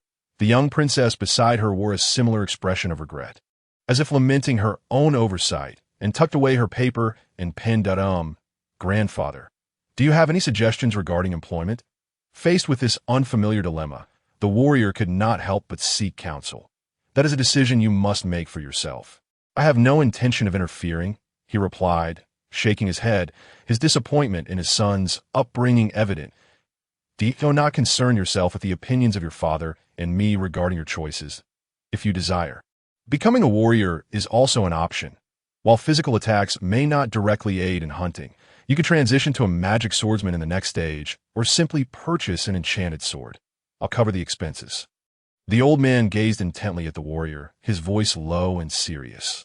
"The path of a warrior is fraught with difficulties, so I hope that in this regard, you can choose a profession that you truly enjoy, so that the journey of becoming stronger is not steeped in suffering. That I understand, grandfather," the warrior replied earnestly, nodding. "Choosing a profession that resonates with me. However, be wary of being swayed by those occupational mentors. They are often unscrupulous in their pursuit of talent for their guilds," he added with a huff. "Talent? I have never been described in such a manner," the warrior thought, her cheeks flushing with an embarrassed smile. "Moreover, with your transformation, you need not ponder which profession is superior. If I were to suggest, I find thieves rather appealing. Those individuals have their own means of survival."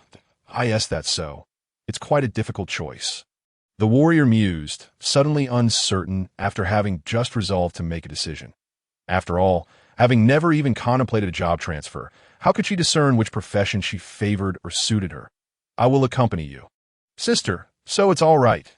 Leave the introductions of professions to me."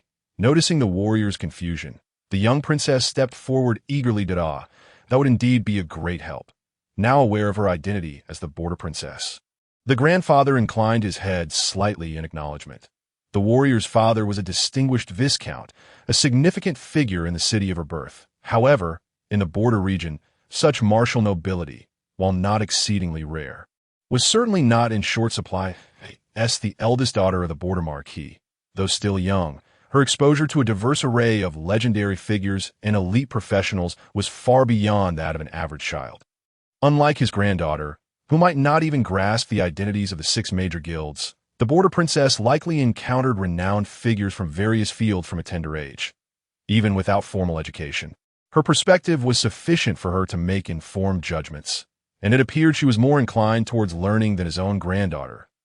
As you can see, my granddaughter is quite uninformed in this regard, so I must ask for your kind guidance." The old man spoke sincerely, not hesitating to lower himself before a young child. "No problem," the young princess proclaimed proudly. Meanwhile, the warrior, who had just been praised as a talent, found herself mired once again in self-doubt. Could it be that I truly possess such a lack of common knowledge? The warrior and the young princess set off towards the nearest town. The journey was D6, aboard a super chocobo. 3. Should we bring the shimmering scaled serpent? 1. Yes, 2. And oh, should we bring the guards? 1. Yes, 2. And oh, grandfather informed 4 guards, who then summoned a coachman and could tee the entrance of the villa. The party was fully prepared to embark. I wanted to go out with just Sister Warrior. The young princess sighed in exasperation, gazing at the 4 towering guards in the carriage. It is their duty. While it may be fine in the village, it's not very safe for just the 2 of us to venture far, the warrior reassured her. Meanwhile, the coachman was comforting the chocobo, who had been hoping for a day of rest, but was now called to work. All right, you'll be compensated for your fare. Didn't you enjoy yourselves running around yesterday? Besides, it's a short trip this time, and I'll buy you some special feed when we arrive in town. Inside the carriage, the guard smiled wryly, grateful for the warrior's understanding. However, my lady, with this familiar accompanying you, we feel quite at ease, one guard remarked. This trip is primarily for procuring supplies needed for our upcoming journey. While the chocobo has quickened its pace, the remaining distance is still considerable, another guard added. Our preparations were rather inadequate, and had it not been for the warrior's diligence during the young princess's high fever, we would have been at a loss, a third guard reflected. It's surprising that the warrior has not yet transferred jobs, yet possesses such strength without doing so. We have no cause for undue concern. Thus, if the young princess wishes to accompany the warrior on an outing, it poses no problem as long as they remain within the bounds of the town and establish a meeting point in time. Having never fought alongside the warrior, I too agree, a 4th guard concurred. Receiving permission for their excursion, the young princess could not contain her excitement and hugged the warrior. This is wonderful. Yes, I will take good care of her. And you need not address me with such formalities, the warrior replied with a gentle smile, embracing her petite friend, feeling somewhat unaccustomed to the guard's respectful titles. The guards exchanged glances, refraining from further comment, merely responding with smiles. Once everyone was ready, the coachman called out, and the chocobo set off once more. The landscape outside the carriage rushed by as she departed from home once again. However, unlike her earlier departure from the city, the warrior felt no trace of gloom or melancholy as she gazed out at the fleeting scenery. Instead, she was filled with anticipation for what lay ahead. For now, she had a place to return to. The nearby town was situated to the north, east, south, and west of the village. The city of her homeland lay in the same cardinal directions. The town's prosperity rating was 10, with the 6 guilds at 50. And a non-city rating of -30, the closer the town was to the interior, the higher its geographical rating. Above 80 indicated the presence of lakes, 50 signified rivers, and 20 suggested ports. The chocobo retraced its path, veering into another fork just as they were about to pass through the Phoenix Feather Forest. We came from that direction, didn't we? Looking at it this way, the town seems closer to Sister Warrior's city. The young princess observed in astonishment. My lady, one cannot simply equate distance in a straight line, came the measured reply. The carriage driver gazed ahead and responded. However, the bustling charm of the town up ahead rivals that of the grandest cities, with all 6 major guilds having established outposts there, a luxury that the village lacks. Moreover, the scenery in the vicinity is nothing short of magnificent, particularly the lake, a breathtaking sight unseen in both the city and the village. Both the hero and the young girl could not help but reveal their eager expressions. It would take approximately an hour to reach their destination, allowing the ladies a brief respite. Upon hearing this, the hero unfolded the letter entrusted to him by his grandfather before his departure and began to read it intently. The young girl closed her eyes, reminiscing about her knowledge regarding the guilds. Become stronger, then exterminate the goblins. Afterward, I want to play with the brave sister. Thus, each nurtured their distinct thoughts as the chocobo swiftly approached the town. Which guild should they visit first? 1. Warrior Guild 2. Archer Guild 3. Thief Guild 4. Mage Association 5. Sorcerer Association 6. Church 7. Adventurers Guild 8. Crafting Profession Alliance 9. Excuse me, Miss, I had a moment of your time? I wish to discuss something with you. Point 10. Great success or great failure. The letter from grandfather before the journey. Although your little friend is quite reliable, You cannot entrust everything to others. I have outlined the characteristics of these various guilds. Be sure to review them along the way.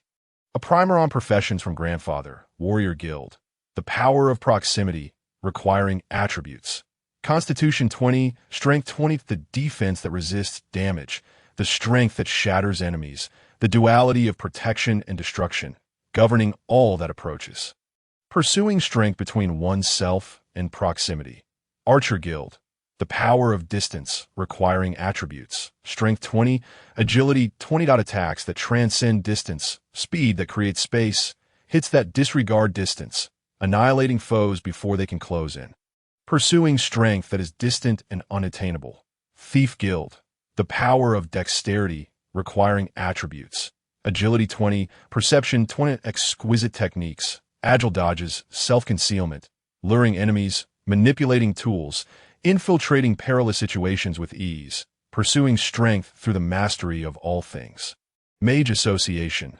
The power of wisdom, requiring attributes. Intelligence 20, Perception 20. Wisdom is the most precious treasure of life, and magic, the most brilliant gem upon the crown of intellect, can resolve all issues, pursuing strength through rationality and knowledge.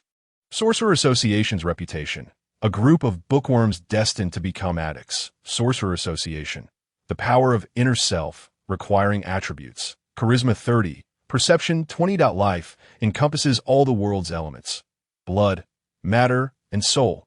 In the distant past, we were once stars and deities, pursuing the discovery of one's own strength. Mage Association's reputation. A collection of gamblers. Church.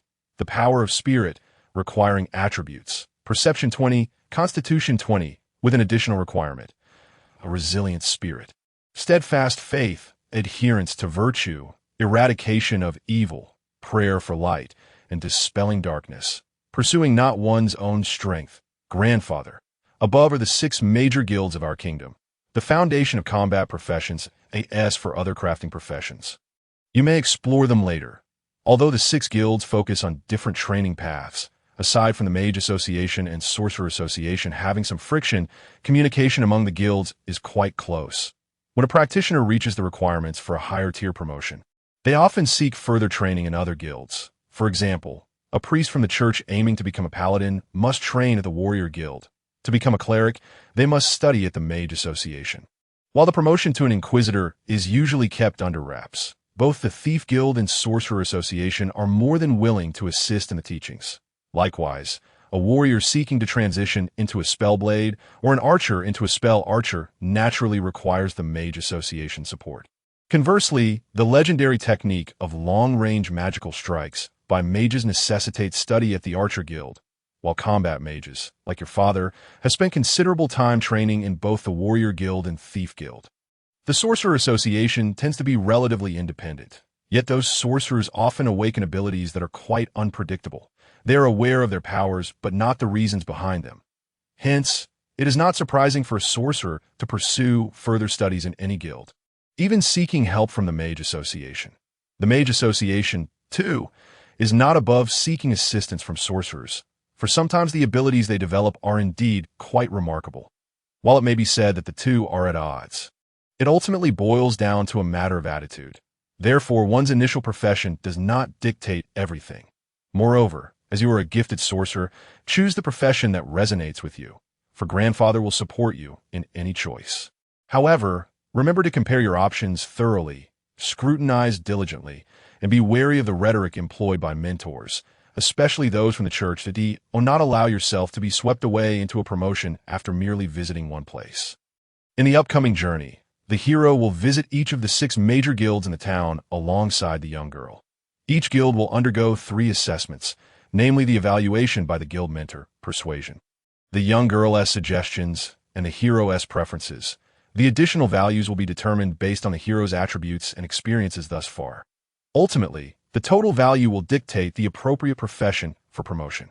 Hero LV 20 Strength, 14 Agility, 19 Constitution, 58 Intelligence, 25 Perception, 30 Charisma, 30. After a steady bumping for several minutes, the chocobo joyfully emerged from the mountain path. Suddenly, the view opened up magnificently. The town was now visible. The hero and the young girl could not help but lean out of the carriage window, their cheeks brushing against each other, their eyes sparkling as they beheld the unfamiliar scenery. Gazing downwards, the morning sun shimmered upon the vast lake, while beside it lay a town with meticulously arranged buildings. Although still a distance away, the hero could already see wisps of smoke rising, with boats and figures moving across the lake. Nature and civilization intertwined in a wondrous spectacle, appearing utterly astonishing. "Dear ladies, brace yourselves.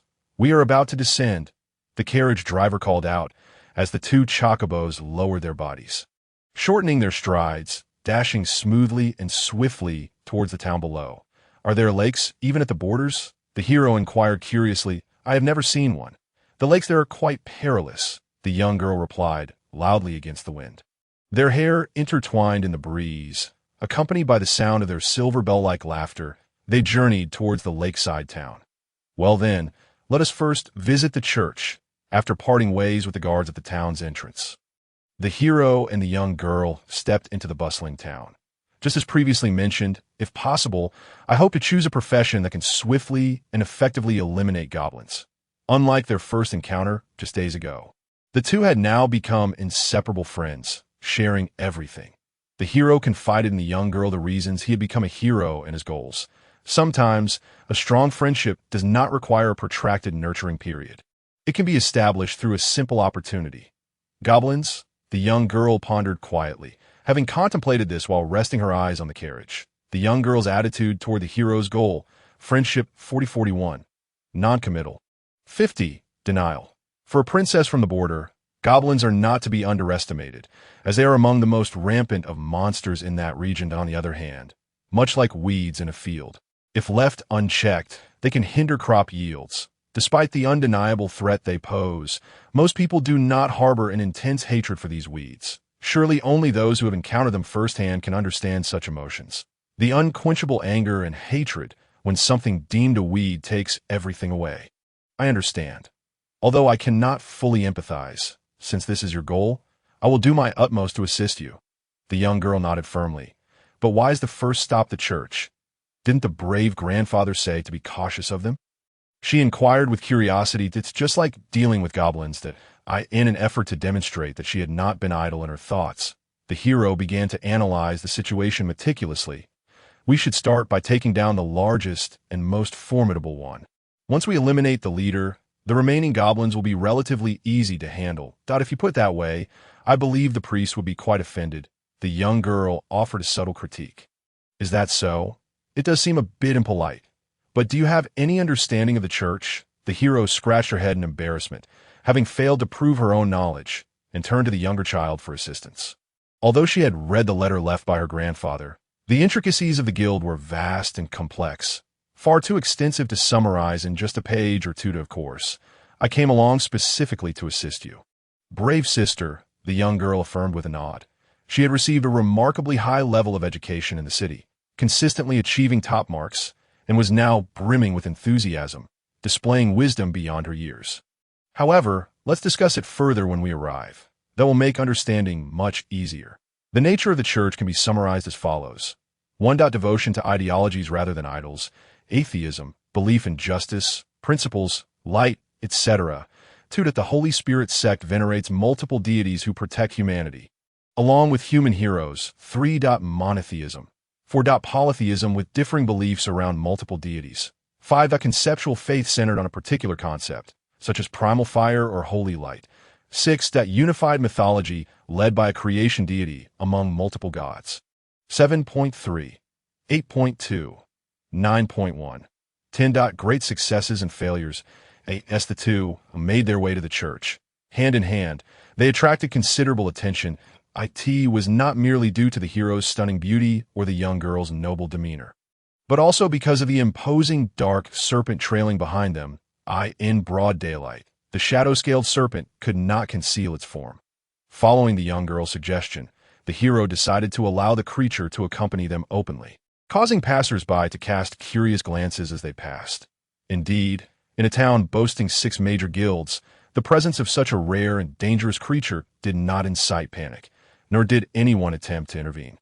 Conversely, It might be that the creature's formidable nature, combined with the extraordinary presence of the two girls, created a unique chemistry. Those with ill intentions hesitated in the face of such power, while the guards maintained a respectful distance. Swayed by the nobility of their master, as the coachman had mentioned, this lakeside town's vibrancy was comparable to that of a large city. The morning streets were bustling with a multitude of people, each engaged in their own affairs. Thus, the two wandered leisurely, scarcely aware of the passage of time, until they arrived safely at the church. "Here we are. Is this the place?" Upon reaching the church of the town, the hero gazed upward.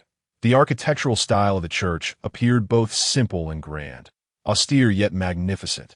Though merely a town church, the atmosphere of solemnity and dignity evoked within her a sense of reverence.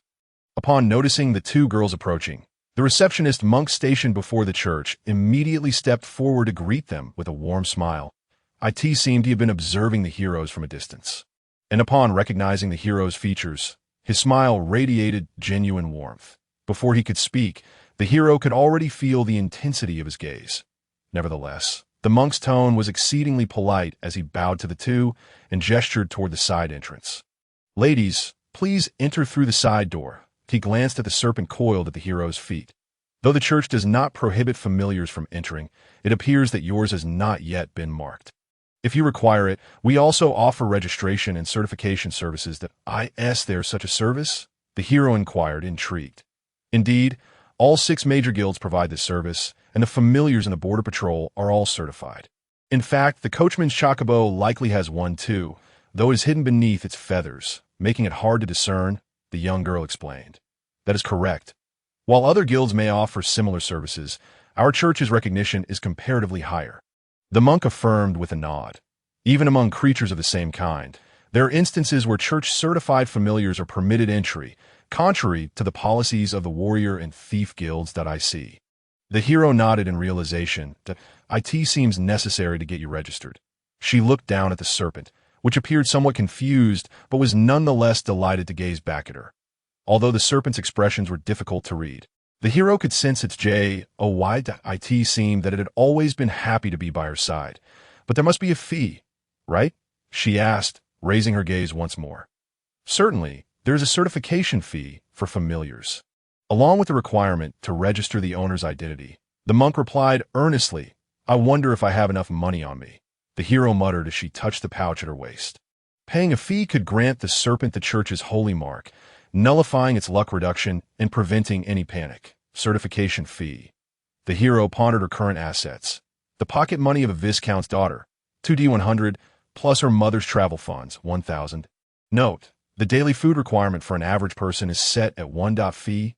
No, you need not worry about that at all." Noticing the hero's concern, the monk responded in a calm tone. In fact, this town is currently hosting an event. The streets are bustling with people. It seems they are celebrating something." The hero tilted her head in confusion, unsure how this related to fees. "Therefore, for the next few days, our church will only charge the most basic service fees." The monk's tone rose slightly, causing the hero's interest to peak. This moment, it is only this amount."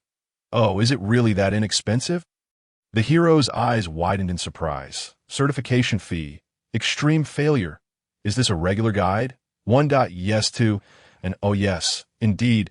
So please, follow me that I shall escort you for certification and registration." The monk remained composed, turning to lead the way, prompting the hero to instinctively follow. "Sister, wait a moment," the young girl interjected, squeezing her hand in exasperation, prompting the hero to remember her purpose for being there. Let's postpone the registration for now. We actually came to explore." The hero said sheepishly, "I want to see which guild profession suits me." "Class change." The monk's eyes widened, and his voice rose several octaves. "You haven't changed classes yet? That's wonderful. If you join our church, the certification for your familiar will be completely free." "Free?" The hero's eyes mirrored the monk's astonishment. "Yes, moreover, if you decide right now." "Wait, everyone hold on."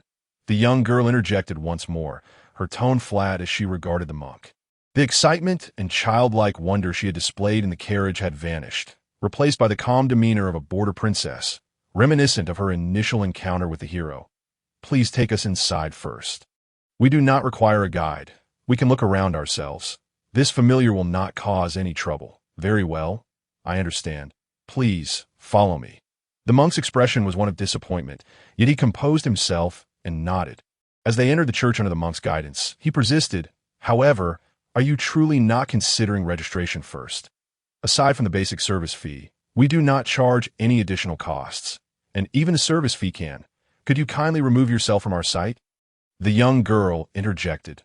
Unyieldingly, the monk, with a warm smile, attempted to persuade the brave warrior, only to be politely dismissed by the young girl. The warrior watched him leave, glancing back repeatedly, and then settled down in a corner of the church with the young girl. The interior of the church retained a simple yet solemn style, adorned with exquisite decorations, including murals, the most prominent of which depicted a beautiful expanse of blue, seemingly illustrating the history of this town. The two individuals and the serpent in the corner surveyed their surroundings, drawing no attention from other worshippers. What was up with that monk? Was he overly enthusiastic? After taking a seat, the young girl no longer maintained her cold demeanor and let out a sigh. Indeed, it was no wonder that my grandfather advised me to be cautious of the church. The warrior, coming to her senses, chuckled awkwardly. I almost considered changing my vocation right here and now. That was a close call. However, sister, despite his appearance, the church might actually suit you quite well. After critiquing the receptionist, the young girl began her analysis that, oh, why is that? The warrior straightened up, eager to listen, because the church itself does not worship any deities, but rather upholds ideals. Within the church, numerous factions exist, each with differing philosophies, yet all fundamentally aim for positive outcomes. Broadly speaking, to make the kingdom more prosperous and to create a better world. Under this overarching direction, many diverse sects and vocations emerge. The young girl spoke these innocent words, somewhat incongruous with the solemn decor before them. The faithful sect, the nature sect, the justice sect, healing nuns dedicated to charity, combat nuns who expel evil spirits and monsters, and priests often seen in military camps wielding flails and war hammers. Although these vocations had little connection to the current warrior sister, the nature sect within the church also included druids skilled in shape-shifting, who advocate for the protection of nature and the creation of a more habitable environment for humanity, certainly considering the balance of the monstrous ecosystem as part of their mission. The Holy Knights, who have sworn oaths, and the organized orders of paladins are indispensable forces at the borders. Vampire hunters and demon slayers operating within the kingdom also belong to the church. The young girl counted on her fingers, analyzing each vocation, broadening the warrior's horizons. While the 6 major guilds each hold their significance within the borders, the church can be said to be particularly important. Well, my father mentioned that the church's members do not require him to fund their training. The warrior sister's goal is to eradicate goblins. Although there should not be a specific faction within the church dedicated to goblin extermination, they would certainly be willing to provide support, given that goblins are unequivocally classified as evil monsters. Nonetheless, most of the church's work is voluntary, particularly in the realms of combating evil and resisting disasters, despite many people's indifference to this. It has led to the church becoming the most widely distributed force among the 6 major guilds, meaning that within the kingdom, wherever the warrior sister intends to hunt goblins, she can essentially count on the church's support. Oh, the warrior exclaimed involuntarily. The warrior's heart stirred. Goblins. 30. Lastly, there's one more point, which is also the most important. The young girl raised her final finger to, is there more? The warrior asked in surprise. Yes, the church is the only place among all the vocational guilds where one can become a hero. The young girl straightened her back, her tone imbued with a sense of solemnity and reverence. Not out of vengeance, but driven by noble ideals and a spirit of dedication. The resolve of a hero is committed to a lifelong struggle against monsters. The young girl's recommendation raised the stakes. Borders 10, Goblins 10, Hero 10. Upon hearing the young girl's meticulous explanation, the warrior wore a look of rapt attention, nearly ready to decide to take up a vocation right then and there. However, her grandfather's admonitions echoed in her mind, and she suppressed this irrational impulse. Furthermore, while the young girl had analyzed many advantages, she had yet to mention any drawbacks. Considering the receptionist's nearly insincere enthusiasm earlier. Along with her grandfather's warnings, the church likely wasn't without its imperfections, right? It doesn't sound like there's anything unsuitable. Could the church truly have no shortcomings? The warrior pondered. Not exactly. I was just about to mention the drawbacks. The young girl shook her head. Firstly, the church is the most rule-bound organization among all the guilds. After all, the church emphasizes the power of the spirit and is the most organized of the 6 major guilds. I've heard that the church is divided into the inner court and the outer court. Joining the outer court is somewhat more lenient, that if one does not intend to pursue further studies within the church. One can, like in other guilds, complete the vocation change and depart, after which there is little further relationship. However, if one joins the inner court, they must adhere to the church's directives and assignments, essentially becoming a member of the church for life, a lifetime. This struck the warrior, who blinked, realizing she had finally heard a significant drawback. Yes, and although there is no worship of deities, the church still requires adherence to a collective will.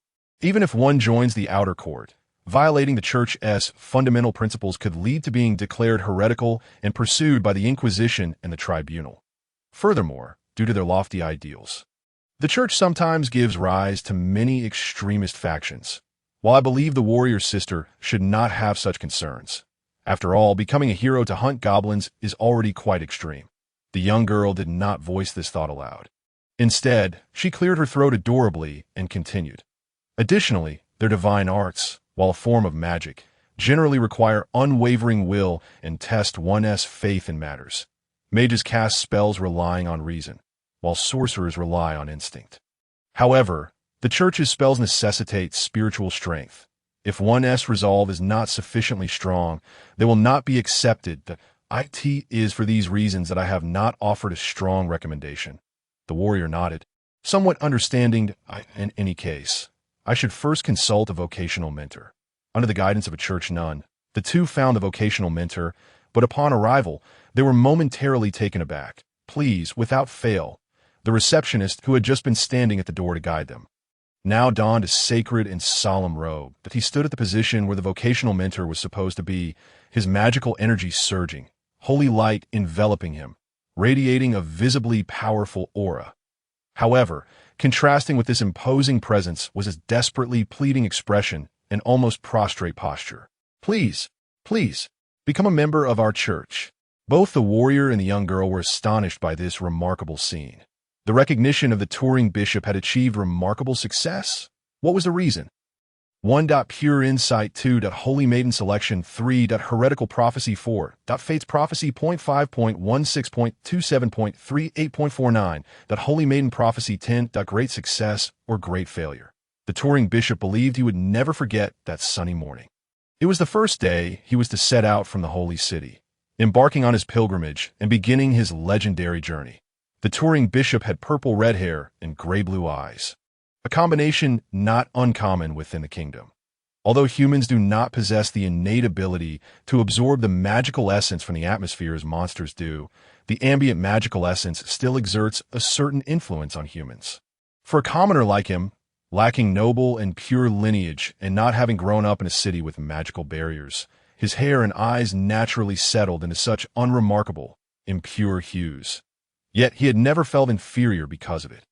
His hair and eye color were not symbols of lowly origins, but rather testaments to his efforts and true talents up to that point. The kingdom has implemented the vocational guild system for many years. Even commoners can join the 6 major guilds to change vocations and gain the qualifications to grow stronger. Even those who are not extraordinary like heroes can strengthen themselves through learning and training. Since his youth, he had joined the church and dedicated himself to diligent practice without ever slacking.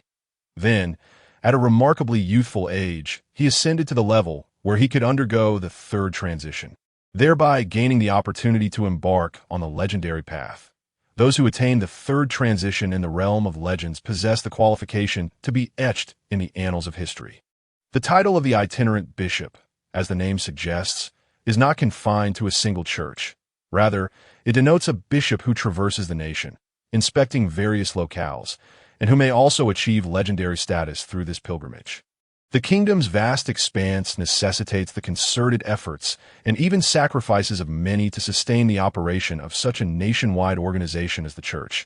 Only the royal government and the monarchy can match its level of influence. To constantly journey and face numerous peculiar challenges, even life-threatening dangers, is the essence of their duty. The pilgrimage often spans years, and even within a church that emphasizes spirit and will, few have the tenacity to persist on this arduous path. Frequently, once the pilgrimage concludes and the bishop secures his legendary status, he opts to return to the headquarters or other branches, although he may also continue traveling to aid churches in distress. The path of a profession is a reflection of one's labor, and the same holds true for legends. As a promising star within the church, he would not shy away from hardships, whether for his own growth or for his future standing. In truth, he had already traversed more than half of this inaugural pilgrimage and had absorbed the residual energies of the transition ceremony, officially becoming a legend. Although he had yet to craft tales worthy of being sung by bards, he undeniably possessed the capability to do so. Yet, the joy of his breakthrough did not linger long in his heart. More than his personal advancement, he was preoccupied with the words he had received from that esteemed figure on the morning before his departure. On that day, that morning, the individual he had always yearned to approach but could only listen to from afar stood before him for the first time. The Saintess. The position of the Saintess within the Holy See is esteemed, ranked at 50 as a mascot, 70 as a non-executive authority, and 90 or higher as a spokesperson. The success of the Saintess is monumental. The Saintess, the embodiment of the great will. Within the Church, the Saintess holds an equal status to the Pope. She represents goodness, purity, and sanctity, the moral standards that society ought to embody to a large extent. Her ideology becomes the prevailing thought within the Church. What is abhorred by good is deemed evil, and what the Saintess advocates is what humanity requires. Although the Saintess typically wields no tangible power, paradoxically, even the Pope exists to enact her will, that if the Pope is the brain of the Holy See, then the Saintess is its soul. They serve as both the banner and symbol of the Church, as well as its will and essence.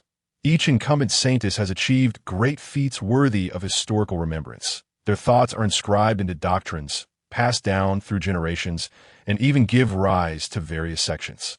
The Church does not promote reverence for deities, fundamentally denying their existence. The it is the individuals leading humanity forward whom they venerate, and such a figure is the Saintess.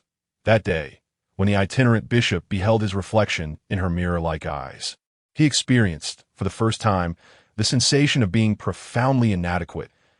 It became evident that one's pupils could so clearly reflect one's flaws. "Are you the bishop preparing to embark on the pilgrimage?" she inquired, her smile directed at the young bishop. "It is my honor." He averted his gaze from her alluring curves, akin to delicate branches bearing fruit, deeply bowing his head.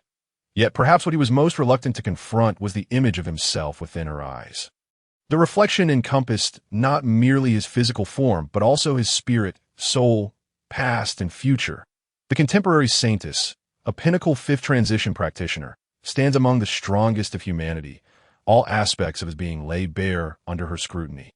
It felt as if every moment of his life had gathered here, being meticulously examined from within and without, an overwhelming sense of trepidation rendering him unable to straighten his back or even remember to breathe. "Relax a little. I shan't devour you."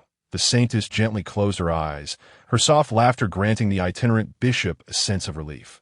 "You are a good child, though young, with lofty aspirations and unwavering resolve. While at times you may exhibit a degree of extremism, without such fervor, achieving legendary status at your age would be unattainable. Thank you for your guidance." Rather than a heartfelt expression, it was instinctual. The itinerant bishop responded with reverence. "It is not guidance," she continued, "but according to protocol, I shall bestow upon you the blessing for your journey." Yet, for a legendary practitioner, such gestures bear little significance. It is not a grand ceremony. Merely a source of comfort, perhaps. This, the itinerant bishop hesitated at. In truth, for the faithful among the congregation, merely hearing the Saintess articulate her blessing would serve as immense encouragement. However, since the Saintess herself deemed it inconsequential, The itinerant bishop could only maintain a pained silence. Speaking of which, seeing a young individual like you reminds me that the Pope and the College of Cardinals previously inquired if I had intentions of selecting a successor. A successor? The next saintess? He gazed up in astonishment. But surely you are not at the age of retirement yet. This was no flattery. As a final transition practitioner, the contemporary saintess had already held the title long before his own induction into the church. Yet, despite the passage of years, time had left no marks upon her visage. Thank you. The saintess slightly opened her eyes, a smile gracing her features, her penetrating gaze leaving the itinerant bishop feeling disoriented. However, my mentor found me at a similar age. I never intended to remain a saintess for eternity, so perhaps it is time to commence. Momentarily at a loss for words, the itinerant bishop contemplated bowing his head in silence. Yet, the next word from the saintess halted his actions, causing his pupils to constrict suddenly. In that case, allow me to grant you a prophecy. The saintess fully opened her eyes, her pupils reflecting his rigid expression, as if gazing into an infinite distance, an endless future. Without waiting for the itinerant bishop's response and devoid of any magical aura, she spoke softly to the girl with ebony hair and emerald eyes. Accompanied by a great black serpent, an indomitable will guides her path. An extraordinary charm attracts both calamity and blessings that a small yet magnificent brave soul, burning with light and fire, illuminate the darkness of this world. Then, a lengthy silence enveloped them. The prophecy concerning the next saintess bestowed by the saintess resonated within him. Upon comprehending what he had just heard, the itinerant bishop's expression transformed into one of astonishment. Is this truly a prophecy meant to be pronounced here? Shouldn't a divine decree precede it? And if it pertains solely to physical traits, shouldn't a broader scope be established? Is it necessary to inform churches nationwide? No, this should not fall to the Pope. Observing the young bishop ensnared in turmoil, the saintess stifled a laugh, placing a finger to her lips to beckon him in a silence. Do not rush. There is no need for any special action. Simply remember it well. The itinerant bishop could not recall how he exited the grand cathedral, yet the saintess's words continued to echo in his mind. Your fate knows the direction in which you must advance.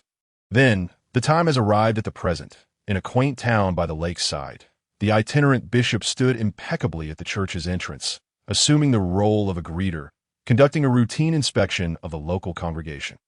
Rather than merely exorcising malevolent spirits, the bishop's purpose in his travels was primarily to ascertain whether the churches across various locales were operating as intended.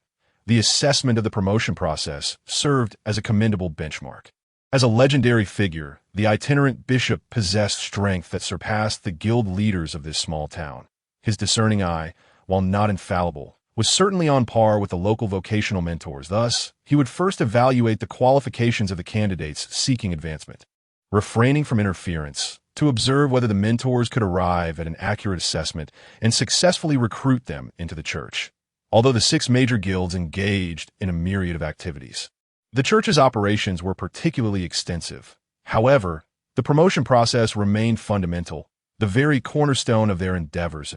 If they could not even identify exceptional talents or attract skilled individuals, it would be undeniable that they were guilty of negligence. Regardless of other issues, he noticed 2 young girls approaching from a distance. The itinerant bishop commenced yet another evaluation. This magical energy exhibits considerable strength. Her level far exceeds the requirements for promotion. As for the other one, judging by that pure hair color, she must hail from a noble lineage. Even before the brave ones entered the church, the itinerant bishop silently formed his conclusions. This one not only possesses considerable strength, but also boasts extraordinary beauty for her age. A snake? Upon spotting the sleek black serpent, he gasped in astonishment. Dark hair, the bishop's mind raced. Emerald eyes. In an instant, he reached a conclusion. Lowering his head with a composed demeanor, his expression shifted dramatically. It must be the next saintess. May I inquire if you wish to register as a magical creature? Would you like to establish your identity? Currently, we are offering complimentary registration. Might you reconsider? After numerous failed attempts at persuasion, he was left with no recourse but to bow his head earnestly, his voice resonating with sincerity. Silence lingered for several seconds. Excuse us, but we must take our leave. With that, the brave one grasped the young girl's hand and turned to flee. Wait, please hold on. Was he about to voice a prophecy? 1. Yes, 2. No, this is a bit frightening. Once outside the church, the brave one patted her unremarkable chest, still shaken. Indeed, the young girl echoed, sharing a look of relief, having narrowly escaped the clutches of the peculiar bishop. The two were now gasping for breath by the roadside. Hiss, hiss, even the glimmering scaled snake responded with a weary sigh that a scale on its lower abdomen bore the mark of a holy seal.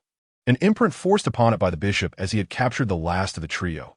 Holy seal imprint. Bishop's certification. Harmless, friendly, magical creature. Cost. Free. While being regarded with importance is a positive thing. That man was far too enthusiastic, which was somewhat overwhelming. The brave one swallowed hard. She had never before been treated with such fervor. It was an experience that could scarcely be described as anything less than pleading. If that monk hadn't been clad in genuine clerical robes, she would have summoned the town guards. This was not the church she had envisioned. The young girl wore a puzzled expression as well. How strange, they both remarked in unison, exchanging glances that in any case, they decided to determine their next destination. Although opting for a different profession would require a return for registration, especially since that monk had already marked the glimmering scaled snake. She had yet to provide her information. Before we fled, I noticed he wasn't wearing ordinary monk's attire. He appeared to be a bishop, the young girl recalled. Could it be that all bishops of the church are like this? Perhaps we should explore other places first. Initially, her impression had been positive, but now she harbored deep reservations about joining the church. The brave one turned her attention back to the map. Well, that settles it. I have no desire to encounter that old man again. The young girl's critique was unrelenting. Their next destination was 1. Warrior Guild, 2. Archer Guild, 3. Thief Guild, 4. Mage Association, 5. Sorcerer Association, 6.17. 28.39.4, 10.5. First stop. Church's score brave one's interest. 115 young girls recommendation. 86 men or bishop's attention. 148 total score. 349 the Sorcerer Association is just over there. The young girl pointed towards the street ahead. And right across is the Mage Association. The brave one remarked, her expression a blend of intrigue and apprehension. Regardless of the direction, the architectural grandeur of the associations stood in stark contrast to the modest church. Although the area seemed comparably sized, it was undeniably more opulent than the simplistic church.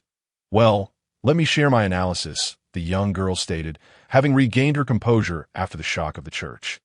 My recommendation score for the Sorcerer Association is bolstered by my innate sorceress talent, 30. Given that I am inherently a gifted sorcerer, this association would be equally suitable for you, sister.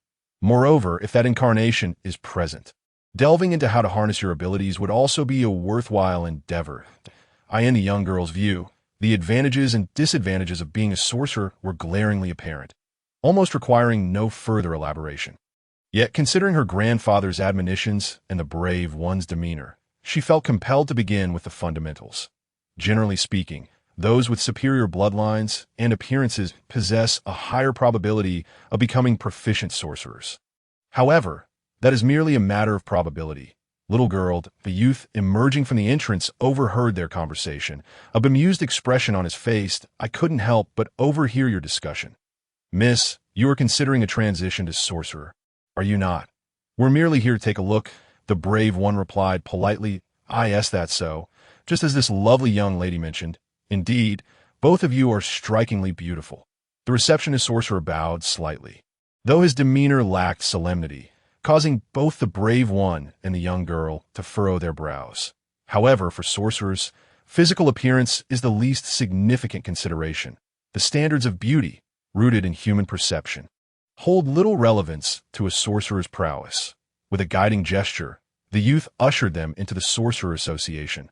Please have a seat. Due to the association's regulations, we only provide plain water here, prior to transitioning to sorcerer. We generally advise against consuming food. Not even tea. Yes, that's so.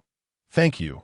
Plain water will suffice. Despite his somewhat flippant attitude, the brave one appreciated that he still fulfilled his duties, allowing her and the young girl to settle comfortably on the plush sofa. What determines a sorcerer's strength? After taking a sip of water, she posed the question, "It depends on you." The youth replied with a smile at me.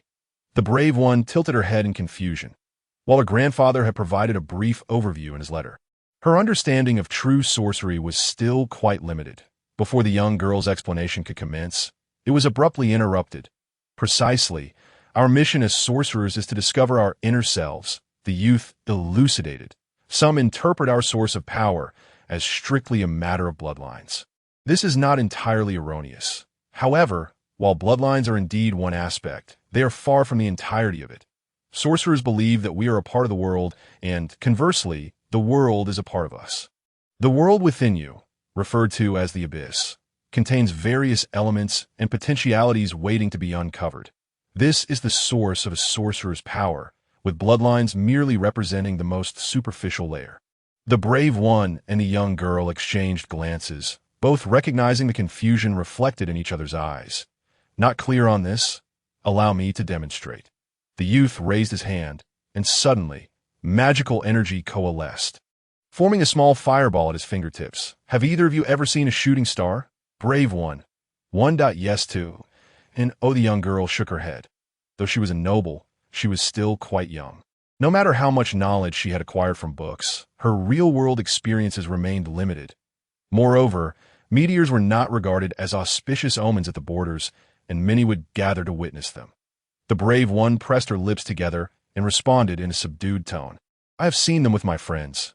Indeed, meteors might herald calamities from beyond the stars, and many cultures viewed them as warnings to be heeded, but I was merely providing an example. The border guard cast a surprised glance at the young girl. Yet the youth chose not to elaborate. In any case, if this young lady has witnessed it, then it simplifies matters. Suddenly, he pointed, and a small fireball soared towards the cup before the brave one. The brave one remained unperturbed. Such a fireball would pose no threat, even if it were to be swallowed. However, the fireball extinguished before it could touch the cup, leaving only a few embers to scatter across the water's surface before vanishing. For instance, consider a meteor that, after burning and shattering, falls into a lake. He gestured towards the roof and then outside, indicating the lake adjacent to the town. You, as a resident of the lakeside town, derive all your drinking and washing water from this very lake. Over the years, as you consume water infused with meteorite elements, your body will accumulate some inconsequential traits from the meteorite. Can we then posit that, in a certain sense, a part of you is composed of that celestial body? The brave one and the young girl widened their eyes in astonishment that, there's no need to be so startled. This is merely an exaggerated expression. The youth chuckled, having elicited the desired reaction. Meteorites, in truth, are pockmarked, and from a human aesthetic perspective, hardly beautiful. Far less so than gemstones. Brewing tea with a meteorite will not enhance one's attractiveness. Yet, this does not diminish the power of the celestial sorcerers. In fact, those wielding the power of the stars are indeed few and far between. This, my friends, is the source of our sorcerer's strength. Often referred to as the abyss of the self, the youth spread his hands. Your bloodline may trace back to deities of antiquity. Your soul might have once belonged to an arcane mage, and your body could harbor the power of the stars. Many have been swept away by such notions, leading them to transition into sorcerers. However, in the initial awakening, most merely awaken traits of some animal, or at best, capabilities akin to those of magical creatures, or some strange, extraordinary powers. Anke Tie this point, the youth wore a mischievous grin. There is even a possibility of awakening traits related to goblins. The brave one, who had just been starry-eyed, now displayed a look of sheer terror. I could be a goblin. Sister, he's just trying to scare you. The young girl interjected, her discontent evident as she shot a glare at the youth, despite the brave one's considerable misunderstanding. My apologies, beautiful lady. The youth bowed his head in contrition. Please do not worry. Such occurrences are exceedingly rare. However, while they are rare, they are not without precedent, though not with goblins, rather with other less reputable magical creatures. Thus, our Sorcerer Association holds higher standards regarding the qualities of those who seek to join us than other guilds. Sorcerers require a charm level of 30, perception of 20, and an awakening score of D95 plus 5 to avoid catastrophic failures. Those with higher charm may indeed possess nobler bloodlines. Good perception helps one evade the detritus of the abyss, ensuring that one does not awaken bizarre and useless abilities. Yet even so, many have returned disillusioned after their transition, effectively closing the door on their paths as sorcerers. People often find it impossible to become what they aspire to. Even coming close is a formidable challenge. Sorcerers are merely those who struggle along the way. Only those truly gifted can soar towards their aspirations. The youth sighed and shook his head, though the young lady appears to possess considerable talent. Accompanied by a formidable familiar, the outcome of the awakening remains uncertain. Should you genuinely wish to pursue this path, feel free to seek me out in the back. I shall take my leave for now. He stood, bowed, and departed. The brave one felt a chill at the thought of goblins -20, while her potential as a sorcerer increased 30. Sister, what should we do now? Well, let us, test it out just once, suppressing the impulse to flee on the spot.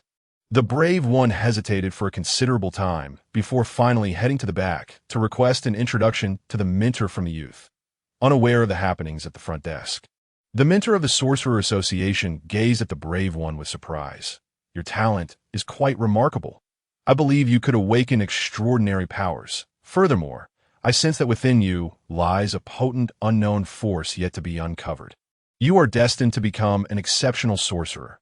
After providing a thorough assessment, the mentor earnestly continued, if you join our Sorcerer Association, we will offer you our utmost support, including the purchase of materials for the awakening ceremony at the highest discounts. Sorcerers value more than just charm or magical prowess. While it involves delving into the inner abyss, a person's essence is not immutable. Many have invested substantial sums to procure rare materials to nurture themselves. Ultimately succeeding in awakening exceptional abilities that IT remains uncertain whether that is due to innate luck or the influence of those materials. Regardless, it is precisely because of this that the Sorcerer Association, despite not prioritizing wisdom, has constructed a FA-ADE as grand as that of the Mage Association. Many sorcerers, before their transition, were already affluent nobles or wealthy magnates, drawn to the profession by their desire for rapid advancement in power. As for this girl before me, she not only appears noble, but possesses a robust bloodline indubitably. Such talent is indeed rare. While this inland town is prosperous, it may be a long time before another child so suited for sorcery is encountered. You must join our Sorcerer Association. The vocational mentor earnestly bowed his head, causing the observing youth to break into a cold sweat. Thank you. I will consider it. Although the mentor's evaluation was high, the brave one merely forced a smile. Has the brave one changed her view on sorcery? One at yes to no amidst the mentor's pleas, the brave one took the young girl, who bore an expression of resignation, called upon the flashing scaled serpent, and left the Sorcerer Association without looking back. Even without transitioning, she was already a sorcerer. There was no need to gamble on that inexplicable bloodline awakening. She could simply defeat a powerful magical beast and attain extraordinary abilities.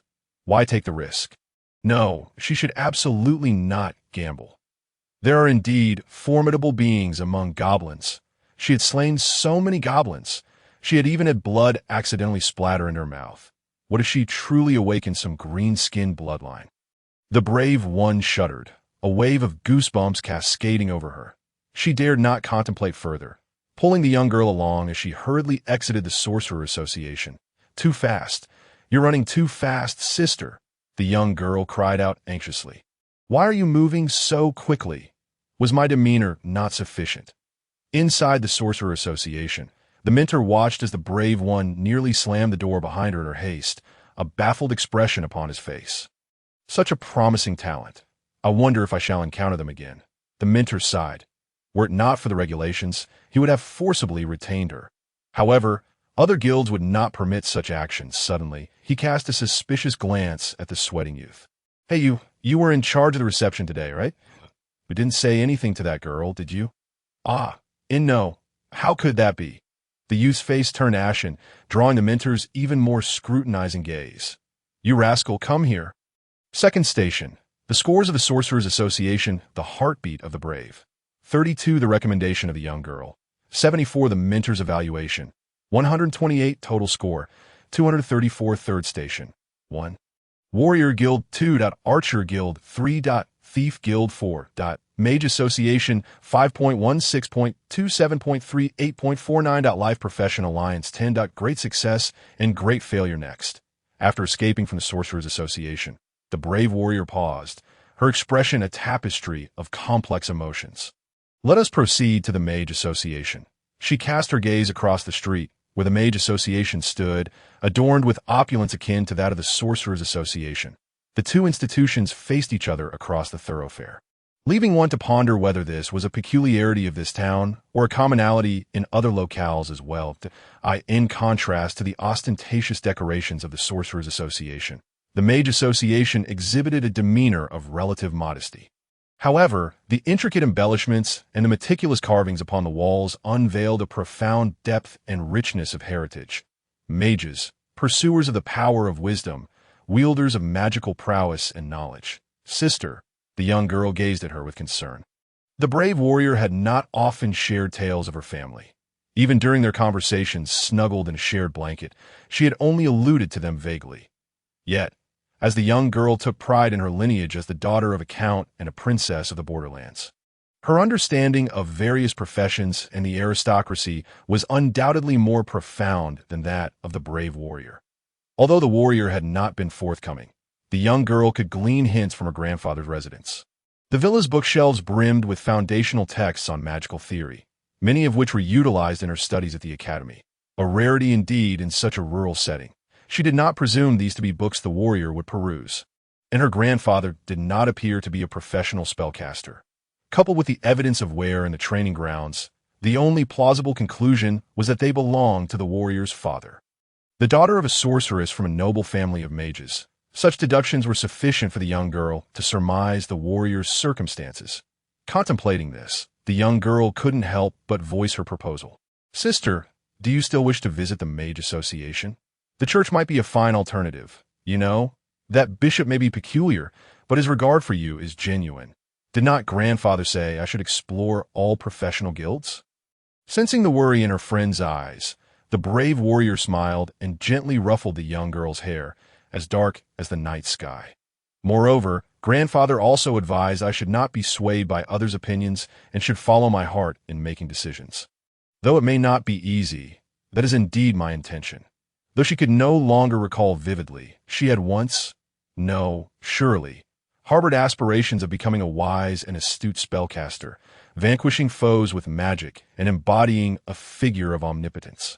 Even if those dreams had long since faded into mere remnants, she still yearned to affirm them once more. Not be afraid. Pursue what you desire. Her close friend would undoubtedly offer her such encouragement. Yes, I understand that I will offer my objective advice as well. Gazing at the brave warrior's smile, the young girl nodded vigorously. Then let us go to the Mage Association. The brave warrior took the young girl's hand, proceeding toward the grand entrance that welcomed all. The reception at the Mage Association added 30 to the warrior's charm and 10 to the young girl's. Ladies, are you here to learn magic? Or is there some knowledge you seek? The receptionist, a mage, greeted them with a gentle smile and ushered them into the association. Her warm demeanor eased the warrior's anxious heart. Indeed, not every mage was as they had encountered before. The warrior shook her head, beginning to survey the interior.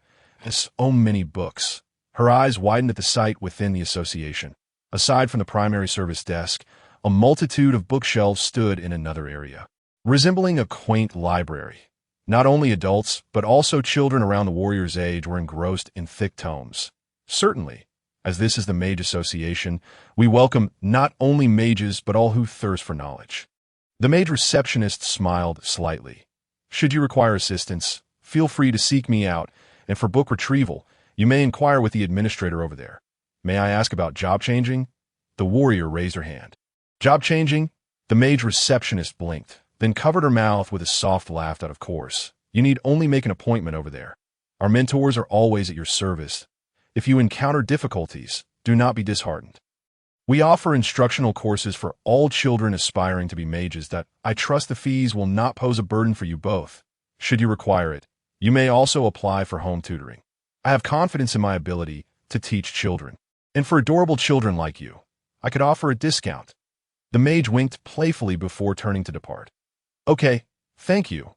The brave warrior waved, watching her figure fade from view. While it was a relief not to be treated with indifference, it appeared that the issue lay not with the profession of mage, but rather elsewhere. I'm overthinking again. The warrior glanced at the young girl beside her, awaiting her suggestion. The young girl, her recommendation devoid of added value, regained her composure and made a final confirmation. But do you truly wish to heed my advice, sister?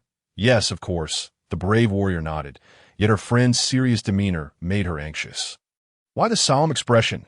Because, to put it bluntly, I cannot recommend the mage profession at all. The young girl's decisive statement left the warrior wide-eyed in astonishment.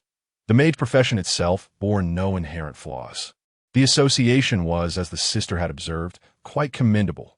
Thus, the issue lay not with mages, but rather with you, sister. The young girl delivered her words with unrelenting candor. The young girl's recommendation was a resounding failure.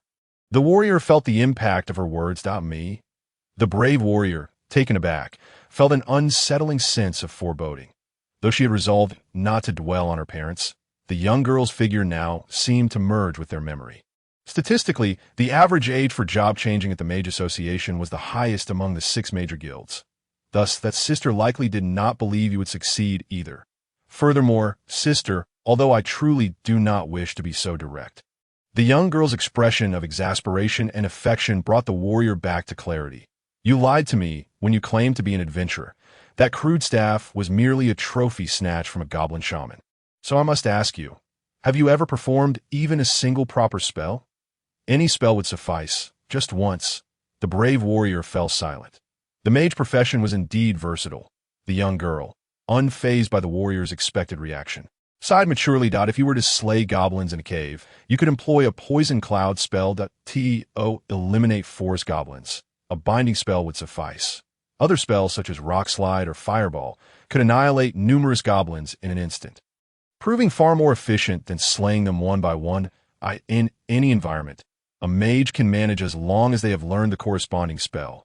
Against any foe, a mage can triumph provided they know the appropriate incantations.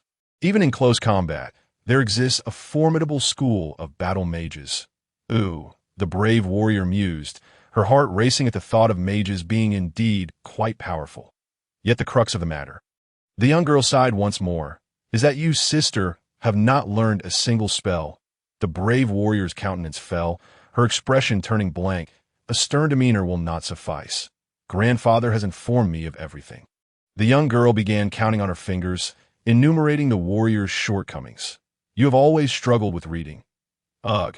Rather than remaining in a house filled with books, you prefer to play outside. Ugh. Chasing village animals with a shovel. The brave hero found herself utterly speechless and could only lower her head in a sense of grievance. While I do not consider my sister to be foolish, the time it would take to begin learning magic from scratch might be excessively long. Observing her expression, the young girl felt reluctant to press further and thus concluded the discussion. However, what if I were to suddenly excel at this? The hero, unwilling to concede, protested. Very well, let us give it a try. The young girl nodded in agreement, as anticipated. Over there on the bookshelf, there should be the most fundamental theories of magic. If the brave sister can merely peruse those texts and successfully cast a level 2 apprentice spell, she can then seek the local mentor for an assessment. The young girl pointed toward the nearby bookshelf. Forget about the first-level tricks. Even I can manage those, as they are far too simple. Understood. I shall strive diligently. The hero declared earnestly, clenching her fist. The hero aimed to learn a level 2 spell. 1. Flashbang, 2. Fireball, 3. Barkskin, 4. Shield, 5. Minor Sonic Blast, 6. Anya, 7. Anya, 8. Anya, Fireball, 9. Anya, 10. Great Success, Great Failure. Due to the young girl's disappointing attitude, the hero's learning duration increased by 3 hours. Once her study time exceeds 6 hours, it may be determined that she is unsuited for the role of a mage. Should her learning time surpass 8 hours, she will be required to stay overnight in the town. After spending hours immersed in study, the hero finally mastered the Fireball spell at level 2. Fireball, a minimum consumption of 10 mana points, inflicting 2d5 plus 5 points of burning damage. This most rudimentary elemental magic shapes a model of energy. utilizing explosion and flame to annihilate one's foes. Although such a basic fireball might not even slay a goblin, a few more should suffice. The formula for calculating a mage's mana is intelligence 2 plus physical sensitivity 5. While for a sorcerer, it is constitution 5 plus intelligence 10.15 hours later. The sun had long set, and the twin moons hung high in the sky. The hero finally closed her book, having comprehended the spell models documented within. Fireball, the most fundamental offensive magic, could be effortlessly wielded by the receptionist of the Sorcerer's Guild with a mere gesture. "I'm afraid we are closing for the day. There's something troubling you?" The mage receptionist observed the hero, who had spent the entire day seated in the reading area, with a hint of concern at "I apologize, I shall take my leave now." The hero, having sat motionless for too long, quickly rose to her feet. The young girl had long since departed with her guards due to hunger, leaving the hero to struggle alone with her books. She seemed to have noted down an address for an earlier in the afternoon. "Do not lose heart. Perhaps it is merely a matter of finding the right method." The mage smiled encouragingly at the hero. With the appropriate approach, magic is a skill that anyone can acquire. "For now, you should return and rest. It is indeed rare for a novice to master a spell in a single day," and the receptionist's demeanor conveyed no hint of disdain or sarcasm. "Thank you," regrettably. She remained unaware that this petite girl before her was, in fact, a hero, the daughter of great mages that I am. After all, a phoenix. With a dazed expression, the hero stepped out of the Sorcerer's Guild. The radiant fireball slowly coalesced at her fingertips, resembling a miniature sun illuminating the night after sunset.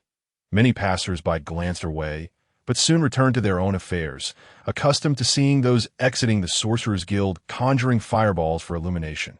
Yet, the hero sighed heavily and extinguished the flame at her fingertip. The spell had succeeded, but it had cost her 15 hours without even a meal. In the late-night streets of the town, she staggered along, her shadow stretching and shrinking beneath the lamplight, a ceaseless dance of alternation. The shimmering serpent followed closely behind the queen, drawing no attention as the shadows of night served as its cloak. It watched the hero's retreating figure with concern, unable to comprehend why casting a spell that should be instinctual required such arduous effort. Nevertheless, it could sense the hero's current despondency. For the hero, the realization that she had genuinely learned her first spell, coupled with the psychological groundwork laid by the young girl, did little to alleviate her troubled heart. "I truly lack the talent of a mage," she murmured despondently. The hero's sorrow deepened drastically. Failure score increased by 30. "Father, mother, I'm sorry. It seems you and my brother are better off together." She gazed up at the starry sky, feeling for the first time the harsh reality of the chasm known as talent. She had traversed the mountains of books and seas of knowledge, to the point where her mind felt as if it might bubble over, only to grasp what her brother could learn in mere minutes, a level 2 spell. Her brother's learning time was 50 plus ordinary challenges, 50 for the capable, 30 for the skilled, and 10 for the true genius. Moreover, he had once told her that he was not a true genius. "How can I possess such talent? I certainly do not have it, and even if I did, it would be scant. Those spells that take an average person months to master can be learned by the gifted in mere days.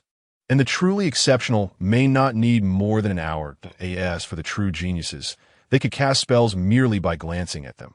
Some might not even need to look. They are born with the innate ability to command the elements. To me, that realm seems utterly unattainable." However, after acknowledging her deficiencies, her brother had cast a cold glance her way. What difficulties did the hero encounter while learning Fireball? One, starting from scratch. The fire element in her senses was too lively. 3, she could not concentrate. 4, conflict between beast spirit mana and her own. 5.1, 6.2, 7.3, 8.4, 9, that it was exceedingly challenging to extract a single element when all were accessible. 10, great success, great failure. Enough, leave me be, do not trouble me further. Her brother did not finish his sentence, nor did he provide any explanation. Yet the hero discerned the rejection and denial within his words, even if she were to study alongside her father. Merely sitting in as an observer would be a pure waste of time. Thus, she resolved not to disturb them any longer. Despite her inability to counter her brother's reprimand, a faint glimmer of hope lingered in the hero's heart. How could he make such a definitive assertion when she had yet to even begin her studies? Perhaps they had misjudged her. Perhaps she possessed the talent for learning magic after all. Regardless of the reason, the moment she recognized the true chasm between herself and her brother, the pain within her heart became almost indescribable. She wandered in a daze toward the inn. Miss Hero, today we declare you unfit to be a mage. Station 3. Score from the Sorcerer's Guild, Hero's Heart. 64 young girls recommendation. 3 mentors evaluation. 0. No participation. Total score. 67 next destination. 1 to 5. Tavern 6-7 8. Adventurers Guild. 9. Aimless wandering. 10. Great success. Great failure. As the hero made her way back to the inn, her steps grew sluggish. Then she was drawn to the distant glow, the clamor, and the aroma of food and tea this hour, aside from the clerics at the church attending to emergencies. All other guilds had closed their doors to visitors. Meanwhile, in the town, the establishments that remain open until the late hours are indeed few and far between. Yet there are certain venues that remain deserted during the day, only to truly come alive at night. The tavern beckoned the hero, who cast her gaze towards this unfamiliar realm she had never before entered, compelling her to take a step forward, though the hero was not fully aware at present. The discord between sorcerers and mages stemmed from more than mere ideological differences. The sorcerer, who harnessed the innate elements within their body and transformed vitality into magical power, and the mage, who perceived environmental elements and channeled them into magical energy through mental guidance, differed starkly in their applications of magic, often clashing with one another. Having awakened as a beast-spirit sorcerer since childhood, the hero would likely need to exert effort several times beyond that of the average individual, if not more, to truly become a mage. Abandoned without hesitation by her parents, without even a word of explanation, the hero now felt acutely the inadequacy of her talents on the path of magehood. Compared to her older brother, who could master a spell in less than a class and was exceptionally gifted among his peers, she felt the weight of despair. The more she pondered, the more her heart ached. Her vision blurred as tears welled in her eyes. And no matter how many times her dear friends had tried to console her, how often her grandfather urged her not to dwell on it, or how many preventative measures her younger sister had taken, how could she possibly brush it off with a smile? If only she could become a mage herself, if she possessed such talent. Would her father and mother cast a glance her way? This thought had lingered countless times in her mind, nurturing expectations that ought not to exist. Even her dear friend had said that if she could learn magic, perhaps she could have saved her back then. But now, the dream had shattered. Wah! The hero wiped away her tears and strode boldly into the tavern. Ignoring the astonished gazes around her, she made a beeline for the counter and slammed her hand down. "I want some alcohol." The hero, with her crimson eyes blazing, voiced her request, her tone still tinged with sorrow that I in this otherworldly tavern, where the legal drinking age was upheld, the environment was satisfactory, and both the bartender and patrons would not tolerate misconduct. The hero's luck was favorable, as she would encounter intriguing guests of legal drinking age. Note: in this world, a human is deemed truly born only when they cross the threshold of odd-numbered age and take their first steps into the teens. Until then, they remain akin to infants at risk of perishing in their swaddling. Although they could hardly be considered adults, they now possess the qualification to survive and face the harsher trials ahead. Thus, the hero resolved to start with some beverages unsuitable for children. "That I want some alcohol." Her youthful voice, tinged with lingering tears, drew the attention of many patrons. This tavern, which remained open late into the night, though not adorned in opulence, was clean and bright. There was no pretentious dim lighting. Instead, a soft glow illuminated the lively yet not cacophonous crowd. In a night when most lay asleep, those still awake sought to vent their desires, liberate themselves, and indulge in the darkness, surrendering to vice and intoxication. Conversely, others sought tranquility, peace, and the comforting embrace of a bustling crowd, enjoying the resonance of camaraderie and the light. Those in pursuit of such feelings unconsciously gathered within the unique atmosphere of this tavern. While there were no explicit rules, it had become customary for patrons not to cause trouble or stir up conflict, instead collaborating to expel any unruly individuals. Nevertheless, this was a late-night tavern, where it was entirely normal for those in distress to burst in.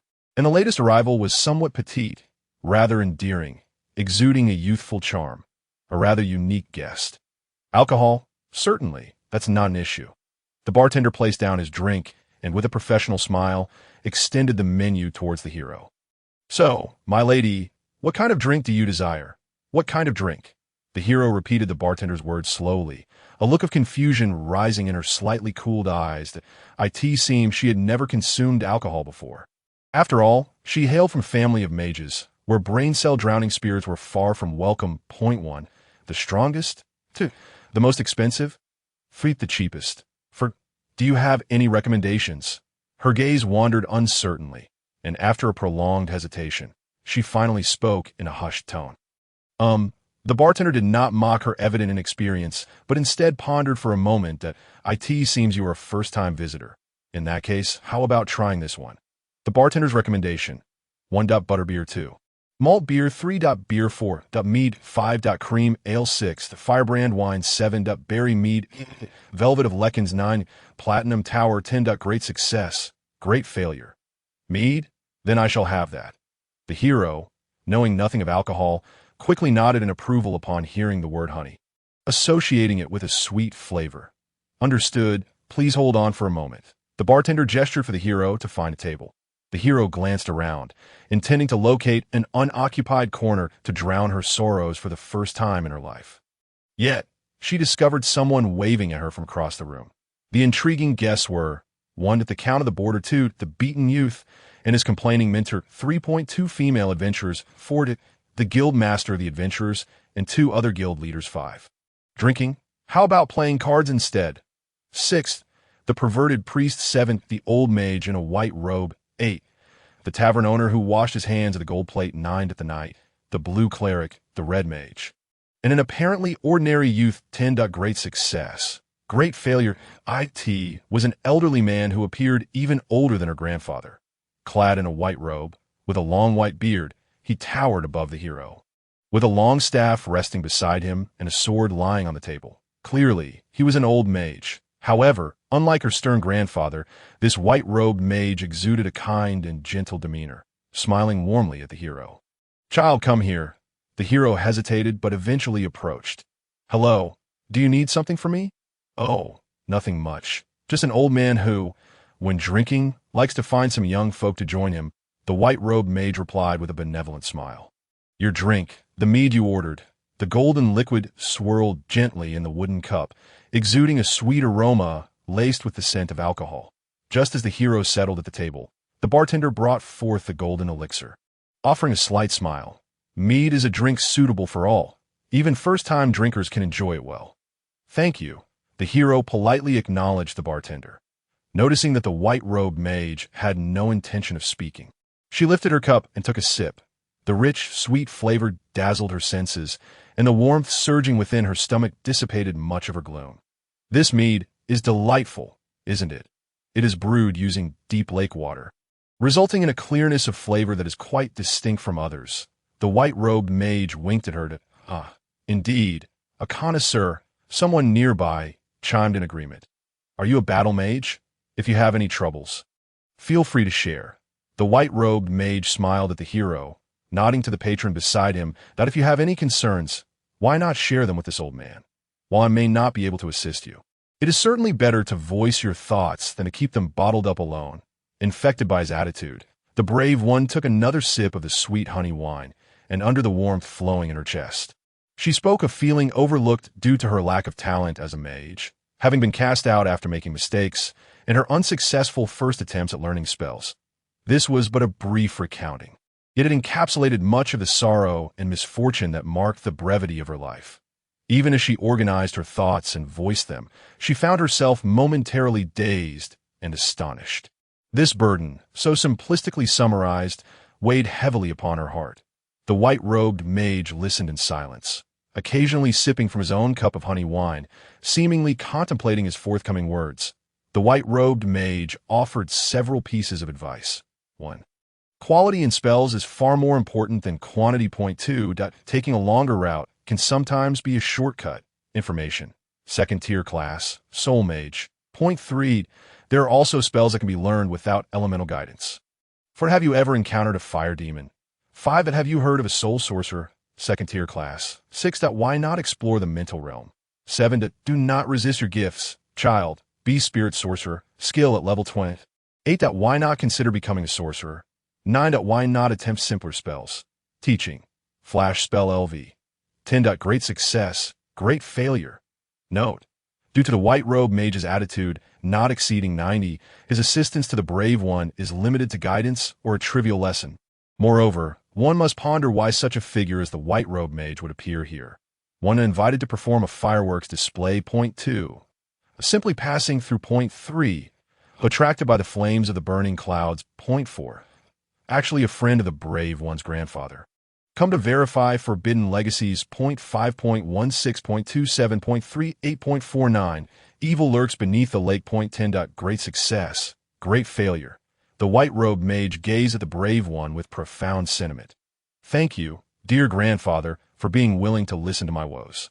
After expressing her feelings, the brave one felt considerably lighter and expressed her gratitude to the white-robed mage. I understand that such troubles may seem peculiar to you. No. How could they? The white-robed mage countered. To me, it is not strange at all. Wishing to meet others' expectations is entirely normal, especially when they are your own kin. Reminiscing, the old mage's wrinkles curved into a nostalgic arc regardless of strength. Those who can steadfastly pursue their resolve are destined for greatness. I once knew a friend, even shorter than you, who achieved remarkable things. Things that the wisest kings and most sagacious mages could not accomplish, deserving of respect and admiration. Alas, your determination has gone unacknowledged. Such a pity. The old mage shook his head repeatedly. Yes, that's so. Indeed, I too feel that if I could perform better, the brave one began, only to be interrupted by the old mage. No, my pity is not for you, but for your parents. Child, they are oblivious to the precious things they have lost. Overwhelmed by such direct praise, the brave one shyly lowered her gaze. How could I be so? Be more confident, the old mage exclaimed, startling the brave one with his raised voice. I am delighted to see that you have not let this misfortune change you. Even in adversity, you have not wallowed in self-pity or harbored hatred towards others. You should take pride in who you are. I will, the brave one hurriedly nodded. Her former close friend would often encourage her to be more confident, and now, unexpectedly, this first-time meeting with the old grandfather echoed the same sentiment. Should she perhaps strive harder in this regard? Well then, as a token of my gratitude for hearing your tale, allow me to share a story of my own, observing the brave one deep in thought. The white-robed mage's expression softened once more. Child, have you ever encountered a fire demon? The brave one pondered. Do I know of the fire demon? One a yes to. No fire demon. She repeated the unfamiliar word, her expression one of confusion. She had neither seen nor even heard of such a creature. Amused by her expression, the white-robed mage chuckled lightly. It seems you are unaware. Fear not. I shall start from the beginning. This is a tale that transpired a long time ago. The fire demon, an ancient evil, commanded flames and shadows, spreading terror and death in the endless annals of old legends. They are the calamities of fire, wreathed in what is said to be an eternal inferno, scorching the souls of those who draw near. The fire demons are proficient with various weapons, beheading swords, heavy hammers, and great axes, but what instills the greatest fear is their flaming whips. The fire demon ensnares all dissenters and those who flee with its multitude of searing fire whips. The hellfire from the abyss melts the vocal cords of its prey before they can scream, reducing them to charred remains. Even the weakest of fire demons can ascend to become kings of the demonic tide, while the strongest can rival ancient dragons, attaining the title of great demon that ravages the world. I stood against that fire demon from the shadows upon a stone bridge. The shockwaves of our magical clash shattered the very geological structure around us. Within that dungeon, thousands of armed goblins dared not approach us, only to perish in the collapse and falling rocks, ending their wicked lives. The old mage recounted, vividly narrating a legendary tale that blurred the lines of truth and fiction, bringing joy to the brave one as heart. In a desperate bid to ensure my companion's escape, I was compelled to shatter the bridge with this very staff.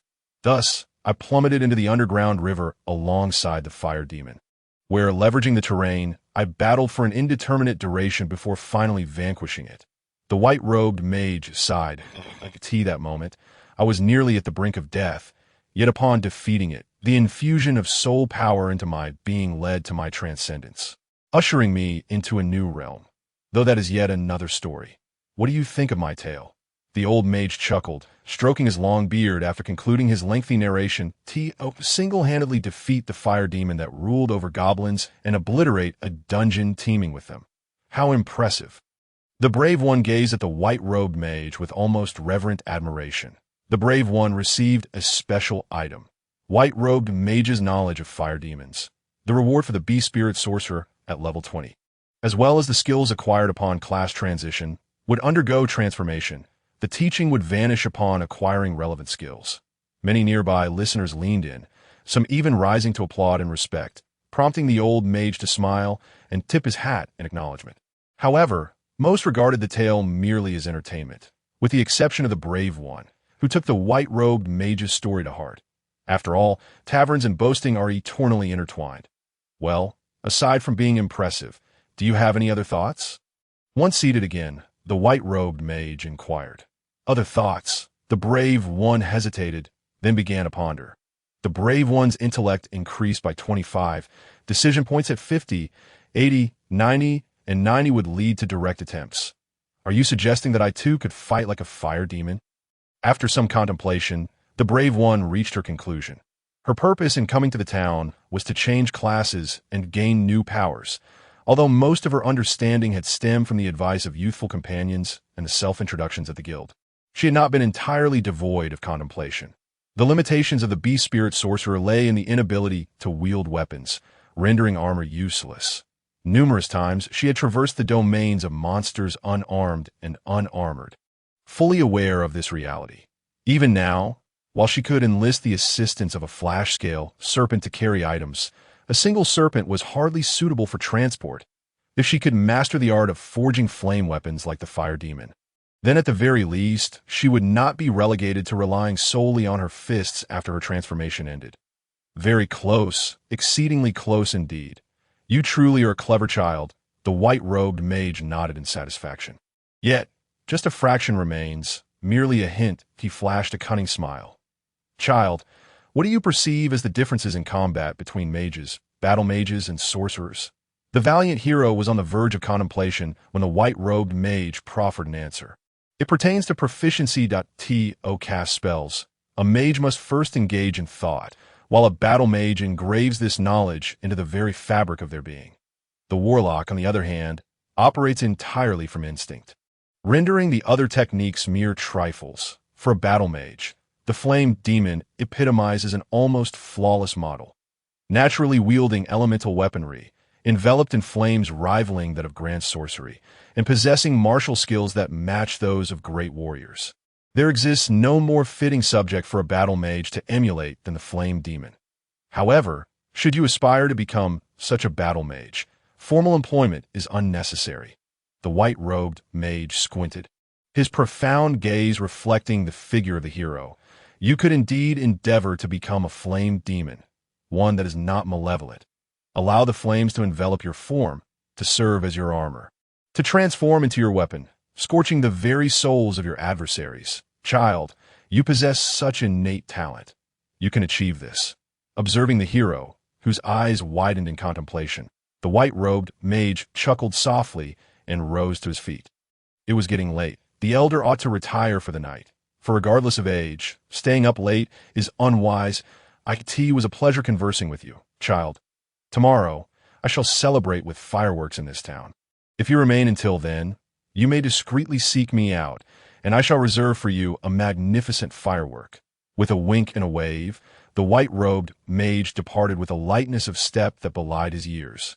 The festive occasion for the fireworks includes 1. Founding Day, 2. Autumn Harvest Festival, 3.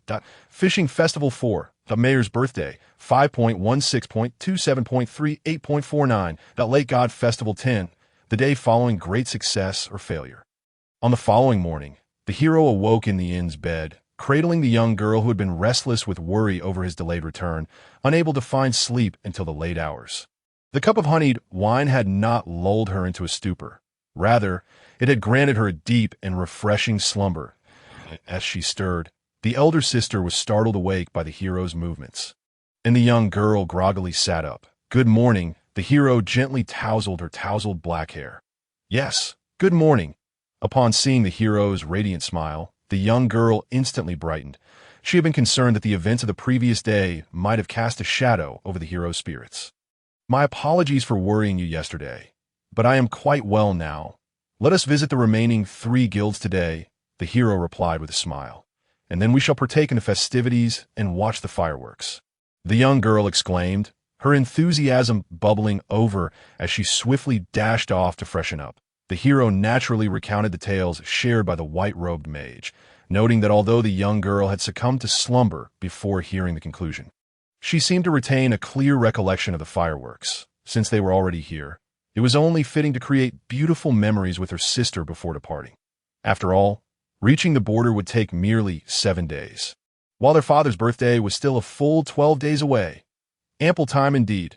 Much like a child who, caught up in joyous play, forgets to return home, the young girl had dismissed the notion of leaving the next day. With a resigned smile, the hero followed the young girl as they commenced their morning rituals together. Their next destination was 1. Warrior Guild 2, Archer Guild 3. Thief Guild 4, Mage Association 5. Warlock Association 6. 17.2, 8.39.4, 10.5. The Thief Guild appeared somewhat different from her expectations. After all, it was an official guild rather than a den of petty criminals. The hero observed the entrance ahead, which was neither dark nor foreboding, but rather an open door welcoming visitors.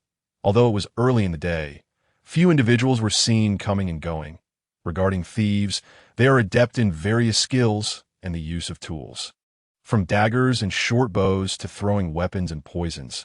The young girl recalled that in border regions, they typically undertake reconnaissance missions as scouts. While this is indeed the most perilous of tasks, it is precisely for this reason that they are entrusted with it. Just as the hero's grandfather had remarked, it is undeniably a profession skilled in self-preservation, and they are also proficient in assassination and evasion, the young girl pondered. Indeed, the hero nodded in agreement. She had also engaged in acts akin to those of a thief or assassin, stealthily infiltrating a goblin horde to deliver a decisive blow to the sleeping leader. One must admit, that experience was quite exhilarating. This method of decapitating the leader, while causing the goblins to scatter, was, in relative terms, the safest and most efficient approach. According to the hero's experience, if one wished to prevent the goblins from fleeing, simply refraining from transformation would suffice. Her grandfather expressed a fondness for thieves. However, he also advised her not to be swayed by his opinions. Thieves heavily rely on various gadgets. The young girl contemplated, "I believe being a thief might not be too bad." After considerable reflection, the young girl arrived at her conclusion, at the very least, it seemed far more suitable for her sister than being a mage. The hero suppressed a pang of melancholy, adopting an expression of keen interest. Is it because most goblins dwell in shadowy places, and such locales are ideal for a thief's talents? The young girl pointed to a nearby dark-scaled snake basking lazily in the sun as a ready example. Moreover, after advancing in their craft, thieves can also learn some magic. Although not on par with mages or warlocks, it suffices for slaying goblins. But what about equipment? The hero inquired. And can a thief topple an entire city in a single blow? Much like the white-robed elder, we can consider it from another perspective. The young girl crossed her arms, adopting a teacher-like demeanor. While it may be true that the elder sister is not suited to wielding weapons, she could certainly purchase a plethora of one-time magical items that a thief, in essence, does not rely on armor and could exhaust all magical items before utilizing the powers of a warlock. For instance, by deploying smoke bombs or dark shrouds, they could envelop an entire cavern in impenetrable darkness. Then, using the unique senses of a transformed monster, systematically eliminate goblins. As for explosions, that would be even simpler. A multitude of magical scrolls could achieve that effect. Oh, the hero gasped, marveling yet again. But where would one acquire so many magical items and scrolls? After expressing her astonishment, she couldn't help but voice her confusion. "Purchase them?" the young girl replied, equally perplexed. The two exchanged wide-eyed glances in that moment. The hero felt anew the stark reality that even among nobles, there exist disparities in status. The border princess, unhesitatingly suggesting the use of wealth to resolve issues, undeniably occupied a higher echelon within the noble hierarchy. Shall we proceed inside and take a look? This silent standoff ultimately concluded with the hero conceding defeat. She absently touched the pocket money she had brought along. Although not there to shop, she felt an unexpected twinge of apprehension. Young ladies, if your envisioned combat style consists solely of tossing items and casting scrolls, then there is no need to change your profession to that of a thief. Even the mischievous children on the streets could fulfill this role, remarked the thief instructor with a calm smile, personally opening the door to the room and ushering the hero and the young girl out. Though he maintained a courteous demeanor, it seemed they were not particularly welcomed. "How long will it be until we return to the entrance from the guild?" the hero murmured. After all, thieves place great emphasis on skill. The young girl reflected deeply, acknowledging the practice of throwing items is rather crude. We ought to have discussed setting traps instead. Fourth station. The score of the Thieves Guild recommendation of the young girl. 80 heroes heartbeat, 69 Miners evaluation, 46 total score, 195 next stops, 1 to 4. Warriors Guild 5-8. Archers Guild 9. Visit the lakeside to observe preparations for the festival 10. Great success.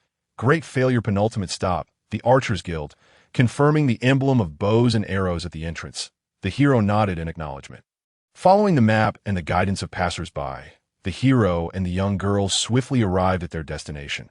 Despite it being early morning, the streets were bustling with a multitude of pedestrians. A throng of people moved to and fro, and one could see towering warriors carrying various construction materials, while nimble thieves assisted in assembling and erecting structures. Compared to the Thieves Guild, the Archers Guild clearly occupied a much larger area. Though this did not seem to stem from financial disparities. At the far end of the open space, targets were set up, presumably for training purposes. Adjacent to this area, the townsfolk were busily preparing for the upcoming festival. This town, thriving thanks to its proximity to the lake, welcomed 2 lengthy fishing bans lasting 5 months each year, followed by a month-long fishing season in early spring and late autumn. The bountiful harvest of the autumn season culminated in an annual fishing festival, celebrating the arrival of the harvest and serving as a heartfelt celebration before the harsh winter set in. The festivities were about to commence. Observing the fervent scenes, the young girl exclaimed excitedly.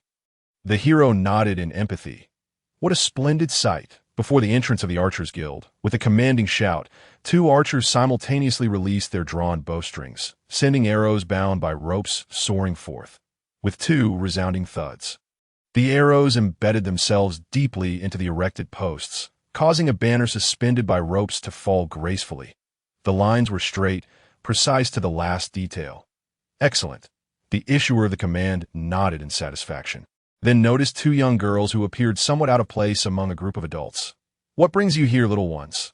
"The festival doesn't begin until evening," the short-haired female archer said with a smile. The hero shook her head and explained her purpose. "You're here, not to observe, but for a job change assessment."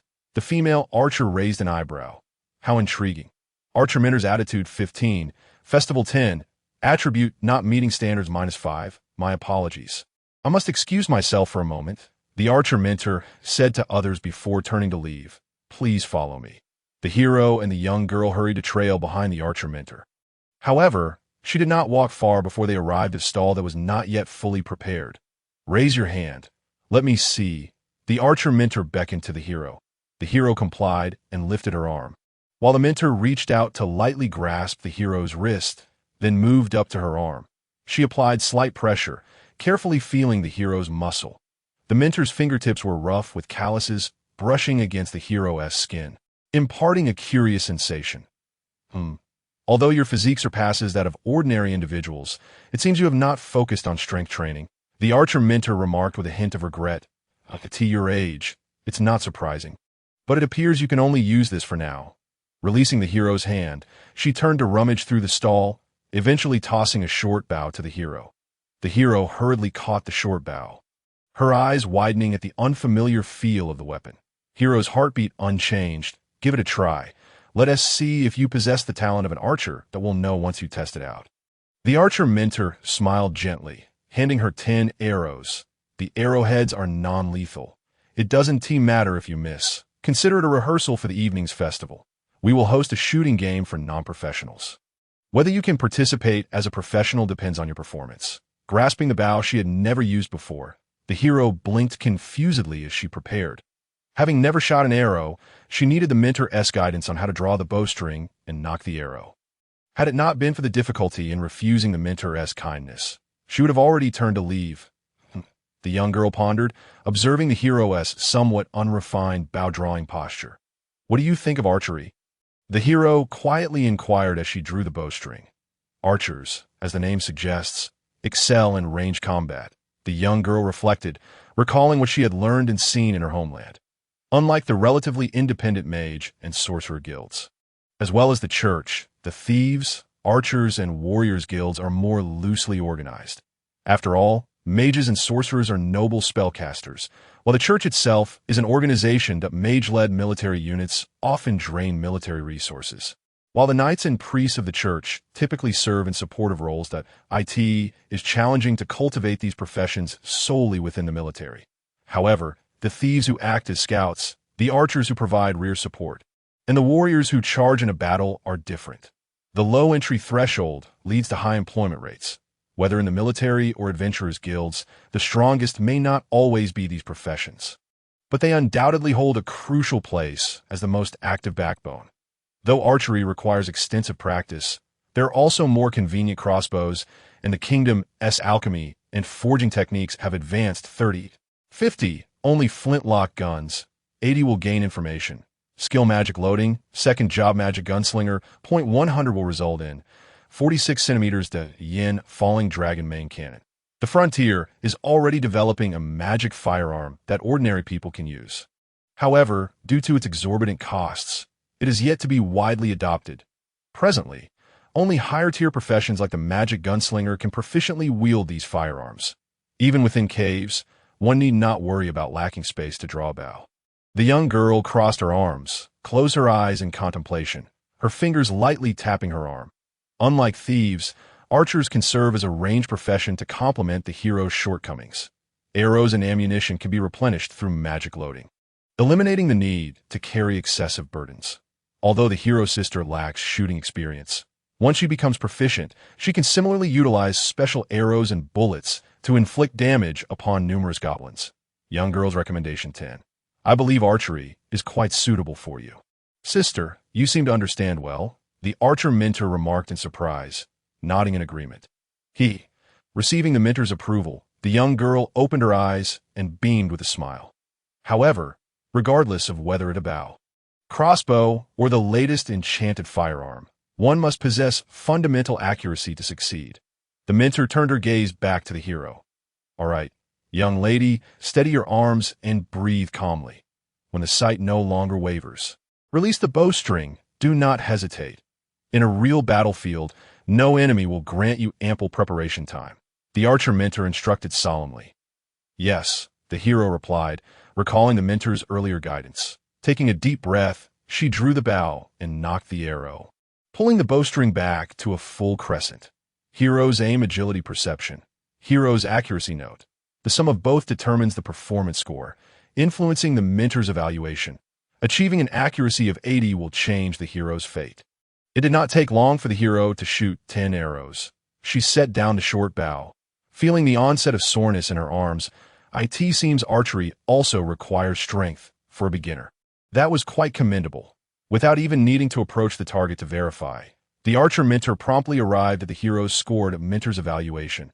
77, though strength and agility did not meet standards, her eyesight was sharp, and her aim was commendable. However, her posture hindered her accuracy, resulting in several misses.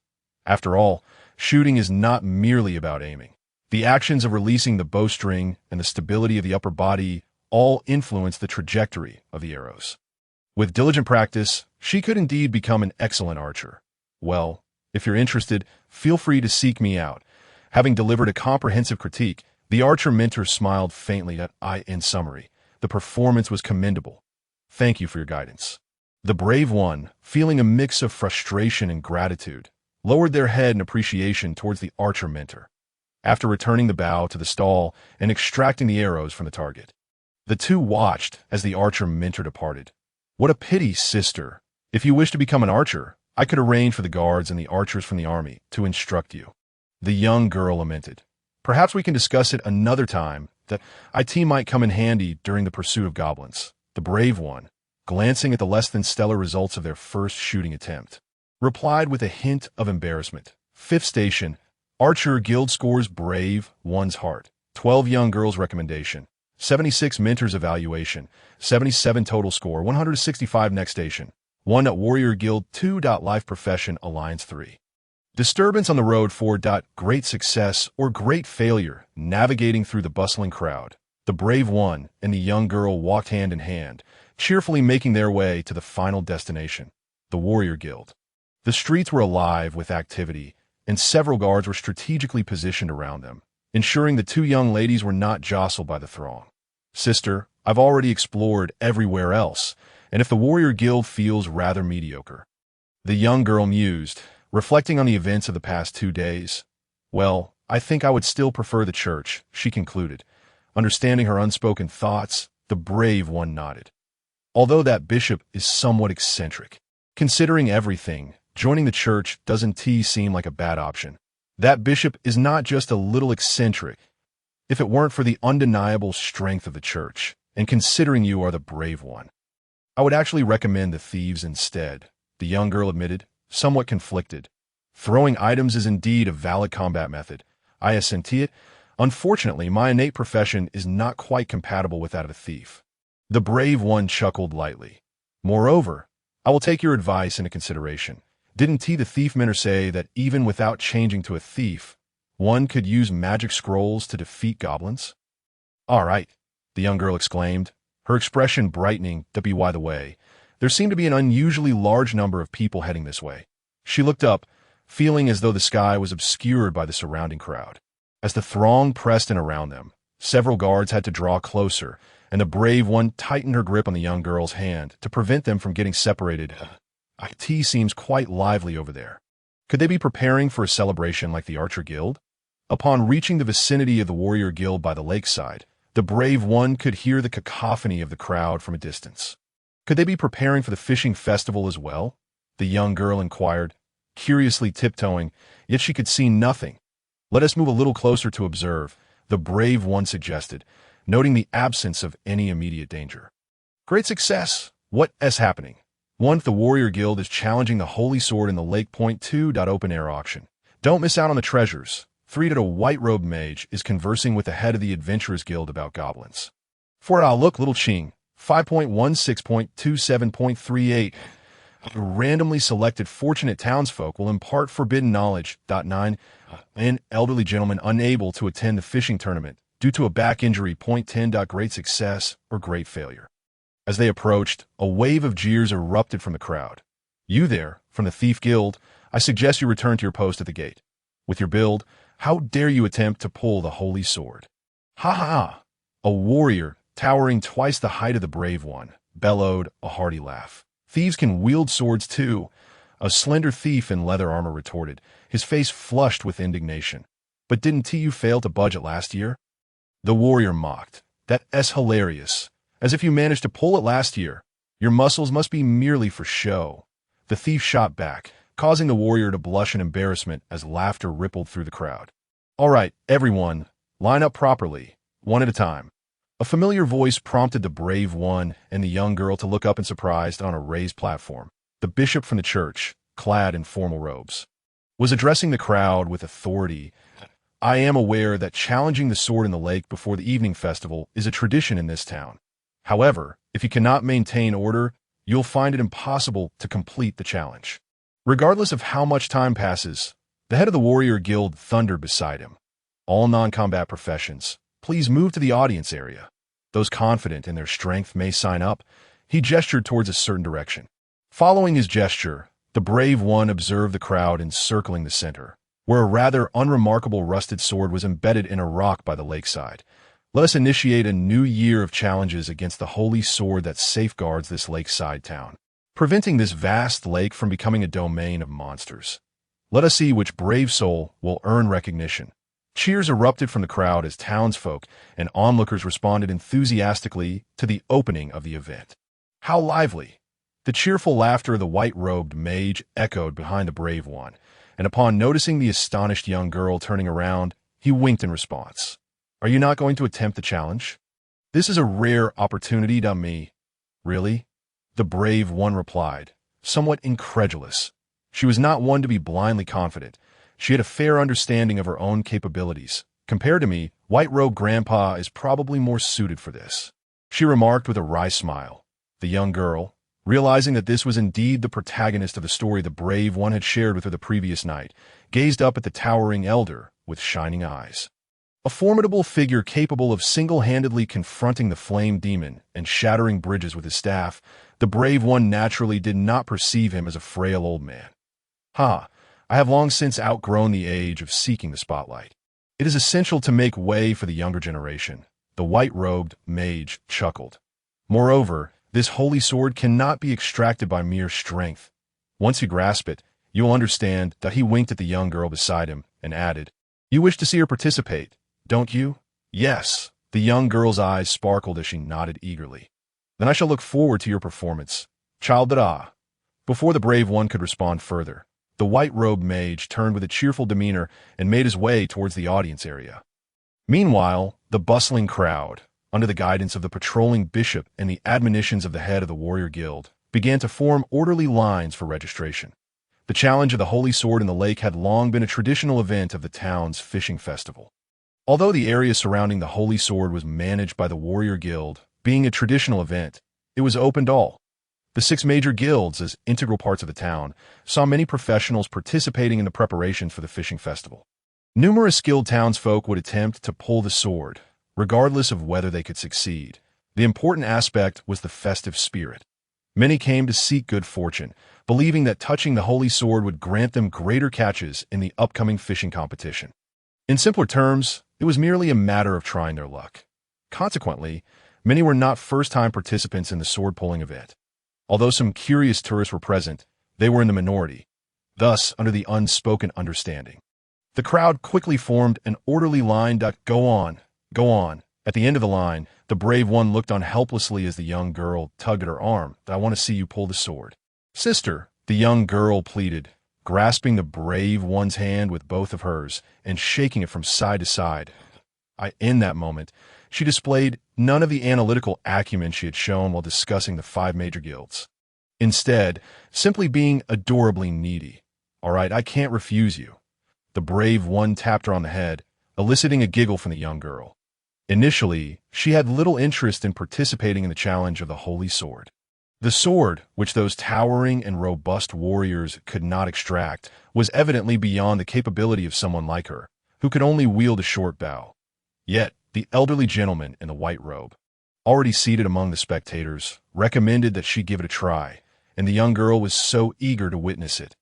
Moreover, the bustling warrior guild did not seem to be in a position to accommodate visitors. Since they were to remain in the town until evening to enjoy the fireworks, she resolved to participate. Having convinced herself, the hero made her way to the registration desk. She stood in line. She contemplated whether to register as a B-Spirit mage. Although she had not yet changed her profession, as a more rare gifted individual, she should be eligible to sign up. Next, called the attendant. However, before she could voice her intentions, the touring bishop coolly stamped a registration certificate and handed it to her. Thanks to the bishop's leniency, the encouragement of the white-robed mage, and the young girl's fervent anticipation, the hero would indeed take part in the challenge of the sacred sword. This was a major event, and regardless of success or failure, participants would receive a gift from a sacred sword. Special event, Lake's Sacred Sword Challenge LV72. The town, thriving thanks to the resources of the Great Lake, was a rarity within the kingdom. In a world where monsters lurked everywhere, the depths of the water often concealed extraordinary terrors. Only sufficiently large towns possess the qualifications and strength to drive away the aquatic beasts and claim the waters as human territory. Yet this lake was not only rich in aquatic resources, but also remarkably devoid of monsters. While it posed some risk, it was deemed acceptable by the fishermen. Thus, humanity began to gather and settle in the area, passing down their legacy through generations to protect the lake's renewable resources. Guided by the wisdom of knowledgeable individuals, the townspeople established periods of fishing bans and harvesting cycles. Why was this lake so special? Despite having lived here for many years and the presence of powerful warriors who established guilds, the townsfolk had yet to discern the answer. Until one day, on the morning of the fishing festival, a child playing by the lakeshore discovered a sword embedded in the rocks as the tide receded. The truth of the matter may be lost to history, but the legend has been passed down through generations. This sword of the lake undoubtedly serves as the protector of this town. The daily schedule of the Lake Town Fishing Festival morning. Under the gravitational pull of the twin moons, a specific area experiences low tide, revealing the sacred sword within the lake. Final preparations for the celebration unfold. The warrior guild, established to safeguard the location of the sacred sword, will conduct a challenge for the sacred sword. Noon. As the tide rises and the sword is submerged, the fishing ceremony commences, featuring fishing boat outings and a fishing competition. The fishing boat with the highest catch and the angler who reels in the largest fish will receive reward from the mayor. Evening. A feast will be held using the fish caught that afternoon, accompanied by various performances that change each year, sometimes showcasing songs and dances, other times magical rituals. This year, it seems the mayor has invited a renowned firework mage. Special event activated. Lake's Sacred Sword Challenge LV72. It is quite simple. One merely needs to approach and pull out a tribute to the lake's sacred sword. 1-5. Water 6. Fire 7. Light 8. Courage 9. Nature 10. Major success. Major failure. The hero's luck diverges at points 2 and 7. With luck meeting the standard, the sacred sword remains harmless. Yet during the queue, they encounter some harassers. The hero, somewhat dazed, stepped into the waiting line to pull the sword, appearing out of place among the towering and muscular professionals.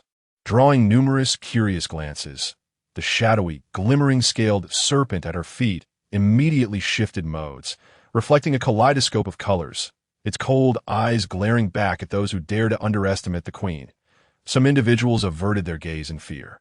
Others seemed to grasp the situation and became intrigued, while some displayed greedy looks, yet were forced to retreat within the crowd. Wow. An intermediate monster, though. The bishop's holy mark must be a princess from some noble family. That serpent skin must be worth a fortune.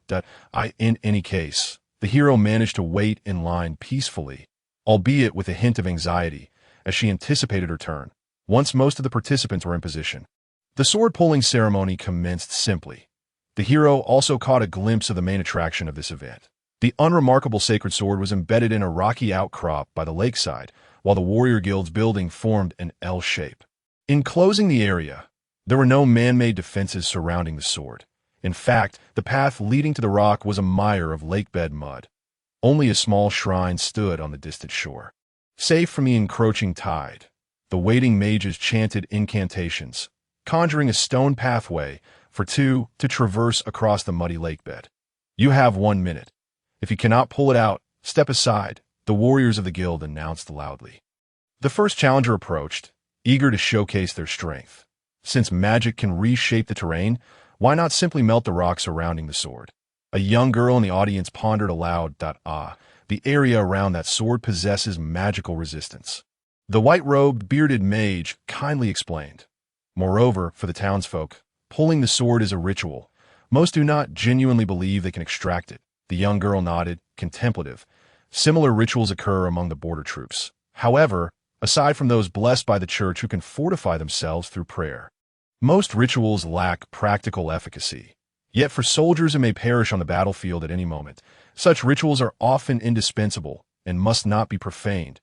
They provide a form of spiritual strength, which is precisely what the church emphasizes, the power of the spirit.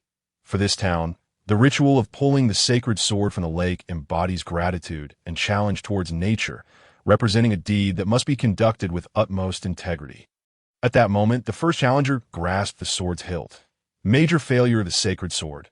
What transpired? 1. The challenger collapsed in exhaustion. Point 2. The lake's surface froze. Point 3. Such a cute little girl. Point 4. Nothing happened. Point 5. Point 16. Point 27. 3. 8.49. Suddenly, the tide surged. 10. Major success. Major failure. This was the challenger's initial roar, deep and powerful, brimming with determination and courage. Ugh. This was the sound emitted by the challenger after gripping the sword's hilt. Weak and feeble, akin to a newborn lamb. Laughter erupted from the crowd of onlookers. Quickly, the next one. Surely, we are not going to carry you down, a familiar voice from the challenger's circle mocked him. Ugh, how infuriating. The challenger reluctantly released the sword's hilt. Observing the challenger's dismal state, the waiting hero and the young girl in the stands widened their eyes in disbelief. Is it truly that exhausting to pull the sword? The hero questioned, unable to suppress her curiosity. Oh, little girl, this is your first time in our town, is it not? A man behind the hero chuckled maliciously. This sacred sword drains the challenger's strength. While it is not lethal, you ought to be cautious, dear girl. Otherwise, when you stumble and need assistance, you may find yourself in unfortunate circumstances. Perceiving the man's insinuation, the hero shot him a glare, and the glimmering serpent nearly bared its fangs in response. I was merely offering a kind reminder. The man hastily retreated several places in line, inciting a wave of dissatisfied glares. Hey, you over there, step out of line, before he could breathe a sigh of relief. The furious voice of the touring bishop echoed as if it were right beside him, nearly causing the man to collapse. Disturb others during a sacred ritual. You are desecrating the sacred sword. Your participation is revoked. That is a bit extreme, the hero exclaimed, startled by the bishop's fury, promptly waving her hands in protest. Since this lady has spoken, you shall move to the back of the line. Though separated by a considerable distance, they responded with remarkable clarity, as if standing directly before those present. Observing the man scurry to the back of the queue, a distance of several dozen meters, they felt a twinge of astonishment, conveying words across such a vast expanse. Even the father could achieve such feats.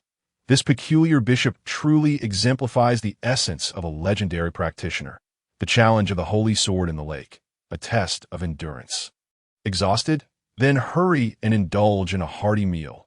The nearby snack stalls are fully prepared. If there are many delicacies to savor, one can certainly feast before attempting the challenge. After the challenge, one can dine. It seems the holy sword has not only purified the lake, but also bolstered the town's economic prosperity. As commotion erupted within the crowd, the first challenger on stage trembled as he attempted to stand upright, ultimately collapsing to his knees in defeat. Remove him. Next, the president of the warrior guild issued the command without even lifting his eyelids, taking a deep breath and puffing out his chest. Did you all see that? He is a commendable example. The 1-minute duration is meant to protect you. If you cannot endure, do not force it. Otherwise, you may find yourself too weak to even fish afterward.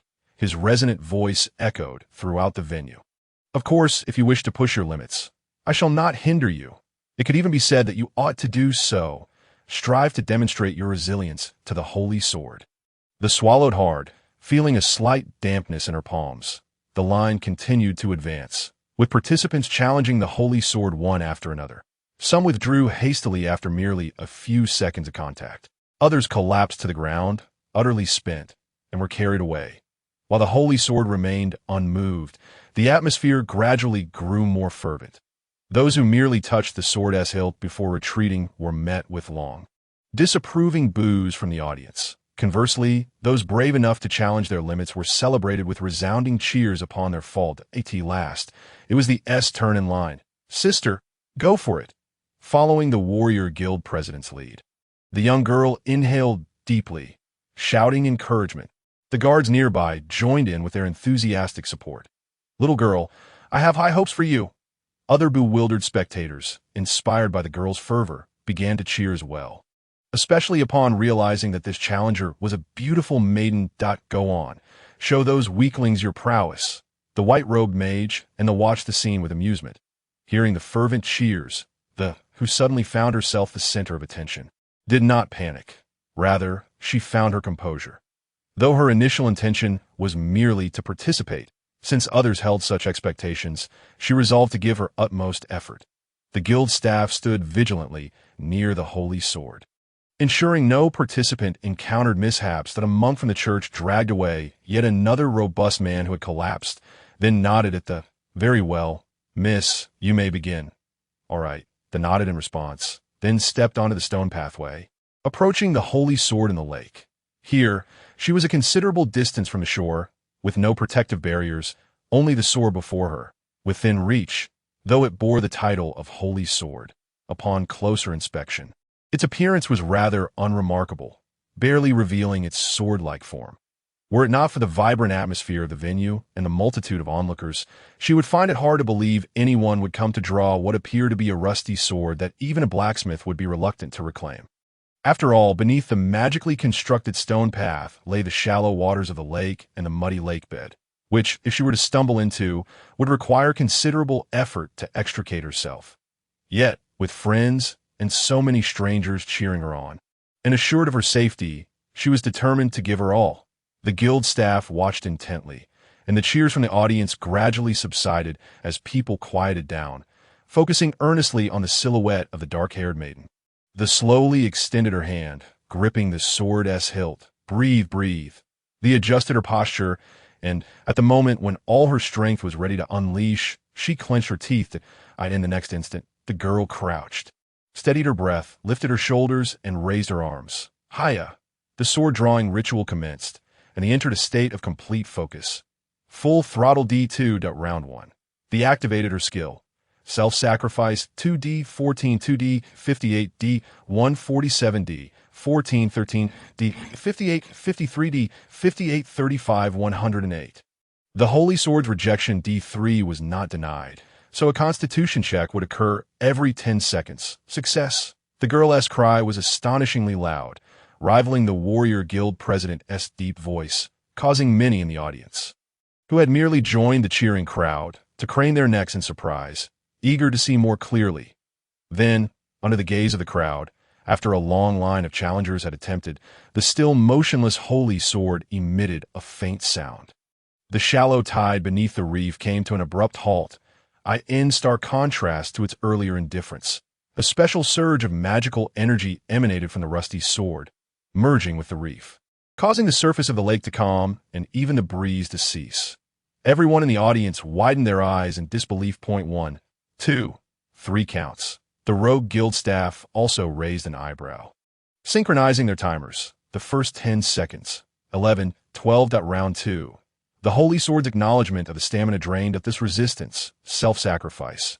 Have her constitution, successfully adding 20 in the first round. Resistance successful, gripping the sword's hilt tightly. The felt something. 1. The history of the town. 2. The reflection of the heart lake. 3. This is a trial, for the evil lurking in the heart of the lake. 5. Blankness. 6. The phoenix soaring over the snow-capped mountains. 7. The howls of demons. 8. A door. 9. The fluctuations of space. 10. Great success or great failure. The crowd held their breath, watching the dark-haired girl clutch the emblem of the town, seemingly locked in a stalemate with it. They dared not cheer, nor create noise. They simply stared, eyes wide, unwilling to miss a single second of the unfolding scene. Following her initial declaration, the two held her breath, daring not to relax for an instant. She sensed that if she loosened her grip, her stamina would pour out like a punctured water bag. Wholly absorbed, this face flushed red as she summoned strength beyond what she had ever exerted. Even when battling goblins, primarily because goblins would not patiently wait for her to gather her strength, attempting to wrench the stubborn sword from the rock, her internal magical energy surged, flowing into her slender arms. Suddenly, a series of images flashed before her mind. The history of the Holy Sword in the lake. 1. From its establishment to the present. The Sword of Faith. 2. A more distant and unknown past. The mysterious sword. The second 10 seconds. 21, 22. Whispering the countdown intensified the tension in the air, while a glimmer of anticipation flickered in the rogue staff's eyes. The outcome of drawing the Holy Sword was not something he dared to hope for. But perhaps their town might welcome a contestant blessed by the Holy Sword after many years. Round 3. The Holy Sword's recognition, not this resistance in the second round added for. Resistance failed, leaving with a constitution of minus 2038. Is this the past of this town? Yet there was no leisure to heed the ticking of the guild clerk behind, as the brave warrior widened her eyes in understanding of the visions that flashed within her mind. It was a time long, long ago before this enchanting lake had ever welcomed the presence of humankind. Only a solitary rock stood resolutely amidst the waters. Since time immemorial, it had been submerged beneath the lake's surface, only to bask in the sunlight of the heavens during the annual twin moon mornings, when the tide receded, welcoming the gentle breeze from the forest and the lake, and with each resurfacing, it encountered something new. A human being, from the first traveler who discovered this place to the very first family that settled here. From life to procreation, from death to rebirth, from hamlet to village, and then to town. Until now, this bustling town, teeming with countless souls, with each ebb and flow of the tides, and each yearly reunion, it perpetually uncovered new phenomena, witnessing the continuous transformation. Its own exterior, too, gradually altered under the relentless caress of the waves. One day, a passing child stumbled upon it. The rock, bathed in the morning light, cast a colossal cross upon the lake's surface, radiating an aura of sanctity. The child gazed in rapt fascination at this spectacle, eyes brimming with wonder. Only when the tide returned, the cold lake water soaking his ankles, did he awaken from his reverie, exclaiming in alarm as he turned to flee Anke Tie that moment. The rock could not comprehend the meaning of the words uttered by the little human cub. But now it understood. The Holy Sword. I have discovered the Holy Sword. The child's cries gradually faded, accompanied by the sound of splashing waves, and the scene upon the shore was once again replaced by the unchanging tableau beneath the lake. Not a man-made creation. Awakened from the illusion, the astonished warrior inadvertently opened her mouth, feeling her strength dissipate significantly. Though she had forgotten to exert effort, merely grasping the hilt of the sword, her heart raced.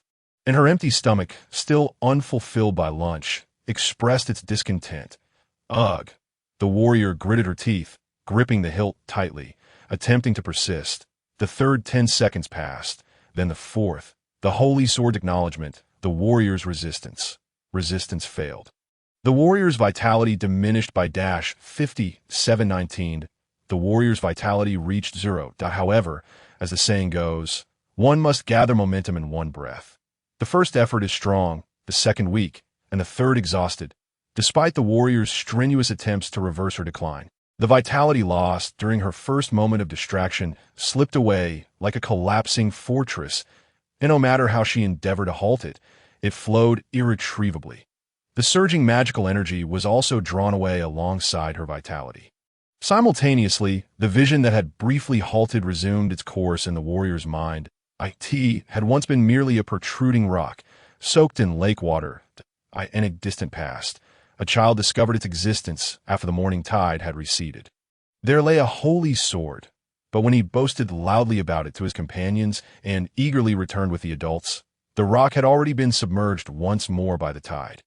The holy sword had vanished. Even diving beneath the water, no one could catch a glimpse of the holy sword. Yet despite being merely a child's fanciful words, legends began to circulate. Some erected a shrine by the shore, occasionally offering tributes to the holy sword. The direction of the tides gradually shifted. The following year, it did resemble a sword somewhat, but was it not merely a stone, or had the sword been so corroded that it had lost its form? Another year passed. Indeed, it could not be pulled free, so it must be the holy sword. Yet another year passed. It was said that there exists a holy sword here. Do come and pay your respects. Another year passed. The sword radiated light, and the recent occurrences of magical tides had diminished. Surely our prayers have borne fruit. Another year passed. O holy sword, please protect this town. The people, grateful for the gifts of nature, prayed for the continuation of peace, pouring their hearts into this faith. As countless years slipped away under the polishing of tides and longing, the rock had become unrecognizable as a mere rock, just as the original legend foretold. It had transformed into a holy sword. It absorbed the strength of the people, purifying the magical essence within the lake, rendering the magical beasts less savage and ensuring bountiful catches for fishermen. The initial effects may have been negligible. Yet through the relay of generations, the entire lake was cleansed. This is the root of prosperity for this town, the history of this lakeside settlement, the holy sword in the lake. Belief Rock LV72. It is a sword-shaped rock at the lake's bottom, and after years of receiving the faith of the people, it has become a holy sword through the wear of tides and longing. In reality, it is impossible to extract it, not merely because it is a rock, but because the magic of the holy sword is intricately linked to the lake. To truly draw forth the holy sword would be akin to draining the entire lake of its magical essence. Although the sword-pulling ceremony is destined to fail, it does not hesitate to bestow its acknowledgement and blessings upon those with sufficient strength, potential, and will. Perhaps in the future, you too will become a part of this town, a force for its protection, or perhaps you will bear the fate of the entire town. When that time comes, come to wield me, and I shall be your strength.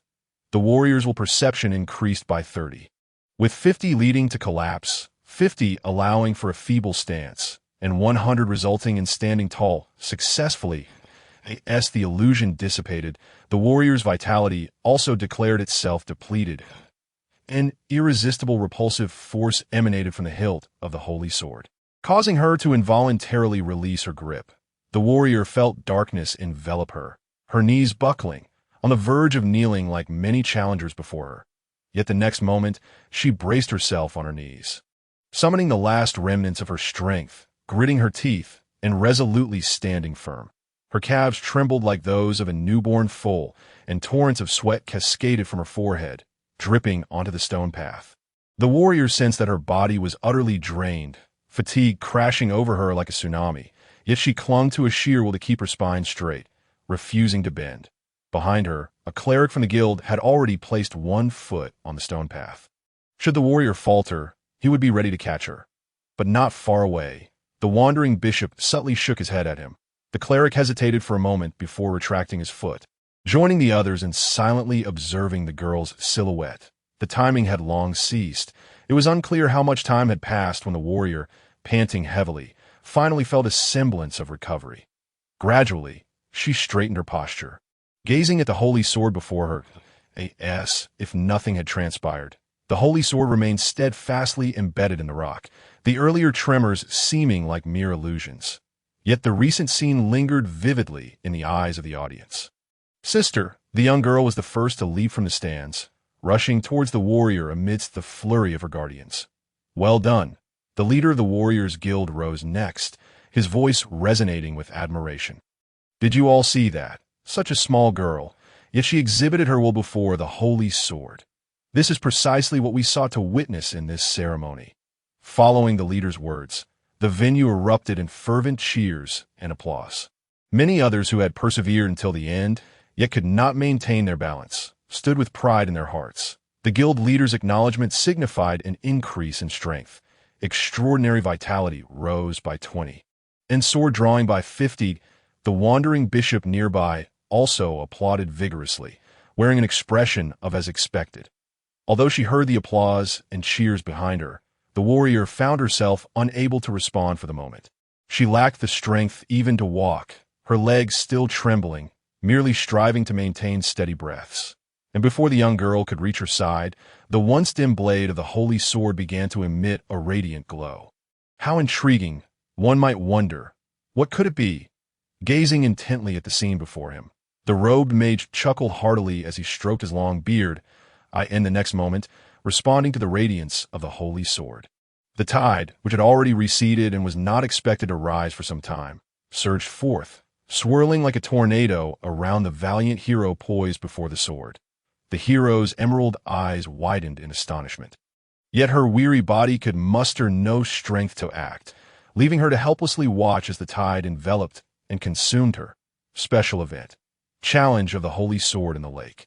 Failure gained the blessing of the holy sword in the lake. 1. Spell. Blade of Stone LV for 2.2D random attribute 5-3. Gain 10 attribute points. Anja. For fishing 35. Spell. Blade of Water LV for 6. Skill. Aquatic Affinity LV for 7. Special skill. Agility 8. Spell. Underwater breathing 9. Special skill. Immobility 10. Major success. Major failure note. Major success leans towards strength, utility, and effectiveness. Major failure leans towards conflict, dark humor, and the stone Holy Sword's ignorance of human emotions. The Holy Sword bestowed a major failure. However, the gifts do not contain harmful options, only side effects. 1. Special skill. Purifying body. Automatically cleanses dirt without bathing, but results in a slick appearance. Charm 10.2. Special skill. Soft body. A conflict with a steel physique. When activated, armor is have 0.3. Transformation. Princess of Bubbles R2-6. Temporarily mute. 0.4. Spell. Spike Stone Skin LV4 5. Skill. Water of Life LV5. Referring to bodily fluids. 6. Special skill. Tears of Healing 7. Divine Art. Tide's Lament. Parting the Sea 0.8. Special skill. Iron Heart. Masking Pain 0.9. Special skill. Lesser Holy Domain. Purifying Magical Essence 0.10. Major success. Major failure. The Swirling Tide lifted crystalline droplets, devoid of any murkiness, striking the hero's face, neck, and lips like transparent. Azure Gems. The water droplets shattered against her delicate skin, dispersing into an intangible mist that gradually seeped into her being. The shadowy, shimmering scaled serpent at her feet attempted to remain by her side, but was gently yet irresistibly swept away by the current, landing at the feet of the anxious young girl. What is this? Feeling her magical power filled and overwritten with new information, the hero could not help but exclaim in astonishment. She had experienced this sensation twice before. The first time was in her childhood when she had crushed a green serpent with a spade. The second time was not long ago when she touched the phoenix that descended from the heavens. This was the third occurrence, yet it felt entirely different from the previous instances. The strange magic not only inscribed the essence of a magical creature within her, but penetrated the very core of her being. Despite the phoenix's magic having failed to make her adept at fire spells, the hero's expression turned frantic. The taboo of the beast spirit sorcerer is to not absorb the souls of humanoid magical creatures. Although her parents derided this talent, they had instilled in her the fundamental prohibition to forcibly absorb a humanoid magical creature's soul would result in the sorcerer's own essence being tainted, transforming them into a monstrosity. Neither human nor beast. However, her fatigued body did not permit her to signal rejection of the sudden gift from the Holy Sword. As the tide receded and the rain ceased, the hero, sensing the end of the blessing, blinked in bewilderment. It seems. There's no problem? The hero had acquired the transformation. Princess of Bubbles form. Human. Her pupils, immersed in the blue of the ocean, lost their voice. She would be unable to walk, and due to her human form, she could bypass the steel physique immunity. After transformation, she could not enter the water, lest she turn into bubbles. Attributes: Strength-5, Constitution-10, Intelligence, Charm, Perception 10. Skill. Water Element Manipulation LV3, due to the homogenization of the human form. All of the hero's forms would be rendered mute until this form upgraded to R3. This form would automatically level up with the hero's progression, maxing out her 6 corresponding forms. R2. Princess of Bubbles R3. Weeping Lorelei R4. Melodious Marrow of the Hot Springs R5. Softly Singing Mermaid R6. Princess of the Azure Sea Princess of Bubbles R2. The tragic end of a girl who fell in love. Her soul has dissipated into bubbles, leaving only the remnants of her magic to merge with the sea and the tide. How the Holy Sword in the lake acquired this ephemeral magic and preserved it until now remains a mystery.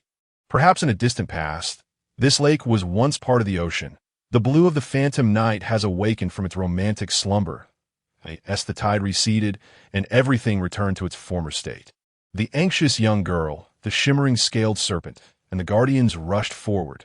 "Sister, are you all right?" Hiss. Meeting the concerned gazes of her friends and familiar spirits, the hero smiled but hesitated momentarily. Is something wrong? Seeing the hero on the verge of speech, the young girl became increasingly anxious. Oh, not worry. This is the recognition of the Holy Sword in the lake. It has been many years since a warrior has received such acknowledgement. The tall leader of the warrior guild, who had also approached, provided an explanation. His broad smile made the accompanying display a wary expression. "Madam, may I inquire your name?" The leader of the warrior guild, performing an incongruous gentlemanly gesture, asked. The hero opened her mouth again, but no sound emerged. She lifted her still weak arm and gently touched her throat, her expression shifting. "Have I become mute?" The atmosphere fell into silence. The hero's panic level dropped by 3-0. Yes, the silence lingered. The expressions of those around her gradually changed. The young girl's face grew more anxious. The guild leader's smile faded, and the warrior's serious countenance. The shimmering scaled serpent continued to weave around the hero's feet, emitting hissing sounds. Yet even the simplest of sounds eluded the hero, who could not even use serpent speech, sending an apologetic glance toward the creature. What shall I do? Despite the sudden turn of events, the hero reminded herself to remain calm. Observing the worried expressions of the crowd and the murmurs from the nearby audience, she took a deep breath to steady herself, coming to terms with the inexplicable loss of function in her vocal cords. The hero pressed her lips together, raised her hand to gesture toward her throat and mouth, mimicking several movements in an attempt to describe her predicament through soft, imprecise sign language. Have become mute body language, the most primal means of communication among humans. Yet the hero was uncertain how effectively her unrefined gestures would convey her meaning. The understanding of the hero's sign language among the crowd fell below 52. Young girl, guardian, close friend, -30 shimmering scaled, serpent 10, familiar -20 leader of the warrior guild. Let us escort her to the resting area. The leader of the warrior guild, a manager of the guild, suggested first. Despite not comprehending the hero's words, "Quickly, let us buy something for sister hero." The young girl hurriedly supported the weary hero and instructed the guardians to procure supplies. "Leave this to us. You may continue with the ceremony," they directed a nearby monk. The crowd surrounded the hero as they departed from the stone path, creating a somewhat congested scene. Although the sword-drawing ceremony had yet to conclude, the audience's attention had already shifted away from the next challenger. Instead, they curiously focused on the young girl at the center of the crowd. Even the contestant who followed the hero, after stepping onto the stone path, turned back repeatedly to watch the girl depart. The competitor's resting area was not far off. After the hero settled into a chair, she let out a long sigh of relief that a little girl, bustling around her, hurriedly brought over a cup of thick, steaming beverage, laden with sugar and cream. The hero offered her a grateful smile, and after taking several gulps of the overly sweetened energy drink, she felt revitalized. After setting the cup down, she gestured with her hands. Although eating and swallowing posed no issue, her vocal cords remained silent, that if she attempted to force a sound, a chilling sensation akin to a blade grazing skin would resonate in her throat. Heroine, could it be, like that bird from before? With the hero's animated gestures, the little girl quickly grasped her unspoken words. She glanced at the contemplative pilgrimage bishop and the somewhat bewildered guild leader, lowering her voice. Meanwhile, the shimmering scaled serpent sensed something from the magical fluctuations within the queen's body, sighing in relief as it resumed its position at the hero's feet. But before, however, the astute little girl soon found herself puzzled anew. The hero's original form had not been affected by the phoenix, or else she wouldn't have taken nearly half a day to learn even a fireball spell. The hero shook her head in response. "Isn't this different?" The little girl nodded in understanding, yet her inner worries lingered. "Will it persist like this?" The hero smiled and shook her head. She subtly angled her body, inviting the little girl to observe the cup in her hand. Then, the hero gently raised her thumb from the handle, and to the little girl's astonishment, the remaining liquid in the cup began to rise in a small fountain-like spout, following the hero's finger's motion. In that instant, the hero's eyes transformed into an oceanic blue, while a slight pain coursed through her feet. Yet almost immediately, the hero reverted to her original form, winking at the little girl with her emerald eyes. "I see. It must be some sort of special blessing that seals sound. Could it be a holy word or perhaps a wish spell? Given the nature of the sacred sword in the lake, that seems unlikely. If it can manipulate water, could it be a siren? But her demeanor suggests she doesn't wish to speak, rather that she cannot speak. Could it be?" The well-traveled pilgrimage bishop feigned ignorance of this scene. Despite the myriad thoughts swirling in his mind, his face maintained a serene expression. In any case, truly remarkable, Your Holiness." What kind of riddle is this? The guild leader glanced left and right, a look of confusion on his face, before bursting into a nonchalant laugh. Though I'm unsure of what transpired, my lady, your sword-drawing posture was undeniably exquisite. Even if one cannot chant or pray, a distinguished warrior requires none of that. You appear not to have officially transitioned yet. What do you say to joining our warrior guild? His utterly inappropriate comments caused the pilgrimage bishop to stiffen, his fists clenching slightly beneath his sleeves. The hero and the little girl exchanged astonished glances, suddenly remembering their initial purpose for being there. Yes. There's also the warrior's transition assessment. The hero's heart fluttered at the thought of drawing her sword, but the little girl's recommendation increased by 10, while the equipment requirement decreased by 10. However, despite the guild leader's sincere invitation, both their reactions were somewhat subtle, leading the tense pilgrimage bishop to feel a sense of relief that a warrior, the hero expressed with a resigned expression. A warrior? The little girl murmured in disappointment. The two locked eyes, each comprehending the other's thoughts. The hero had once fought alongside her guards, and in the borders where the little girl hailed from. Warriors were the most numerous, the strongest, and an absolutely essential profession. They both understood the excellence and strength of warriors. However, the armored warrior's compatibility with the beast-spirit sorceress was not particularly favorable, even if it could be flattered. Although the gift of the sacred sword allowed the hero to possess a humanoid form that transcended the taboos of beast-spirit sorceresses, she knew even without testing that this form would be difficult to classify as combat-ready for the time being. While some might argue that the future holds promise, she found it hard to consider such long-term prospects. Yet, the mute hero remained silent, and before the warrior guild leader, the little girl felt hesitant to directly decline his enthusiastic offer. Apologies, but my sister is currently unable to discuss this. All right, you as a guild leader shouldn't be trying to coax an injured person. You should return and preside over the ceremony, as the sword-drawing ritual has yet to conclude. The pilgrimage bishop interjected, his demeanor serious. Realizing he had been politely rejected, the guild leader took it in stride. Although his personality was boisterous and somewhat oblivious, he was not without sense. Seeing that the hero remained unmoved, the guild leader could only shake his head in regret. It's fine if you choose not to become a warrior. You can always consider transitioning to our guild for further training later. He waved goodbye to the hero with a hearty laugh as he turned to leave. After all, it would be a shame for someone recognized by the sacred sword not to wield it. Station 6, Warrior Guild. Points for the Sacred Sword Challenge in the Lake Guild Leader's Evaluation.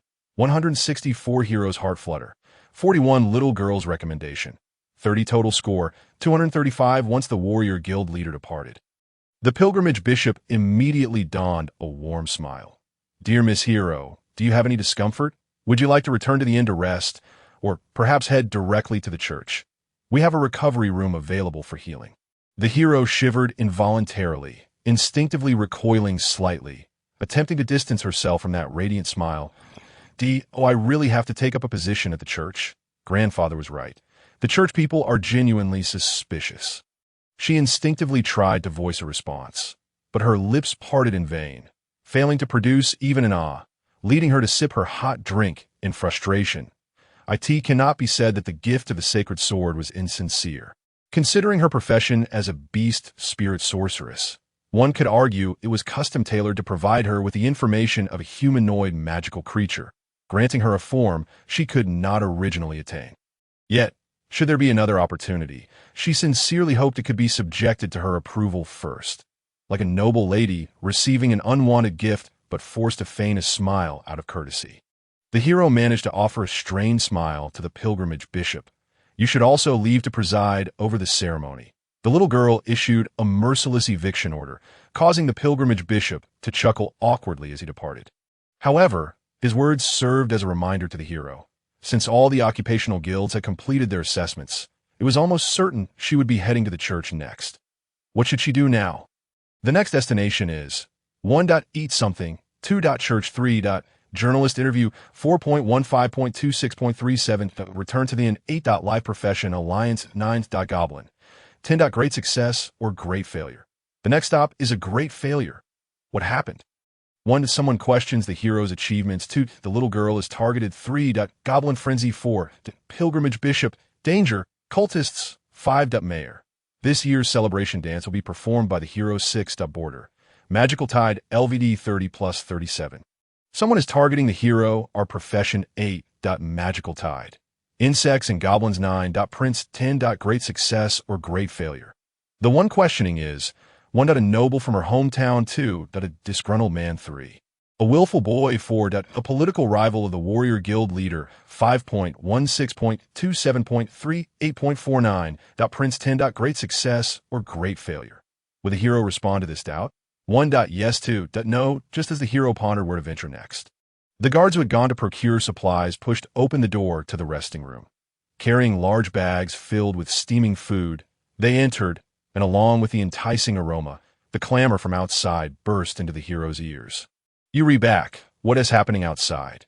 It's so noisy. Perceiving that the commotion was not merely a raucous cheer, the young girl inquired with a hint of confusion. Could it be that someone has drawn the holy sword again? It doesn't sound quite like it. The armored guard, with a bittersweet smile, handed a large, fluffy bun to the starry-eyed hero, shaking his head. Observing the hero's empty cup, another guard promptly refilled it with a fresh hot beverage. Disdain evident on his face. Some are questioning the prowess of our esteemed hero. Anke Tie this remark. The young girl raised an eyebrow, and the shimmering scaled serpent lifted its head, while the hero simultaneously took a hearty bite of the bun.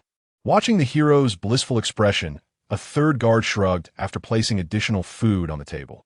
Just a little tyke, about the same age as our hero, yet not even a professional. The fourth guard smiled as he handed the hero a napkin while she devoured her third bun. It appeared the hero was unperturbed. After all, it was merely the antics of a child. Would she truly leave it at that? The hero graciously accepted the napkin, wiping her lips which glistened slightly from grease. Then shook her head again. Yes, that's so, since our esteemed hero has made such a decision. Noticing her intent to respond to the commotion outside, the guards nodded in agreement. Quickly devouring a large bun and downing another cup of hot drink, the hero finally felt replenished after being drained by the holy sword. She patted her belly and stood up. I want to join too, the young girl declared indignantly, trailing closely behind the hero, seemingly ready to charge forth in a grand display of might alongside the serpent at her feet.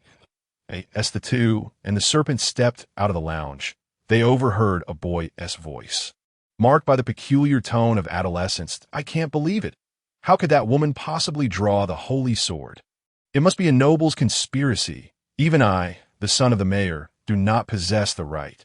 The hero glanced towards the audience. The well-dressed young man was causing quite a stir in the VIP section, drawing disapproving glances from those around him.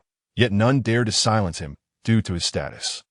The president of the Warriors Guild observed the petulant boy with a furrowed brow. That is the holy sword, a long-standing relic of our town. Even I, the mayor's son, am not worthy to draw it. Who allowed her into this event? The boy, flushed with indignation, shouted, Warriors Guild president. That woman must have cheated. Why are you not intervening? Although the young lad's words carried weight, the president, bound by the authority of the town's highest power, sighed in resignation. Regardless of her identity, the fact remained that the holy sword had acknowledged the girl, an undeniable truth witnessed by many. Several in the audience nodded knowingly. For most, it was not their first experience of the sword-drawing ceremony. And many had even had personal encounters with a holy sword. They understood that the hero's achievement was indeed genuine. Whispers circulated that the mayor's son, while the earlier incident was indeed astonishing. He seems overly agitated. Those aware of the situation couldn't help but chuckle. The young noble had a modicum of talent as a warrior and had always regarded himself highly, convinced that once he became a professional, the holy sword would surely acknowledge him, nearly claiming it as his own. Yet now, he found himself outshone by a stranger girl of similar age. How could he not be incensed? The townsfolk, aware of his predicament, cast glances of mockery and pity towards the mayor's son. These nobles. Feeling the weight of the gazes and the barely concealed whispers, the mayor's son felt his face flush as crimson as a burning sky. He scanned the crowd in fury, yet few seemed intimidated. That moment, the hero finally stepped into the limelight. What should she respond with? 1. A fist, 2. A smile, 3. Accept the boy's challenge, 4. A princess of Bubbles 5. A fishing contest 6. Job change ceremony 7.18.29.310. Great success or utter failure. She looked toward the boy in the audience, her expression slightly troubled yet smiling. The hero's return to the ceremony was not solely to address the doubts of a stranger. Not to mention the visiting bishop and a young girl who was a princess of the border. The hero herself held a noble status that was not easily overshadowed by the son of a mere town mayor. Furthermore, despite her current inability to speak, having consumed 5 buns had restored much of her strength. She felt capable of facing 100 goblins and certainly bore no fear of a boy. However, she remembered that besides the young girl and the guards, many spectators had offered their encouragement when she drew the sword. Though they were merely strangers, she felt it was her duty to respond to them. The hero's charm increased by 30. The acknowledgement from the holy sword added another 30. That once her charm exceeded 100, the audience would begin to cheer. The boy's anger diminished the hero's charm by 30. While his inflated self-esteem rose by 30. Hello, she silently greeted in her heart, then turned to the audience that had supported her. Thank you all for your encouragement earlier. Without uttering a word, the hero flashed a radiant smile and executed a perfect bow to all present. Upon witnessing the elegant gesture of gratitude from the striking girl with dark hair and emerald eyes, the audience exchanged glances, momentarily at a loss for how to react. Some looked toward the previously boisterous mayor's son, only to find him speechless, staring blankly at the hero. Though his face remained flushed, it seemed to have transformed into a different shade of red. Bravo! Suddenly, a thunderous cheer erupted from the audience. Startled, they turned to see a jovial mage in a white robe rising to his feet. Clapping vigorously with his towering stature, the applause quickly spread, resonating like a tidal wave of acclamation. Bravo! Impressive, young lady, the hero of the holy sword. Please do come dine at our establishment. On the house, the son of the mayor was jolted awake by a thunderous ovation. His expression a mixture of confusion and dismay as he found himself enveloped by cheers, gazing at the valiant hero who, amidst a throng of admirers, lifted his head and responded with a radiant smile. He then shrank back slightly, joining the applause with a subtle, yet noticeable enthusiasm. Meanwhile, the young girl who had rushed onto the stage had completely forgotten her earlier anger towards this little noble, joyfully clasping the hero's hand and shaking it with delight. After bowing once more to the crowd, she cast a grateful smile towards the now quiet son of the mayor, as the hero, hand in hand with the young girl, departed amidst the fervent cheers of the onlookers. As if in harmony with the rising voices, the waters of the lake began to swell, gradually submerging the unremarkable sword of the lake. In that fleeting moment, its blade shed its rust, gleaming like the clearest steel mirror, reflecting the silhouette of the hero as he left. Beside that resolute figure, a vivid green serpent slithered, golden red celestial bird soared, and a mermaid with a fishtail floated nearby. The mermaid turned, her obscured visage seemingly breaking into a grateful smile, yet shrouded in a dark mist, rendering her countenance unclear as the waves lapped against the shore. This scene went unnoticed, fading gradually with the sound of the tide. Once again, the sacred sword vanished beneath the waters of the lake. O brave maiden, the gift of destiny has been bestowed. We eagerly await our next encounter. The sword-drawing ceremony has concluded. Event settlement. Special event. Lake's Sacred Sword LV72 Challenge failed. The hero gained 720 experience points. The hero received the gift of the Sacred Sword, acquiring the transformation. Princess of Bubbles R2. The hero has temporarily lost their voice. The final victor of the job change examination is the church. The hero will now proceed to the church. Next destination, 1. Church 2, that have a meal 3. The mayor's son S, plea 4.15. Shopping 6. The mayor's son S invitation 7.18. Return to the inn 9. Goblins presence 10. Grand success or failure amidst the resounding cheers. The hero and the young girl exited the center of the gathering. Simultaneously, the last challenger, having exhausted all efforts yet unable to budge the sacred sword, collapsed contentedly to the ground, to be carried away by the church's staff. Remember to visit the church after the job change. I shall treat you to a meal. Before their departure, the itinerant bishop continued his enthusiastic monologue directed at the hero, his fervor seemingly heightened after witnessing the previous spectacle. although he still needed to preside over the ceremony's conclusion and subsequent celebrations. Preventing him from accompanying the hero, his persistence bordered on annoyance. His incessant chatter elicited exasperated expressions from the guards. Were he merely a bothersome individual, they would have drawn their swords to deter him from troubling the ladies. However, this man was the bishop of the church, a figure whose status rivaled that of any noble, and as a legendary practitioner, he could easily overpower all four of them with a single hand.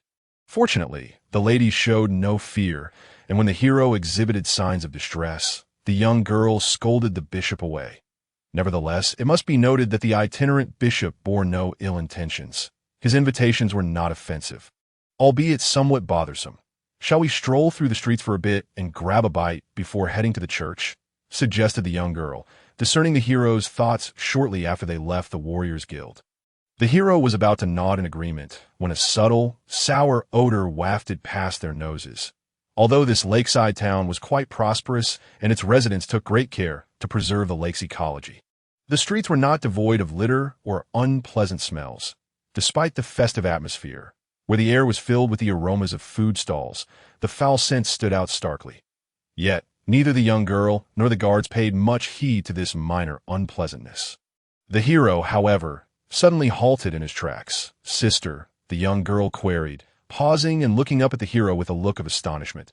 The girl's pupils, akin to a serpent's, narrowed, her lips slightly parted, revealing sharp canines, as if she were a beast ready to pounce. The gentle smile that had adorned her face moments ago transformed instantaneously into a fierce expression. Simultaneously, sensing the queen's wrath, the serpent at her feet straightened, its vibrant scales bristling as it hissed menacingly. Goblins were near. Point 1. Sewers 2. Ransacking a home. 3. Charging down from the mountains. 4. Attacking women. 5.1. 6.27.3. 8.49. The Goblin Tide. 10. Grand success or failure goblins. Indeed, goblins. Not participating in the lively festivities, the president of the Adventurers Guild in the uppermost office of the lakeside town was deeply troubled, supporting his forehead with his hand, while his secretary opposite him wore a face of disbelief. "Why suddenly mention such lowly creatures?" the secretary inquired, adjusting his glasses in confusion. "Didn't you ask me what was troubling me?" The guild leader replied, exasperated. "But why goblins?" The secretary's confusion lasted but a moment before realization dawned. "Are you concerned that the goblins from Phoenix Feather Forest might come this way?" Upon hearing the secretary's inquiry, the guild leader nodded in resignation. The secretary's expression grew grave. Not long ago, it had been observed that an unusual celestial phenomenon appeared not far from Lake Town. Despite it being morning, endless flames of cloud stretched across the sky. Following an investigation initiated by the Adventurers Guild, they swiftly issued an inquiry task and discovered that beneath those fiery clouds, all avian monsters within the vast forest had evolved a level and were unusually driving out and hunting goblins. That area was subsequently renamed Phoenix Feather Forest. You visited the Mage Association this morning to discuss this matter, did you not? Although you Haven T shared the results with me, I can surmise from your demeanor. The secretary continued, "Those spellcasters are likely uninterested in the phenomena caused by celestial magic and regard goblins as inconsequential." Investigation by the Mage Association. The secretary sighed. "You remain as exceptional as ever." The guild leader stood, extending a hand toward the secretary's head in a gesture of appreciation, only to have it swatted away in disdain. Guild leader, this is a workplace. Please be mindful of your conduct." The guild leader withdrew his hand, also letting out a sigh, although he had reported to the guards and posted a commission within the guild. There was little more they could do. The secretary nodded in agreement. After all, today is the fishing festival, an annual celebration. We cannot make a fuss over goblins.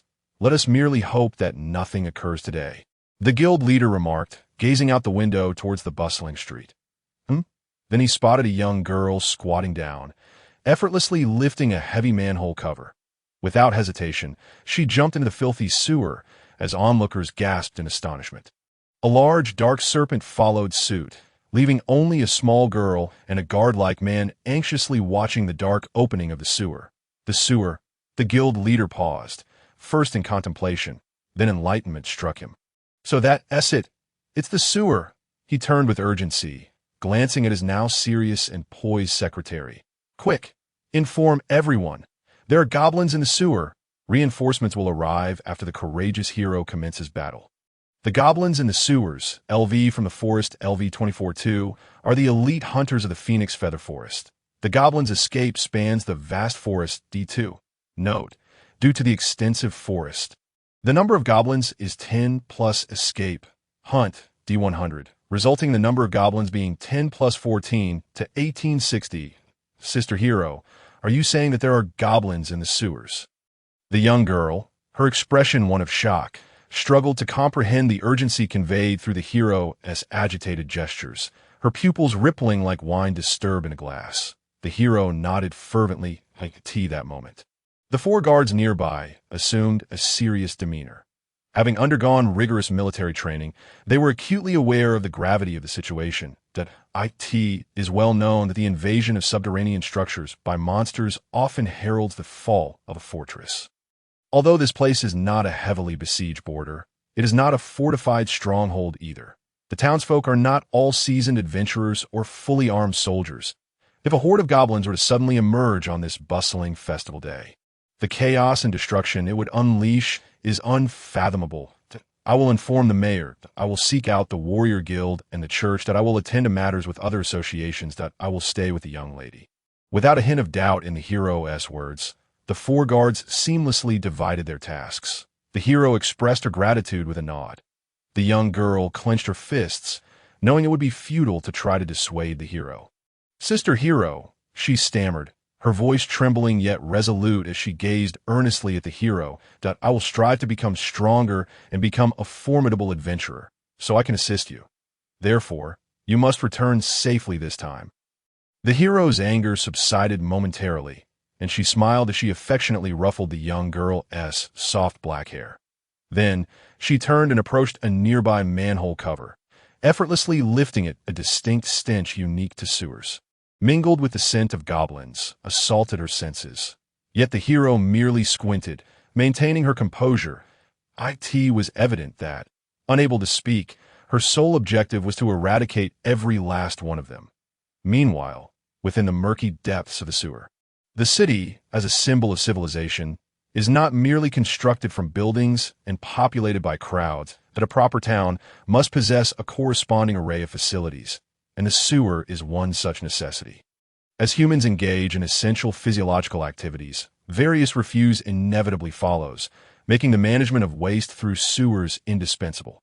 With sufficient funding to hire spellcasters, it is not arduous to carve out a labyrinth of waterways beneath the surface using earth magic. In larger, more prosperous regions, the complexity of underground structures rivals that of the surface. In certain ancient cities, countless secrets lie buried in the depths below, while this lakeside town's sewer may not reach such complexity. It does feature subterranean waterways connected to the lake, allowing some degree of width. Though navigating these passages may prove challenging for tall humans, for the diminutive goblins, this damp, filthy, and shadowy underpass feels more familiar than their forest home. In the darkness, 300 pairs of ravenous, predatory eyes glimmered with a fierce green light, packed together in anticipation. They are the last survivors. Once, in that vast and desolate forest, there had been not merely hundreds, but thousands of goblins. The breeding methods of goblins include 1. Mushrooms, 2. Self-division, 3. Any animal, 4. Trees, 5.16.27.38.49. The mother goblins, 10. Great successes and failures, revered for their fecundity. Even without other female organs to serve as a breeding ground, they can reproduce asexually within the embrace of magical essence. The tide of magic cannot be eradicated. It has never ceased, for monsters arise from the very magical essence that birthed them, as long as the natural cycle continues. Monsters will perpetually emerge. Even in the absence of conditions for biological survival, a mere stone, within a rich magical environment, may transform into a monster, akin to the statue beast the hero once encountered. In that vast forest, the goblin population once numbered in the thousands, their clans exceeding a mere handful. However, under relentless pursuit by those detestable birds, the once thriving green-skinned population has dwindled to a mere few hundred. Some goblins, in their desperate flight, have sacrificed their companions as stepping stones. Others have hidden behind the corpses of their kin, launching surprise attacks against those loathsome birds. These remnants of goblins, having traversed the forest while treading upon at least a dozen of their fellow tribesmen's bodies, can each be deemed an elite of their kind. Yet ultimately, goblins remain just that. Goblins, incapable of contending with the phoenix fire-bathed avian monsters, they find themselves at the end of their rope. Thus, these frenzied goblins have chosen to direct their fury towards the human towns they once would have never dared to attack. They are willing to sacrifice their kin for survival, yet also ready to risk their lives for desire. The enticing aroma of delectable food and the sweet scent of females incite these cornered goblins to unleash their final frenzy, while also crystallizing a flicker of calm that be why infiltrating human cities through the sewers, they seek to revel in chaos. The outcome matters not. The results are insignificant, as long as they can devour delicacies, sow seeds, and vent their desires. Their rationality lacks the capacity to contemplate consequences that as the hero approaches. Her perception, 30, and agility, 19, contrast with the goblin horde's awareness, which is limited, D2, perception 12. With awareness surpassing stealth, a surprise attack is rendered impossible. Upon entering the sewer, the hero opts not to sneak, but strides directly toward the source of the goblin's scent. Though the sewer features branching paths, there are few places to hide. Within these narrow corridors, concealment serves little purpose. She advances step by step. As the distance closes, the fetid odor of goblins overwhelms the sewer's natural stench, transforming the space into a realm dominated by the goblins.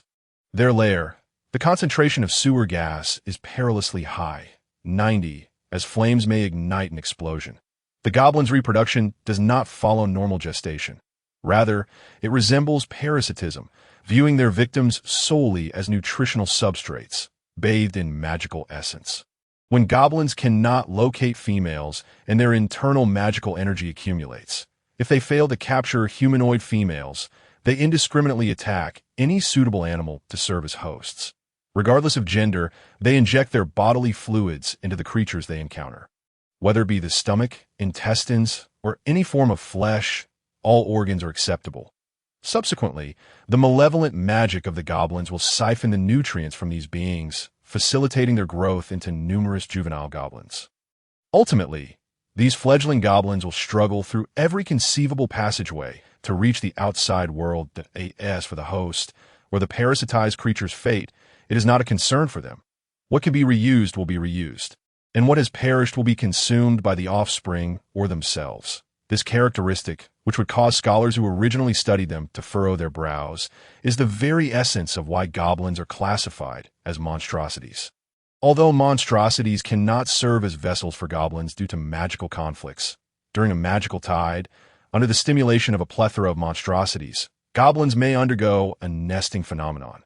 They will designate the largest goblin among them as a flesh nest, while the others will baptize this kin, transforming it into a mobile production factory. Unless the formidable monstrosity at the helm is slain, goblins will continue to proliferate endlessly, regardless of the identity of the victim or the nature of the being.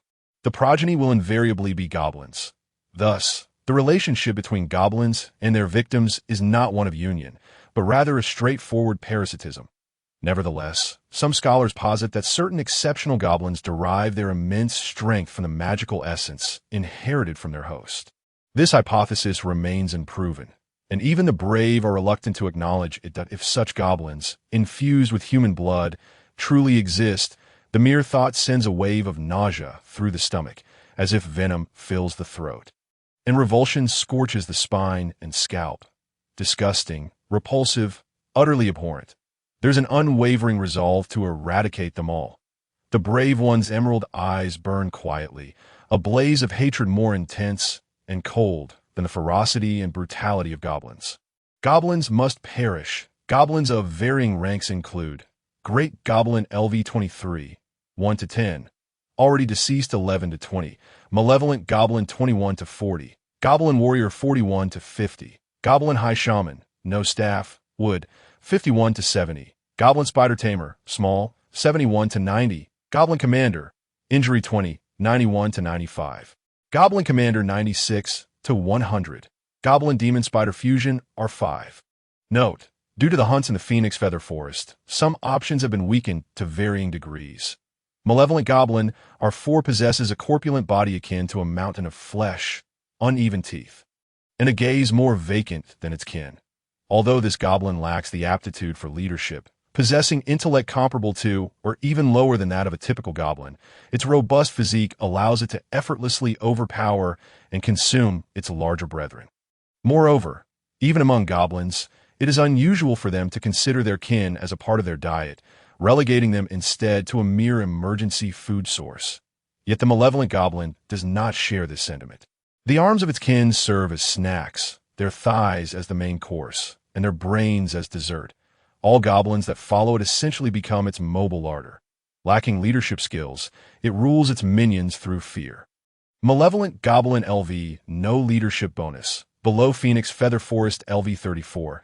Malevolent Goblin are 4 LV 25 strength, 66 agility, 23 constitution, 90 intelligence. For perception, 25 charisma, 0 skills, gluttony. Consuming 1 goblin restores 10 stamina. Consuming a great goblin increases constitution by 20 and strength by 20. The Brave's subsequent actions include 1. Flash, 2. Transformation, Serpent, 3. Fireball, 4. Phoenix Ascension, 5. Sword 6.17.28. Manipulate Water, 9. Activate Fusion, 10. Great Success, Great Failure. Fusion subjects include 1. Azure Serpent, 2. Phoenix, 3. Bubble Princess. Stacking 1. Phoenix, 2. Bubble Princess. Concerning the fusion of Beast Spirit Sorcerers, fusing 2 transformation forms consumes 2. Using the characteristics of one form as a foundation. The traits of another form are extracted for fusion, resulting in a new form. This process is not constrained by existing monstrosity compendiums, and even if it defies fundamental theories of monstrology, fusion is still achievable. One can transform into entirely new species of monstrosities or into fantastical creatures that exist only in legends. Each transformation can undergo fusion only once, akin to a secondary transformation. The resultant form will be fixed and will enhance with the strengthening of the foundational form. As the distance narrows, the Brave's pace does not waver. Instead, it quickens. She dashes through the sewer, her emerald eyes igniting into a cold blaze of fury. In the next moment, she leaps, her garments fluttering away in midair, as a vast emerald serpent bursts forth, exuding an aura incongruous with the dank, oppressive atmosphere of the sewer. The shadowy figure trailing behind, the dark-light-scaled serpent, gazes fervently at its long-lost queen. Yet the transformation is not yet complete. The Brave, now embodying the Azure Serpent, swiftly propels herself forward once more.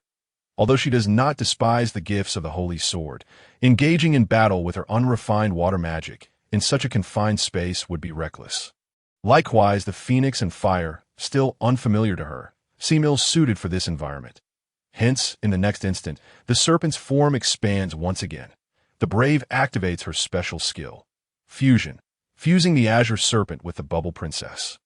Traits of the Azure Serpent are 3D 3-1, Serpent 2, Wood 3, Serpent Scales 4, Tree Skin 5, Forest 6, Ancestral Price. Serpent Tongue. Traits of the Bubble Princess are 2D 2-1, Humanoid 2, Water 3, Bubble 4, Steel Frame 5, Ocean 6, Ancestral Price. Royal Aura.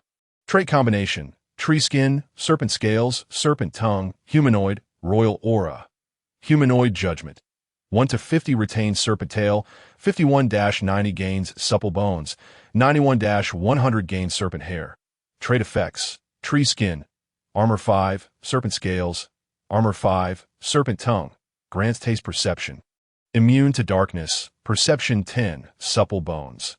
Unusual Flexibility, can stack with Steel Frame, Royal Aura.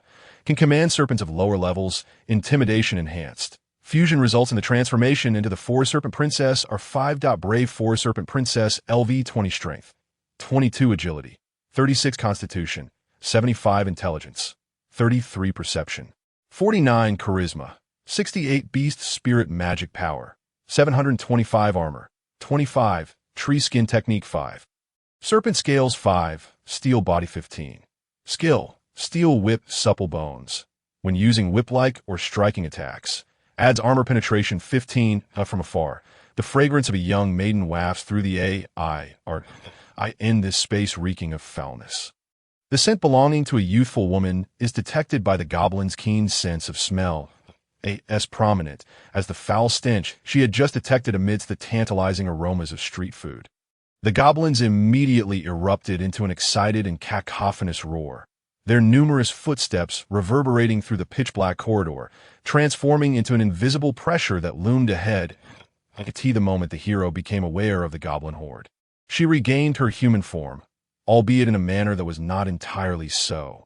The massive serpent, having leaped, inflated its body, yet upon landing, it found itself barefooted upon the damp ground of the sewer. Her once entirely unclad form was now obscured by jade-like scales that shielded her vital areas, enveloping her limbs, extending from her chin to her cheek, jawline, and behind her ears. Rugged brown scales clung to her exposed alabaster skin, revealing her curves akin to a snug leather armor. The delicate, bifurcated pink tongue flicked out and retracted, while sharp, fawn-like nails gripped the ground. The maiden halted, her cold serpentine eyes fixed upon the densely packed goblins ahead. The hero's recognition of the vile goblins was below her goblin knowledge. 41 success. The hero activated a skill, intimidation level lower than the vile goblin. King Snake 20. The vile goblin's leadership level increased by 25. While the frenzied goblins received a 20, intimidation failed, and the goblin swarm launched an assault against the hero.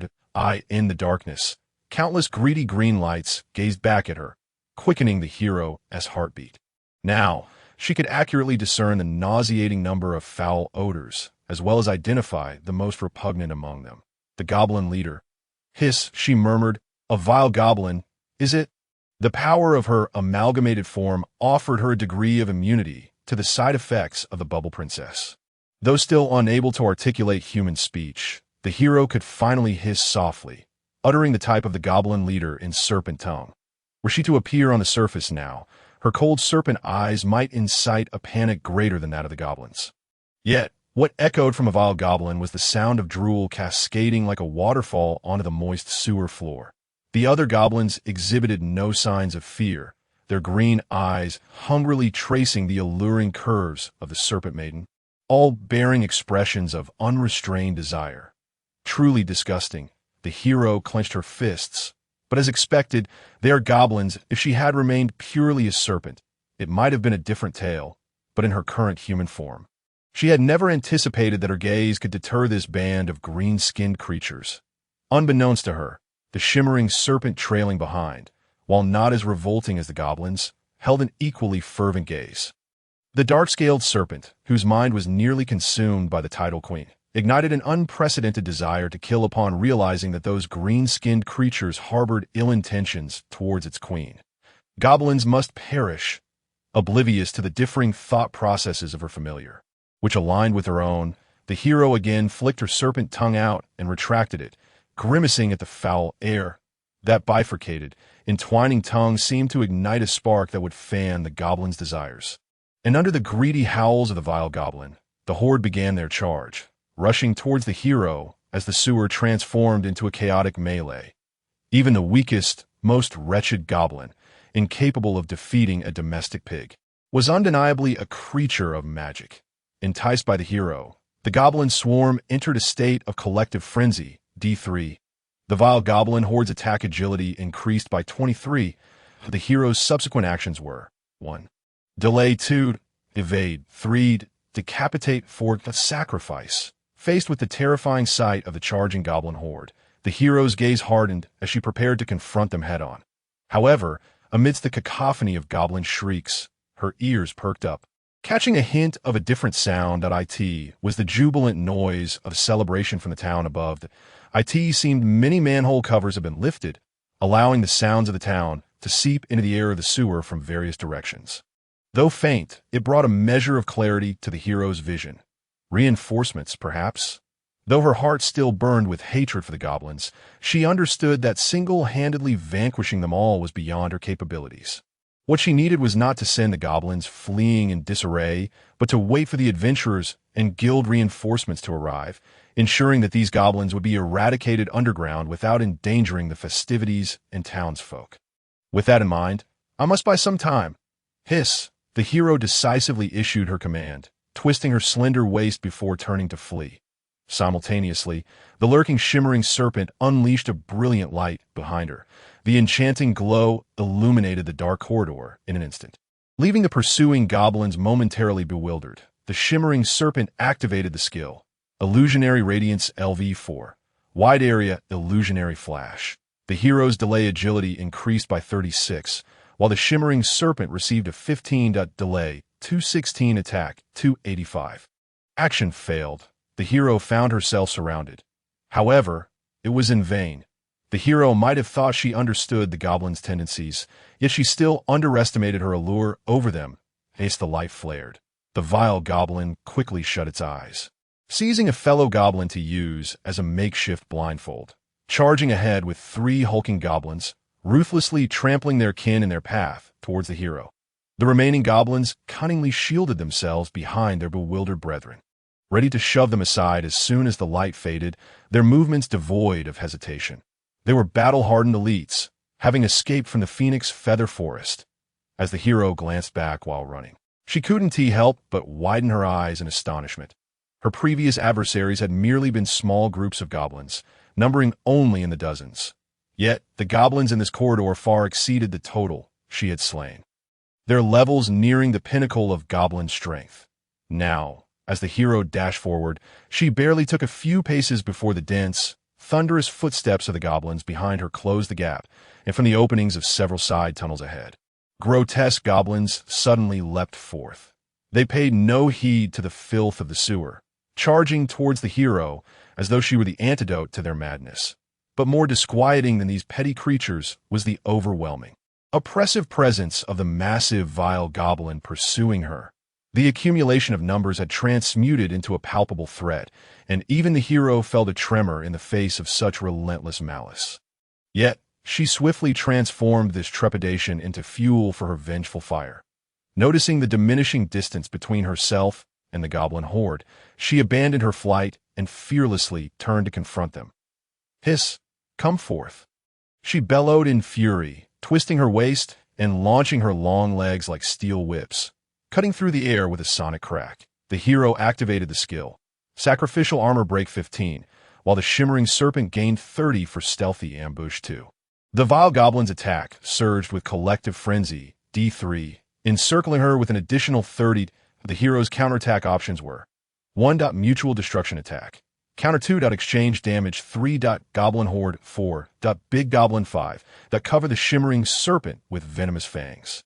Immediately afterward, the vile goblin, its rotund body nearly filling the corridor, violently swung its arms, thicker than the hero's waist. The hero's hastily executed kick was like a twig striking a sturdy branch in comparison. The outcome of that collision did not defy the initial impression. The confrontation failed, and the hero sustained damage of 146 to 61, 25, armor, 60 points, Beast Spirit Magic Power, 665. 1-3 captured 4-6 blown away 7-9 evasive force 10 great success great failure. Hiss, in the instant of impact, a tremendous force surged through the hero's leg, radiating throughout her entire body. Behind her, several goblins eagerly leaped forward to pounce on her. A big goblin roared, rallying the others to pile onto her, effectively restraining her movements. I must not be captured. The heart of the valiant warrior surged with determination, and in the blink of an eye, the once bold and courageous figure who had dared to confront the malevolent goblin transformed into a vision of ethereal grace. The serpentine maiden's supple form seemed to lose all rigidity, as if her body had shed its weight and joints. With the force transmitted from her leg that collided with the fiendish goblin, she delicately shifted her other foot back upon the ground, soaring into the air like a leaf dancing in the breeze. The hero's evasive maneuver, augmented by the assistance of the shimmering serpent, D2, agility 36, perception 49, allowed her to glide through the air, tracing a vibrant green arc simultaneously The radiant light of the shimmering serpent erupted once more, ensnaring several goblins that attempted to grasp the warrior in a haze of confusion. Seizing this fortuitous moment, she gracefully leaped out from the gaps in the encircling goblins. Evasion successful, yet a grave failure loomed. What transpired? One stepped into excrement. Point 2 became separated from the shimmering serpent. Point 3 to failed to elude the goblin's pursuit. Point 4 got lost. Reinforcements round 1d3 5 16.27.38.49 attempted to summon serpents, but nothing occurred. Point 10 to catastrophic success. The valiant warrior, transformed into the serpent maiden, soared with a lithe and agile form, propelled by the force of the goblin's strike, breaking free from the encirclement as if leaping through a dragon's gate. Yet the impact upon her legs still sent ripples of unrest through her magical essence. Even a body forged of steel felt the numbing sensation in her calves.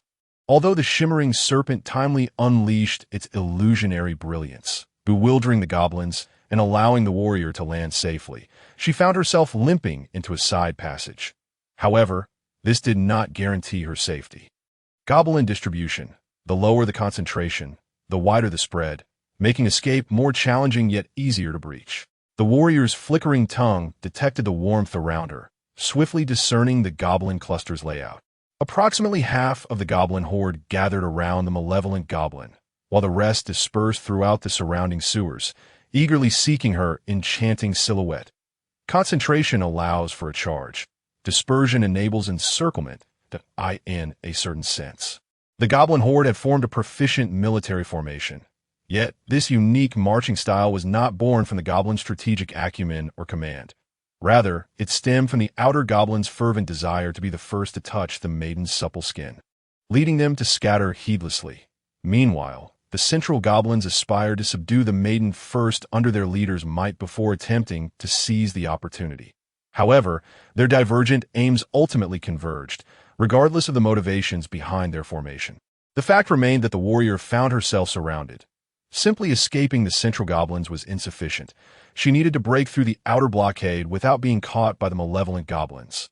The warrior's subsequent actions. 1.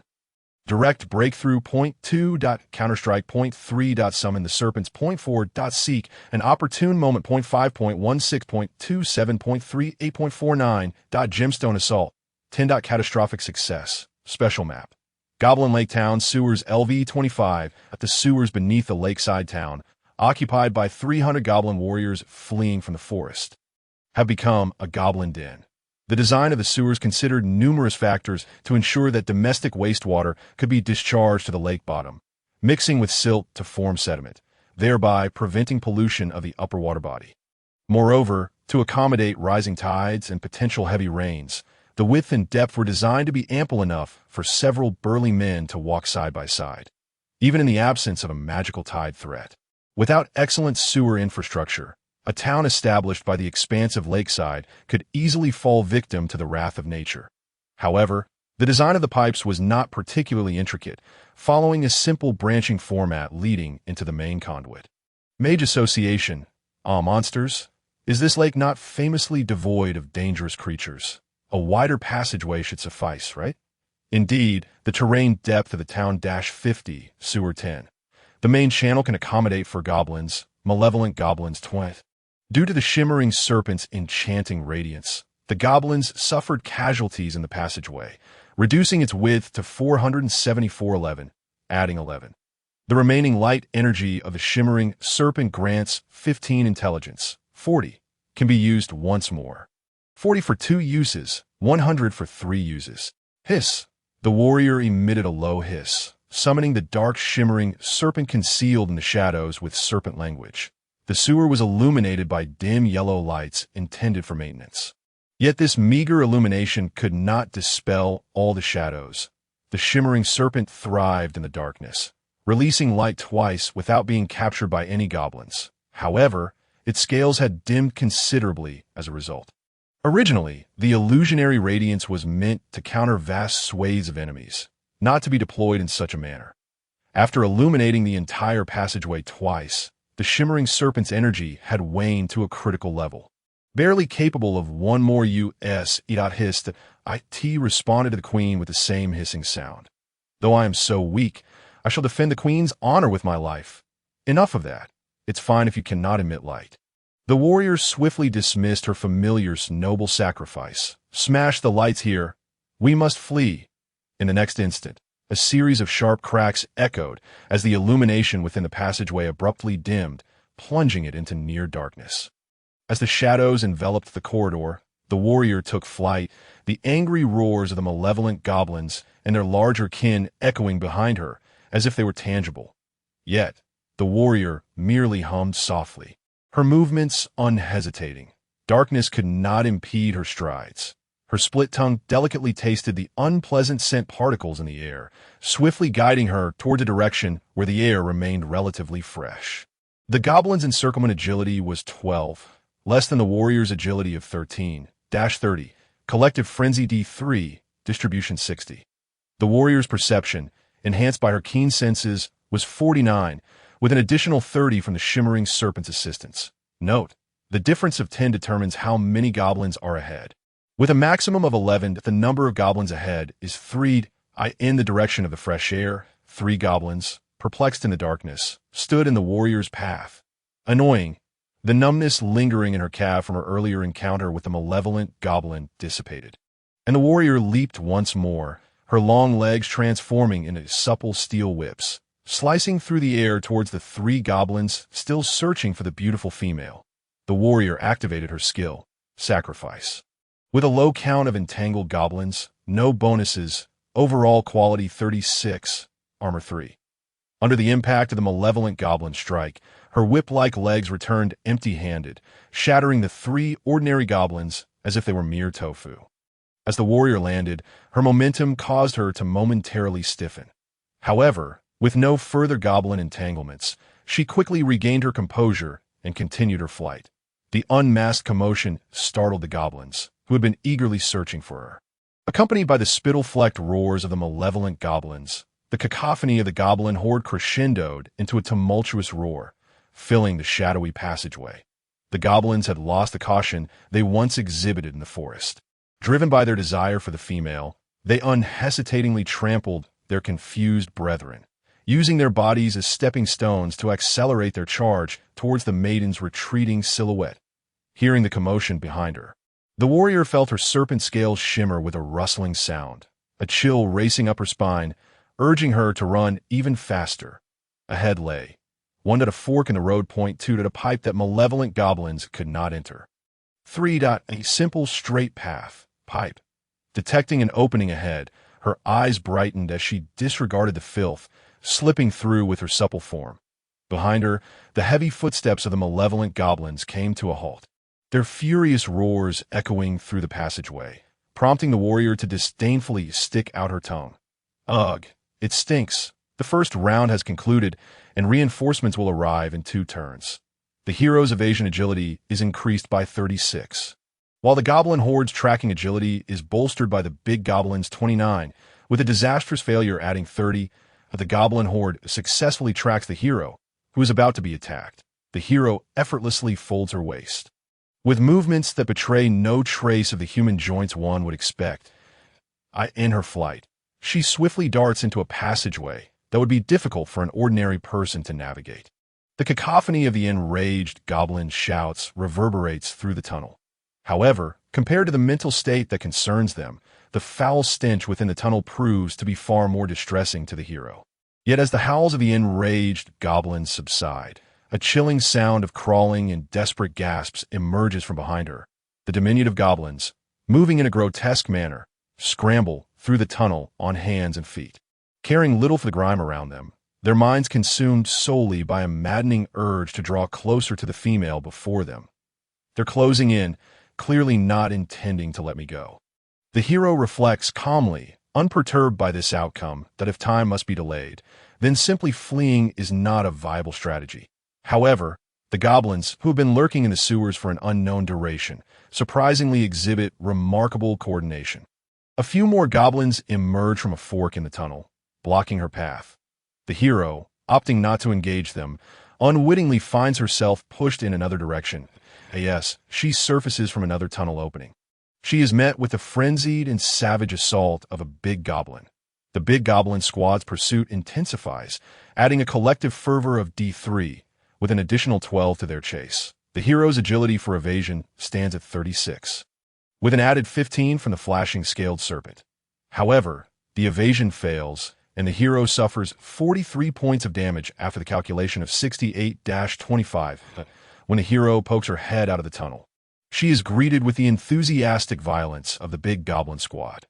Even though she immediately senses the aggressive wind approaching and attempts to evade, in this game reminiscent of whack-a-mole, the moles restricted to a limited area are destined to be struck.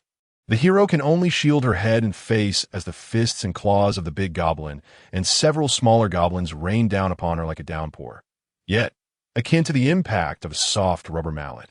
The goblins' blows land upon the hero without eliciting the cries of anguish they so desire. Though composed of flesh and blood and bearing a similar form, the differences in injury and death between humans and goblins are not as vast as one might presume. Excessive blood loss leads to death, a pierced heart results in death, and trauma to the brain also results in death. While few scholars would classify goblins as humanoid or subhuman species, they indeed possess the fundamental structures of brain, heart, and reproductive organs, thereby qualifying them as humanoid beings. If the current hero still appeared as an ordinary girl, she would surely have collapsed under such brutal blows, teetering on the brink of death. Even fully armored guards would likely meet a grim fate if caught off guard by such an assault.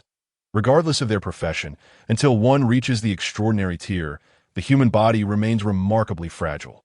There exists little distinction between humans and goblins in this regard.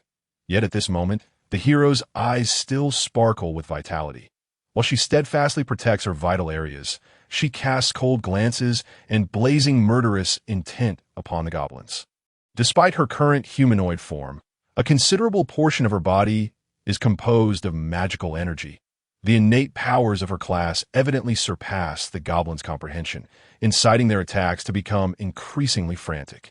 But such injuries are merely hiss. The hero activates her skill. Soft bones. She swiftly swings her arm, effortlessly shaking off the goblin, attempting to restrain her, and strikes towards the big goblin.